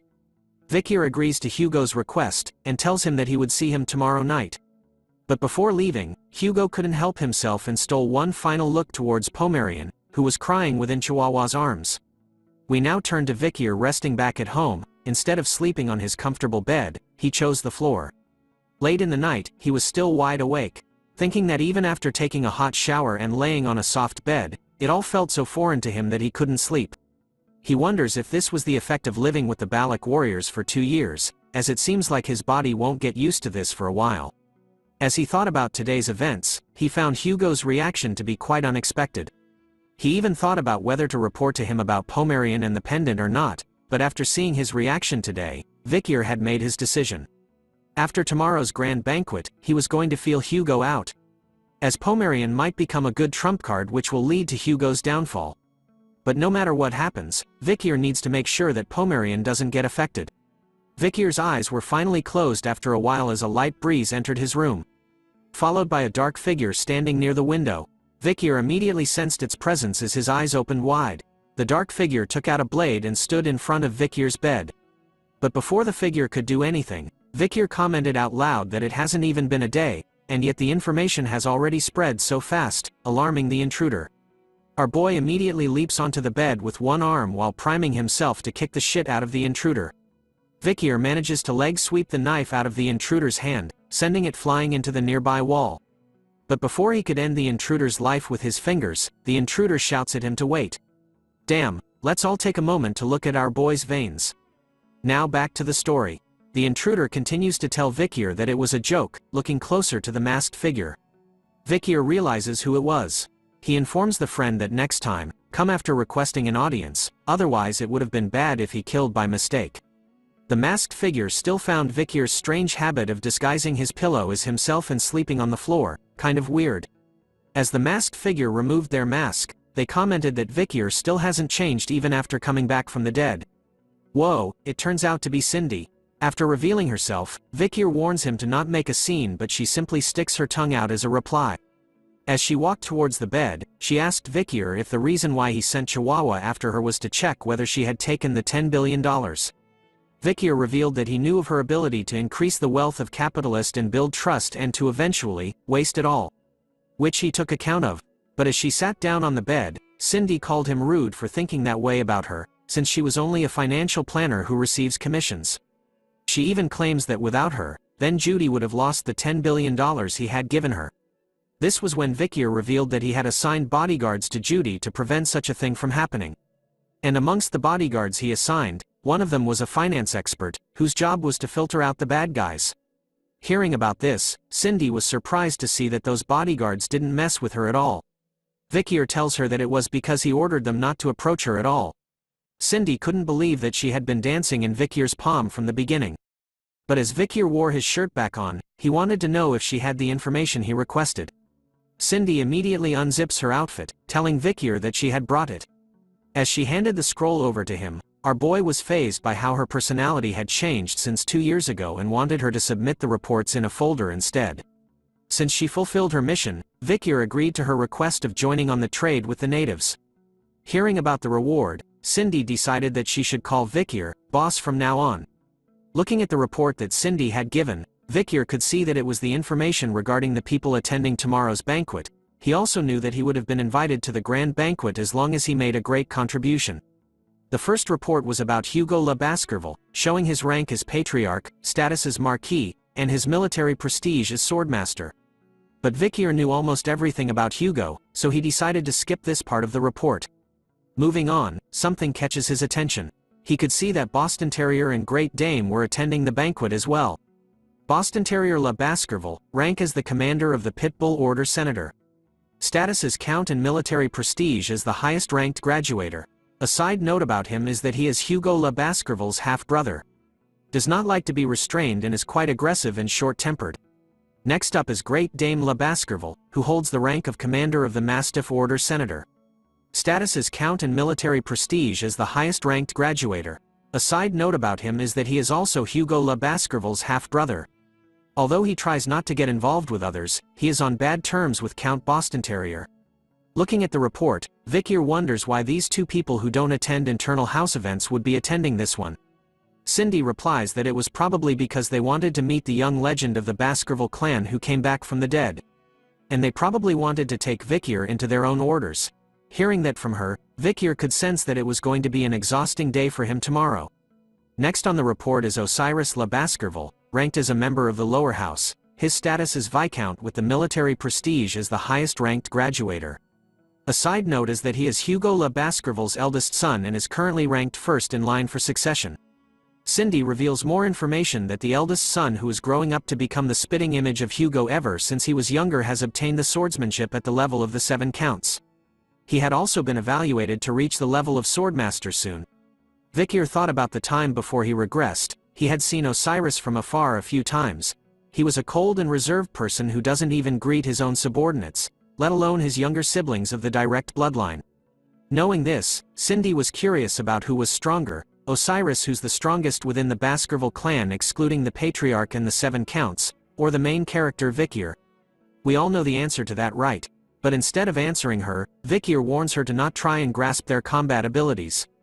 Next on the list was someone who Vikier thought was in the middle of isolation training, but instead was coming back to attend the grand banquet.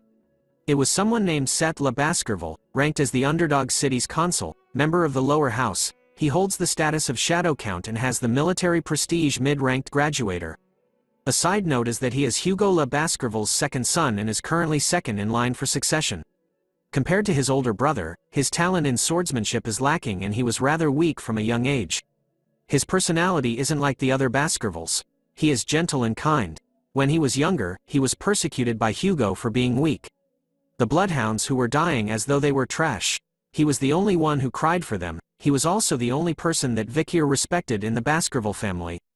Vikier couldn't believe that he was able to meet him at this time. As he looked through the remaining reports, he could see a few familiar faces and immediately placed them down. Surprising Cindy, who wondered why he read through the remaining reports briefly as she did her best to investigate them. Vikier tells her it's because he knew who these guys were very well. It's our favorite triplets. With his sinister bloodhound aura activated, Vikier smiles while looking at the reports of everyone.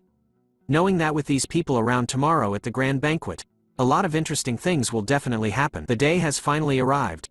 Vikier stood in front of a massive door, decorated with symbols, as 2 guards stood by its side.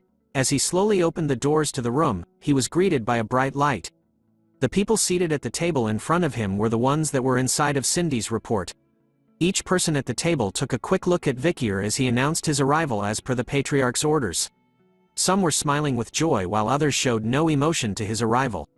With his head down and his arm across his chest, Vikir thanks the patriarch for inviting him to the grand banquet. With his eyes bright red, Hugo tells his son to come and take a seat. Soon enough, the dining room was filled with the sound of cutlery being used. Everyone who sat at the table were silently eating their food, no one spoke as the servants stood behind. The first to break the silence in the room was Boston Terrier, asking out loud if anyone else thought that the meat was a little undercooked. Hugo took note of his question, making him ask if the food wasn't to his liking. But Boston corrects Hugo, his older brother, saying that he wasn't referring to his own meal, but instead, was referring to the meat on the plate beside him. It turns out that the food he was talking about belongs to Great Dane, who gives Boston the side eye, asking him if he has a problem. Sound the alarm because the two uncles are entering the ring.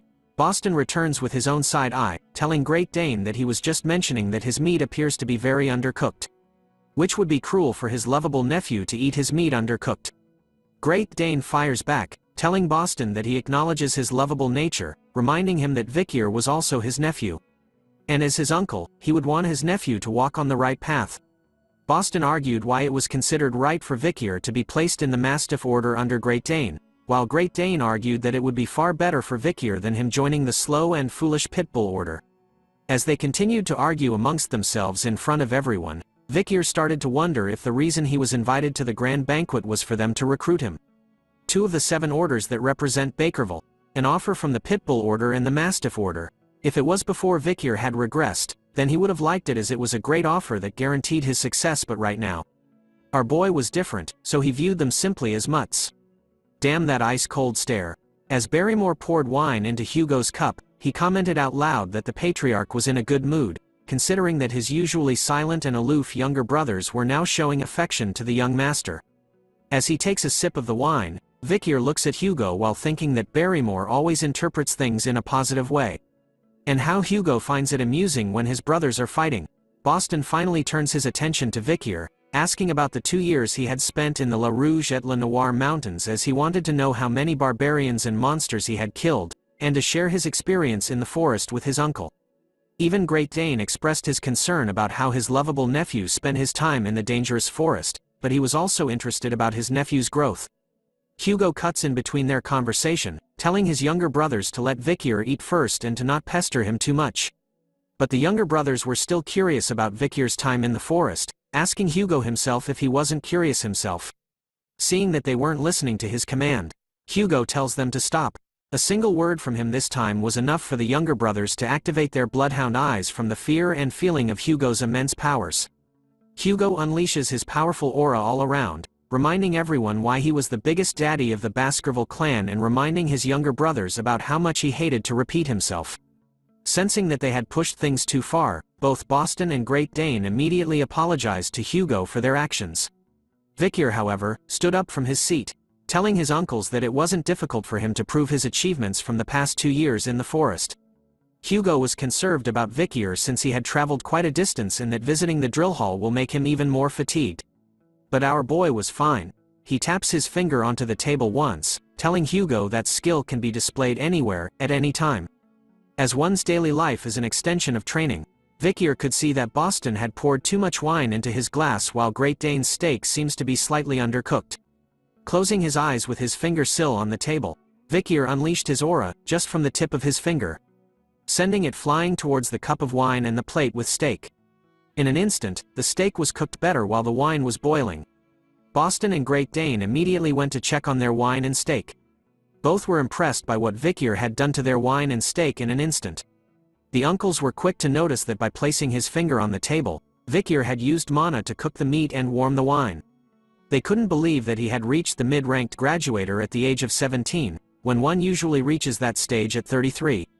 Hugo continued to sip his wine silently as the uncles exclaimed out loud that he must be proud to have a son who has mastered all these techniques.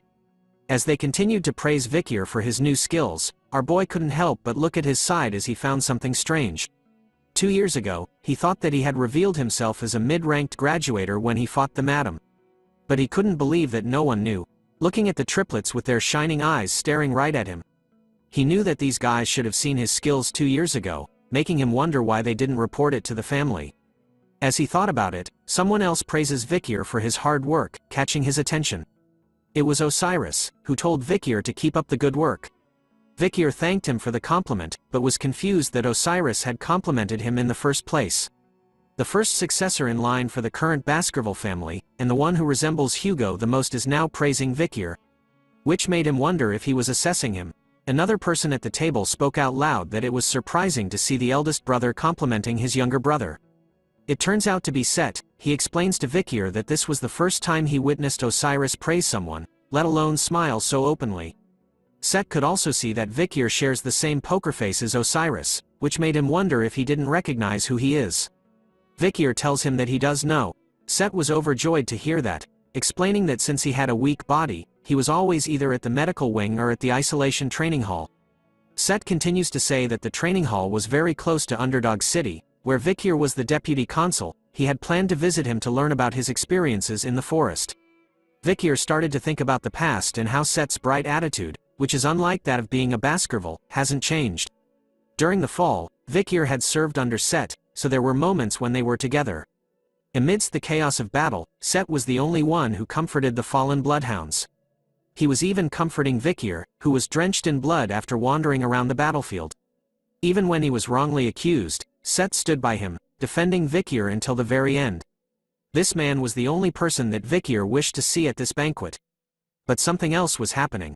Vikir's bloodhound senses had been activated from the start, his eyes sensing all around as he smelled a disgusting stench that reeked since before. This horrific stench that only he, who was there during the fall, would know. The stench of demons. Right now, in this grand banquet, amongst all these powerful individuals of the Baskerville clan, Vikir could sense that there was a demon hiding amongst them. He started to look at everyone closely this time, wondering where the demon is, as the owner of the source of this disgusting stench. Vikir finally closes his eyes after scanning everyone in the room, before opening them once again. Looking at the man right beside him, Set sees his look, and asks if there was something that Vikir needed, as the hands of the dead, as though in the form of an aura, surrounding the sick-looking man, who held a mischievous smile on his face. Vikir could see that Set was having conversations to ease the atmosphere, and even asks the servants serving Goof how they're doing. This man right here was the same person that Vikir knew before he regressed. But he still wonders why Set had the dirty stench of demons all around him. Set then spoke out loud that he had heard about Vikir taking over as the deputy consul of Underdog City while he was gone.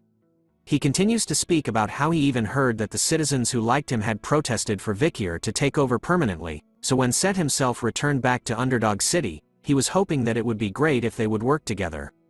Vikir continues to stare at Set in silence, before placing his own glass of wine towards him. Telling Set that he looks forward to it, as they clinked their glasses of wine together, hoping to be in each other's care, Vikir takes a peek at his own glass afterwards. He couldn't see Set's reflection in the glass at all, which meant that Set is dead and that a demon had possessed his dead body. Vikir then wondered if he should reveal this fact to everyone right here at the grand banquet. But he changes his mind, because if he does reveal that truth, then they would ask for Vikir to provide proper evidence first. So in order to do that, he needed to get away from this and gather more information first. As Set continues to ask Vikir about which order he was going to join, all Vikir could think of was that the smell of demons was really suffocating. Set continues to talk about how he thought that the Doberman Order's uniform was cool when he was younger, but Osiris cuts him off, telling him that they haven't even finished eating yet. He was already chatting away. With a slight red glow in his eyes, Osiris warns him to stop bothering Vikir with his small talk and to finish his dinner first. Set was taken aback by the sudden request from Osiris, but Vikir was glad, because thanks to him, he was free from the smell of demons. Now it was Hugo's turn to speak. He asks Vikir about the meal, to which he responds that it was very good. Hugo was glad to hear that and informs Vikir that he has something he would like to discuss with him while he is at the main house, and orders him to visit the office later on. Vikir pauses to think about the sudden order but agrees to it anyway. The grand banquet had finally ended and Vikir was now roaming outside the main house. As he continued to walk by himself, Vikir felt tired after the 5-hour-long dinner, and how he had to eat with all those powerful people. He had also heard about how the official paper for the academy entrance had arrived at the Baskerville clan. He concluded that that must be the reason why Hugo had summoned him to the office, because of the academy entrance. But as he thought about this, a figure appeared high above, wielding a sword. All of a sudden, a huge wave of bloodhound-filled aura attacks were sent flying towards Vikir's back. Our boy was quick to notice it as the Baskervilles' sixth technique, wondering if he should just overpower it. But as he gripped his own sword, he decided not to, as he revealed his skill level as a mid-grade graduator. So he couldn't go beyond that. In response to the sudden attack, Vikier quickly turns around and answers back with the Baskervilles' fourth technique. But it was enough to completely stop the sudden attack as it still launched towards him. So Vikier decides to take on the remaining attack by absorbing the rest of it with the River Styx's blessing in his aura. But before the sudden attack reaches him, it suddenly stops by itself, leaving Vikier stunned as he gazes at the one who unleashed the attack. A huge laugh was heard from the figure standing above. It was revealed to be Boston, who was impressed by how much Vikier had grown up since there was a two-tier difference between their techniques, and yet he had endured his attack. Boston immediately leaps down to Vikier, asking Dane if he was right about how his eyes didn't deceive him. Dane appears right behind Vikier, like that creepy uncle during family reunions. He tells Boston about how he couldn't believe that he had actually swung his sword in the main house, making him no different from the barbarians. Dane continues to scold Boston for attempted murder, such a barbaric thing to do, and if Hugo knew about it, then at the very least Boston would have been on probation for several months. But Boston was happy with his actions, telling Dane about how he could say such things about an uncle's love towards his nephew. He reveals that he had adjusted the attack so it would disappear right in front of Vikier so he wouldn't get hurt. Sensing that the trial was over, Vikier slowly places his sword back into its case while the uncles continue to argue with one another. After insulting each other's orders, Boston fires back with a personal attack, revealing that Dane was someone to beg to be saved when he gets a small cut on his belly. Dane retorted back that since Boston was so chunky all over, then his flesh wouldn't even get cut. The uncles decided to take action over words this time, as each of them pulled out their own swords, declaring that whoever wins the duel between them would get Vikier to join their orders. Seeing how their fight had evolved, Vikier immediately turns around to escape from them, thinking about how bothersome they were being. As he walked away from his uncles, he thought about how the attack from before wasn't that strong. The 7 counts strongest attack, the highest grade graduator's Baskerville 6th technique. Vikier was also the highest grade graduator, but he knew about the 7th technique. And if you were to add the River Styx's blessing and the demonic sword Beelzebub, then our boy was extremely confident that he could at least go up against 2 of the 7 counts together. Nothing beats plot armor, but on the way home, he encounters the now group of triplets, who stood in front of him this time. Instead of speaking, the triplets immediately went to their swords on their waists, drawing the blade out. Vikier sees their actions and activates his bloodhound eyes and his hand readied, thinking about how the triplets knew the difference between their powers. So he had no choice but to kill bloodhounds who bare their teeth without knowing their place.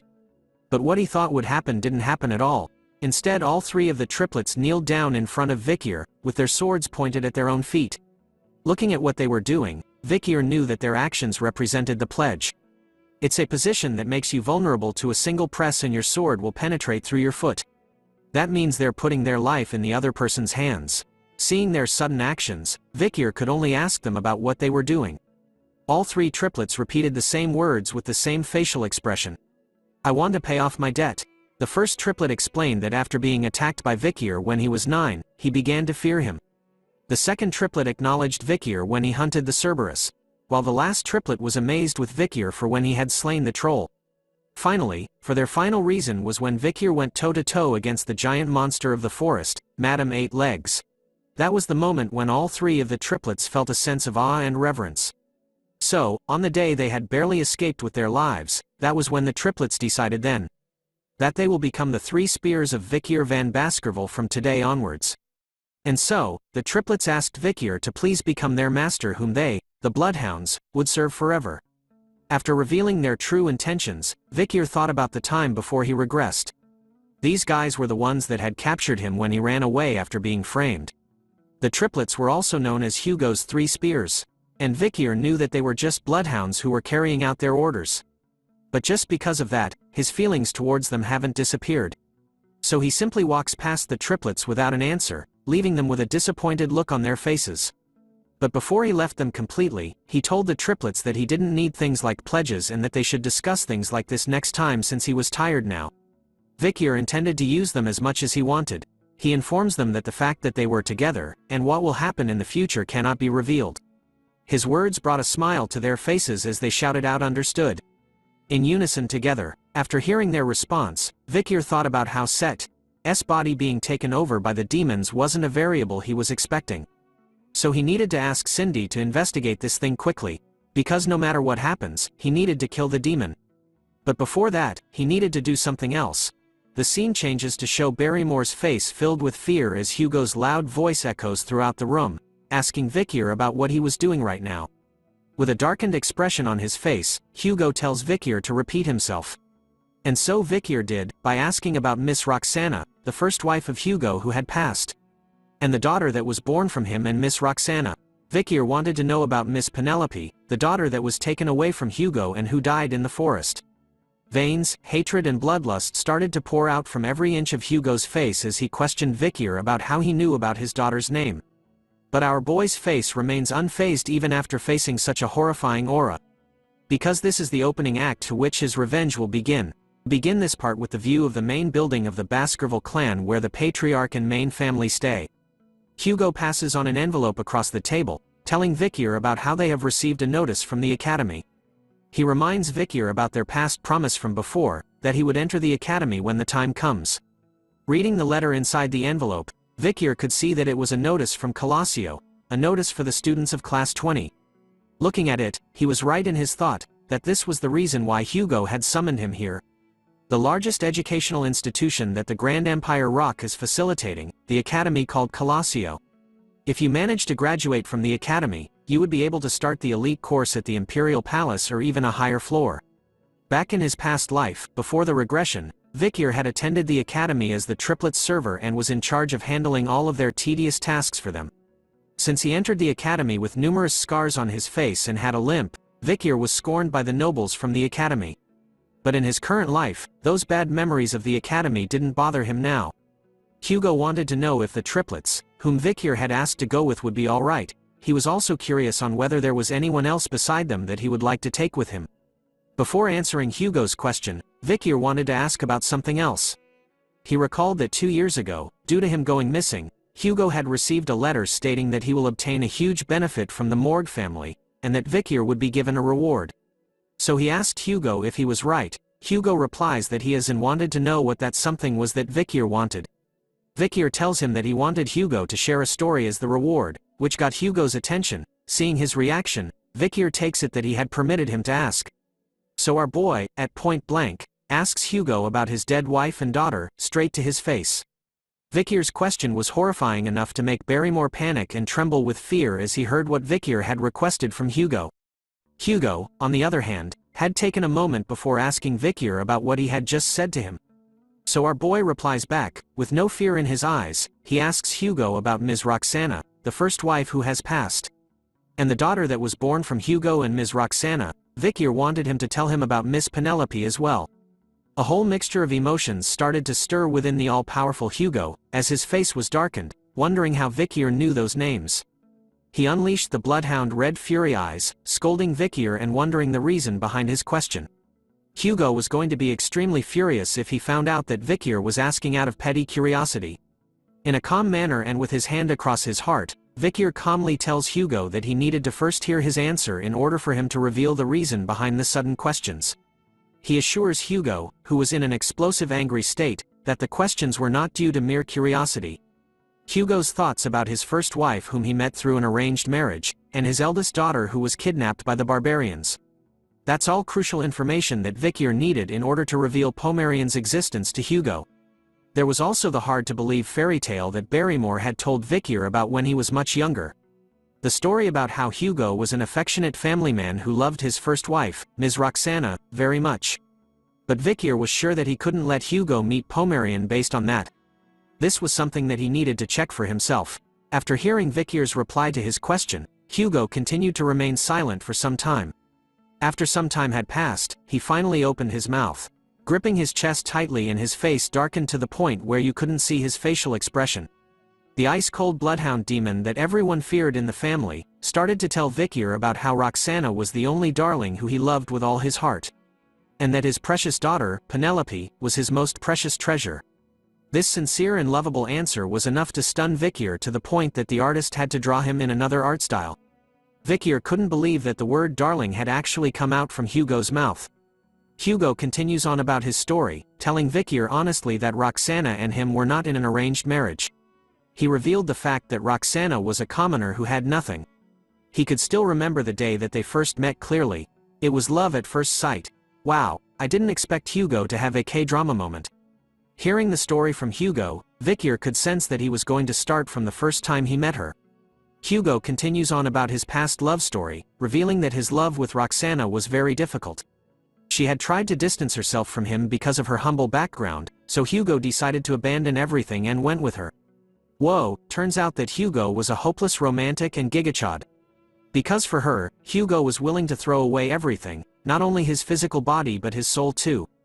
Vikier interrupted Hugo as he was telling his story. He was grateful for sharing that with him, but he wanted Hugo to go to the next point quickly. But Hugo interrupts Vikier, shouting at him with the word but. And continuing on with his love story, he tells Vikier that his love with Roxana was put to the test once again. In order to capture them, who were on the run, the Baskerville family had sent pursuers. For the sake of protecting Roxana, Hugo fought with his life on the line and with everything he had. They had walked a thorny path, covered with multiple attacks and dead bodies, was the path they had to walk where no one blessed their love. Hugo recalled that they had thought about giving up, but they persevered due to their love for each other. Akathut, that was only the start to their harsh beginning. Hugo and Roxana managed to break through to their disagreeing parents and had gotten married.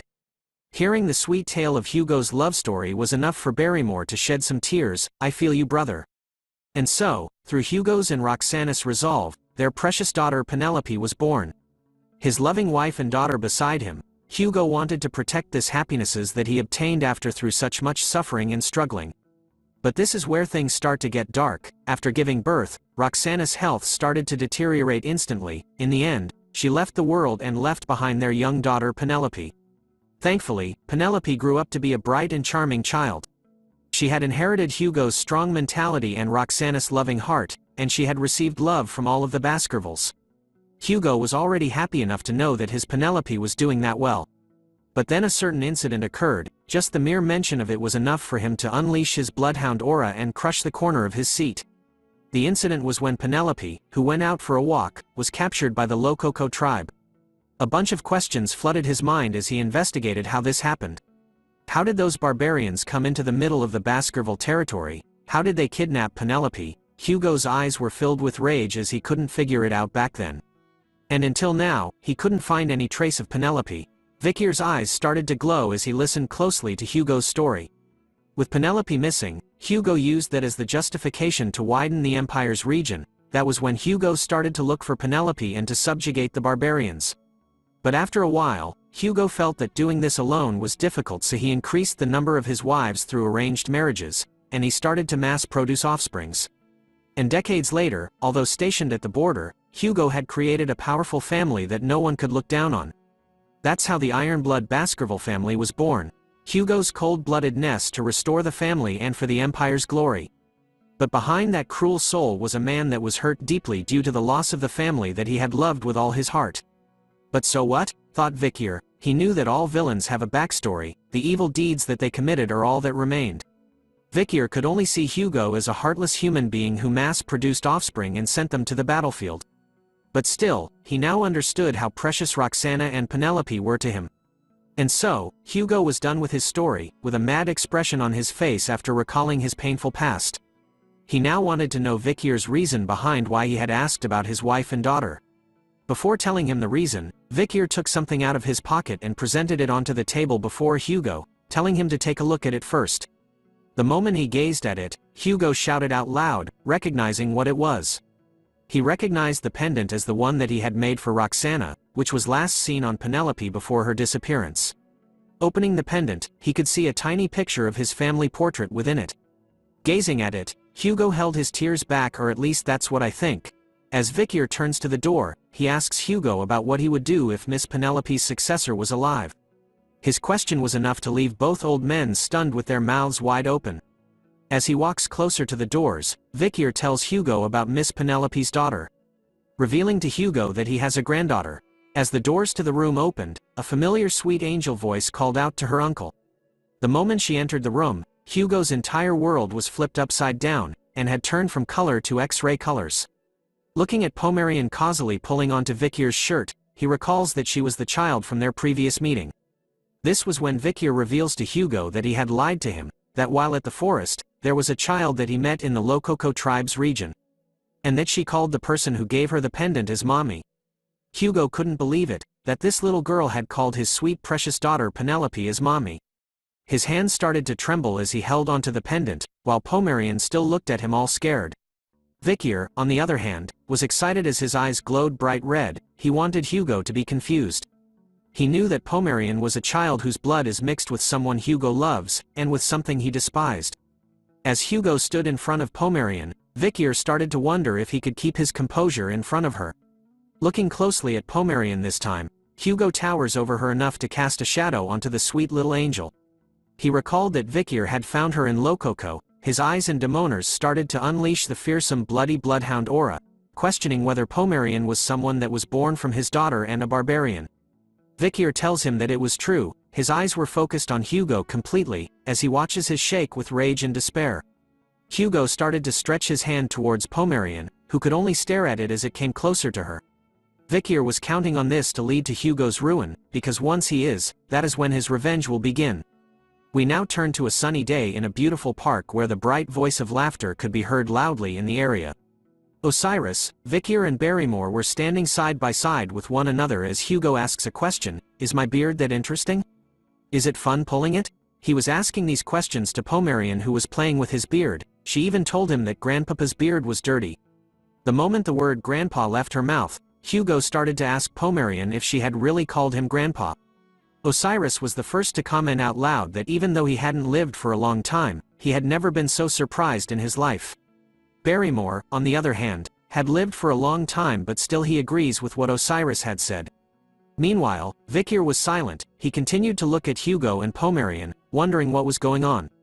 The Hugo that he knew of right now, the image he had of him in his mind, had just been brutally shattered into a million pieces. As Hugo covered his face after being called a grandpa, tears started to flow out endlessly from his eyes, as he couldn't believe that the day he would be called a grandpa would come. Seeing Hugo's sudden reaction and crying face made Vikir stunned as he looked down. His world had started to flip as well, and he wonders why the cold-hearted bloodhound known as Hugo Le Baskerville would have that kind of expression on his face. We now turn to when Vikir van Baskerville was 15 years old after regressing. As he stood in front of the all-powerful Hugo Le Baskerville, Vikir suddenly wondered about a certain question. Can he assassinate Hugo? The first answer to that question was impossible. When one reaches the level of Swordmaster, they obtain an unwavering mind. Because of that, Vikir couldn't even find an opening during Hugo's daily life. So he gave up on the thought of assassinating Hugo, and after many years, he found Pomerian, the daughter of Penelope, whom Hugo truly loved. The wave of emotions that would be felt when meeting Pomerian could possibly affect the Swordmaster. With refined swordsmanship, Beelzebub and the Madam's poison, the possibility of assassinating Hugo increased as time passed. And today was supposed to be the cornerstone for Hugo's assassination. But as Vikir looks towards his target that he was planning to kill, he wonders why Hugo was laughing right now, as though he was happy. Seeing this side of Hugo, Vikir started to waver in his conviction to kill the man in front of him, while thinking why Hugo isn't confused. We return to the moment where Vikir introduced Pomerian as Penelope's daughter and Hugo's granddaughter.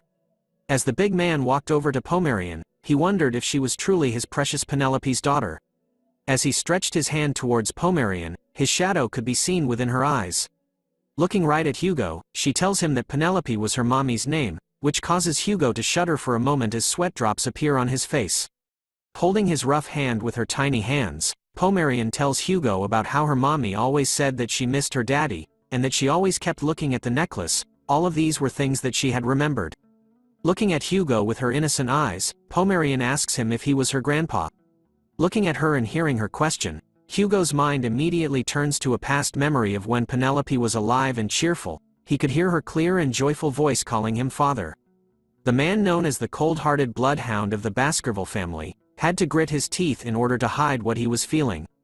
But it didn't work as he muttered out Penelope's name as he bends forward while trembling, catching Vikir's attention. The all-powerful man had finally broken down as tears started to flow endlessly from his eyes. He could only kneel in front of Pomerian, with his head down. He continued to cry out loud in front of everyone.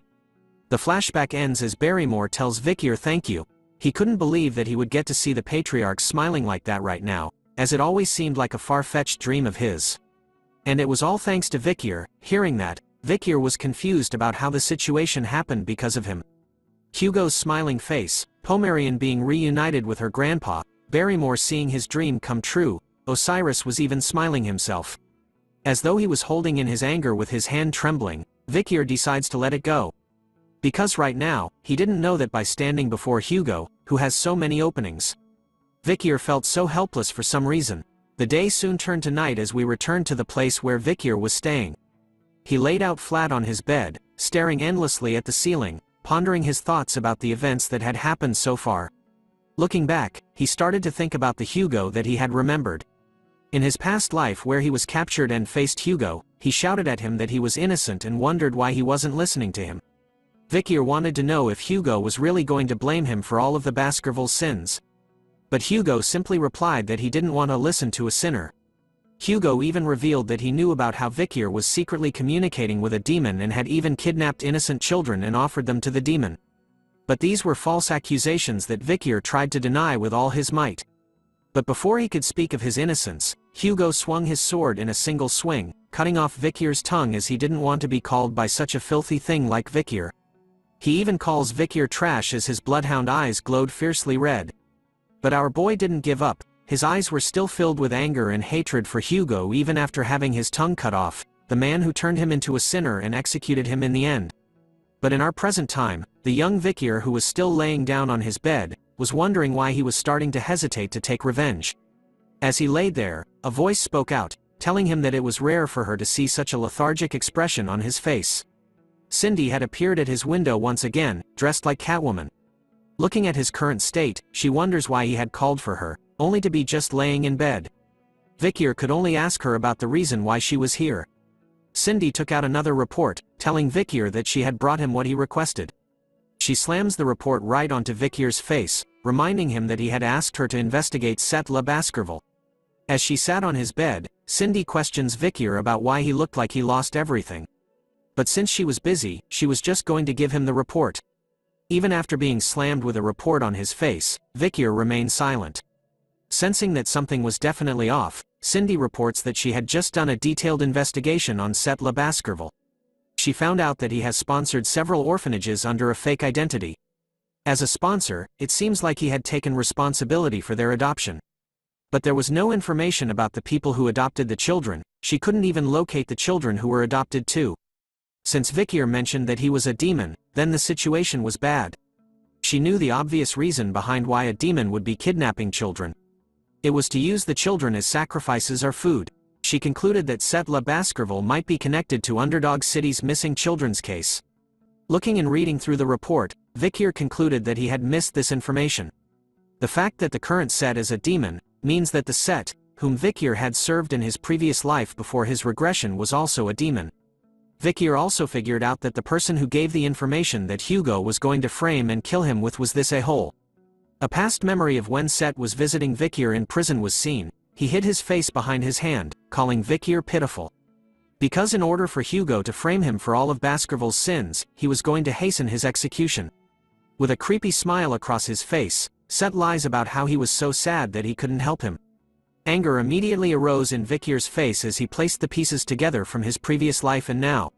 He couldn't believe it. We now turn to a young boy, asking the sir beside him about where they were.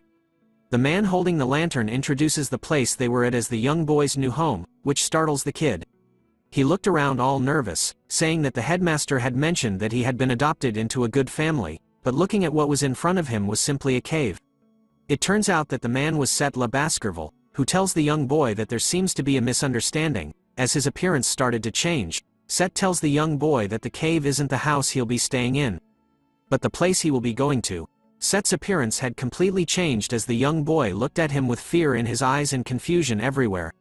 Set's appearance had completely transformed into a demonic being, with a single eye in the center and sharp fangs all around with tentacles. Ew, just ew. The young boy could only stare and do nothing as tears filled his eyes. His last word was calling out for his mommy, as Set devoured him completely, leaving behind only blood and the shoes that the young boy wore previously.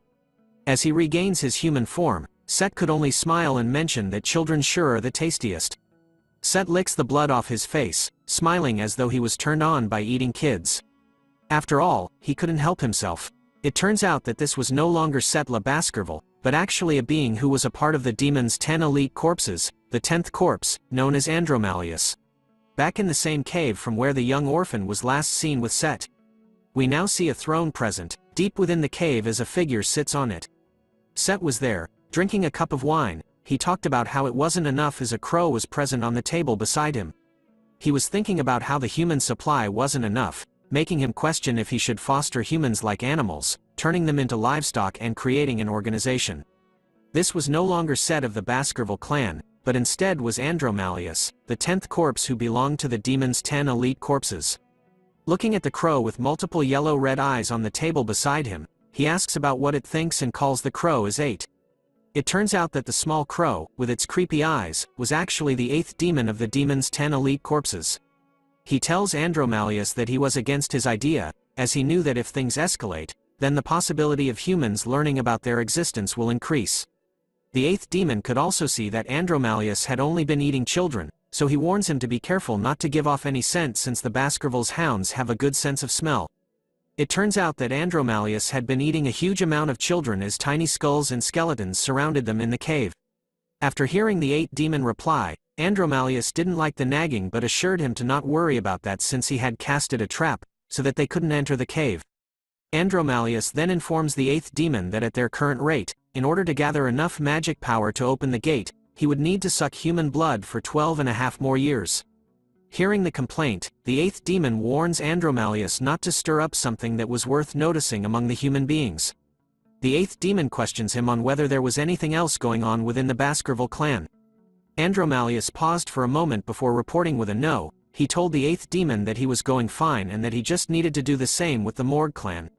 Hearing that there was nothing new, the 8th demon reminded Andromalius that as the 10 elite corpses, they just needed to focus on opening the gates that would lead to downfall. Since they were the links between the human and demonic realms after all. Before dissolving into a black liquid, the 8th demon left Andromalius with these last words: "All of this is for the downfall of humans and the 10 elite corpses." Looking at the black liquid left behind, Andromalius took another sip of his drink made from human blood, revealing the fact that he couldn't report that Hugo had become an idiot for his granddaughter.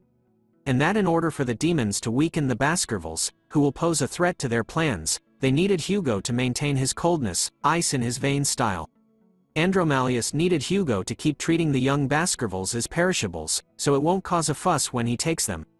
As he got up from his throne, he thought about how it wouldn't mess with the plan, but he wasn't sure if things will turn out well now.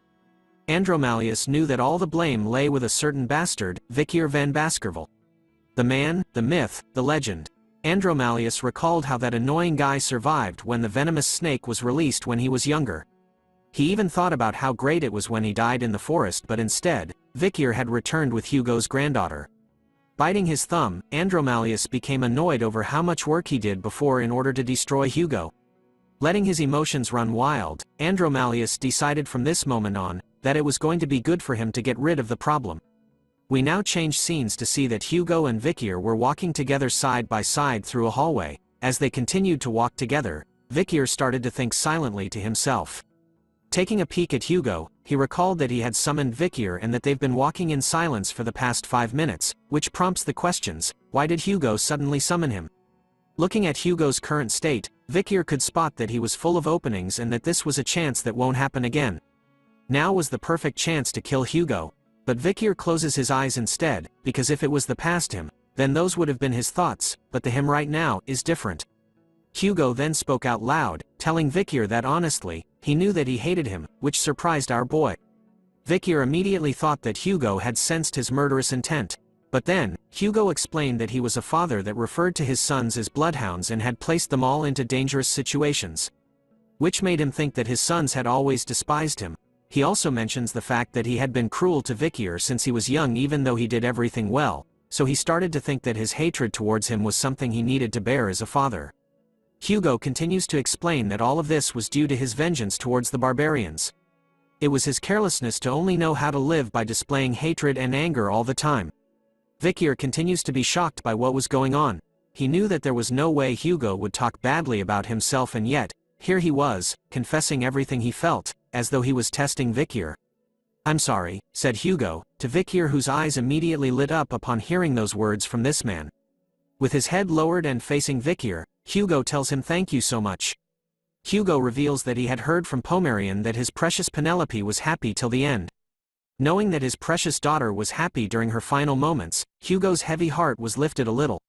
He felt like he had been saved as an image of his happy family crossed his mind. So Hugo bows to Vikier. For the first time in history, he thanks the boy for bringing Pomerian to him and wanted to give him anything he wanted in exchange. He wanted the reward not to be a bloodhound's reward but a gift of thanks. But as he mentions those words, Vikir's expression was dark. He started to think about how he had a vague suspicion ever since he regressed. He recalls the past memory from when he was younger and when Hugo encouraged him to do well in the interim evaluation, and how during the exam he had ordered for a stop just in case it was dangerous for Vikir. Even after receiving a wound, Hugo showed concern by telling Vikir to treat the injury as a lesson. Even now, he would call Vikir son, and believed in him. So the question, is the Hugo in front of me different from the Hugo I know? Popped into Vikir's mind as he figures out that the cold Hugo may not even exist anymore. Which was a strange thing that happened after he had regressed.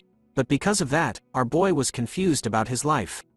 For the past 17 years, he had only thought about revenge, but now, he was able to forgive Hugo.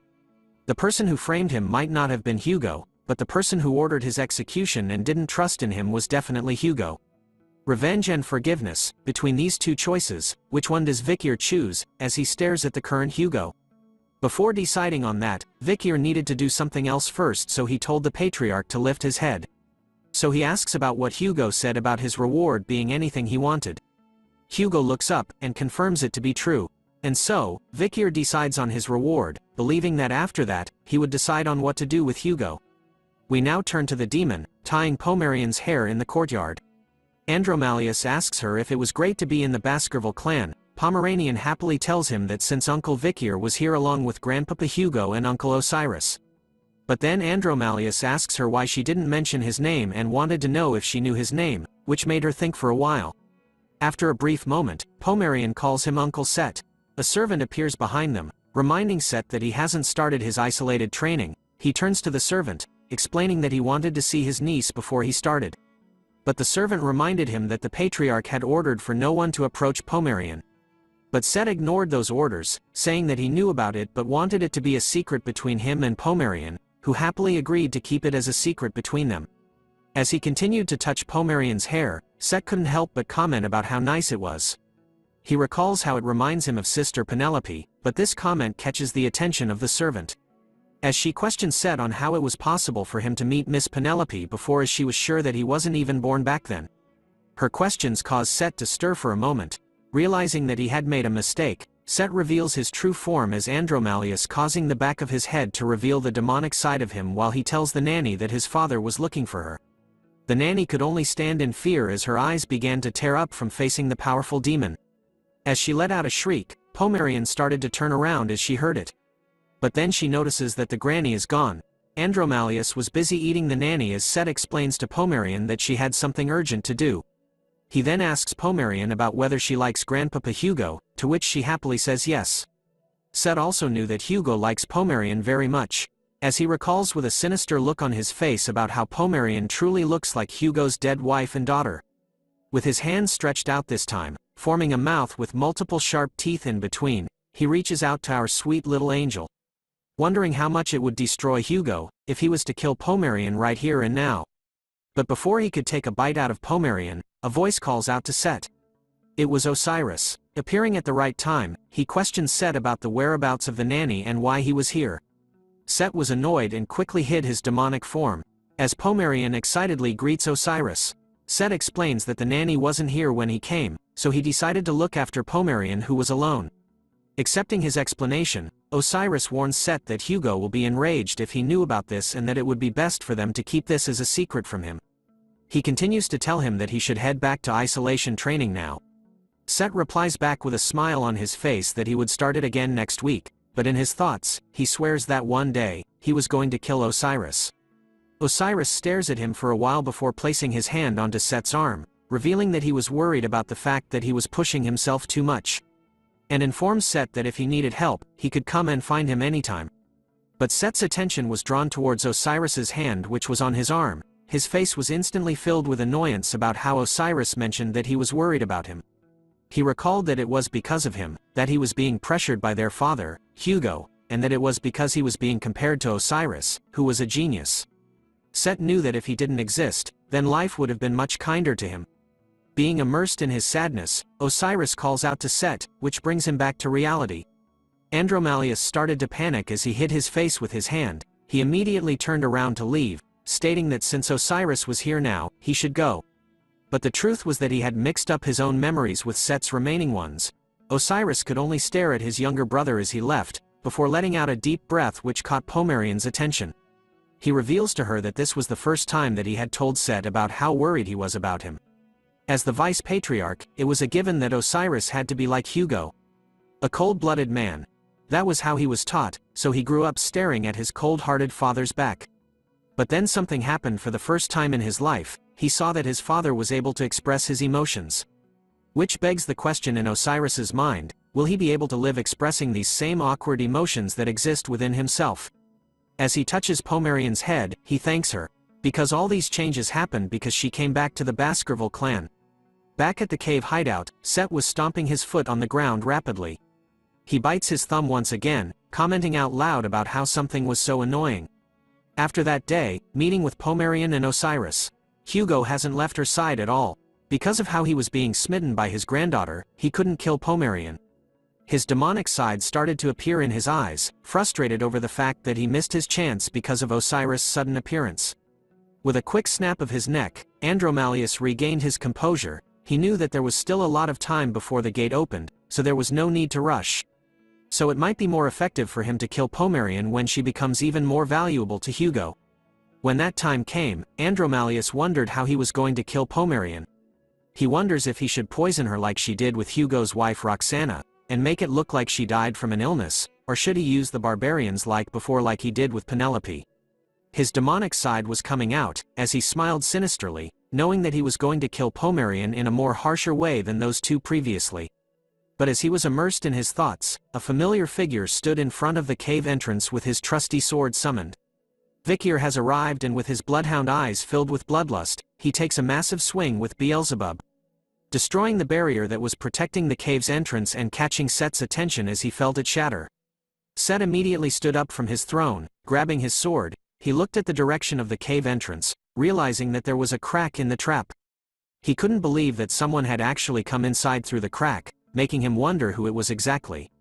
And so, from out of the darkness of the night, Vikir makes his appearance. He shows up, reminding Set that as promised, he was here to visit him. Set was stunned to see Vikir being here, wondering how it was possible. Vikir reveals to him that he had followed him all the way here, but he didn't notice him at all because he was lost in thought. He said this while using his second slot skill, called Silent Heal, given by the ugly fish monster. Set was taken aback. He couldn't believe that a mere mid-grade graduator made a crack in his trap. But what was more important to him was, since Vikir had followed him, does it mean that he knew his true identity? As he scans the cave and spots the numerous skeletons scattered around, Vikir figures that his sudden visit must have caused Set many troubles, which made him question what he was doing in such a chaotic place like this. Vikir even tells Set that it looks like he was the demon behind the missing children's case in Underdog City. This statement made Set go from a dark expression to a creepy smile on his face. He reveals his demonic aura to Vikir, figuring out that he already knew everything, but he was curious about how Vikir figured it out. Matching the demonic aura with his own bloodhound aura, Vikir tells the demon, with his own version of a sinister smile, that it didn't seem like he plans to hide himself anymore. Set begins to walk up to Vikir, holding on his sword. He tells Vikir that there was no need to hide since there wasn't anyone else here either. Set wasn't sure where Vikir had gotten his confidence from to come here alone and empty-handed, but Set figured out that everything would be fine if he just killed Vikir. And so, the mad demon takes a swing at our boy with his demonic aura and sword. His attack seems to work as he manages to do a full swing towards Vikir, bringing a smile to the demon's face. Our boy's eyes were lifeless after the attack, but then something else happens. The sword Andromalius was using had landed far away from his body. while Vikir was still perfectly fine enough to ask him about why he was laughing. It turns out that the demon's arm had been sliced off so fast and in such a strong manner, that the attack was enough to cut even the Manhwa's panel in half. Andromalius immediately kneels down in pain while screaming as Vikir shows off Beelzebub. In that single moment, he had summoned his own blade and sliced off Andromalius's arm. The demon could only wonder why Vikir had taken out a weapon, and that the pain it was feeling felt as though his soul had been cut, which made him realize what weapon Vikir was using. Andromalius figures out that it was Beelzebub, the sword of gluttony. He shouts at Vikir, asking him about how he could have obtained the relic of the Grand King of Flies, the holy constellation of the ancient devil. Vikir expected such knowledge from the demons as they truly know a lot when it comes to themselves, but as he calls out to Set, he reveals the true face of the man before him. Vikir knew that Andromalius was one of the 10 demons who came to the human world in order to open the gate to the demon world, a member of the 10 elite corpses. Hearing this, Andromalius could only shout in shock over how Vikir knew about such information. But as he continues to stare at Vikir with his demonic eyes, he realizes something else. The soul of Vikir. Andromalius could only wonder why his young soul smelled like the blood of their people, making him think that Vikir had gone to hell before. With his bloodhound eyes all lit up, Vikir could see that the being in front of him was the one who framed him in his previous life. As if following him into thinking he was his savior wasn't enough. Set was also the one who executed Vikir in the end too. "Wake up, demon," said Vikir in a heavy tone, causing Andromalius to sweat profusely. As if Vikir had become a demon as well, our boy tells the demon with a big smile on his face, to never think that he was going to die comfortably. Before Vikir regressed, destruction fell upon the world. The citizens of a town were its first victims as they looked at the skies one peaceful day, unaware that death was here. The gate that connected the demon realm and human realm appeared in the skies above the innocent people. When the demons began to invade, humanity called it the fall. The ones who opened the gate were the 10 high-ranked demons who first came to Earth. Known as the 10 elite corpses. During the long war against the demons, Vikir had the misfortune of meeting one of the 10 elite corpses on the battlefield. His first reaction upon facing the demonic creature was fear and shock. Because the outcome of his battle against it was simply miserable. Surrounded by his fallen comrades, Vikir could only cling onto his sword as he watched the one of the 10 elite corpses flex on top of the cliff. Out of the 671 people who joined the battle, 666 died. Out of the 5 survivors, 4 had lost their minds, so there was only one particular survivor.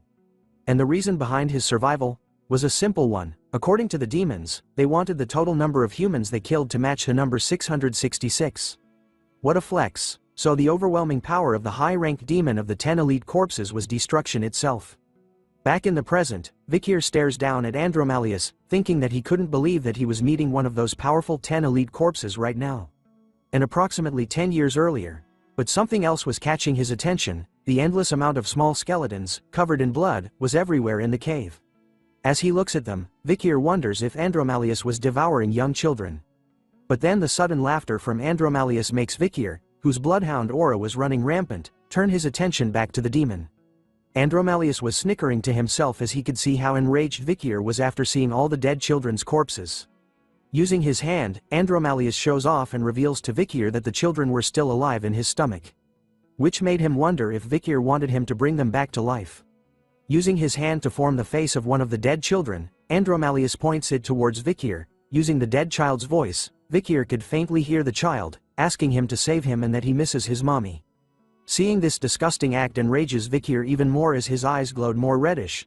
With another swing of Beelzebub, Vikir had sliced off Andromalius's remaining arm, causing him to scream in pain as he kneeled before Vikir even more. Our boy then tells him to stop talking as he knew that there was no way the dead could come back to life. Andromalius starts to panic over the sight of both his arms being missing, but then he smiles, revealing his completely regenerated hands and arms to Vikir. As he calmly stands back up, he tells Vikir about how he knew he had as many secrets as he did. Recalling that even Osiris, who was called a genius, only reached the level of a mid-rank graduator at the age of 30. And yet, here stood Vikir, who had reached the very same rank but at just the age of 17, signs of being an irregular.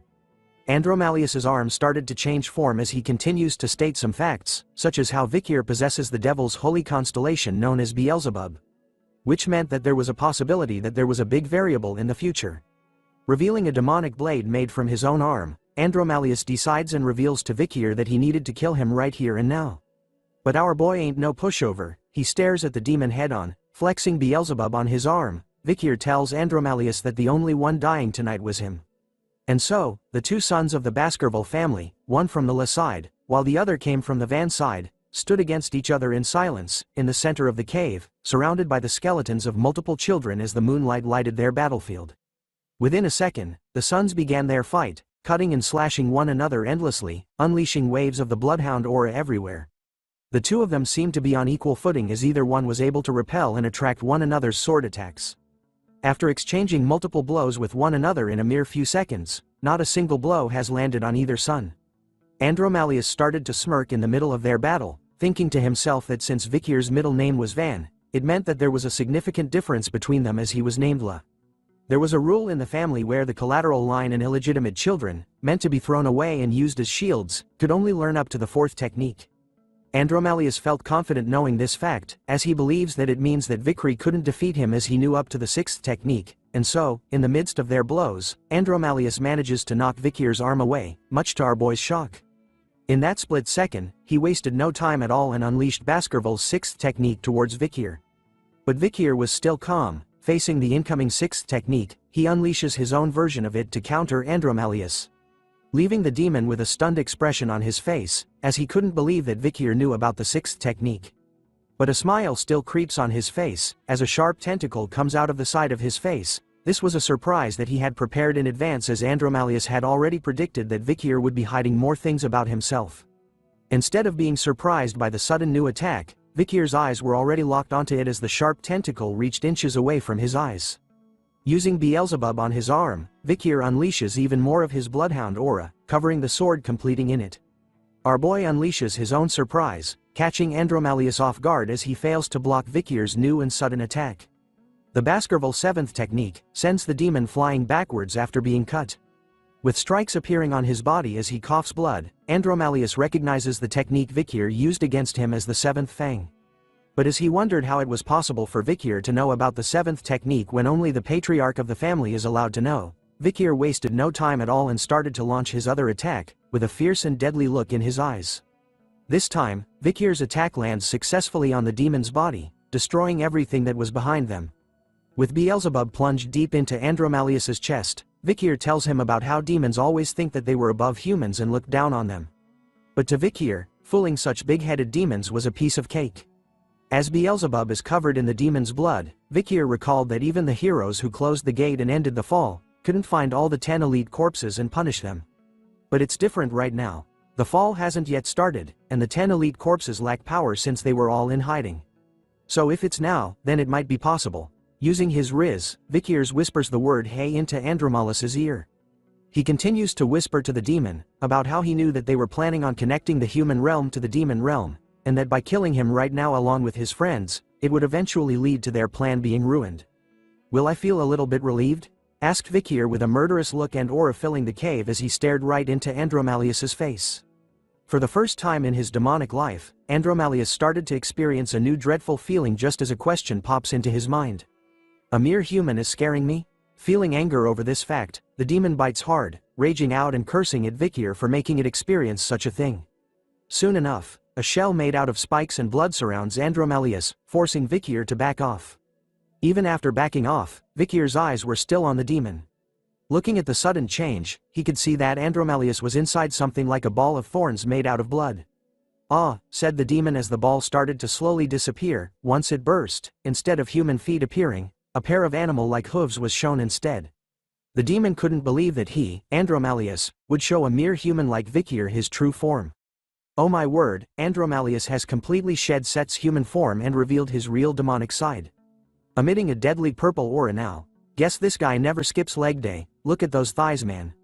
The demon continues to show off his new form, even telling Vikir that he acknowledges that the extent of his power was unexpected. Summoning snakes like Medusa, Andromalius ends the chit-chat with a sudden snack attack. Kind of reminds me of Orochimaru from Naruto. The snakes all locked onto their target, Vikir, who simply stood still as they reached closer to him. Using a zigzag-like pattern, Vikir relentlessly cuts down the snakes that came close to him, but they were endless. Andromalius was enjoying this moment, telling Vikir to keep trying and slicing them. Vikir does as he says, leaping, doing backflips, in order to dodge the snakes while cutting and slicing them apart, making his way to Andromalius. But as he charges forward, Vikir is unaware of a single snake that manages to slip past his defenses. The snake manages to land a deep bite onto his shoulder, before Vikir slices off its head. Seeing this brought a smile to the demon's face, as he announced that with a single bite, it was all over for our boy. But Vikir simply looks at the bite marks on his jacket, telling Andromalius that he didn't know what he meant that it was over since he had just received a small injury. This time, a mouth with sharp fangs appears on Andromalius's palm within his hand.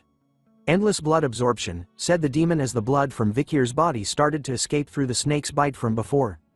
Andromalius was literally eating the blood inside of Vikir's body, controlling and pulling it to him using the mouth on his palm. He finally reveals his true ability, the ability to control blood. As long as he stood up against a living creature, Andromalius believes that his ability is undefeated. That is until he faced our main character, who is currently calmly looking at his blood, leaving his blood at a fast rate, but still giving off chill vibes about it. Meanwhile, Andromalius was telling Vikir that if he loses all of his blood, then he was going to shrivel up and die. As he continues to take in Vikir's blood, Andromalius reveals that his ability, endless blood absorption, was the power of a half-immortal. As long as there are living organisms around him, who are injured, he will never die. Vikir was still calmly looking at his blood leaving his body. But then he starts to smile, before breaking into a laughter, angering Andromalius, who shouts at Vikir about why he was laughing, wondering if he had lost his mind. Using his hand to hide his laughter, Vikir reveals that he finds it funny to see a demon enjoying himself when he doesn't even know what he was absorbing. It turns out to be true as the demon started to cough blood out all of a sudden. Andromalius kneels onto the ground in pain, wondering what was wrong with the blood after finding out that it wasn't ordinary. Seeing his reaction, Vikir asks the demon if he wants to see something cool. Using Beelzebub, Vikir makes a small cut across his wrist, letting it drip heavily onto the ground in front of Andromalius, who realizes that there was poison in Vikir's blood as it melts the ground the moment it touches it. But that wasn't the end to the magic show. Vikir shows off his fully regenerated wrist after he had cut himself. This sight leaves the demon stunned, as he couldn't believe that there was a human who has this level of regeneration of that level. Along with the poison that can harm demons, Andromalius only knew that the ones that possess such potent poisons are the cunning spider from the La Rouge et La Noire mountain, also known as Madame Eight Legs, and the nine-headed snake that lives in the land of the Titans, and finally, the huge jellyfish that lives at the bottom of the Black Sea. He still couldn't believe that a lowly human could possess such a potent poison. But still, the demon could only scream in pain while kneeling in front of that lowly human. Vikir continues to taunt Andromalius, who was busy screaming in pain, asking him if he wanted more of his blood. Curious about the taste, Vikir licks his finger with his blood on it, believing that he was right about how the madam's poison would work on the 10 corpses. The madam inside Beelzebub started to growl, as it seemed like she was pissed about how Andromalius didn't die from her poison. But this interaction proves something to Vikir. With the Baskerville 7th technique and Beelzebub's abilities, who had also reached the rank of highest-ranking graduator, can definitely defeat the 10 elite corpses. Feeling that death was close after that last attack from Vikir, Andromalius realized that he was too strong to face him. Thinking about how the hell did a monster like Vikir become this strong?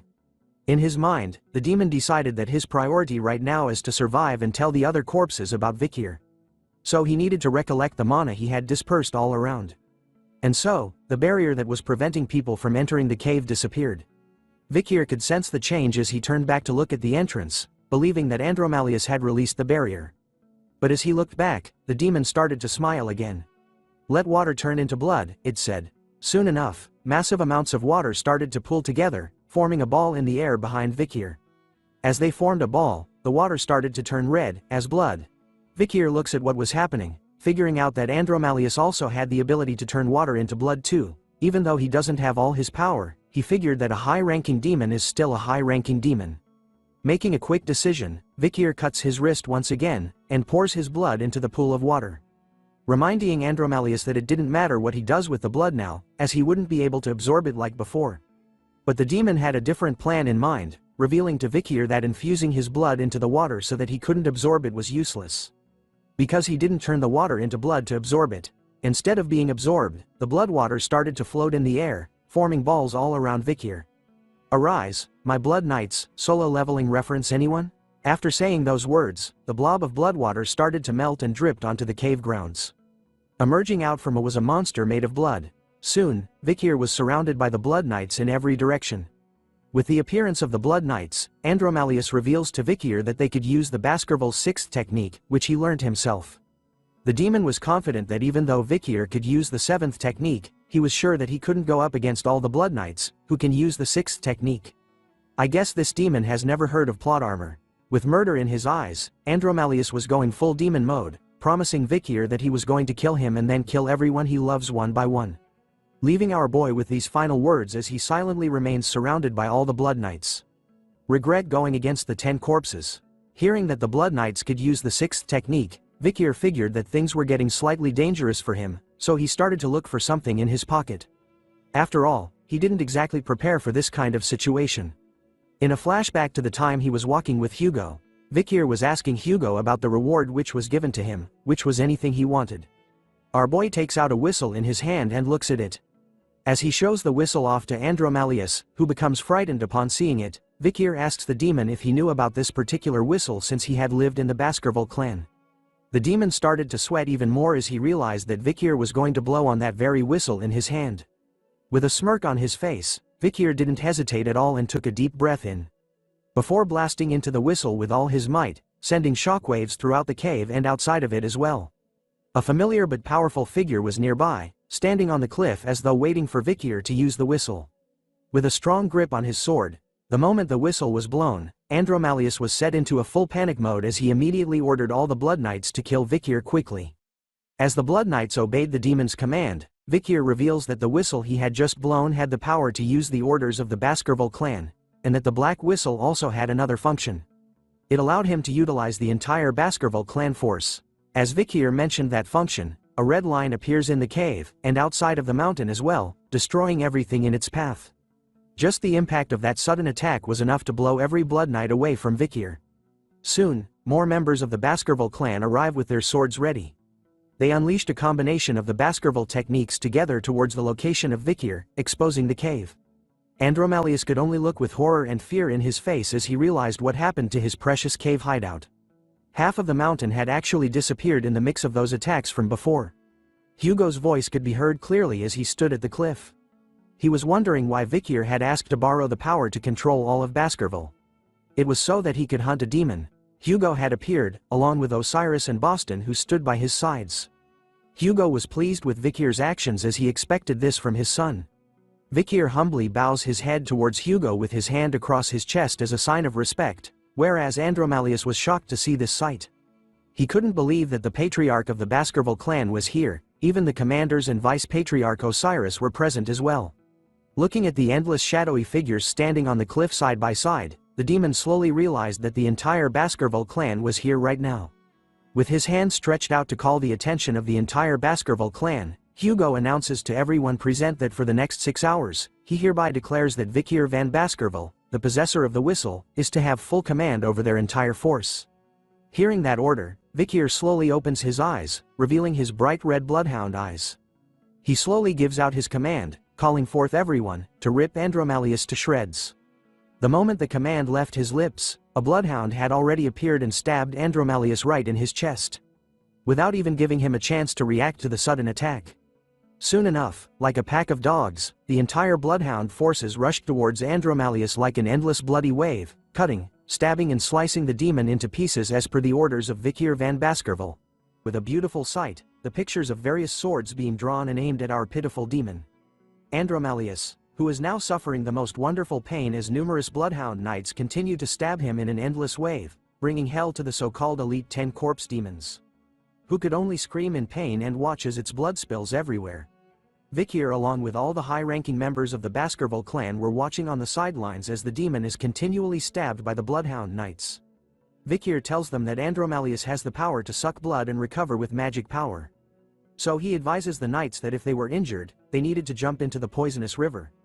Since they couldn't help the demon, Vikir orders for all the bloodhounds present, to never get a single scratch on their bodies. The bloodhound knights were filled with vigor as they responded to Vikir's commands over them, "As you command," shouted the knights as they carried out Vikir's orders without hesitation. Boston was proudly laughing over what Vikir had done, seeing how his nephew was able to raise the bloodhound knights' killing intent with a mere few words. Dane on other hand was impressed by how well Vikir was leading the Bloodhound Knights for the first time. However, for Hugo, he felt something different. He couldn't believe that he didn't notice that one of his sons had actually turned into a demon. Looking at the scene unfolding before his very eyes, he wonders if this was the true reality of the Baskerville clan right now. Andromalius was able to escape from the Bloodhound Knight's endless waves of attacks by summoning snakes to counterattack the Mutt's attack. But it was pointless, as all it did was give him a moment of freedom.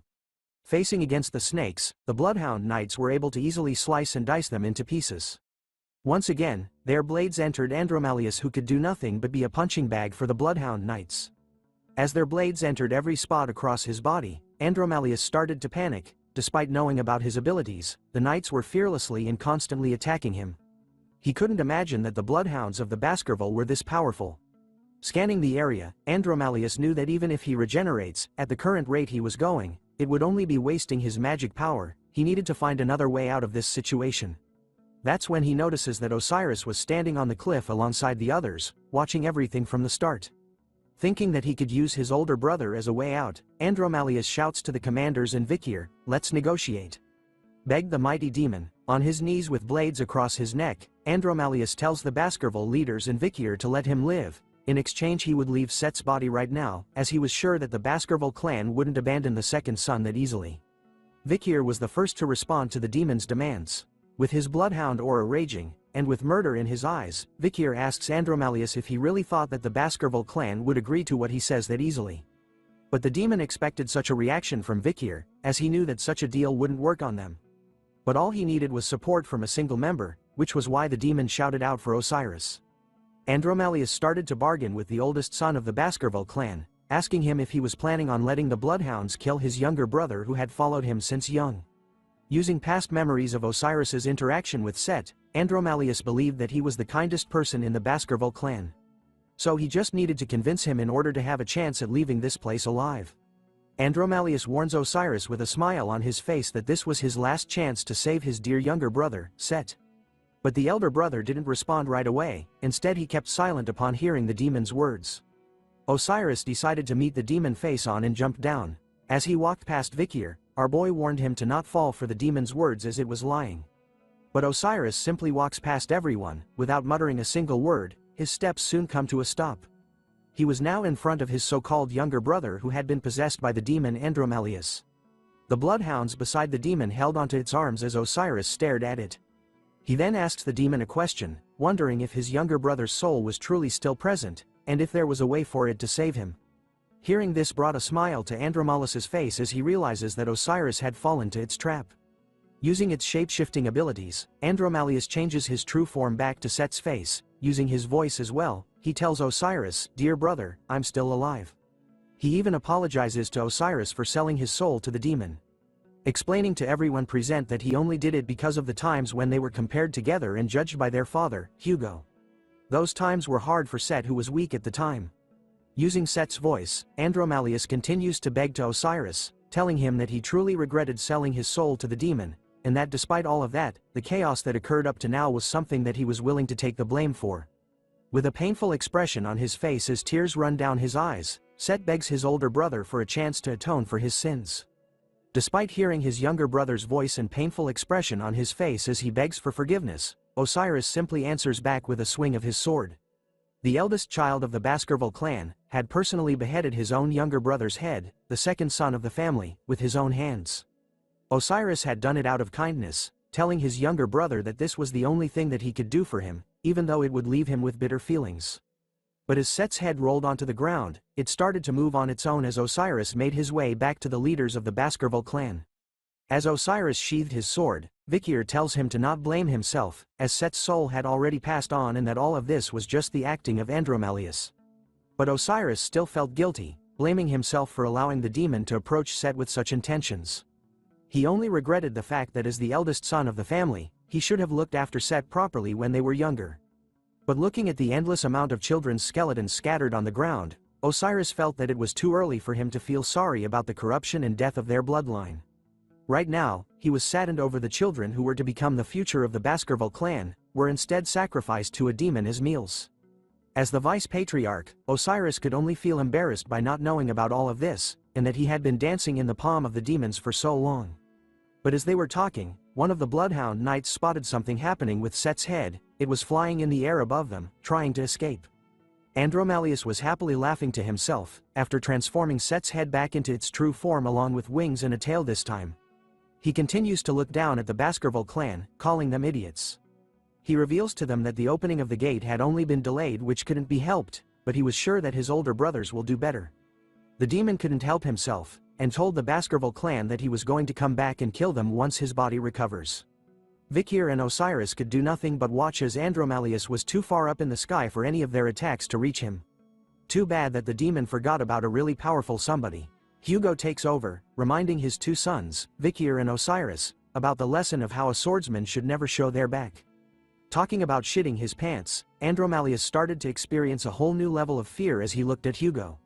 The demon was confused about what he was feeling right now, as it was certain that Set had completely died, and yet, for some reason, he could still feel the same fear that Set felt towards Hugo, who right now is charging up his bloodhound powers.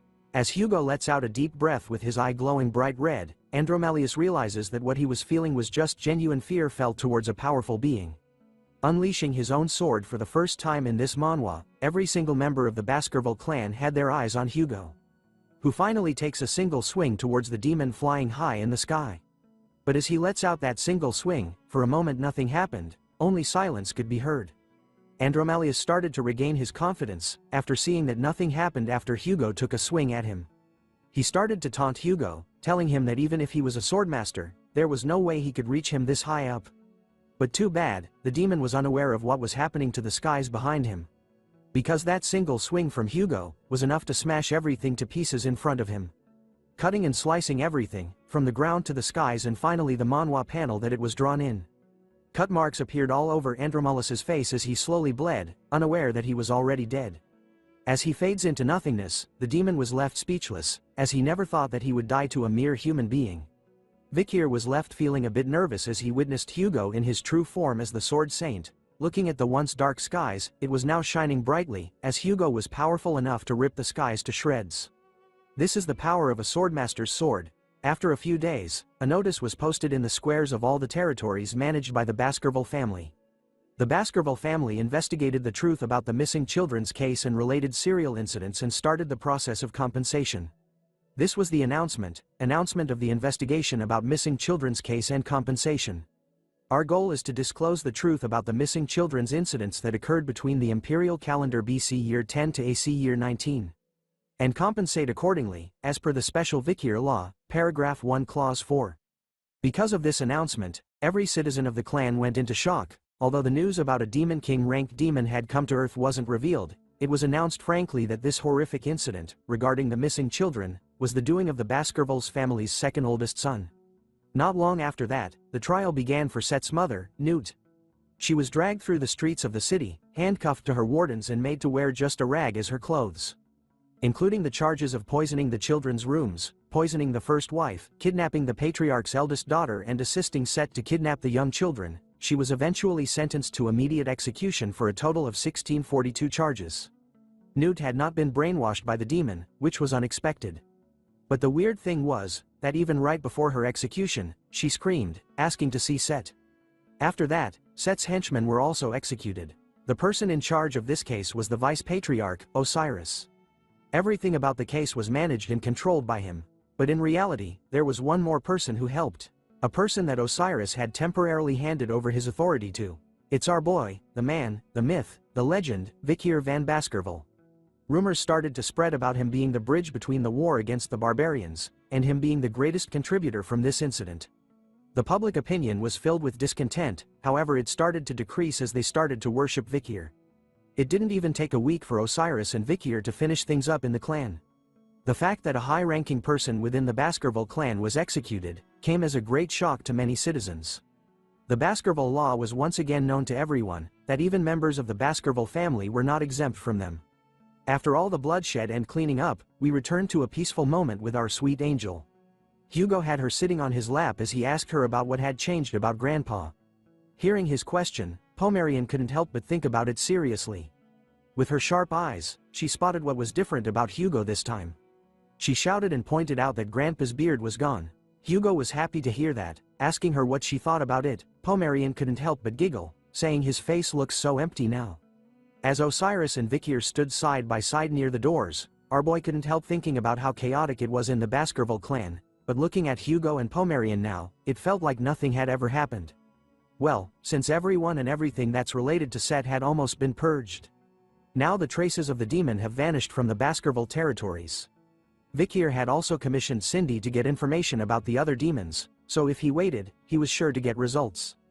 But Cindy was kind of against finding the locations of the other Demon King-ranked demons, since she only had one life to live. As the brothers continued to stand side by side, Osiris thanks Vikir for a job well done. He also reminded Vikir about how it looks like his entrance to the academy had been delayed due to the incident with Set, so he tells him to prepare for it soon. But Vikir was against it as he knew that the family was still in chaos. Osiris assures Vikir that he didn't have to worry about the family, as this was Hugo's decision as well. Hearing that, piques Vikir's attention, as he couldn't believe that Hugo was sending him to the academy in this current situation. He believed that using him to clean up things would be more effective, so Vikir could only wonder what Hugo was planning on doing. Osiris started to smile, revealing to Vikir that Hugo was probably worried about how he would be swept up in the battle for power. Osiris continues to tell Vikir that recently, he had felt like he had gotten to know his father. And that Hugo was just bad at expressing himself, but he was worried about Vikir. Once again, as the person closest to their father, Osiris assures Vikir that what he said was true and that he could be trusted. Hearing that, Vikir didn't reply and instead turned to look at Hugo, who was now braiding Pomerian's hair under the guidance of Barrymore. As he was done with the braiding, Pomerian couldn't help but smile and giggle over how well it was. Seeing them so close together, Vikir slowly realized that he had been looking through the lens of the past again. In his previous life, he had lived it with a collar around his neck. Watching Hugo's back closely from behind as he held his leash, following as he was led by the collar. Which was why, the Vikir back then, didn't know that Hugo also had a collar chained around his neck, and he too, was being led somewhere by something. The things Vikir knew were starting to change slowly. The experience he gained from meeting with the Morgs, barbarians and in the city, finally meeting with Pomerian. And the despair he saw, when Hugo found his missing granddaughter, and having to fight against a Demon King-ranked demon. And finally, the present scene that was happening right now in front of him, where Pomerian was reunited with her grandfather that she adored so much. But the biggest change so far was from Hugo, who now smiles without holding back. This was the expression he had when he didn't have a chain around his neck. And so, Vikir knew now that the Hugo that he wanted to get revenge on, no longer existed in this life. Meaning it so, that the past him, is finally free and no longer restrained by the chain of hatred and revenge. With the peaceful and sweet scene of today, Vikir couldn't help but smile, knowing that his past revenge was no longer needed in this life. He announces to Osiris that he was going to the academy next, which was something he accepted as a good and wise decision. But even though his past hatred and need for revenge was gone, it wasn't over for Vikir. As he grabbed onto his leash once again, he knew that he couldn't just let go of it yet. Because the one who truly held the other end of the leash, the ones hiding in the darkness, were the demons of the other world. Wrapping his chains around his arm, Vikir was determined as he had a new goal in this life. Thus, his true revenge has only just begun. The scene changes to a town in the nighttime. Everything seems peaceful for a moment.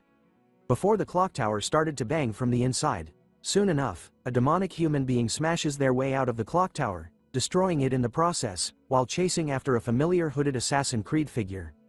As they both landed safely onto a nearby rooftop, the demon was confused by what was going on as it welded its massive arms made out of hands, asking the masked figure about who he was. The demonic human was confused on how the stranger was able to figure out that he had made a deal with the demon. The demonic human then charged towards the masked figure, who simply stood still, summoning Beelzebub onto his arm. "Who am I?" asked the masked figure to the demonic human as he unleashes a mad wave of cuts onto it, removing his arms and hands from the demonic human's body. As it suffers in the air, the masked figure leaps high above it in the night sky, before stomping its life out of existence, ending the fight by smashing the head of the demonic being to pieces. It works as its hand trembles for the last time before giving out. Walking away from the dead demonic human, the masked figure introduces himself as the Night Hound. Removing his mask slowly, we can see that it's our boy Vikir van Baskerville, the Avenger of the Demons. We have now come to the end of chapter 74, which means the end of season 1. Thank you all for keeping up with this series. The author will be back with a new season in 3 months. To support the channel, watch the other series. We are back, boys. We are back with Season 2 of Revenge of the Iron-Blooded Swordhound. We begin this season on the day when people flock to the City of Water, Venesior. It is the capital city of the great empire, Rock. The day of Colosseo Academy's entrance ceremony, the world's most prestigious university where our boy, Vikir, will be attending. As usual, the first day is buzzing with the Academy's club recruitments. Freshmen and seniors of the school are all mixed together. The seniors are seen talking to every freshman that walked by their club stall, trying their best to recruit them. Even asking for a moment to fill surveys, and revealing that all they needed was to stamp their fingerprint and register their seals to join their recruitment form. The seniors were already feeling the heat as the freshman recruitment was more competitive than last year. Another senior reveals that the reason behind that was because of this year's freshmen for both the Fire Corps and Ice Corps, which were no joke at all. In this prestigious school, there are 2 classes in the academy. The first one being the Ice Corps, who are the members that specialize in swords, bows, spears and more. Whereas, the Fire Corps were the members who specialize in magic. Comment below which side you would join if you were a part of the school. Me, personally, Ice Corps, because of our boy Vikir and the Fang techniques. Moving on, in their 4 years, besides specializing in those fields, the students also learn all sorts of general knowledge. The seniors had a list filled with the freshmen who were all gaining everyone's attention right now. The first target of the seniors was a blonde kid called Tudor, who comes from the Don Quixote family, who are famous for their spearmanship. The second target amongst the freshmen was a purple-haired girl called Bianca, who came from the Usher family, not our Usher who sang Somebody to Love with Justin Bieber, but from a family that is famous for their bowmanship. Tudor and Bianca were the freshmen who were tied in first place during the Ice Corps practical exam, and are the first on the most desired people list. After them are our favorite triplets, taking 3rd, 4th and 5th place, or the Baskerville triplets from the Iron-Blood Swordsman family. Since they were a part of the Baskerville family, the seniors knew that no further explanation was needed in introducing them. And finally, introducing another new character to the series, we have one person who has been gaining all the attention in the Fire Corps. An extremely talented freshman, by the name of Sinclair, who has ash-gray hair. She was ranked 1st in the practical test and 2nd in the theory test. Her outstanding grades were recorded. And lastly, the man we have been waiting for months, the person, whose name turns out to be the #1 student who came 1st in the theory exam. Vikir, who kind of looks like a nerd right now. We are now faced with a new look, Vikir with glasses. Comment below what you would rate his current look out of 10 right now. As our boy walked through the stalls of the school, he overhears the seniors talking about how there was no need to recruit the nerd that came in 1st during the theory exam, since they were confident that he would be the type of newbie that will ruin the club's atmosphere. Plus, there were also more than 10 other freshmen who had the same name as Vikir, which would make it troublesome for them to find him. After hearing the seniors speaking about him, Vikir had a nervous sweat drop dripping down the side of his face. In order not to draw attention in the academy, he had ditched the Baskerville surname and entered as a commoner, but he still didn't think it was possible that he would still draw so much attention. Vikir had heard that it's more difficult to enter the academy as a commoner, so it seems like doing well in the theory exam instead of the practical backfired on him. So now, he needed to do his best to avoid attention, in order to move around comfortably and to do the things he needed. But as he walked through the clubs, our boy was being closely followed by the triplet hounds, who were determined to protect their master. After walking for some time around the clubs, a loud commotion of students shouting for a senior to look at them catches his attention. A familiar blonde-haired student was being swarmed by everyone, shouting at her that they were huge fans, and some even claimed to have entered the school just to meet her. They couldn't believe the holiness that was coming out of her and that her beauty was something out of this world. It turns out to be Dolores Lune Quo Vadis, the priestess that Vikir had met during his Assassin's Creed days. She was nervous, being surrounded by a huge crowd of students, so she politely told them to calm down. It turns out that she was school president and vice president of the newspaper club. As she questions the crowd of students about whether they were interested in joining her newspaper club, one of them shouts with a reply that they were only interested in her. Vikir silently watches her from the back, slowly remembering that Dolores was the school president, and someone that he needed to avoid as much as possible. Even though he was hiding his presence, Dolores still somehow manages to sense our boy's aura, turning in the right direction, just in time to see him leaving the area silently. We now turn to see the academy's dorm rooms, where Vikir would be staying. He stands in front of a room's door, wondering if this was it. But as he thinks about it, another person approaches him, asking Vikir if the room he was standing outside of was his. The person was excited to finally meet his roommate, catching Vikir's attention. Vikir's roommate turns out to be a young-looking boy, with a bowl haircut, who introduces himself as PG. Vikir was stunned by the excitement coming out from PG, as our boy actually remembers him from his previous life. Before Vikir had regressed, PG was always a kind guy who helped him and gave him things, while he was here to support the triplets. But Vikir also remembered that PG was being bullied by his wicked roommate back then, which was the start of the numerous misfortunes that would eventually lead to his end. As they entered the room together, Vikir hoped silently, in his heart, that whatever happened back then, wouldn't come back to this lifetime. PG was excited, informing Vikir that he could choose any bunk bed that he wanted in the room. He even asks our boy if he was going to the freshman welcome party after dinner. Sensing that it was a stupid question, PG reveals that the party wasn't compulsory but all the freshmen would be going there, since if he couldn't get close with his peers or seniors, he expected that their 4 years in school would be difficult. But Vikir replies with a simple nope, I'm not going, which leaves PG in a completely shocked state. He tries his best to change Vikir's mind about not going, warning him that if he doesn't, the seniors will single him out, and that will eventually lead him to become a loner amongst his peers. He doesn't stop there, he even tells Vikir that a lot of their distinguished seniors were going to come to this orientation. Even the Saintess Dolores was coming too. He also mentions their peers, Tudor, the eldest son of Don Quixote, and Bianca, the eldest daughter of the Usher family, which Vikir should have heard about. But that's not all, he even mentions that the Baskervilles triplets were coming, who were all talented. Along with, somebody called Sancho from the North Mercenary Guild, who rejected the top spot at Varangian to come to their school instead. He finally mentions Sinclair, the student who passed the exam with the highest score at the Magic Tower, and who also came in first for the Fire Corps. Vikir couldn't help but be overwhelmed by the sudden information bomb that came from PG. In his mind, he recalls that PG was also great at collecting and analyzing information in his previous life too. After bombarding Vikir with all the knowledge in his tiny head, PG hopes that it changes his decision about not going. But our boy was cold as ice, replying back with the same old answer, a simple nope. Bringing horror and shock to PG's face as he wonders why Vikir still wouldn't go, even after knowing about what would happen to him. But our boy doesn't care, turning around to leave and explaining that he just didn't want to go. He waves PG goodbye and tells him to have fun, leaving him stunned but impressed, as PG vowed to be as cool as Vikir one day. Deep within the night as the moon shines brightly, a familiar figure stood high above on the roof of a building, basking in the moonlight. Down below where he stood, a small hint of light could be seen in the alleyways between the buildings.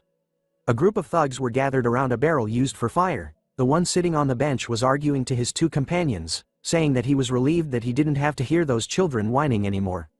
He continues to complain to them, revealing that all their storerooms had been filled with children recently, making the other two wonder why all the children were coming to them and that a carriage had arrived at dawn and taken all of them. One of them heard that the children they had taken were all headed to an orphanage in Quo Vadis, but the thug sitting on the bench warns him to not say anything more, since curiosity kills the cat. As they were talking, another person approached them, with blades on his back. He orders them to stop chit-chatting amongst themselves and to stand guard properly, if they want to get properly paid for their useless existence. Ouch, talk about a mean boss. This man with slashes down his eyes and his tongue sticking out is called Ron Batison, nicknamed the Flesh Grinder. The thugs were obviously afraid of him as he walked past them. He continued to trash talk them, literally calling them pieces of trash and telling them that they don't possess any fighting spirit. He knew that as a graduator, these pieces of trash, who were low-ranked mercenaries, without an ounce of mana in their bodies, could never do anything against him.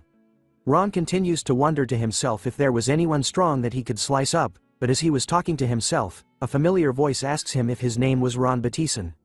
Thinking that it was one of the low-ranked mercenaries who dares to speak his name with their weak lips, he immediately grabs onto his sword to give him a spanking. But upon turning around, he finds all three of them completely knocked out around the barrel of fire. The man started to feel afraid, as he didn't even hear a single sound from when they were knocked out. The voice continues to speak to him, revealing his full name to be Ron Humbert Batison. Recounting that 4 years ago, he had killed his neighboring family and used them as sacrifices, while contracting with a known demon. The voice continues to recall Ron's history. After sacrificing the family, he had joined the Northern Guild Association, and had gathered information to give to the demon he contracted with. As the final nail to the coffin, the voice reveals that Ron had extracted information from the Mankind Allied Forces. While he was on guard duty, he used a hand mirror and revealed the location of the platoon's camp. Even after hearing all the things he had done, Ron tells the voice to stop saying useless things and to show himself instead. Agreeing with his request, our boy finally makes his appearance in his Assassin's Creed outfit, right behind Ron. Revealing that because of Ron, the alley platoon was slaughtered. Finally sensing that someone was behind him, Ron didn't reply back, but simply swung his twin swords as hard as he could at where Vikir was standing. He thought he had felt the sensation of cutting something, which made him confused as it was too easy. It turns out to be true, because in the next moment, both of Ron's arms were sliced away from his shoulder in a second, before he could even respond to the attack. Vikir is already done with him as he returns Beelzebub back into his hand, after appearing behind Ron once again and slicing both of his arms instantly. Leaving Ron on the ground, crying and screaming in pain over the loss of his arms. He starts to beg for mercy, telling Vikir that he didn't know about the Mankind Allied forces, which made him wonder why he was doing this to him. Our boy simply replies that Ron didn't know about it, because it hadn't happened yet. He holds Ron by his hair, and stares right into his soul, revealing that he knows that he had contracted with a demon, and wants the information on the contracted demon. But as soon as Ron starts to speak, telling Vikir about how he didn't know, the shape of his face starts to twist and bend, in an ugly way. The next thing Vikir knew, Ron's face had become all swollen and exploded into a bloody mess. Looking at the current state of Ron, Vikir noted that another one had died with their head exploding. He then takes out a notebook, with words written on the pages, some were covered in a black stroke line. With a bloody finger, Vikir crosses out another name with the blood, noting that Ron makes the third in the row. It turns out that the book our boy is holding is called The Blacklist. This was something that was created with the memories of his past life and with the help of Cindy's investigation. The Blacklist contains information about the demon worshippers who sided with the demons and betrayed mankind. Before the time of the fall, Vikir needed to kill them all. He recalled that the 3 demon worshippers he encountered so far had all died with their heads exploding before he could kill them. Thinking about it deeply, Vikir concluded that this was the demon's skill. Which means that the demon they contracted with was hiding within the capital. And that it was one of the 10 elite corpses who had done the contracting with the humans. As we continued into the night, the bell of a church started to ring. With each chime, the sounds of slashing were hidden. We turned to a random building in the town, where Vikir stood near the balcony. Behind him were endless amounts of bodies, each having a part of their body sliced off, their blood splattered everywhere, from the floors to the walls and to the ceilings. Absorbing Beelzebub back into his hand, Vikir wonders if the amount of demon worshippers he had slain so far had reached number 29. Based on everything so far, he concluded that they were either dead, or if they mentioned the demon they had a contract with, their heads would explode. Which makes it look like a condition of the demon contract. Crossing out the names in his blacklist with a pen this time, Vikir noted that he wasn't able to get any information about the elite corpse's location, which means that this was going to be a long and excruciating fight for him. In the end, he didn't expect to get anything on his first day. As the night continues, Vikir wonders if he should return to the academy right now. And so our boy leaps across the roofs of the town's buildings, eventually crossing over the walls of the academy. As he lands on the branch of a tree, he gazes into a well-lit room. Staring deep within, Vikir could see that the freshman welcome party was still ongoing. As he leaps down from the tree, and dusts the dirt off his pants, our boy wears his nerd disguise once again. Thinking that he should stop by at the party just in case. Inside the freshman welcome party, the students were happily talking to one another and eating the food from the buffet table. Even the triplets were enjoying themselves, chugging down huge cups of beer all at once, leaving everyone around them impressed. Dolores was once again surrounded by her fans, who screamed at her, proclaiming their love for her.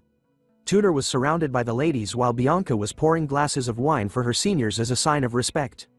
Vikir stood alone in the back, analyzing the situation. He notices Tudor and Bianca in the party. He didn't know that they were in the same year as him.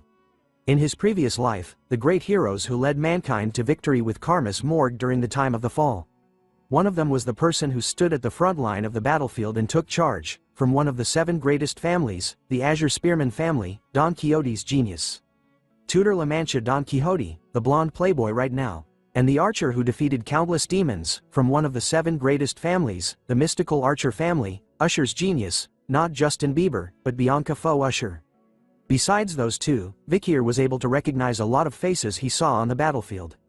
He smiles to himself over this sight, as he didn't expect that he would see them like this. But as he looks around the party again, he wonders if Karmas morgue had entered the academy too. But as he did, PG was shaking as someone asked if they should get some music going. It turns out that PG was being bullied by a senior who was forcing him to sing right now. Vikir could spot our little boy surrounded by a whole group of seniors that were bigger than him. As he refused to sing, a female senior approaches him this time, bringing along a massive jug of alcohol and telling PG that if he doesn't want to sing, then he has to drink this entire cup in one go. Tears started to form around his eyes as PG questioned the senior about how he was going to drink all of it. But the seniors didn't care about what he was feeling, repeating to PG that he should just drink. Sensing that he couldn't back away from their request, after all, they were his seniors, our little man decided to do as they wanted. And begins to chug down the massive jug of alcohol they had brought for him in one go.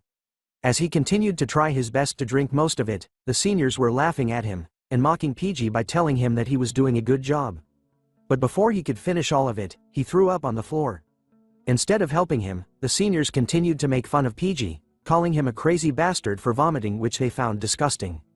As he tries his best to catch his breath, PG could hear the seniors making up a new nickname for him. They decided to call him the Vomit Pig. In his time of need, a hero appears. Our boy, Vikir, uses his own cape to cover the vomit that was on the floor, surprising the seniors. As they wondered who this nerdy boy was in front of them, Vikir looks over to PG, deep in thought. Thinking about him in his previous life, Vikir knew that PG had dropped out of school because he couldn't endure the bullying. Instead of graduating, he had become a low-ranked government official and lived a tough life while looking after his parents. The next time Vikir had met PG was when they were at the front line of the war, after the time of the fall had started. PG was one of the few people who had the balls to volunteer to go to the front lines. With his amazing strategy and information analysis, he had saved multiple lives. One of those lives was our boy, Vikir. It turns out that this little man was one of the few people that Vikir had respected as a friend. Still stunned upon seeing Vikir, our boy tells him to return to the dorm room first, as he was going to take care of things here. Vikir couldn't just stand idly by while his friend gets humiliated. A senior places his hand onto Vikir's shoulder, asking him about what he was doing and if he was crazy for interrupting a senior when they were talking. The senior takes it a step further, slapping Vikir's face repeatedly till it turns red, asking our boy if he was PG's classmate from Ice Corps Class B, after seeing our boy arrogantly step in like he was confident. But this senior made a huge mistake, as the triplets of the Baskerville clan finally made their appearance once again. All three of them had their eyes lit up with bloodhound aura, fueled by anger, as they witnessed the senior slapping their master. Vikir was still calm and collected. As he pushed his glasses up, his own pair of bloodhound eyes started to light up as he stared at them. The triplets immediately calmed down after recalling the warning they had received from Vikir. He told them before that he was going as a commoner at the academy, and that he would kill them the moment they reveal his identity.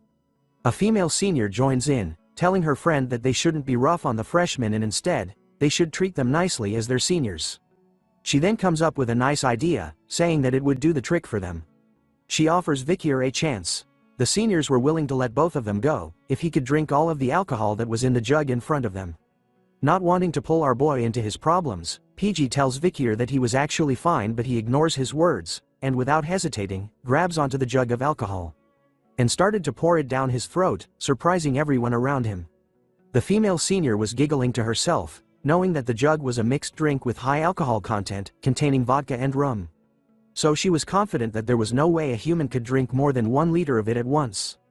But she underestimates our boy, as he continues to chug down the drink without stopping, leaving the seniors all stunned and shocked. After some time, he slams the empty jug onto a nearby table, wiping off the remains on his mouth. Without wasting any more time, Vikir grabs onto PG and leaves with him, simply telling the seniors that were stunned by what they just saw, a single word, bye. But before they could leave peacefully, the same senior that was slapping Vikir's face grabs onto his shoulder, telling him to wait. The moment he does, Tudor and Bianca were the first to experience a horrifying and powerful feeling crushing them. The aura that our boy had been hiding up to now. With an ice-cold stare, and his eyes lit up, Vikir looks at the senior, asking him if he wanted anything else. But the senior was too stunned to speak, shaking from head to toe as his mouth was left wide open. That's when Dolores makes her appearance, asking everyone present about why it was so chaotic over here. The seniors were quick to cover their tracks, telling her that a freshman had vomited and that they were going to take care of it. Dolores senses something was wrong, and warns them that they couldn't treat the freshmen cruelly as they needed to uphold the image of the academy. Seeing that she was taking care of things from here on, Vikir hurries away with PG in his arms. The triplets on the other hand were impressed by their master, after witnessing the things he had done, giving him 3 thumbs up and calling him cool. Tudor and Bianca were both staring in the same direction, and thinking that they were mistaken about what they felt earlier on. But another student with white hair stood between them, smiling to herself over and was impressed by something. Her eyes were sparkling as her face was filled with blush. It turns out to be Sinclair, the freshman who ranked first in the Ice Core practical exam and ranked second in the theory exam. She watches closely as Vikier leaves the party with PG, thinking to herself that she had found someone nice. After the incident at the freshman welcome party, we come to the next day, where at the academy, the Ice and Fire Corps attend classes together. Through this method, a competitive structure is created for the confident elites. This increases focus among students and it is the academy's policy. The man who looks like Professor Snape from Harry Potter closes the book in his hand, which marks the end of his lecture on the culture of the barbarian tribe. This Snape wannabe is the combat theory professor known as Vinci Morgue, from the Morgue family. As he continues to talk to the students, he asks them a question, which causes most of them to avoid eye contact with him in order not to catch his attention. The professor states that with the basis of the discovered locations of the barbarian tribe, he wanted to ask if there was anyone in the classroom who would like to tell him about the barbarians' hypothesized location of their stronghold. Even Tudor, who belonged to the Ice Corps and was ranked first in the practical exam, had some trouble with the professor's question. He looks through his notes, thinking about the location of the clash between the barbarians and the Empire, which was at the South Region's front in Highland 1, 8 and 75. But there were more places that he struggles to remember. Bianca, who is also a part of the Ice Corps and tied with Tudor in placing first in the practical exam, struggles with the question. Thinking about it deeply, she knew that the areas where the Empire and the Balak tribe clashed were all in low-altitude locations, and considering that it was a trough, she concluded that the barbarians' tribe's stronghold would be in a region with low altitude as well. But as the two people who ranked first in the practical exam struggle to come up with an answer, Sinclair bursts in, raising her hand high in the air while radiating a bright aura all around her, catching everyone's attention as she screams at the top of her lungs that she was going to answer. Sinclair belongs to the Fire Corps, is currently ranked first in their practical exam, and ranked second in the theory exam. Looking at the student who happily raised her hand to answer, Professor Vinci concluded that she was Sinclair, ranked first of the Fire Corps, and told her to go ahead and reveal her answer to everyone in class. Sinclair spoke about how in the military, according to the published academia, the location of the close fight between the barbarian tribe and the Empire were in Highlands 1, 4, 5, 7, 8, 30, 75, and 207. She also spoke about how excluding the 8th Highland, which is on a high mountain peak, all of the areas were in troughs. With all that information, as she continued on with her answer, Vikier was spotted, sitting one row behind her. But his eyes were closed as PG stared at him. Instead of sleeping, Vikier was deep in thought. Going through his mind were the events of last night. Yesterday marked the 29 times he had slain demon worshippers in the city. Something they had in common was that they all possessed a severe stench of demons, and before they died, their so-called faces exploded into a bloody mess each time. Face and explode. With these two facts, Vikier thought that if that was the skill of the elite corpse that was hiding in this capital city, then there was only place he could think of that it would be hiding itself in. He concluded that he needed to ask Cindy for her help in investigating the area around the place he had in mind, but as he was thinking, PG immediately calls out to Vikier, tapping onto his shoulder in order to grab his attention. Upon opening his eyes, our boy could see that everyone in the class had their eyes focused on him. Professor Snape was furious, stating that the Ice Corps weren't as good as the Fire Corps, as he couldn't believe that there was a student who would dare sleep in the first class of the semester. Flexing his glasses, Vikier responds back to the professor, telling him that he wasn't sleeping. His reply shocked PG. Upset over our boy's arrogant reply, the professor grew even more furious, asking Vikier to reveal his name to him. After knowing his name, the professor stated that everyone in the class saw that his eyes were closed. But our boy was quick with his reply, telling the professor that his eyes were closed, but it didn't mean that he was sleeping. Hearing that kind of reply, the professor eats a humble pie and tells Vikier that he was mistaken.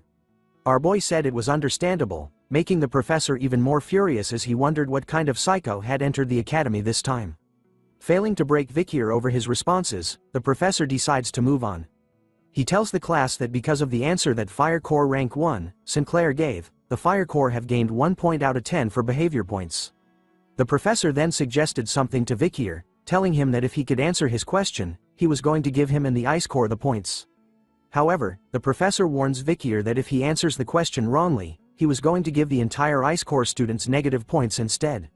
Our boy simply shouted back that his suggestion was unfair, but the professor didn't care anymore and presented the question. He wanted to know the location of the Empire's military and where the Baloch fought. With that location, he wanted Vikier to tell him where the Baloch tribe's stronghold is. Sinclair was stunned by the professor's sudden question. She knew that compared to other tribes, information on the Balochs was hard to come by, making the question extremely difficult. Bianca, on the other hand, was pissed off at Vikir's arrogant attitude towards the professor, calling him an idiot in his mind, as she believes that everyone in the Ice Corps was going to be at a loss because he couldn't answer the question. Taking the question in mind, Vikir thought about for a while, a memory of the Baloch tribe, dancing around a campfire while smiling and having meat in their hands came into his mind. He remembers his barbarian family along with the precious memories he had made with them. Just the thought of them makes our boy smile. And so, he calmly answers back to the professor, revealing the location of the fight between the Balochs and the Empire. He spams everyone with accurate information and a strong possible location of the Balochs' stronghold. His answer was enough to stun everyone who heard it in the classroom. After ending his answer, Vikir knew that after the Alman incident, the Balochs had actually shifted their stronghold, so telling the class about their old place was no big deal. But his answer was still considered incredible, as PG was left stunned with his mouth wide open upon hearing it.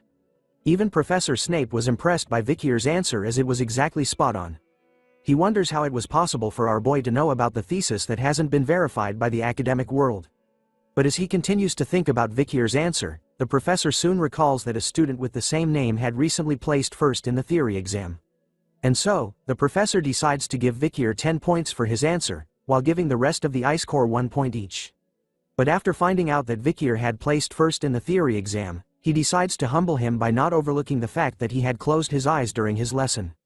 So the professor decides to minus 10 points from Vikir. Sinclair was looking at our boy. In her mind, she didn't even notice him because of how common the name Vikir was. Even in his nerd disguise, our boy couldn't hide his aura as she continued to gaze at him, while he stood tall, basking in the rays of the sun.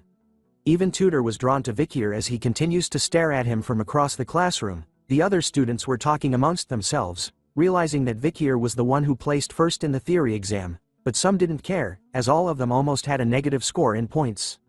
They seemed to believe that Vikir was only a nerd, which makes them want to go and punch him in the face.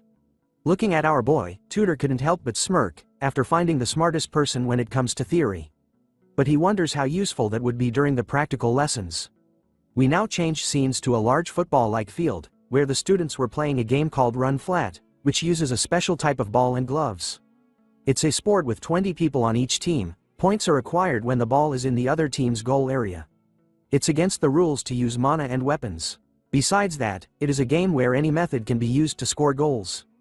The match starts off with a player stomping the ground hard. It turns out to be Tudor, who smashes through the defense line of the opposite team with ease. As he carries the ball to score, he declares to everyone that he was the best when it comes to run flat, and that this was his time to shine. The girls in the stand cheered him on, commenting about how hot he was while Bianca was annoyed, calling the sport barbaric. As Tudor reaches closer to the goal of the enemy team, a familiar three-headed group appears to block his way. It turns out to be the triplets from the Baskerville family. They stand against Tudor together, calling him an arrogant bastard and daring him to try and break through them.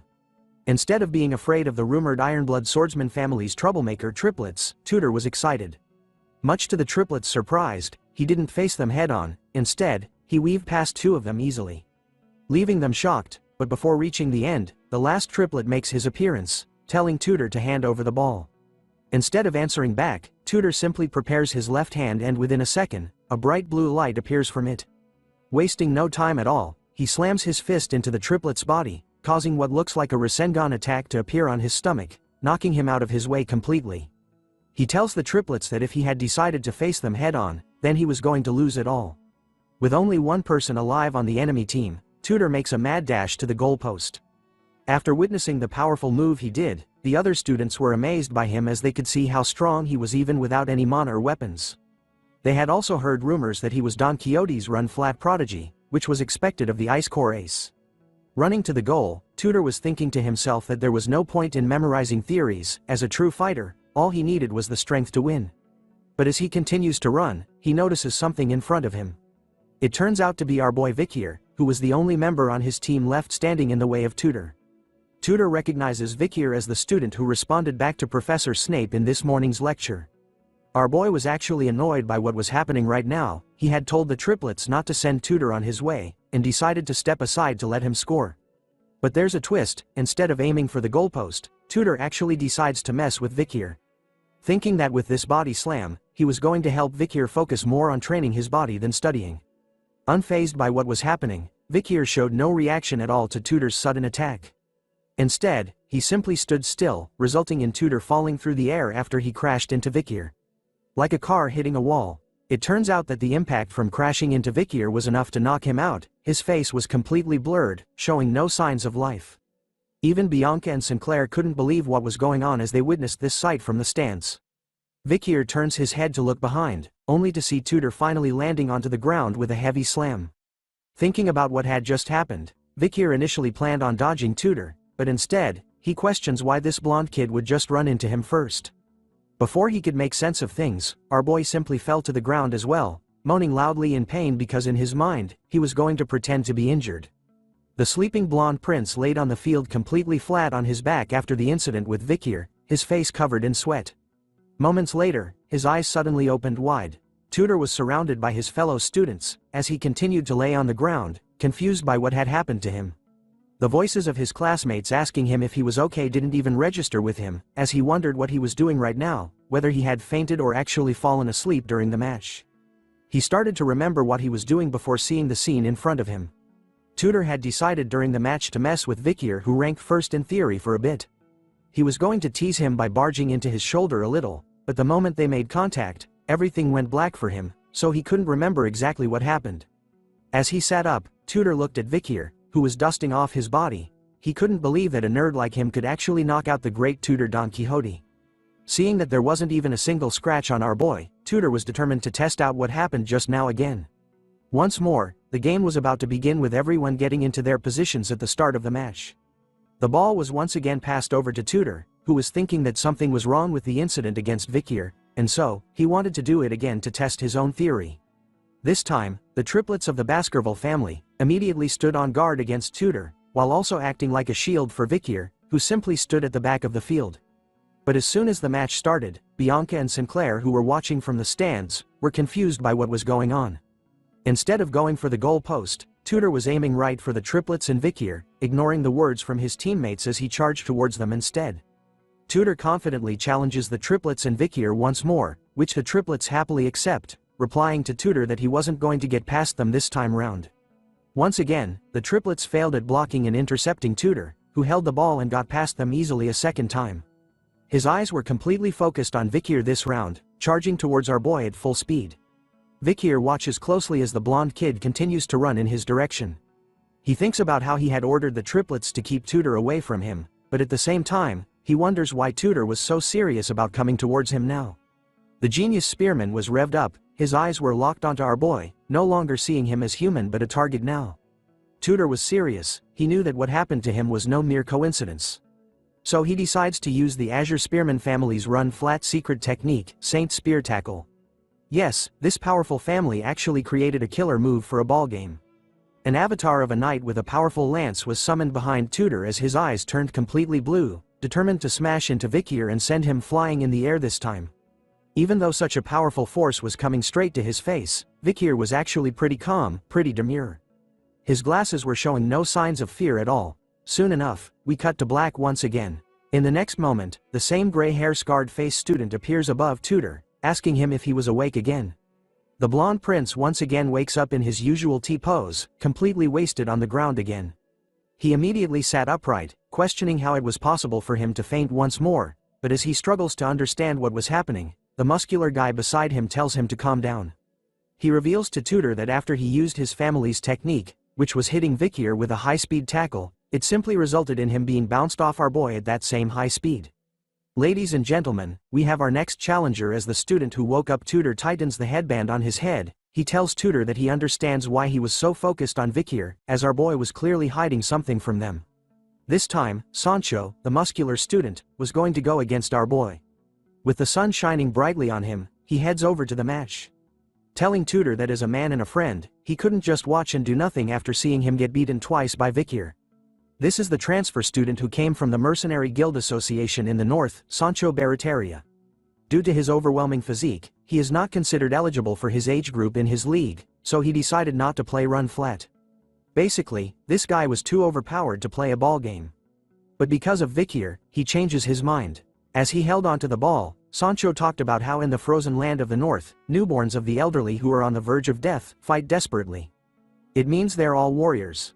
It's round 3 for the triplets this time as they faced off against the giant. Determined and hyper-focused, the triplets weren't letting anyone pass them this round. Third time's the charm, right? Well, not in this world, because in the next second, instead of dodging and weaving past the triplets like Tudor did twice, Sancho just decides to do the wrestling move and clothesline all 3 of the hounds together. Sancho easily slams and flings the triplets into the air, pushing and making them fly away from Vikir, who simply stood his ground. As they flew past their master, our boy was pissed off this time. His eyes were glowing red behind his glasses, whispering to the triplets if they wanted to die. The triplets could only cry as they flew past their master once again, apologizing for their 3rd failure in a row while in the air. Even after sending 3 people in the air, Sancho wasn't stopping his attack. He charges straight at Vikir like a bull. His face was filled with determination, just like how Tudor was from before, in order to reveal what Vikir was hiding from them. Our boy, on the other hand, was still emotionless even before a giant that was rampaging towards him.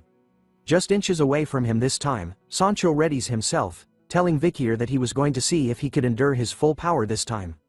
With his hand raised up high in the air, Sancho lands a full blow onto Vikir's stomach with all his might, causing a loud bang. But the moment he got into contact with our boy, all he could feel and sense was that he was hitting a huge mountain of stone. The feeling in his arm was shocking to Sancho, who was known for his powerful strength. His hand was shaking as he tried to move Vikir by a little bit. Even after being hit by Sancho's full strength, Vikir didn't feel anything at all. Instead, he was thinking that he should play along with what Sancho wanted. So he purposely jumped backwards with a bit of strength, pretending that Sancho's attack had actually done something to him. In order to make sure it was right, Vikir created skid marks on the field with his body, even crashing into the ground like the triplets did. The other students who were watching were amazed by what they witnessed. They couldn't believe that Sancho had broken through the enemy team's defense. But some of them wondered if the guy he pushed was still alive.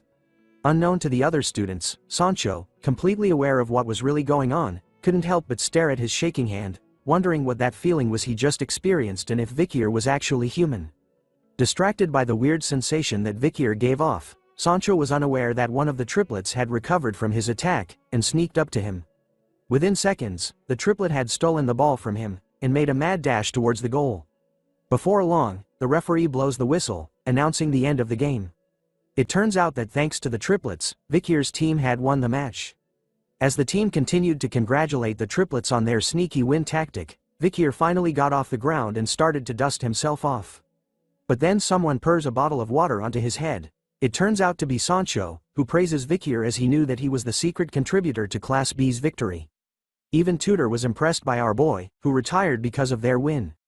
He reveals that he had initially planned on teaching Vikir a lesson during the practical lessons because he was jealous, but then came to a realization of how shameful that was, and apologies to our boy for his rude actions from before.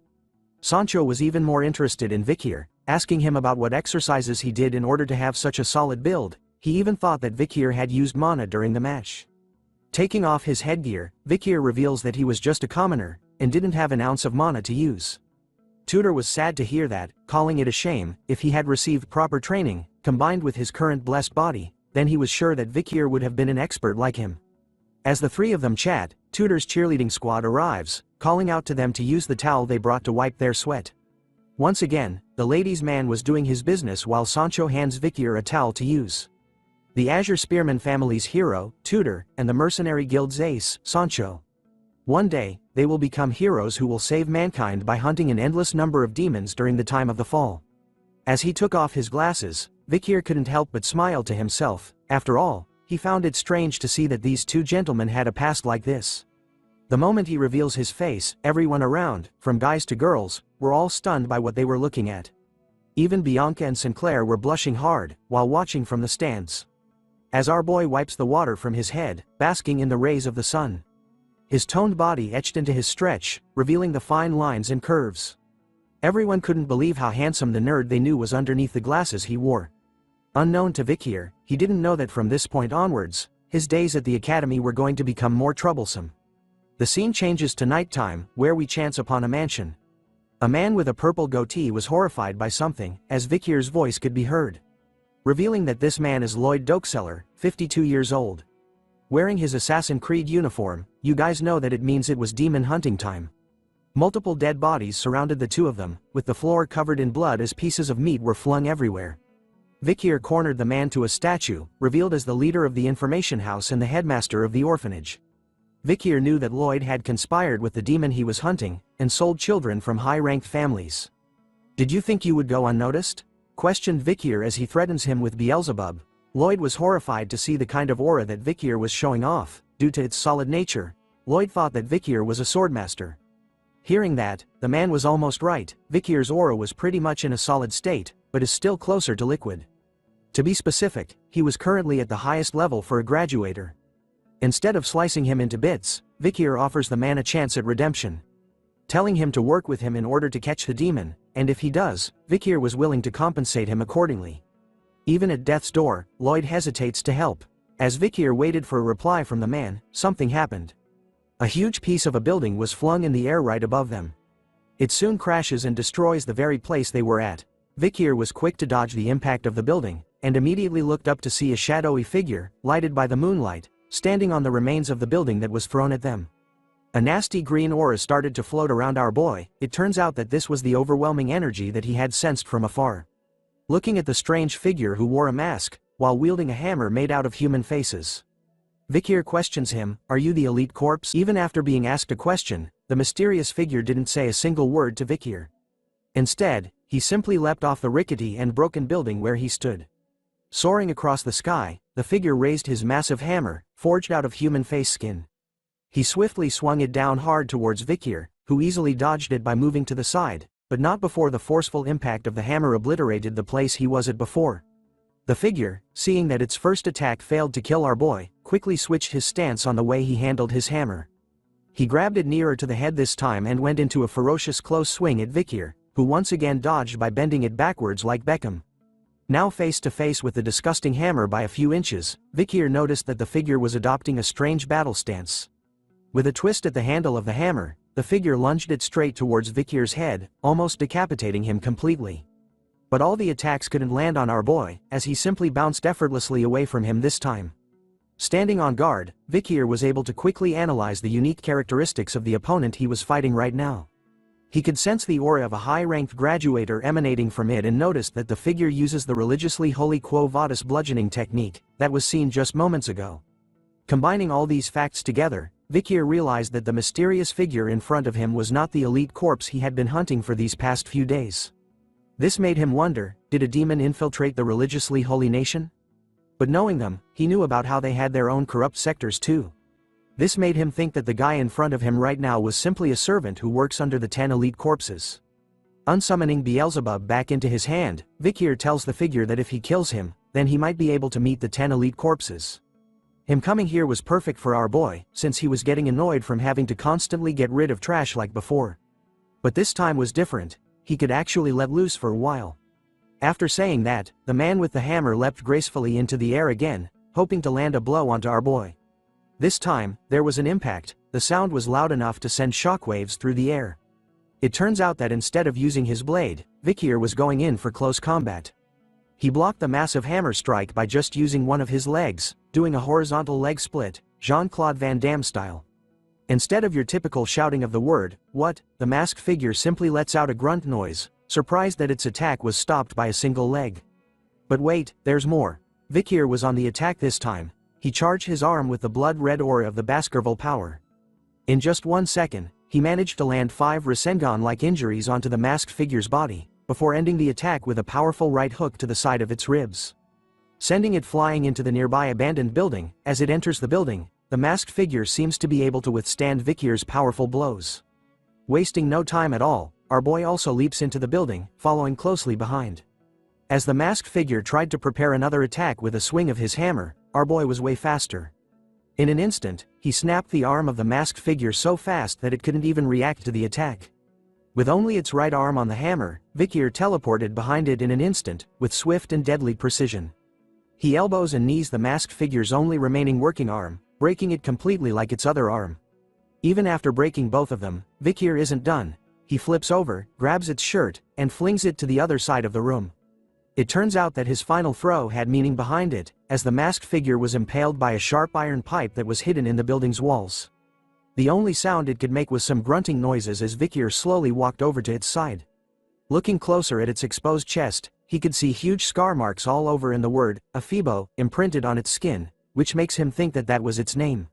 Seeing that Afibo could no longer escape, Vikir starts to question him, asking him about his master and the person responsible for making him this way. But no human words came out from his mouth, only the sounds of groaning. Hearing him struggle to answer, Vikir could sense that the person who made him this way might have been controlling what he could say. Reaching out to the steel rod that impaled Afibo, Vikir lets him know that interrogation can also come in other forms, besides words. Twisting the steel rod, Vikir tells Afibo while causing him even more pain that he was going to slice his body into smaller pieces, along with his intestines, bone structures, and injuries. All the information he needed was in the freshness of the blood in his veins and the concentration of his mana. Those things would tell Vikir a lot of things. And so, as the night goes on, in this beautiful moonlight, Vikir tells Afibo that the interrogation of his life was about to begin. After the interrogation went on for quite some time, Vikir could hear the sounds of someone calling for help coming from the rubble in the middle of the square from before. So he went to check out what it was. Upon lifting up the rocks, he saw that Lyad had actually somehow survived the attack from Afibo, where he threw the building at them from the start. Knowing that he was actually a poison seller, Vikir reminds the frightened man that if he wanted to live, then he should know what he has to do, which was to tell our boy everything he needed to know. Unlike before, Lloyd was actually considering helping Vikir, asking him if in exchange he would spare his life, but Vikir warns him that it would depend on the type of information he provides. As the two of them were busy negotiating, another mysterious figure appeared, standing high above on a building nearby and watching the two of them closely. It turns out to be a human wearing a familiar uniform. Lyad finally breaks and shouts to Vikir that he was going to tell him everything, revealing that in the headmaster's room, there was his safe. But the moment he does, the Sharingan appears. Just kidding. This ain't Naruto, or is it? An eye appears with a unique green symbol on it, causing bloodstains to appear around the eye as well. The moment the eye appeared, Vikir could sense which direction it came from and turned to see what it was, but it was too late. The mysterious third party had already disappeared from the building's rooftop. After sensing that strange feeling, it somehow feels familiar to our boy. But because his attention was drawn somewhere else, he doesn't notice the fact that Lloyd was busy puking out 3 other heads from his mouth. Ew, ew, ew.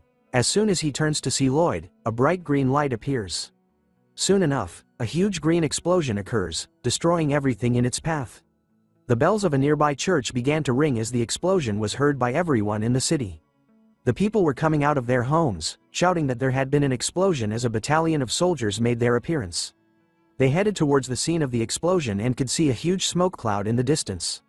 As the soldiers were watching the smoke, Dolores made her appearance, questioning them on what was going on and whether there were any casualties. One of the soldiers reports to her that they were still investigating the remnants of the explosion, but the issue is that there was almost no evidence due to the explosion from earlier on. In the aftermath of the explosion, the place where Vikir was is now covered by multiple people along with a huge crater in the middle of it. Dolores was meticulously exploring the area as well, seeing the explosion which can be seen as normal, the traces of the fight which were imparted on the orphanage building. As she looked around, she could only wonder what kind of evil was fought in this very place. As she continues to look around for clues, she notices something on the floor. It was a piece of our boy's mask. Part of it had been broken off. Upon seeing it, Dolores quickly kneels down to cover it with her skirt, hiding it from the nearby soldiers. One of them notices her strange actions and asks if she was feeling all right. Dolores, in her kneeling position, simply replies that she was feeling a bit sick. Continuing to cover Vikir's mask as the soldier reveals that there were no casualties and that she shouldn't push herself, Dolores was in a panic mode. After all, she was flustered and hid part of the mask because she knew that it belonged to the Night Bloodhound. We start off this part back with Professor Snape, who appears with an annoyed look on his face as usual. It turns out that we're back in the classroom, where a giant scorpion-like creature, the size of your mama, oh snap, lies on the table beside him. It turns out that the professor was finding out which student was responsible for writing a specific report that he was sent, and discovers it to be his least favorite student, our boy, Vikir. The report was apparently about the scorpion-like creature that lay dead on the table in the classroom. In the report, it was written that Vikir had written about how Venepians, the name of the creature, has an undiscovered second venomous fangs. This kind of information seemed like a false report to the professor, who regarded it as a joke with fake information, so he was going to deduct 10 points from everyone in the Ice Corps. As part of a punishment to the one who held the theory rank 1, Vikir. Hearing about this, our boy couldn't help but panicked a bit as he realized that he actually made a mistake. It turns out that the information he had written in the report hasn't been discovered in the period he was in right now. Anyways, the professor was quick. He grabs onto a scalpel and proceeds over to the Venopion, eager to cut it open to confirm if there really was a second venomous fang hidden in its abdominal exoskeleton, as written by Vikir in his report. If nothing came out of it, the entire Ice Corps was going to have their points deducted and Vikir would end up humiliated. Taking the sharp scalpel that glimmers in the light, the professor points it exactly in the center of the Venopion body. With just the tip, he makes a small incision, causing blood to flow out of it. The moment the scalpel made the cut, something quick and sharp shot out of the Venopion's body, right towards the professor's head, giving him a headshot. All the students in the classroom were shocked by what happened in that brief moment. None of them could have predicted this happening. For some reason, the sharp needle, covered in a purple-like poison liquid, stopped just barely inches away from the professor's face, who was feeling terrified. He loses his dignity as he falls to the ground, screaming like a little girl over the fact that he almost died. It turns out that Vikir had saved his life by using his book as a shield, blocking the second poisonous fang that he had written about in his report from reaching the professor's face. With a calm look on his face, Vikir questions the professor if he had enough proof right now to validate his report. The professor was busy processing all the information in his head. He couldn't believe that there really was a second venomous fang. He also couldn't believe that a student saw a Venopion and made a big discovery that could solve the cases of the mysterious deaths that had been happening for some time now. In order to regain his dignity, the professor decides to give all the members of the Ice Corps one additional point. He even tells Vikri to come visit him in his research lab after class, in order to provide a more detailed explanation about his report. Hearing that there was no punishment, Vikir agrees to the professor's request. As he headed back to his seat at the back of the classroom, the students around him started to talk about Vikir, calling him amazing for knowing about the second venomous fang. His actions today started to change their minds about how they used to think that sports was the only cool thing in school, but now, thanks to Vikir, being smart was slowly becoming cool. But other students chime in during the discussion, recalling that Vikir was also good at sports. After all, he went against Tudor and Sancho during the match from the other time. Finally reaching his seat, PG tells him that he had done a good job, while the students realized the most important thing about our boy. Which is the fact that behind the nerdy glasses, he was actually hiding his amazing-looking face and glowing hair. Ignoring the noise from his classmates, Vikir began to close his eyes once again, recalling the massive explosion from yesterday night, when he was out hunting the demons at the orphanage. He actually did take on massive damage. The explosion was strong enough to burn off his skin on his body, arms and face, revealing his raw muscles underneath. He even had his hand completely blown off. But luckily, thanks to his skills, he was able to recover from the damages almost instantly. But it still hurts like a ton. Right after the explosion, a Phoebo had hidden his tracks. The only thing Vikir had gotten out of that interaction was the ledger in the headmaster's safe. The ledge had the location of the children who were used as food for the demons. Vikir could see that as the locations had no connections, he can't completely negate the possibility of more than one elite corpse in the capital. But more importantly was the mysterious shadowy figure he saw in passing yesterday, the one acting cool by standing alone on top of a nearby building from where he was. Vikir had seen him smiling from ear to ear, even wearing the same school uniform as he did. Which made our boy realize a very crucial clue, that amongst his fellow classmates in this room, there might be one of the 10 elites in the academy. Comment below if you think that one of the 10 elites is one of the new characters that have been introduced to us in this new season. Moving on from the demons, in the academy, there is a famous newspaper that exists within the capital. This newspaper's influence is immense, and every day the newspaper is released, it sells out rapidly. This is all thanks to the academy's newspaper club called Lucian, and the glorious president in charge of this excellent club is someone we are all familiar with. Hint: she has blonde hair and a wing-like head accessory. Yes, it turns out to be third-year Academy student president of Lucian, Dolores Lune Quo Vadis, who is excitedly welcoming the new members of her club. She knew that if they applied to Lucian, which is rumored to be difficult to enter, means that they were persistent to a certain level. So she excitedly orders for their introductions to begin. The first new member turns out to be first-year Academy student, Tutor La Mancha Don Quixote, who tells everyone that he wishes to become an elite in both his class and in the club. The second new member turns out to be first-year Academy student, Sancho Barataria. who tells everyone that he hates how people think he was just a big dumb brute, so he entered the club to become an intellectual. The third new member is first-year academy student, Sinclair, who tells everyone that money and information usually come hand in hand when it comes to power, but she ensures them that she entered the club because she thinks that information is more important. The fourth new member is first-year academy student, Bianca Faux Usher. Her introduction was simple, telling everyone that she simply chose the club with the clearest vision, and that she was going to do her best. The fifth member is our boy's boy, first-year academy student, PG, who stutters in his introduction, but nonetheless, he shouts out loud that he enjoys gathering and analyzing information, which made him think that the newspaper club was the best fit for him. The last member to join is our boy, first-year academy student, Vikier, who lacks excitement in his introduction, simply tells everyone that it was a school rule that everyone must join a club, so he simply followed PG. But in truth, he had a secret agenda. Lucian, the famous newspaper club of the academy, was a place where he could easily obtain information. But that there was a catch. The Saintess is here with him, making things slightly uncomfortable. After his introduction, Dolores singles him out of everyone, telling Vikier that he couldn't be a Lucian report with that half-assed attitude he showed, but as she scolds him, the member behind her notices something. She quickly brings out a newspaper article and shoves Dolores out of the way.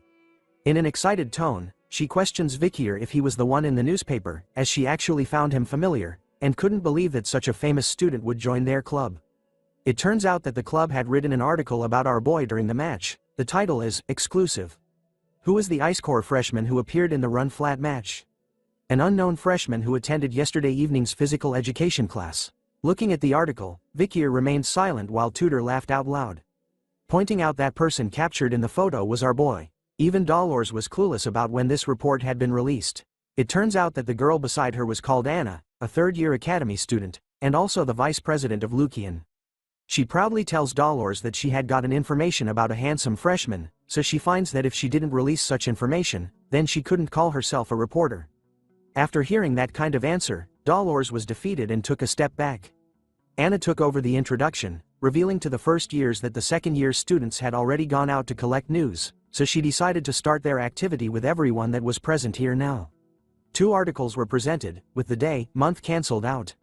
It was actually something that happened at the dawn of last night. A suspicious unidentified assailant appeared and burned down a certain orphanage in town, down to the ground. Everyone in the club was now sitting around a table, reading articles presented to them.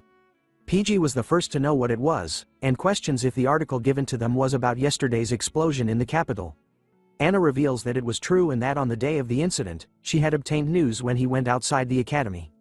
She further tells PG that the club had hypothesized that the person behind this incident and that the one behind the recent murder in the capital were the same person. What's shocking about the incident at the orphanage was that the majority of the children's bodies at this organ gauge had been identified. After hearing about it from Anna, PG quickly whispers into Vikir's ear, asking him if he thinks that the mysterious person they were looking for was the one responsible. Our boy didn't reply back, but simply thought that the dead children's bodies were the doing of the demon that he was hunting.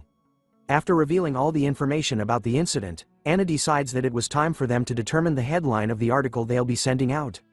Everyone started to write down their ideas about what would be the best headlines, from the birth of a terrible villain greater than the appearance of a monster causing chaos outside the academy, what are the Imperial Guards doing, an unparalleled villain and a challenge to the Quo Vadis family, the children who died suspiciously.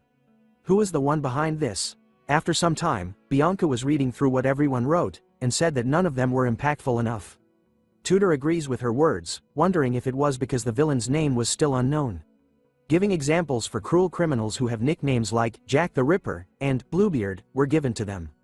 Anna calls out Tudor's idea for giving the villain a nickname good, which immediately made him give out his idea of a nickname, which was the Death Side Shadow Master. Which Anna immediately rejects, calling it a shit nickname and sending Tudor down into a sadness spiral. And so, the group started to come out with various nicknames, ranging from the Explosion Demon that brings misfortune, which was too long, so another suggestion was the Orphanage Killer, which sounded impactful, while another suggestion was Mr. Terrorist. As the group started to debate against one another over which nickname was best suited for the villain, Dolores was eerily silent, not speaking a single word during the entire discussion. The first words she spoke during this session were the words, "The Night Bloodhound." It turns out that after reading about the incident in the article, she recalled the mask that she had picked up at the scene, which definitely belongs to the Night Bloodhound, making her wonder why he was there at that time. After seeing him in person, she found him as a type of person that didn't want any type of rank or wealth. He even diligently treated the people of the slums who had the Red Death. She could see that his devotion and love towards the poor people were real. Because of those actions, Dolores had thought that Vikir had stolen the Saintess tear for a great cause, but his appearance at the scene of the incident made her question his true nature, making her believe that he might have really killed the headmaster and the children at the orphanage. But she believes that what she saw at the slums was accurate and that he wasn't evil. If the Night Bloodhound is a criminal, then she was sure that he would have his reasons. Distracted by her thoughts, Anna actually hears the name Dolores had spoken out by mistake, which catches her attention. Looking up to the table, she saw that everyone was staring at her. They all liked the nickname of the Night Bloodhound as it was a barbarian tribe's naming style, which sounded really violent. The rest of the group agrees with the nickname, finding it gloomy and negative, perfect for a criminal. Dolores immediately covers her mouth, embarrassed that she had mistakenly mumbled the Night Bloodhound's name out loud to everyone. Seeing that the nickname was settled, Anna suggested the title of the article to be "Who is the Night Bloodhound?" That's filling the capital with fear. But Dolores was quick to defend the Night Bloodhound, reminding Anna that the Lucian articles must only contain the truth, and that it hasn't been confirmed yet if that person is the criminal. As the president and vice president battled it out, Tudor turns to Vikir, asking about his opinion on something. Tudor wanted to know about Vikir's thoughts on whether the Night Bloodhound was evil or not. Our boy simply replied that he didn't care about that, but in his mind, he couldn't believe that he would hear the Saintess say the name of the Night Bloodhound out loud like that. Not accepting the answer that he didn't care, Tudor goes in for a hug, forcing Vikir to choose if he really had to. Seeing that Tudor wanted a real answer, Vikir thought about it seriously for a moment. So he changed his answer and spoke these words. "What I know for certain is that they're not virtuous, so they're evil." Just as Tudor was about to agree with Vikir's words, Dolores slams her hand heavily onto the table, catching their attention. She was standing upright, shocked by Vikir's words that the Night Bloodhound isn't virtuous. Her eyes were completely focused on our boy, asking him about how he was so sure about that. Seeing her reaction, Vikir was actually stunned and confused by what was going on. Even Tudor's hand was sweating heavily as he let go of Vikir's shoulder, sensing the danger that our boy might be in.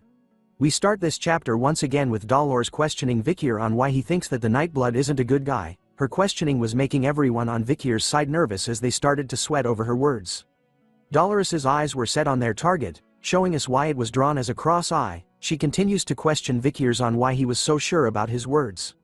Knowing who he was, she continues to ask Vikir to answer her questions, but he remains silent, while Tudor starts to think that he had done something wrong. Seeing and hearing no attempts at a reply, Dolores addresses everyone in the club, claiming that they believed in something without any proof. She reminds them that as reporters, if they say things that aren't proven by facts, then they can destroy an innocent person's life. Tudor cuts in, informing her that the guards of the city had testified that the Night Hound had destroyed the buildings and killed the headmaster of the orphanage. But Dolores refutes their claim, telling Tudor that the Imperial Guard's interview responses are just testimony consisting of deductions and no solid evidence. She even reminds him that the question regarding the children's corpses that were found in the orphanage's basement has yet to be resolved, and that there were too many questionable variables to determine that the Night Hound killed those children. The girls on the other hand were stunned by how determined Dolores was in proving them wrong about the Night Hound, even worried about it. Seeing her so determined to prove the right facts, they couldn't believe that she was staying neutral even though this happened in an orphanage that's managed by her own family. Seeing that no one else was complaining, Dolores turns to Anna, reminding her to edit the article to ensure that it's objective and unbiased. Hearing that order, Anna complains that if they do that, they wouldn't be able to write anything. But Dolores insists on it, saying that it wasn't too late to release a critical report that it was the Night Hound after what they had found about the incident. Her eyes started to look sad as she thought about what if the Night Hound really was evil, and reminded the club that if that was true, then they can criticize him harshly. Hearing those words, Vikir couldn't help but take a peek at her through his thick nerd glasses. As the group starts to take in Dolores's words, another member of the club bursts into the room, shouting for the president's attention. The member reports to her that the club advisory was asking for her, stating that the reason was because he wanted her to re-edit the report and state that the Night Hound was a bad person. Hearing about the request, Dolores started to feel stressed, and replied back to the member that she was going to talk to the club advisor, since he likes making articles into headlines. After settling things in the room, Dolores left with the member to seek out the club advisor and his request. As she left, Tudor was impressed by their president, calling her a girl boss. Hearing that, Vikir couldn't help but reply that Dolores had been that way since a long time ago, which confuses Tudor. In Vikir's mind, Dolores looked the same as when she led the Holy Knights on the front lines of the battlefield during the fall before he had regressed. She wore mighty armor and her holiness radiated in a bright light all over. She could be seen on the battlefield, ushering new commands to the Holy Knights, ordering them to push forward as she blesses them with her holy light. She would often complain about the troops, a sign that people these days have weak faith. She even scolds them when she finds them messing around their breaks, telling them to save lives instead. She reminded them that back in her days, if a demon had appeared, then they would just jump in to help. Recalling his past memories of her, Vikir started to smile to himself. He had thought that she would deem his actions as wicked, but to him right now, it doesn't feel bad because someone's trying to tell the truth about him. In his heart, he quietly thanks the Saintess for her help, as she argues with the club advisor over his request, who turns out to be Professor Snape. Moving on, in the earlier mornings, a siren started to blare loudly. As it continues to ring, PG awakens from his beauty sleep in a groggy state. The moment he raises his body upright, Vikir greets him with a good morning. Vikir was already up and ready, dressed in his school's exercise clothes and stretching, while PG was still rubbing his eyes, greeting good morning back to our boy. In this academy, everyone has to wake up at 6 a.m. When the alarm sounds, the stupidest head to the training area in front of the dorms. The students then participate in the exercises, following the instructor who stands at the front to wake themselves up. They start off their day with a light jog. After their morning exercises, the students will go their separate ways. Some would catch up on their sleep, some would go and take a bath, and some head straight to the cafeteria. PG could start to feel the strain on his body after the morning exercises. He complains to Vikir that his brain would be more active if he had slept through the morning exercises, but our boy refutes that claim, reminding PG that moving his body helps to activate his brain. But that wasn't what PG wanted to hear. He didn't want to be proven incorrect. Tutor cuts into their conversation, telling Vikir that he wasn't going to be popular with the girls if he didn't act so empathetic, and suggests that he practices it by being empathetic to PG. But hearing that suggestion, PG humbly declines the idea. Tutor then comes up with a new suggestion, asking if everyone is free this weekend, as they should have fun by going into the city. PG likes the idea behind it as there was actually a book he needed to buy. Even Sancho chimed into the conversation, saying there was a restaurant that he wanted to try in the city too. Hearing that it was okay with the rest, Tutor turns to ask Vikir. Pausing for a moment, our boy declined the invitation, saying that he needed to volunteer on the weekends. The group was stunned to hear that Vikir needed to do volunteering. PG reveals that our boy had received too many deductions. Hearing about that, Tutor realized that it was probably from Professor Snape, who would pick on Vikir all the time, even if he didn't do anything wrong. Hearing them talk about him, Vikir couldn't help but remain silent. So he moves on from the group, telling them to go to the city without him this time. But the moment he left them, the group started to chase after our boy, changing their plans because all of a sudden, they found volunteering fun. PG calls out to Vikir, telling him that as friends, they couldn't let him do it all alone. Sancho even reminds them that the more, the merrier. But as they followed behind Vikir closely, Tutor started to realize something unusual, drawing Sancho's attention as well as asking what it was. Tutor tells him that when Vikir is around, he naturally gravitates towards him. It was as though Vikir had the aura of an older brother. Hearing that, Sancho adds in, saying that even though Vikir was a quiet boy, he has that Sigma Riz about him that simply exudes charisma. Back when he was a mercenary, Sancho felt that such people were natural leaders. Even PG understood what the boys were saying about our boy. He couldn't help but smile to himself. After all, he found Vikir amazing. Amazing people like Tutor, from the physically great Don Quixote family, and Sancho, the transfer student from the Northern Mercenary Guild, approach him first. Vikir was also kind. He had helped PG at the entrance party when he was having a difficult time, and he was perfect in his studies and training. PG felt that as long as he was with Vikir, then he had a feeling that everything he does in life would be possible. But as they walked along the corridors, Vikir's bloodhound bloodthirst leaked out. He looked to the side, eyes red and unleashing his murderous aura. Since he was standing right beside him, PG immediately started to feel afraid when he saw Vikir this way. Ignoring everyone else's presence, Vikir could sense the disgusting aura that the demons gave off, covering the entire walkway they were in. The stench of this horrible aura was coming from a group of a guy and two girls walking away from them. Vikir continues to monitor that group as they slowly walk away from him. Knowing that PG was basically a human dictionary, Vikir asks him if he knew about other students well, and if especially, he knew about the guy that walked past them just moments ago. Jolted by the sudden request, PG asks if Vikir was talking about the guy between the two female students a moment ago, as he knew that guy well. Apparently, he was the most handsome guy in this school, a sophomore called Bane Kodzak. Vikir started to grit his teeth hard. After all, he didn't think that they would be this active within society. A member of the 10 elite corpses was right in front of him. As the suspect started to move further away, Vikir started to think about his choices right now, whether he should start the fight, but thinking about it, he decided not to, as there would be a lot of casualties. Especially his group, where he couldn't allow the future heroes to get hurt. Sensing that something was off about our boy, the three guys were worried about him, asking Vikir about what was wrong. Our boy simply tells them that he wasn't feeling well, and that he was going to rest. Before engaging in a fight against one of the 10 elite corpses, Vikir decides to gather information first. He moves away from the group, using the skill in his second slot called Silent Heal Mushusu. Like Superman removing his glasses to change clothes, our boy did the same, while thinking that he should follow Bane closely behind. But because he was distracted by his thoughts, he doesn't see Dolores coming down the stairs beside him, resulting in a clash between the future titans. A loud scream from Dolores catches the attention of the boys as they gasp in shock over what happened. They could all see that Dolores had fallen to the ground, hurt by something, as she waves her hand in pain, while Vikir stood there, stunned by what had just happened.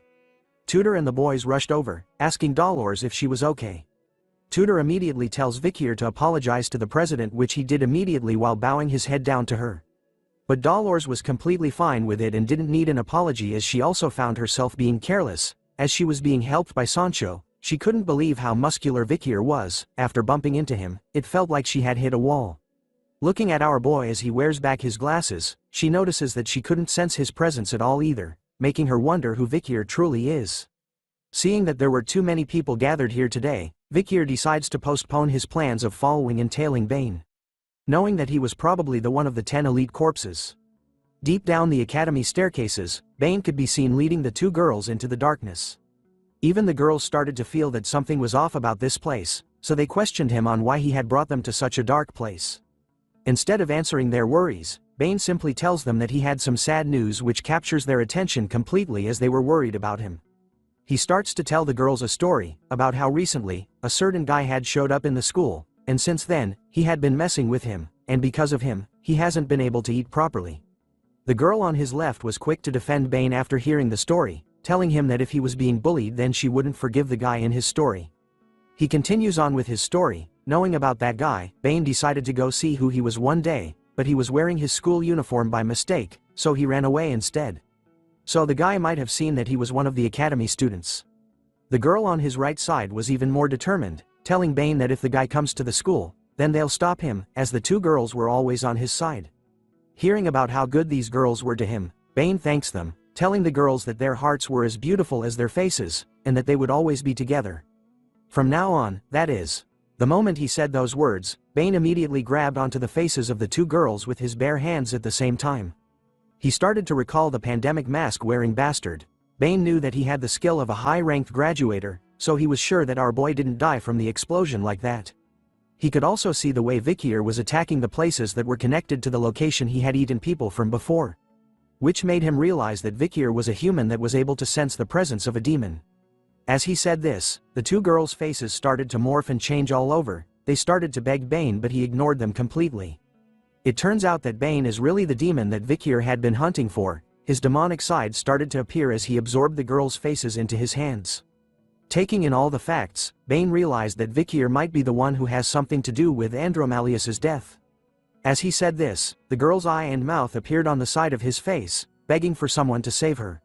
It is revealed that Bane's true name is Dantalion, the 9th corpse of the demon's 10 elite corpses. After figuring out who amongst the students could be part of the elite 10 corpses, we return to see Vikir staring at something deeply, his attention completely drawn to it as someone speaks in the background. It turns out that our boy was back in the newspaper club room. It turns out that Anna was speaking to the first years. She was complaining about the numerous incidents that kept happening in the town recently. She continues to speak to the first years, revealing to them that she and Dolores had summarized the cases that had happened within the academy itself. Since they didn't have a lot of members available right now in Lucian, they wanted the first years like them to step up and fulfill this role instead. As she said this, Bianca and Tudor were distracted by the numerous cases written on the pieces of paper on the table in front of them, their eyes drawn towards them with a worried expression on their faces. Even Dolores was slightly worried as she read the report in her hand. Anna continues to give out orders to the young bloods, telling them to choose a case from one of the papers on the table. Their goal this time was to collect information and to write an article. Once done, they were to bring it back to the club. As each member of the first years started to look through the papers regarding the incidents in the academy, PG was nervous, thinking that this was going to be his first article since entering Lucian, while Bianca, after reading quite a few of the cases, couldn't believe that there were this many, making her question what was going in the capital lately. One of the papers had the title, "The Terrorists' Forewarning." A terrorist had warned that they would poison the river of Venesior, the capital city of Rock. Another report was titled, "Missing Handsome Theater Actor." The theater actor called Mr. B disappeared on his way home after his play. It is highly likely that a stalker fan is behind this incident. Another report was titled, "A Mysterious Murder Case. The head of a family has disappeared." Another report was titled, "Murder Case. The Murder That Shall Not Be Named. A certain person will be executed after hurting multiple people in the streets. They have said they were not behind it and are still pleading that their face had changed." Finally, the last report was titled, "A Rapid Increase in Missing People. A Sudden Increase in Missing People in Venesior. No suspects have been found." Is the Night Bloodhound behind this? After reading all the reports, Vikier went to select one for himself. The incident report he picked was a missing persons case inside the academy. According to the report, 3 academy students have gone missing. Those 3 have always been seen together, so there are a lot of witnesses. Did they run away because of love? After reading the report, Vikir's immense bloodhound aura started to rupture, his eyes glowed with hate. Looking at one of the missing students in the report, he recognizes him as the guy he was chasing after yesterday, one of the elite corps's potential suspects. We now change scenes to the middle of the night, in one of those random buildings. We see a husband and wife sleeping together in the same bed. But for some reason, the husband was wide awake at this late time. He slowly rose up from his bed, not disturbing his wife who was soundly asleep. He then sat in a chair beside a window. It's revealed that his eyes were not normal, it was green, like those of the elite 10 corpses. Looking across the room, he asks someone a question. It turns out that he wasn't alone in the room at all, he had 4 members in front of him. He questions the group on whether they had found out something about the pandemic mask wearer who's interfering with their plans so far. It turns out that one of the members was Ephibo, who Vikir had fought in the previous nights. He silently mutters his report back to the husband. The second subordinate of the 9th corpse was called Geronto, who has red hair. Another subordinate was called Heva, who silently muttered and gave his report, while holding a massive pair of scissor-like weapons. The last of the group was a subordinate called Fido, who remained silent. It turns out that the husband is actually the real 9th corpse of the demon's 10 elite corpses, called Dantalion. He takes notes of their reports, realizing that they hadn't seen the mask-wearing vigilante since that day either, which made it seem like he was being very careful now. Transforming his hand into pieces where eyes and noses could be seen, Dantalion tells his followers that it couldn't be helped and to widen the scope of work from now on. Within a mere second, something shoots out from his demonic hand, hitting all 4 of the subordinates' faces at the same time. It turns out that Dantalion was going to share his faces with them, causing their current faces to morph and change to what he wanted them to wear this time. As the 4 subordinates wore new faces, Dantalion issued a new order, telling them to go into the areas with more light and find the person who was wearing the pandemic mask. But as he gave the order, the door to the room slowly opened. In a twist of fate, his wife had actually woken up from her sleep, and found him in this room. She looked confused, questioning Dantalion on what he was doing so early in the morning, and wondered who the other 4 people were in this room. The demon simply looked at her, not uttering a single word at first. As he closed his eyes, he talked about how he wanted to admire her face being alive for a little while longer, but seeing her and finding this out, left him with no choice. He orders Fido, who appeared right behind the wife in an instant, with a blade across her neck, to make sure her face remains untouched.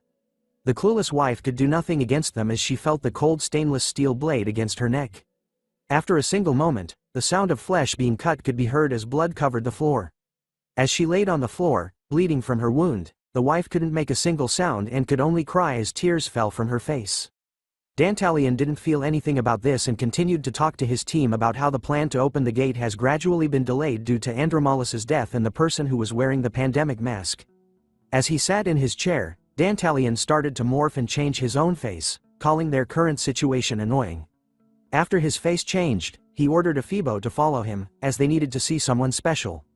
His face is finally revealed. As he scratches his chin, thinking that he should go and relieve his pent-up stress. The scene changes once again, this time, to a place with a slight holy feeling to it. Dantalion appears once again, this time, with a smile on his demonic face while wearing a cross on his neck and a priest outfit. Someone stood in front of him, asking him about why he was smiling. Dantalion replies that he simply couldn't help himself. After all, he had the beautiful saintess standing in front of him. It turns out to be Dolores, who wasn't amused by his remarks, as she tells him that she didn't come to see him to joke around, calling him as Sir Quilty. Brushing her remarks aside, Dantalion tells her that he was worried because her visits have become scarce lately. Dolores tells him that recently, there have been a lot of murders and missing people, which was why she has been busy since she was covering them. Hearing this, the holy man could see that her club activities have gotten busy, as the world was becoming a more and more brutal place to be in. As he smiles at her, Dantalion knew that the one responsible for all these horrible things was him. Looking at him, Dolores couldn't help but feel nervous about something. She knew the man before him as Quilty Loon Indulgentia, the head of the Indulgentia family, the collateral bloodline to the Quo Vadis family. They were currently volunteering in managing Quo Vadis's resources at the orphanage, monastery, and hospital, but they were also supporting the exemption system that erases the wins of the sinful rich. So she knew that this two-faced person in front of her was definitely hiding something. As he leans closer to her face, Dantalion questions Dolores about why she needed to speak with him. She reveals to him that she came here to request for the exemption system to be abolished. She found it wrong to exempt a person from all their sins just because they were wealthy. He refutes her statement, saying that there was nothing wrong with the system as the exemption policy has been in the church up until now. He also found that donating a large sum of money was already a large form of punishment. But Dolores wasn't budging from her stance. She counters his argument by stating that sins are something you must expose yourself for in front of God, and forgiveness was only given once you have received the appropriate punishment. With the holy light radiating brightly behind her, she ends her argument, saying that the people affected by the exemption system cannot be saved. Her final words left Dantalion speechless as his mouth was left open. But he quickly closes it, turning away from Dolores, and reminding her that he was simply following the church's doctrine, and that her best course of action was to speak directly to her father, the leader and cardinal of the church. As he continues to face away from her, Dantalion tells her to return, since he heard that the academy students were coming here to volunteer today. So there was no need for them to have a fight within the Quo Vadis family in front of her juniors. Dolores accepts his proposal, but tells him that she would come back later so they could discuss this matter even more. As she left the church, Dantalion's transformation was leaking out. His face was riddled with multiple eyes as he looked back at her, grinning widely. His demonic side was going haywire as his thoughts were filled with how beautiful Dolores looked. He had almost given in to his impulses and collected her face, but he needed to hold himself back, clenching his teeth so hard that they bled. He saw Dolores, the saintess, as the finest product that he had discovered in this world. Dantalion wanted to collect her face when her face was in despair, after the chaos descended into this world. He continues to tremble with his impulses, holding himself back, as he wanted to open the gate as soon as possible. He begs his fellow brethren to hurry and descend the chaos into this world, so he can claim what he wants. The scheme changes to Vikir standing alone in front of a gate belonging to a huge building. He looks around wondering if this was it. Based on the report given to him by Cindy, this was the orphanage that she had found after analyzing Andromalus's ledgers. Which meant it was highly likely that this place was connected to the 10 elite corpses. Looking at the flag being raised, Vikir could see that this place was probably the property of the Quo Vadis family. If a demon is planted within the Iron Blood family, and the Holy Divine family, then it is also highly likely there were demons hiding amongst the other families. After the explosion, the Night Bloodhound had garnered attention, so Vikir wanted to use volunteering as an excuse to slowly investigate the students. Speaking of the students, some of those students appeared by his side. It turns out to be PG, Tudor and Sancho. Looking at the building in front of them, he wondered if this was the orphanage they were going to volunteer at. Tudor wraps his arm around Vikir, telling him how lucky he was to have friends that were willing to volunteer with him, but our boy didn't want this, telling them that he didn't ask for them to follow him. Letting out a deep sigh as a nervous sweat drop drips down his face. With the presence of these three dudes, our boy could feel that things were going to get annoying.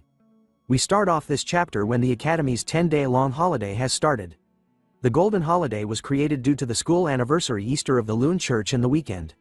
The students either visit the imperial capital together or visit their families and have a great time. However, not all students enjoy this holiday. We returned to the boys when they entered the place to volunteer at. Tudor's voice could be heard loudly as he told Vikier that he was lucky his friends came with him and refused to take a break like the other students.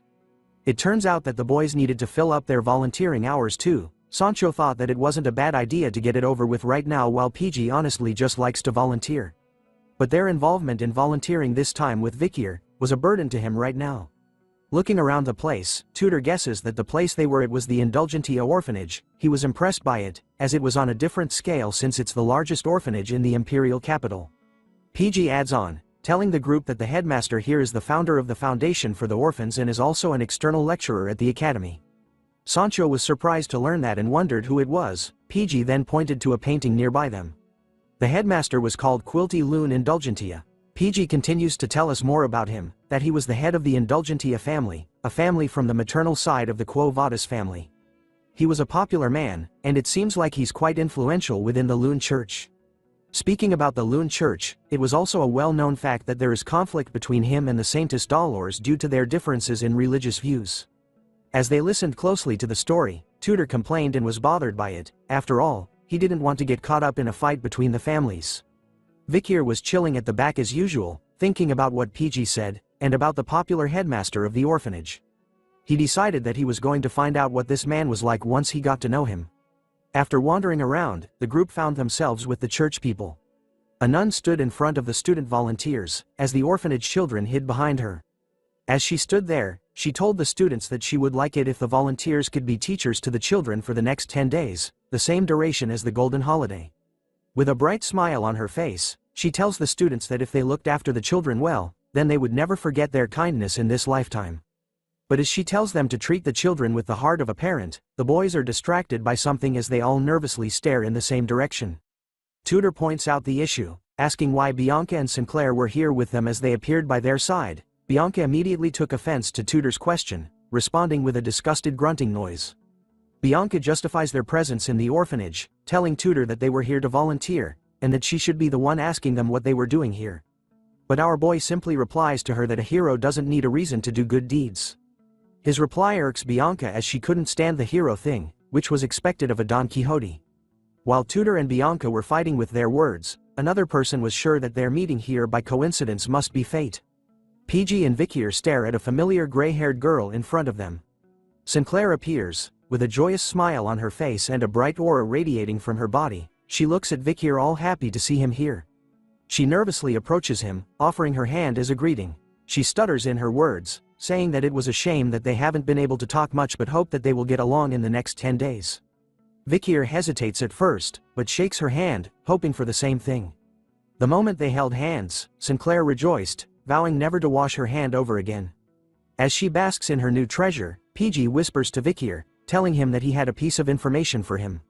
He reveals that he had seen Sinclair seek out the person in charge of assigning volunteers and make a request. She even inquired where Vikier was going to volunteer and asked to be assigned in the same place as him. Which could only mean one thing. Vikier thought about what PG had told him, making him think that Sinclair had approached him under the pretense of it being a coincidence, so right now he needed to be wary of her. After dealing with Sinclair, Vikier turns his head to look around. His eyes were scanning the area, which made him notice that the headmaster of the orphanage wasn't here in attendance, which made it suspicious. But as he was wondering where the headmaster was, the nun announced that it was time for the children to choose their teacher. Upon hearing those words, the children became super active and rushed forward with great energy. Tudor immediately held 2 kids in his arms, overjoyed by how outgoing the kids were. Sancho was already giving some of the kids piggyback rides, while Bianca couldn't believe how cute the kids were. Even Sinclair was surrounded by children as she read them a funny story from a book. Our boy, Vikier, on the other hand, was giving off that Ohio skibbity riz, as he questioned 3 kids on what their names were. Hearing that from him and seeing him, the kids could only have tears in their eyes and fear in their throats. Soon enough, they immediately turn right and run towards PG instead. As he comforts the children, PG tells Vikier to smile a little as a piece of advice. Thinking about it, Vikier was stunned by his interaction with the kids. After all, he didn't know because Pomerian, our sweet little angel, listened to him pretty well, but now, talking to children was pretty difficult. But as he thought about how to interact with the kids, a little kid with blonde hair catches Vikier's attention as he spots her. But then he notices that she had actually run out of the venue. It turns out that the little kid was chilling by herself at a nearby pillar. She wore a sad and depressed expression on her face, as though she was bothered by something. Vikir suddenly appears by her side. His sudden appearance shocks the little girl. He tells her that he too gets stuffy after being in a place filled with lots of people. He continues to tell her that if he isn't careful, then people might think negatively of him, so he questions the little girl on why she left the place by herself. Instead of answering our boy, the little girl simply turns her head away, making Vikir realize that his plan on talking to her had failed. As he thought about it, he remembered Ayin, who told him that if he asks questions like he usually does, then the child won't reply, so instead, he should ask while smiling. Looking closely at her name tag this time, Vikir kneels down in front of the child, calling her by her name, and with a gentle smile on his face this time, he asks her if Peri is her name. Seeing this side of Vikir, the little girl's eyes opened wide as she blushed hard. But once again, instead of replying to him, she ran away from him this time. Seeing her reaction, Vikir could only wonder if he looked bad while smiling, but another person appears beside him, telling him that the little girl didn't run away because she hates him. It turns out to be the Saintess Dolores, who had seen everything. She tells Vikir that she didn't know that he had such a kind side to him, even though he was pretty gruff this entire time. Dolores reveals to him that Peri's heart had been hurt before, so she closed it this time. As a result, she had developed aphasia, a disorder that affects the way you speak, and hence, she lost her voice. Vikir could only ask what had happened to her, but Dolores didn't know the exact details. All she knew was that Peri was born in the orphanage, and in the past 13 years, she has met countless volunteers who have passed through the orphanage. At first, everyone approached Peri in a friendly manner, but after one day, they stopped coming due to their busy schedules. So Dolores figured that Peri had gotten tired from getting attached to someone in a short amount of time and then grieving their disappearance for a long period of time. But as he thought about Peri's story, the appearance of a third party coming out of the shadow made our boy panic for the first time, as he felt something shiver down his spine.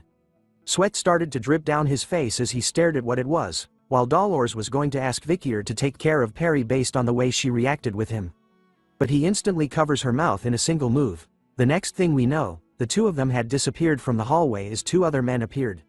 The guy in green was complaining to Quilty that it has been ages since they last saw each other. Quilty gives the excuse that there has been a sudden increase in people who have requested face-to-face talks with him, in order to confess their recent sins. The big bad boss had appeared, with a Fedo by his side. The man in green continued to talk, telling Quilty that he wanted to buy the exemption. Hearing that request, he replies back with, "How long do you need it for, brother?" The man replies that he wanted to buy 1 billion gold's worth, as he had resented killing a barbarian slave that he had bought not long ago, who ran away. After capturing the barbarian slave, he had accidentally killed it while disciplining it. Quilty was curious that a man like him was buying 1 billion gold's worth of exemption just for killing one slave. But the man further reveals that after killing the slave, on his way back to him, he had gotten so angry to the point that he had burned a whole village of slash and burn farmers. It turns out that Vikir and Dolores were hiding from them. As he covers her mouth, our boy gently tells her to be quiet while Dolores wonders why he was doing this all of a sudden. Activating his bloodhound sense, Vikir stares and could recognize the scent that he was smiling in the moment. Looking at Quilty and the man beside him, Vikir recognizes the smell as the same one he had smelt back at the academy. The two men remained unaware of Vikir's presence, talking about how 500 million was enough to justify his actions, while the man in the green assures Quilty that the other half was a top that he wanted to give to the god that was pardoning him for his sins. Looking closely at Quilty this time, Vikir could definitely smell and see the scent of an elite corpse coming from him. As Quilty tells the man that as long as he gives generous offerings, then God will forgive him for his wrongdoings, Dolores was feeling uncomfortable with Vikir's sudden action. As she struggles to free herself from Vikir's grip, he struggles to keep her quiet. In his mind, he begs her to stop moving because they were too close to them. But Dolores wasn't going to stand still. She started to shift her weight around, pushing away from Vikir and telling him to let go.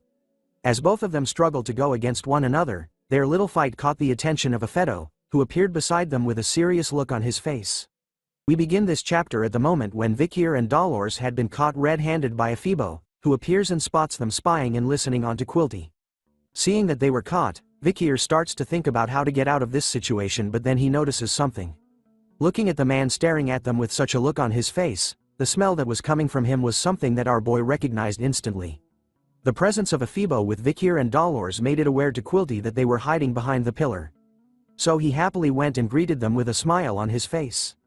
Surprised to see the Saintess here, plus the fact that she might have a bad habit of hiding and eavesdropping. He even teases the Saintess, telling her if she wasn't hiding and spying on him, then she might be enjoying some alone time with her fellow peer, by having something like a love affair with him. But she was more shocked by the fact that she was caught by him. She knew that things were going bad since they were caught eavesdropping on him. But as she ponders the consequences of their actions, Quilty moves on to Vicky. Judging from his school uniform, he could see that our boy was one of the volunteers at their orphanage. His demonic green glow started to appear in his eyes as he looked closer at Vikier. At first, because of his glasses, Quilty couldn't see it because his glasses were covering it, but now that he looks at him even closer, he could see that Vikier has a really handsome face. In his mind, the elite demon wanted to capture Vikier's face in order to add it to his collection as part of his high-grade category. This is the face that he really wants. But as he thought about how badly he wanted Vikier's handsome face to be a part of his collection, Quilty was interrupted by his so-called brother, who was coughing repeatedly to catch his attention as he was waiting for too long. Seeing that he had something to handle first, Quilty leaves, bidding the Saintess and Vikier farewell as their group heads out. As they left, Vikier remained silent, but his eyes were focused on Ephibo. While the Saintess was angry over her current situation, even though she had seen them buying exemptions so openly, she even had to listen to them insult the god she loves, while she could do nothing at all to stop them. In a mixture of her feelings, she immediately shouts at Vikier, questioning him on why he had forced them to hide behind the pillar, making it look like they were listening to Quilty and his brother. But as she looked at him to get an answer, the Saintess was alarmed to see Vikier in his current state. In a calm demeanor, Vikier simply apologizes to her for his sudden actions, which surprised her. He even assures the Saintess that he was going to be more careful from now on. He then turns to leave first, telling her that he had spent too much time here and needed to go back to volunteering. But to the Saintess, she was left stunned as she watched him leave, because for the first time, she had seen Vikier reveal his angry side to her.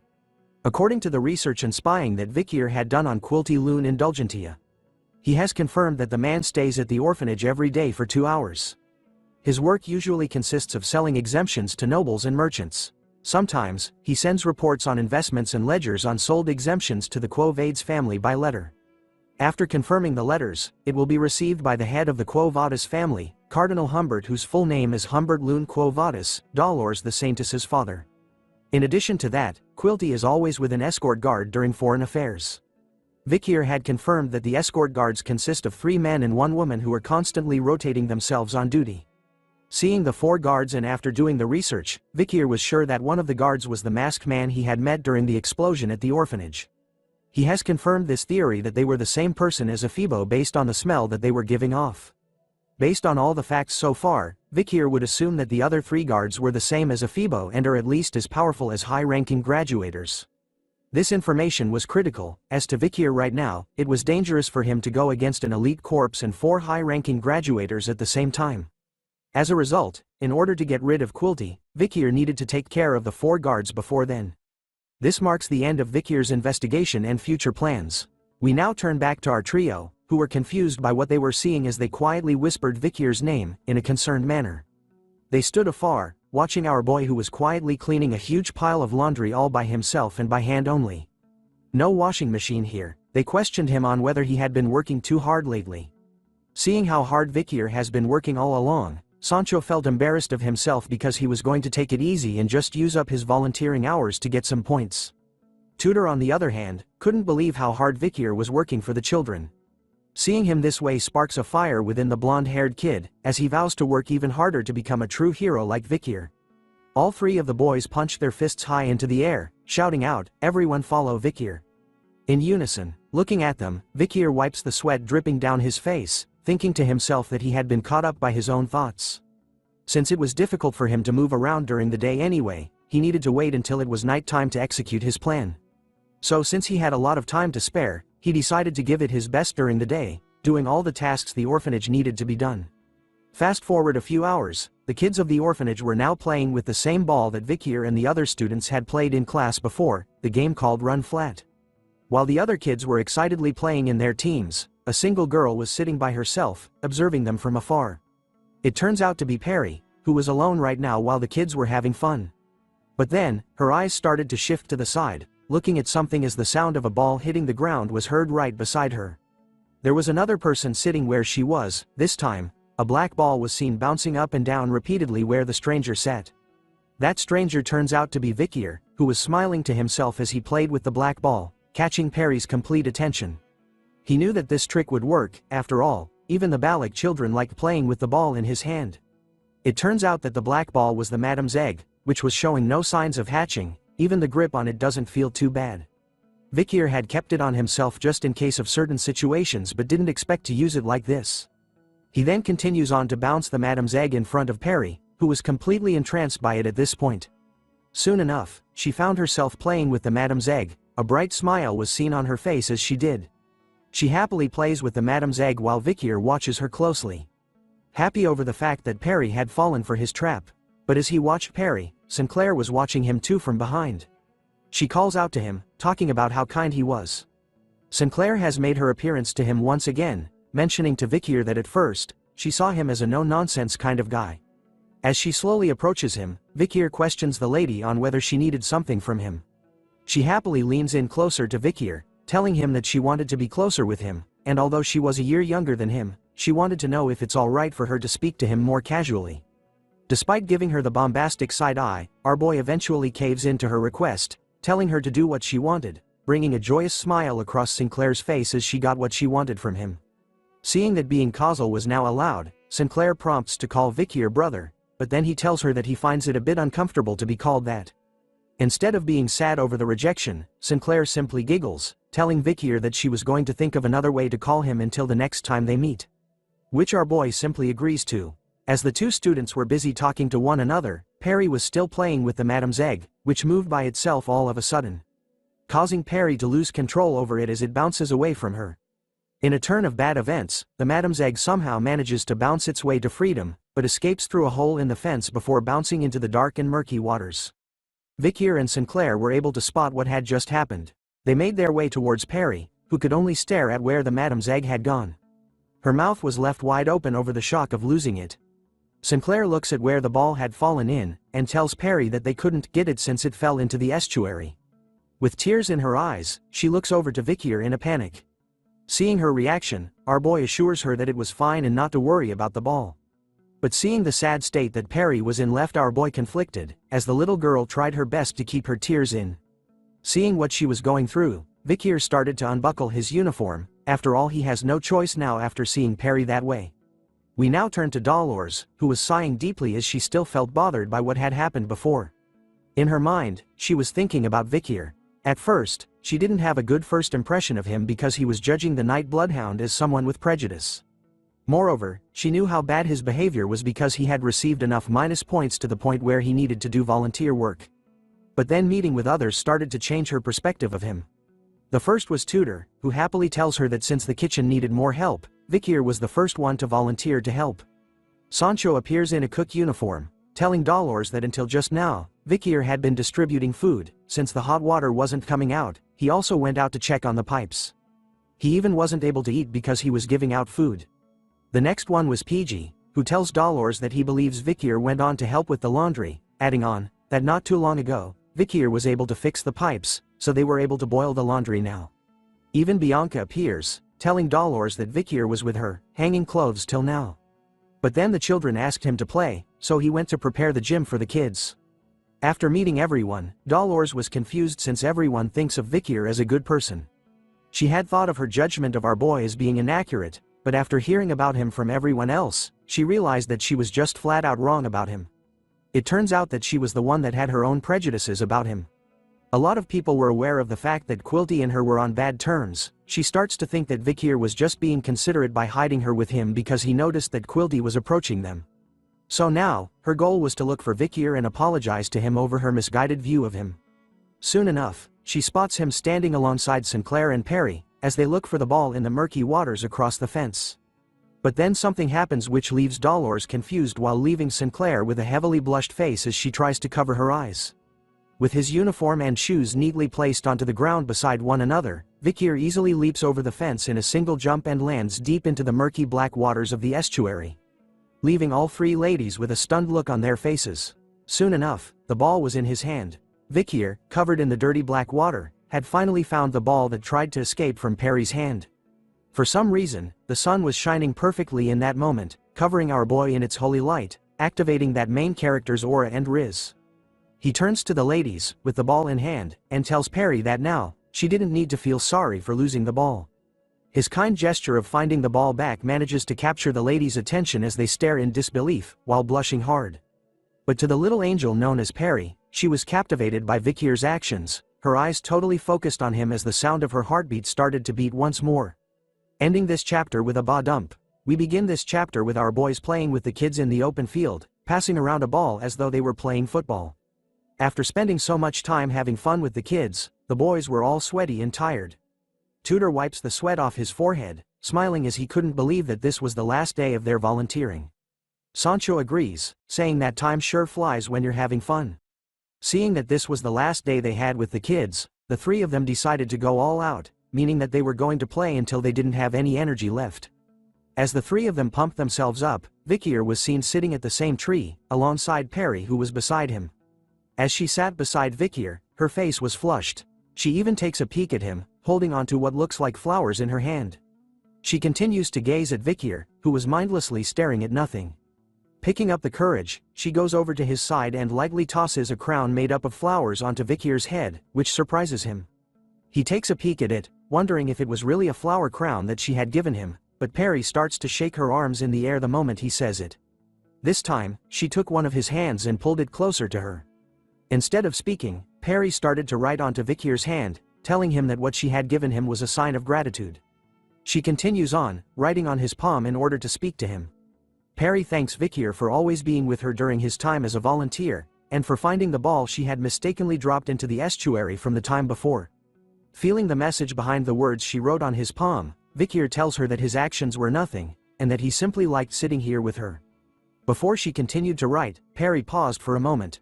Thinking about her next message, she continues to write, this time lightly. With a curious and shy look on her face this time, she looks up to Vikir, writing on his palm, the words, "Can we meet again?" Upon feeling the message on his palm, Vikir started to recall the memory with Dolores, who tells him about Perry's history, where everyone who had gotten close to her would one day stop visiting her due to their busy schedules. This resulted in Perry being tired from getting attached to people in such a short time, making her silent the way she was now. Looking at her, Vikir knew that while he was out hunting the demons, he would need to prepare himself for death all the time, so he couldn't promise her that he would come back, as death was always near him. But even though he knew that, seeing this precious child, our boy told her that they would meet again. Hearing those words, Perry's eyes started to light up with joy once again. Vikir, sincerely, promises her that he would come here if there's a tomorrow for him. Perry started to smile the widest she had ever done upon hearing those words from him. And so, she writes on his palm for the final time, that she would wait for her older brother. Feeling the message for the last time, Vikir corrects Perry, telling her to call him uncle instead of older brother.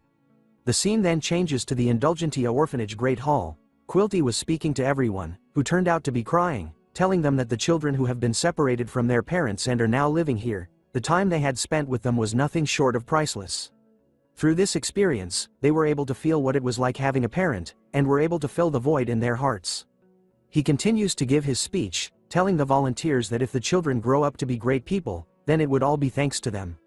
Ending off the speech, he tells them about the love that they were able to receive from the children these past 10 days, and hopes that they would share them with children. As he ended the speech, another member of the orphanage brought out a huge donation box on wheels.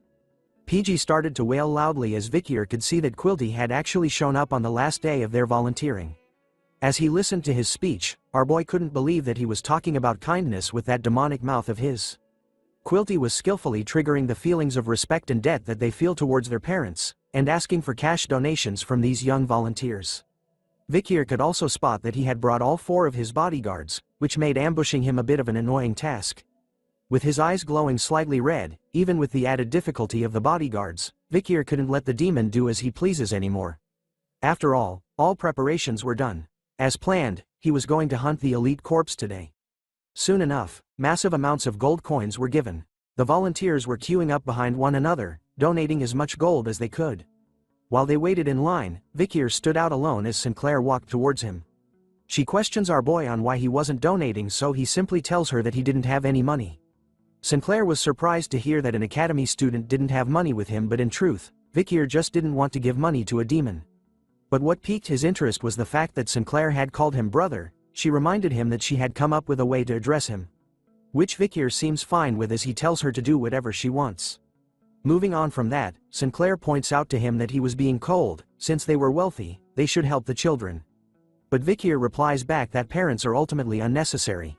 He continues to tell her that children may need help from their parents during their childhood, but it is up to one's personal strength in how they will tackle the world, leaving Sinclair speechless as she stares at him. In response to his depressing words, Sinclair holds onto his hand, telling him that his life must have been hard. So she offers Vikir a chance to come over to her house and play, and even eat with her family during the break or public holiday. After giving him those choices, Sinclair leaves our boy behind, telling him that she was going to the children and to free up some time once they were done volunteering. As soon as she left, Vikir looked at his hand, thinking about how strange she was as a person.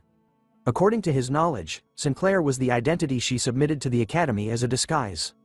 Before his regression, she was the most extraordinary out of the Ice Corps and always placed first in both theory and practicals for 4 years straight. But then, she disappeared after graduation and never showed herself again.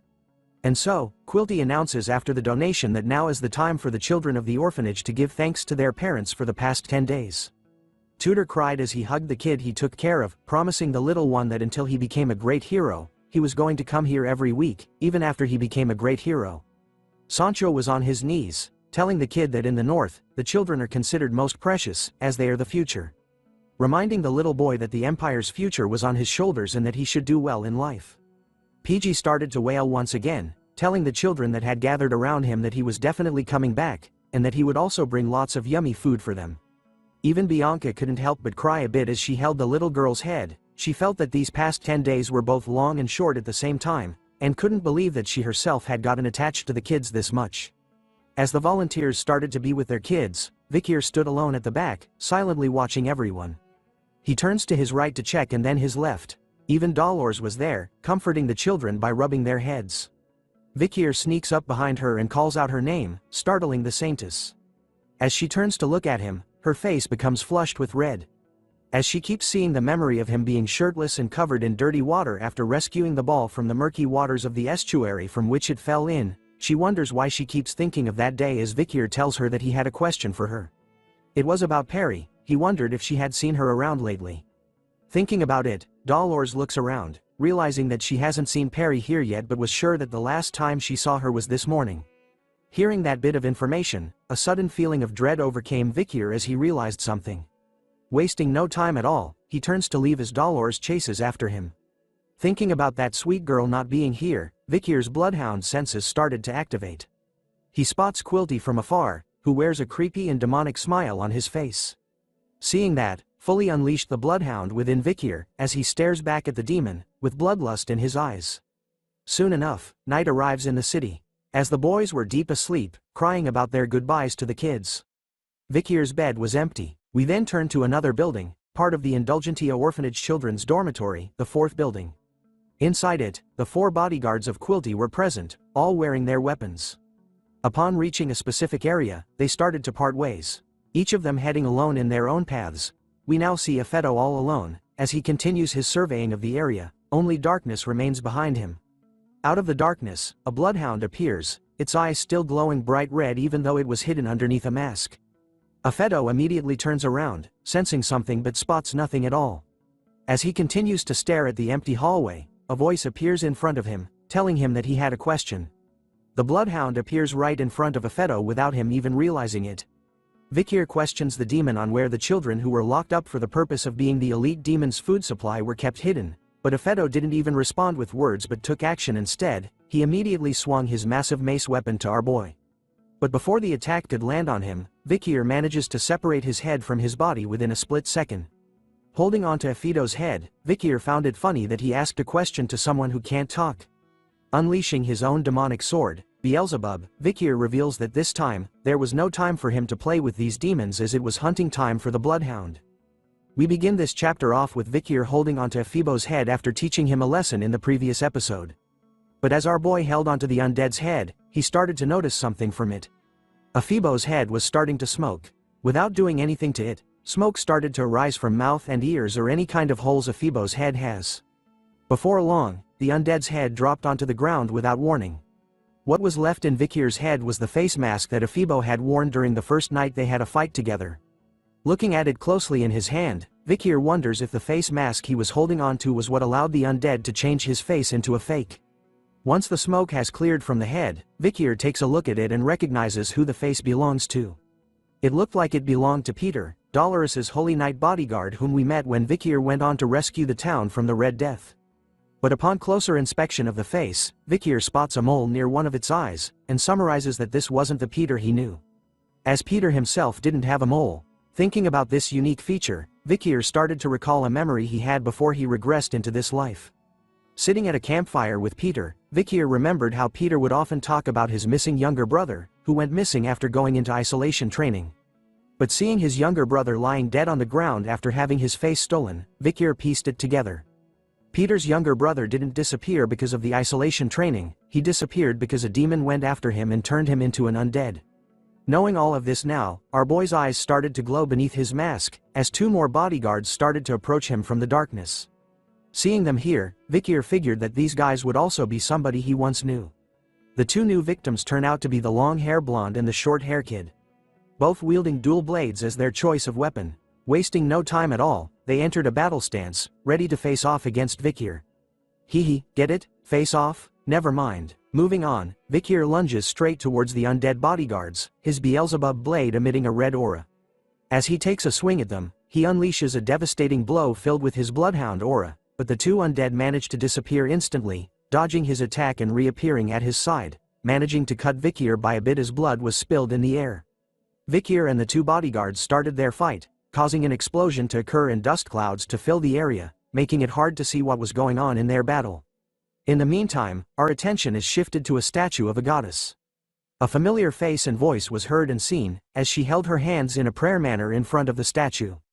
Dolores started to chant the following words, Our Loon, who art in heaven, hallowed be thy name, thy kingdom come, thy will be done, on earth, as it is in heaven, forgive us for our sins, as we forgive those who sin against us, let us not into temptation but deliver us from evil.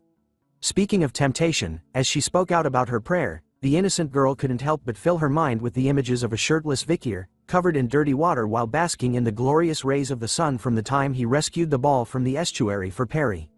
Dolores finally snaps out from her prayer, confused and embarrassed over why she kept thinking about our boy even in this moment.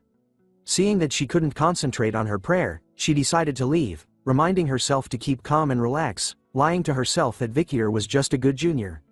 But the thought of him and the Night Bloodhound only kept her confused as she was unaware of her own feelings. Thinking deeply about it, she was soon attracted by some noise coming from a certain direction. Looking to spot what it was, she sees a figure emerging out from a dust cloud as an explosion was seen as well.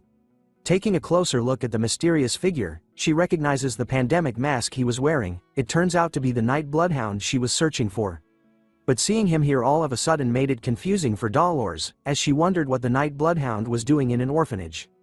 But more importantly, she wonders why he was busy fighting against Quilty's bodyguards, who were storming straight at him without any signs of stopping. In the midst of their fight, Dolores shouts at the words Night Bloodhound, catching Vikir's attention as he turns around to see that the Saintess was behind him.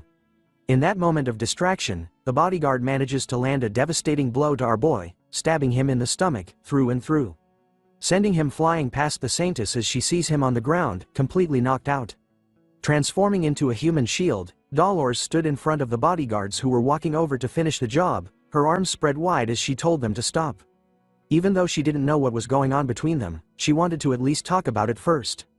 Dolores, who held the title of Saintess, was left stunned and confused as the bodyguards didn't even reply to her command but instead, prepared themselves to strike her down as well.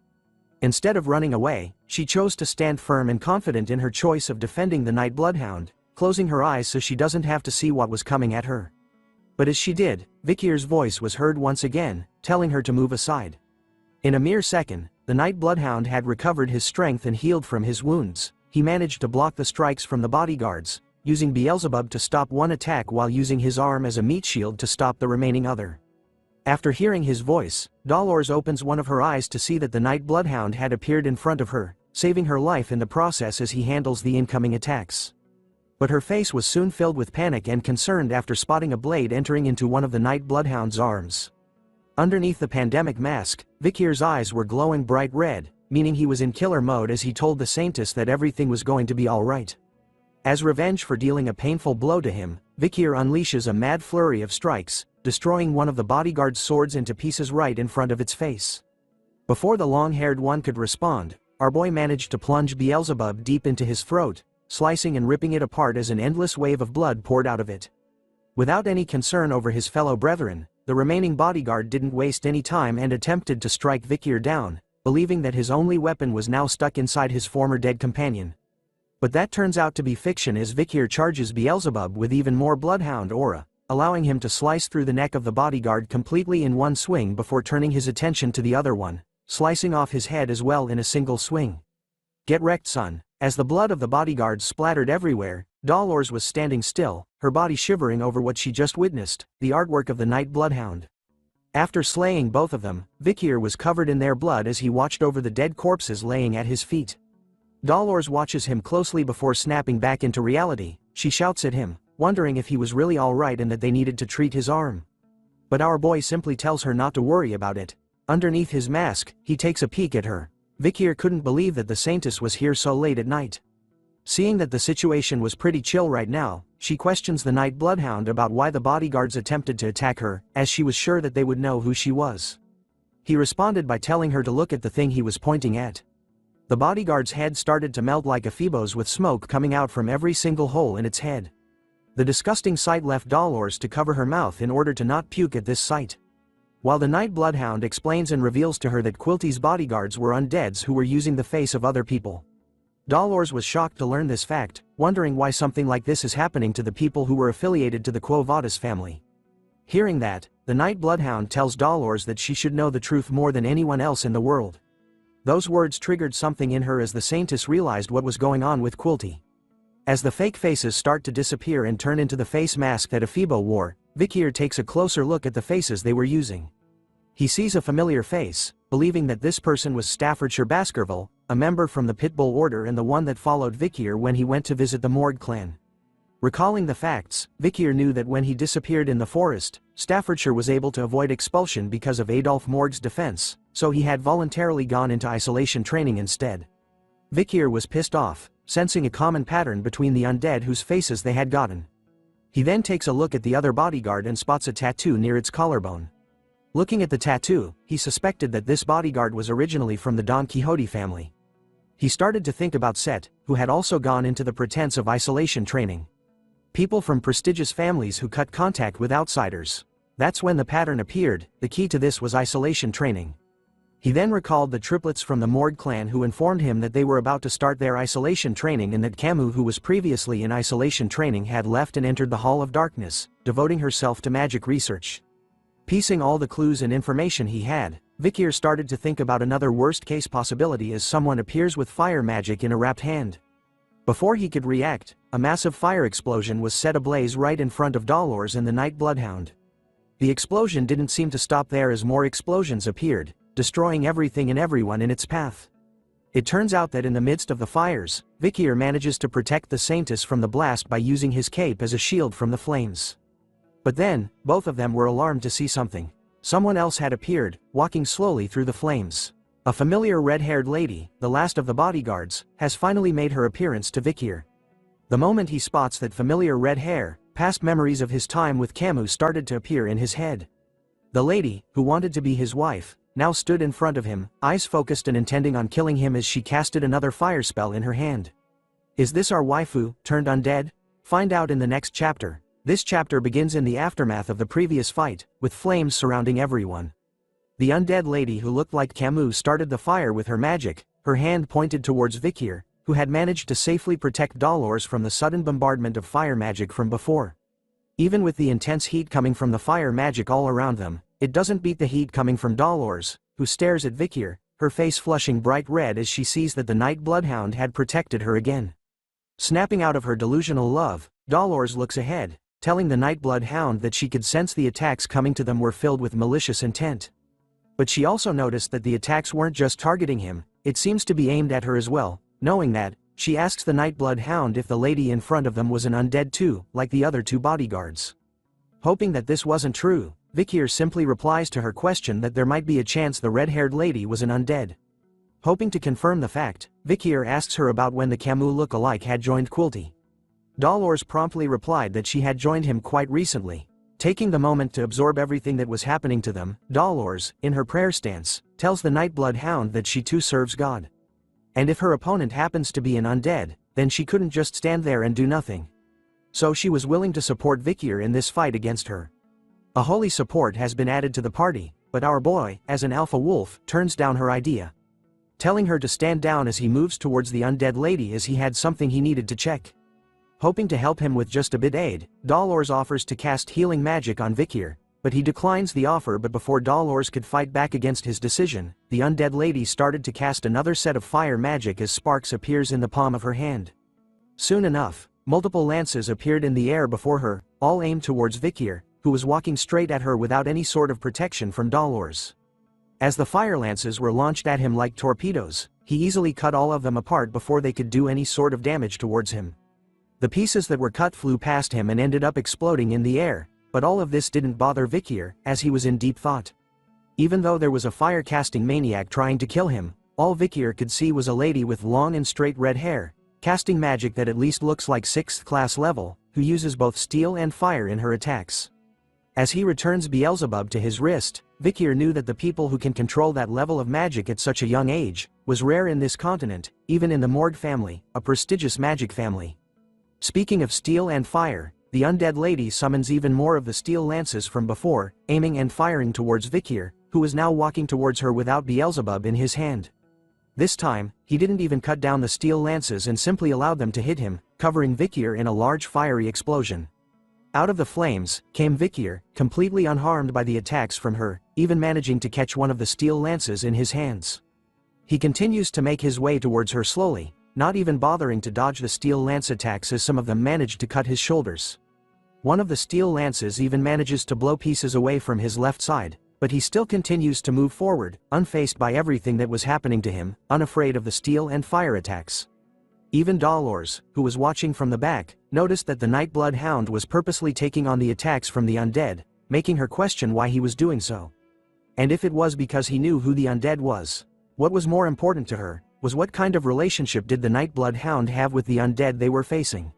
Even in the face of death, Vikir continued to walk towards her, not even defending himself anymore. The nearer he got to her, the more he started to think about the time before he regressed. A flashback starts in his head. Vikir knew about the good relationship Camus had with her uncle, Adolphe Morg, which meant that she wouldn't have left the registry and gone into isolation training in the Darkness Hall. But as he started to recall all the moments they had spent together in this life during their childhood, Vikir started to regret the fact that he had approached her in this life. Thinking back about their conversations, regretting the fact that he had started a relationship with her, and eventually even used her for his own plans. Camus Morg, her face suddenly cleared to him. As he stood in the flames that were trying to kill him, Vikir started to think about the decisions he had made after regressing, some of which may have caused the bright future of the hero known as Camus Morg to disappear.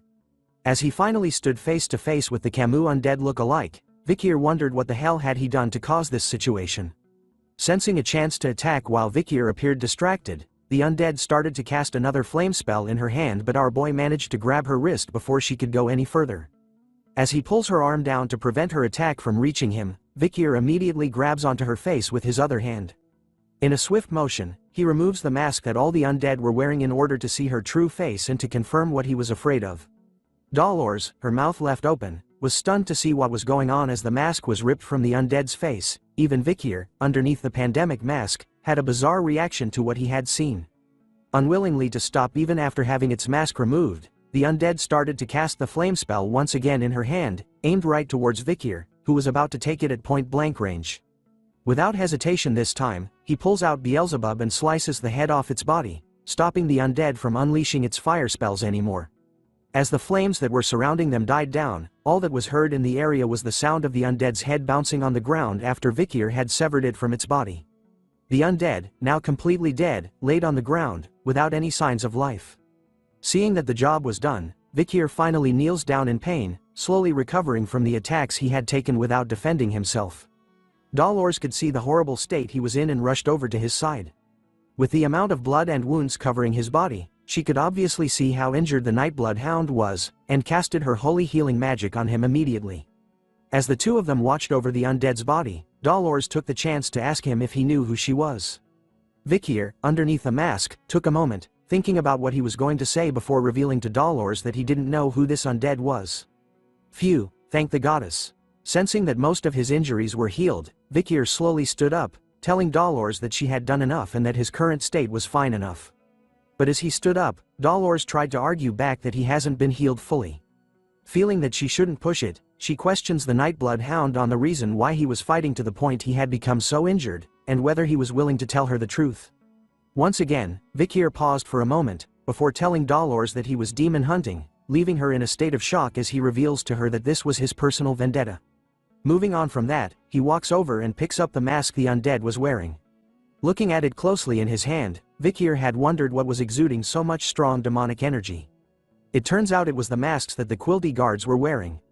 Seeing that he had collected all 4 of them, Vikir was going to take care of them now. "Hey, give me the relic," said unknown voice, causing both Dolores and Vikir to immediately turn to see where it came from. A nasty-looking mouth had appeared in the stomach of the undead Vikir had just slain. The mouth talked about Ephibo, Hebe, Pedo and Geronto, the names of the 4 bodyguards, and how it had borrowed them from a certain woman, who was now going to be freaking mad about what had happened to them. Ignoring the words coming from out of it, Dolores was still in shock over how a huge ugly mouth had appeared on the undead's corpse. While she was still in shock, the mouth continued to speak, questioning Vikir about whether he was the guy who had been attacking the branches that were in his jurisdiction lately. Hearing the question, Vikir tells the elite corpse that he shouldn't be asking questions that he already knew the answers to. Taking it a step further, Vikir reveals to the elite corpse that he knew its true identity, which was Quilty. Hearing him say that, Dolores could finally make sense of who the voice belonged to and recognizes it as Quilty's. Seeing that he had finally been exposed, Quilty laughed over the fact that he had been caught by the Saintess. Instead of being afraid, Quilty smiles over this, saying that knowing about what he truly was is much better. For the great cause, he needed to give up on his identity as Quilty. However, the Saintess had now found out. Since it would make others wary of him, Quilty avoided laying his hands on her, the Saintess. But now, he has a reason to do so since they knew what he was. Dolores, after discovering that Quilty was a demon, started to tremble. Seeing her in that state, Quilty was amused, hoping that her expression was filled with despair and fear when he took her face next. But then, a yellow aura started to appear around the Saintess as she held her hands together for a prayer and started to chant. Her face, filled with hope and courage, illuminated the area with a bright yellow light as she chanted the words, "The light of my life, the fire of my existence, and my sin and my soul, I will make those who are wicked feel the weight of their karma twofold." Before shouting the words holy light as a massive pillar of bright light showered down upon Quilty, causing him to scream out in pain. He could feel the divine power coming from Dolores' prayer slowly burning him away as he continued to let out cries of pain and suffering. As the pillar of holy light disappeared, so did Quilty and the undead corpse he had taken control over. What remained was simply a pile of burnt and black ashes. "Reflect in the afterlife, you demon," shouted Dolores after finishing her prayer and holy magic attack on Quilty. But as she said those words, an image of someone licking his lips appeared. He couldn't believe that Dolores was saying those words with the kind of expression she had on her face, right before a powerful green attack punctured through Vikir like nothing, so fast that even our boy couldn't react and defend himself in time. The unknown figure starts to walk towards them as Dolores kneels down to help the Night Bloodhound from the surprise attack. The man who licked his lips turns out to be Quilty, who finally reveals himself to them. He appears in a mocking tone, telling the Saintess that she shouldn't have interrupted him with that prayer since it was bad manners. Using herself as a human shield, Dolores tries to block Quilty from reaching the Night Bloodhound who was in the midst of recovering from his surprise attack. She even takes the chance to scold Quilty for daring to wear the cloak of a saint while committing such wicked things. But he simply tells her that he did what any demon would do before questioning her on whether she wanted to fight him. Her voice trembles and stutters as she tells the demon that yes, I am going to fight you. But seeing the state they were in, Quilty mocks them, asking her if she thinks an inexperienced and immature saintess, along with a swordsman who was on the brink of death, would be able to go up against him. An elite corpse. As he touches her face, he could see that Dolores was forcing herself to act like she was strong. After all, he could see fear dripping out of her expression this round. With a sickening look on his face, Quilty screams at the Saintess that she couldn't fool anyone with the face she had on right now, a face filled with fear and horror. Quilty's mouth started to drip with saliva, his eyes completely focused on the fact that he was about to have the face that he always wanted for so long. It was literally in his hands. But in the next moment, a familiar sight appeared, with Beelzebub entering his skull from the bottom of his chin, leaving him confused. Vikir's voice could be heard as Dolores turns to look at the night bloodhound. Vikir reveals to Quilty that he had been following his traces, which made him realize a few things about the demon. First was that he was a coward who would easily sacrifice his subordinates. Second, he was a coward that didn't fight for himself. Third, Vikir figured out that Quilty wouldn't reveal himself as long as he remained uninjured. So all this time, our boy had pretended to be hurt by the surprise attack, revealing to everyone that he had already healed from the attack a long time ago, and that healing an injury like that was nothing. This was all part of his act. Even with a blade through its thick skull and its eyes rolling backwards filled with blood, Vikir questions Quilty about how his acting was. In the next moment, Quilty's eyes changed back to its bright green demonic side, staring right at Vikir even with a blade in its head. Laughing over their situation, he tells Vikir to call him Dantalion instead, throwing away the name Quilty before calling Vikir a damned method-acting brat. We start off this chapter with Dolores looking all shocked and stunned by what just happened. A brief recap: even after piercing his head with Beelzebub, Dantalion was still able to talk. While Vikir was lifting him by the head, Dolores collapsed onto the ground, stunned at the fact that Dantalion was still capable of talking with a sword through its skull. Seeing how the demon was still alive, even Vikir was taken back by a bit, recognizing that the title Elite Corpse isn't just a title. Looking closer at our boy, Dantalion figured out that he was the one that killed Andromalius, the elite corpse that had infiltrated the Baskerville family. Seeing that the face of Quilty has been damaged, Dantalion reveals another face he was hiding in the back of the face he is wearing. He smiles even though he had lost the face of a clergyman. As he rips away from Quilty's body in a new female body, Dantalion reveals that he collects people's faces and in doing so, is able to absorb their memories and their life, allowing him to act all innocent. He continues to laugh at Vikir, telling him that the one he killed was none other than Quilty Loon Indulgentia. And it was just one of the many faces that he owns. Unless Vikir can kill all of the faces he has in his arsenal, then he will never be able to kill the elite corpse, Dantalion. Hearing that, Vikir immediately leaps towards the demon, telling him that he was going to do as he says. Vikir was going to kill every single one of the faces he has. And so, Vikir manages to stab the demon straight through the stomach this time.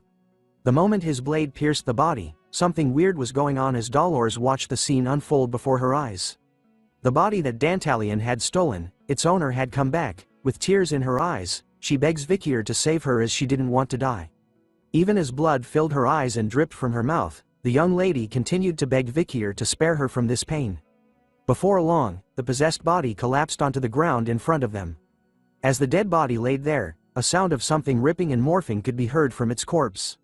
Not long after, another body appears, ripping itself free from the young lady.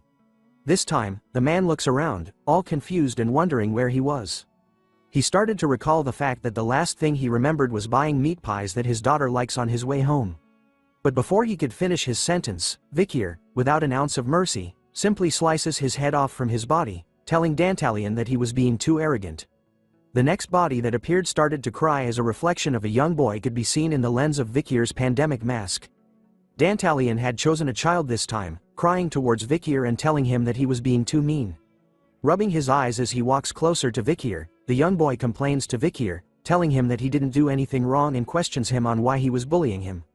Even with all the crying, complaining and childish voices, Vikir wasn't bothered by it at all and told Dantalion to stop his act.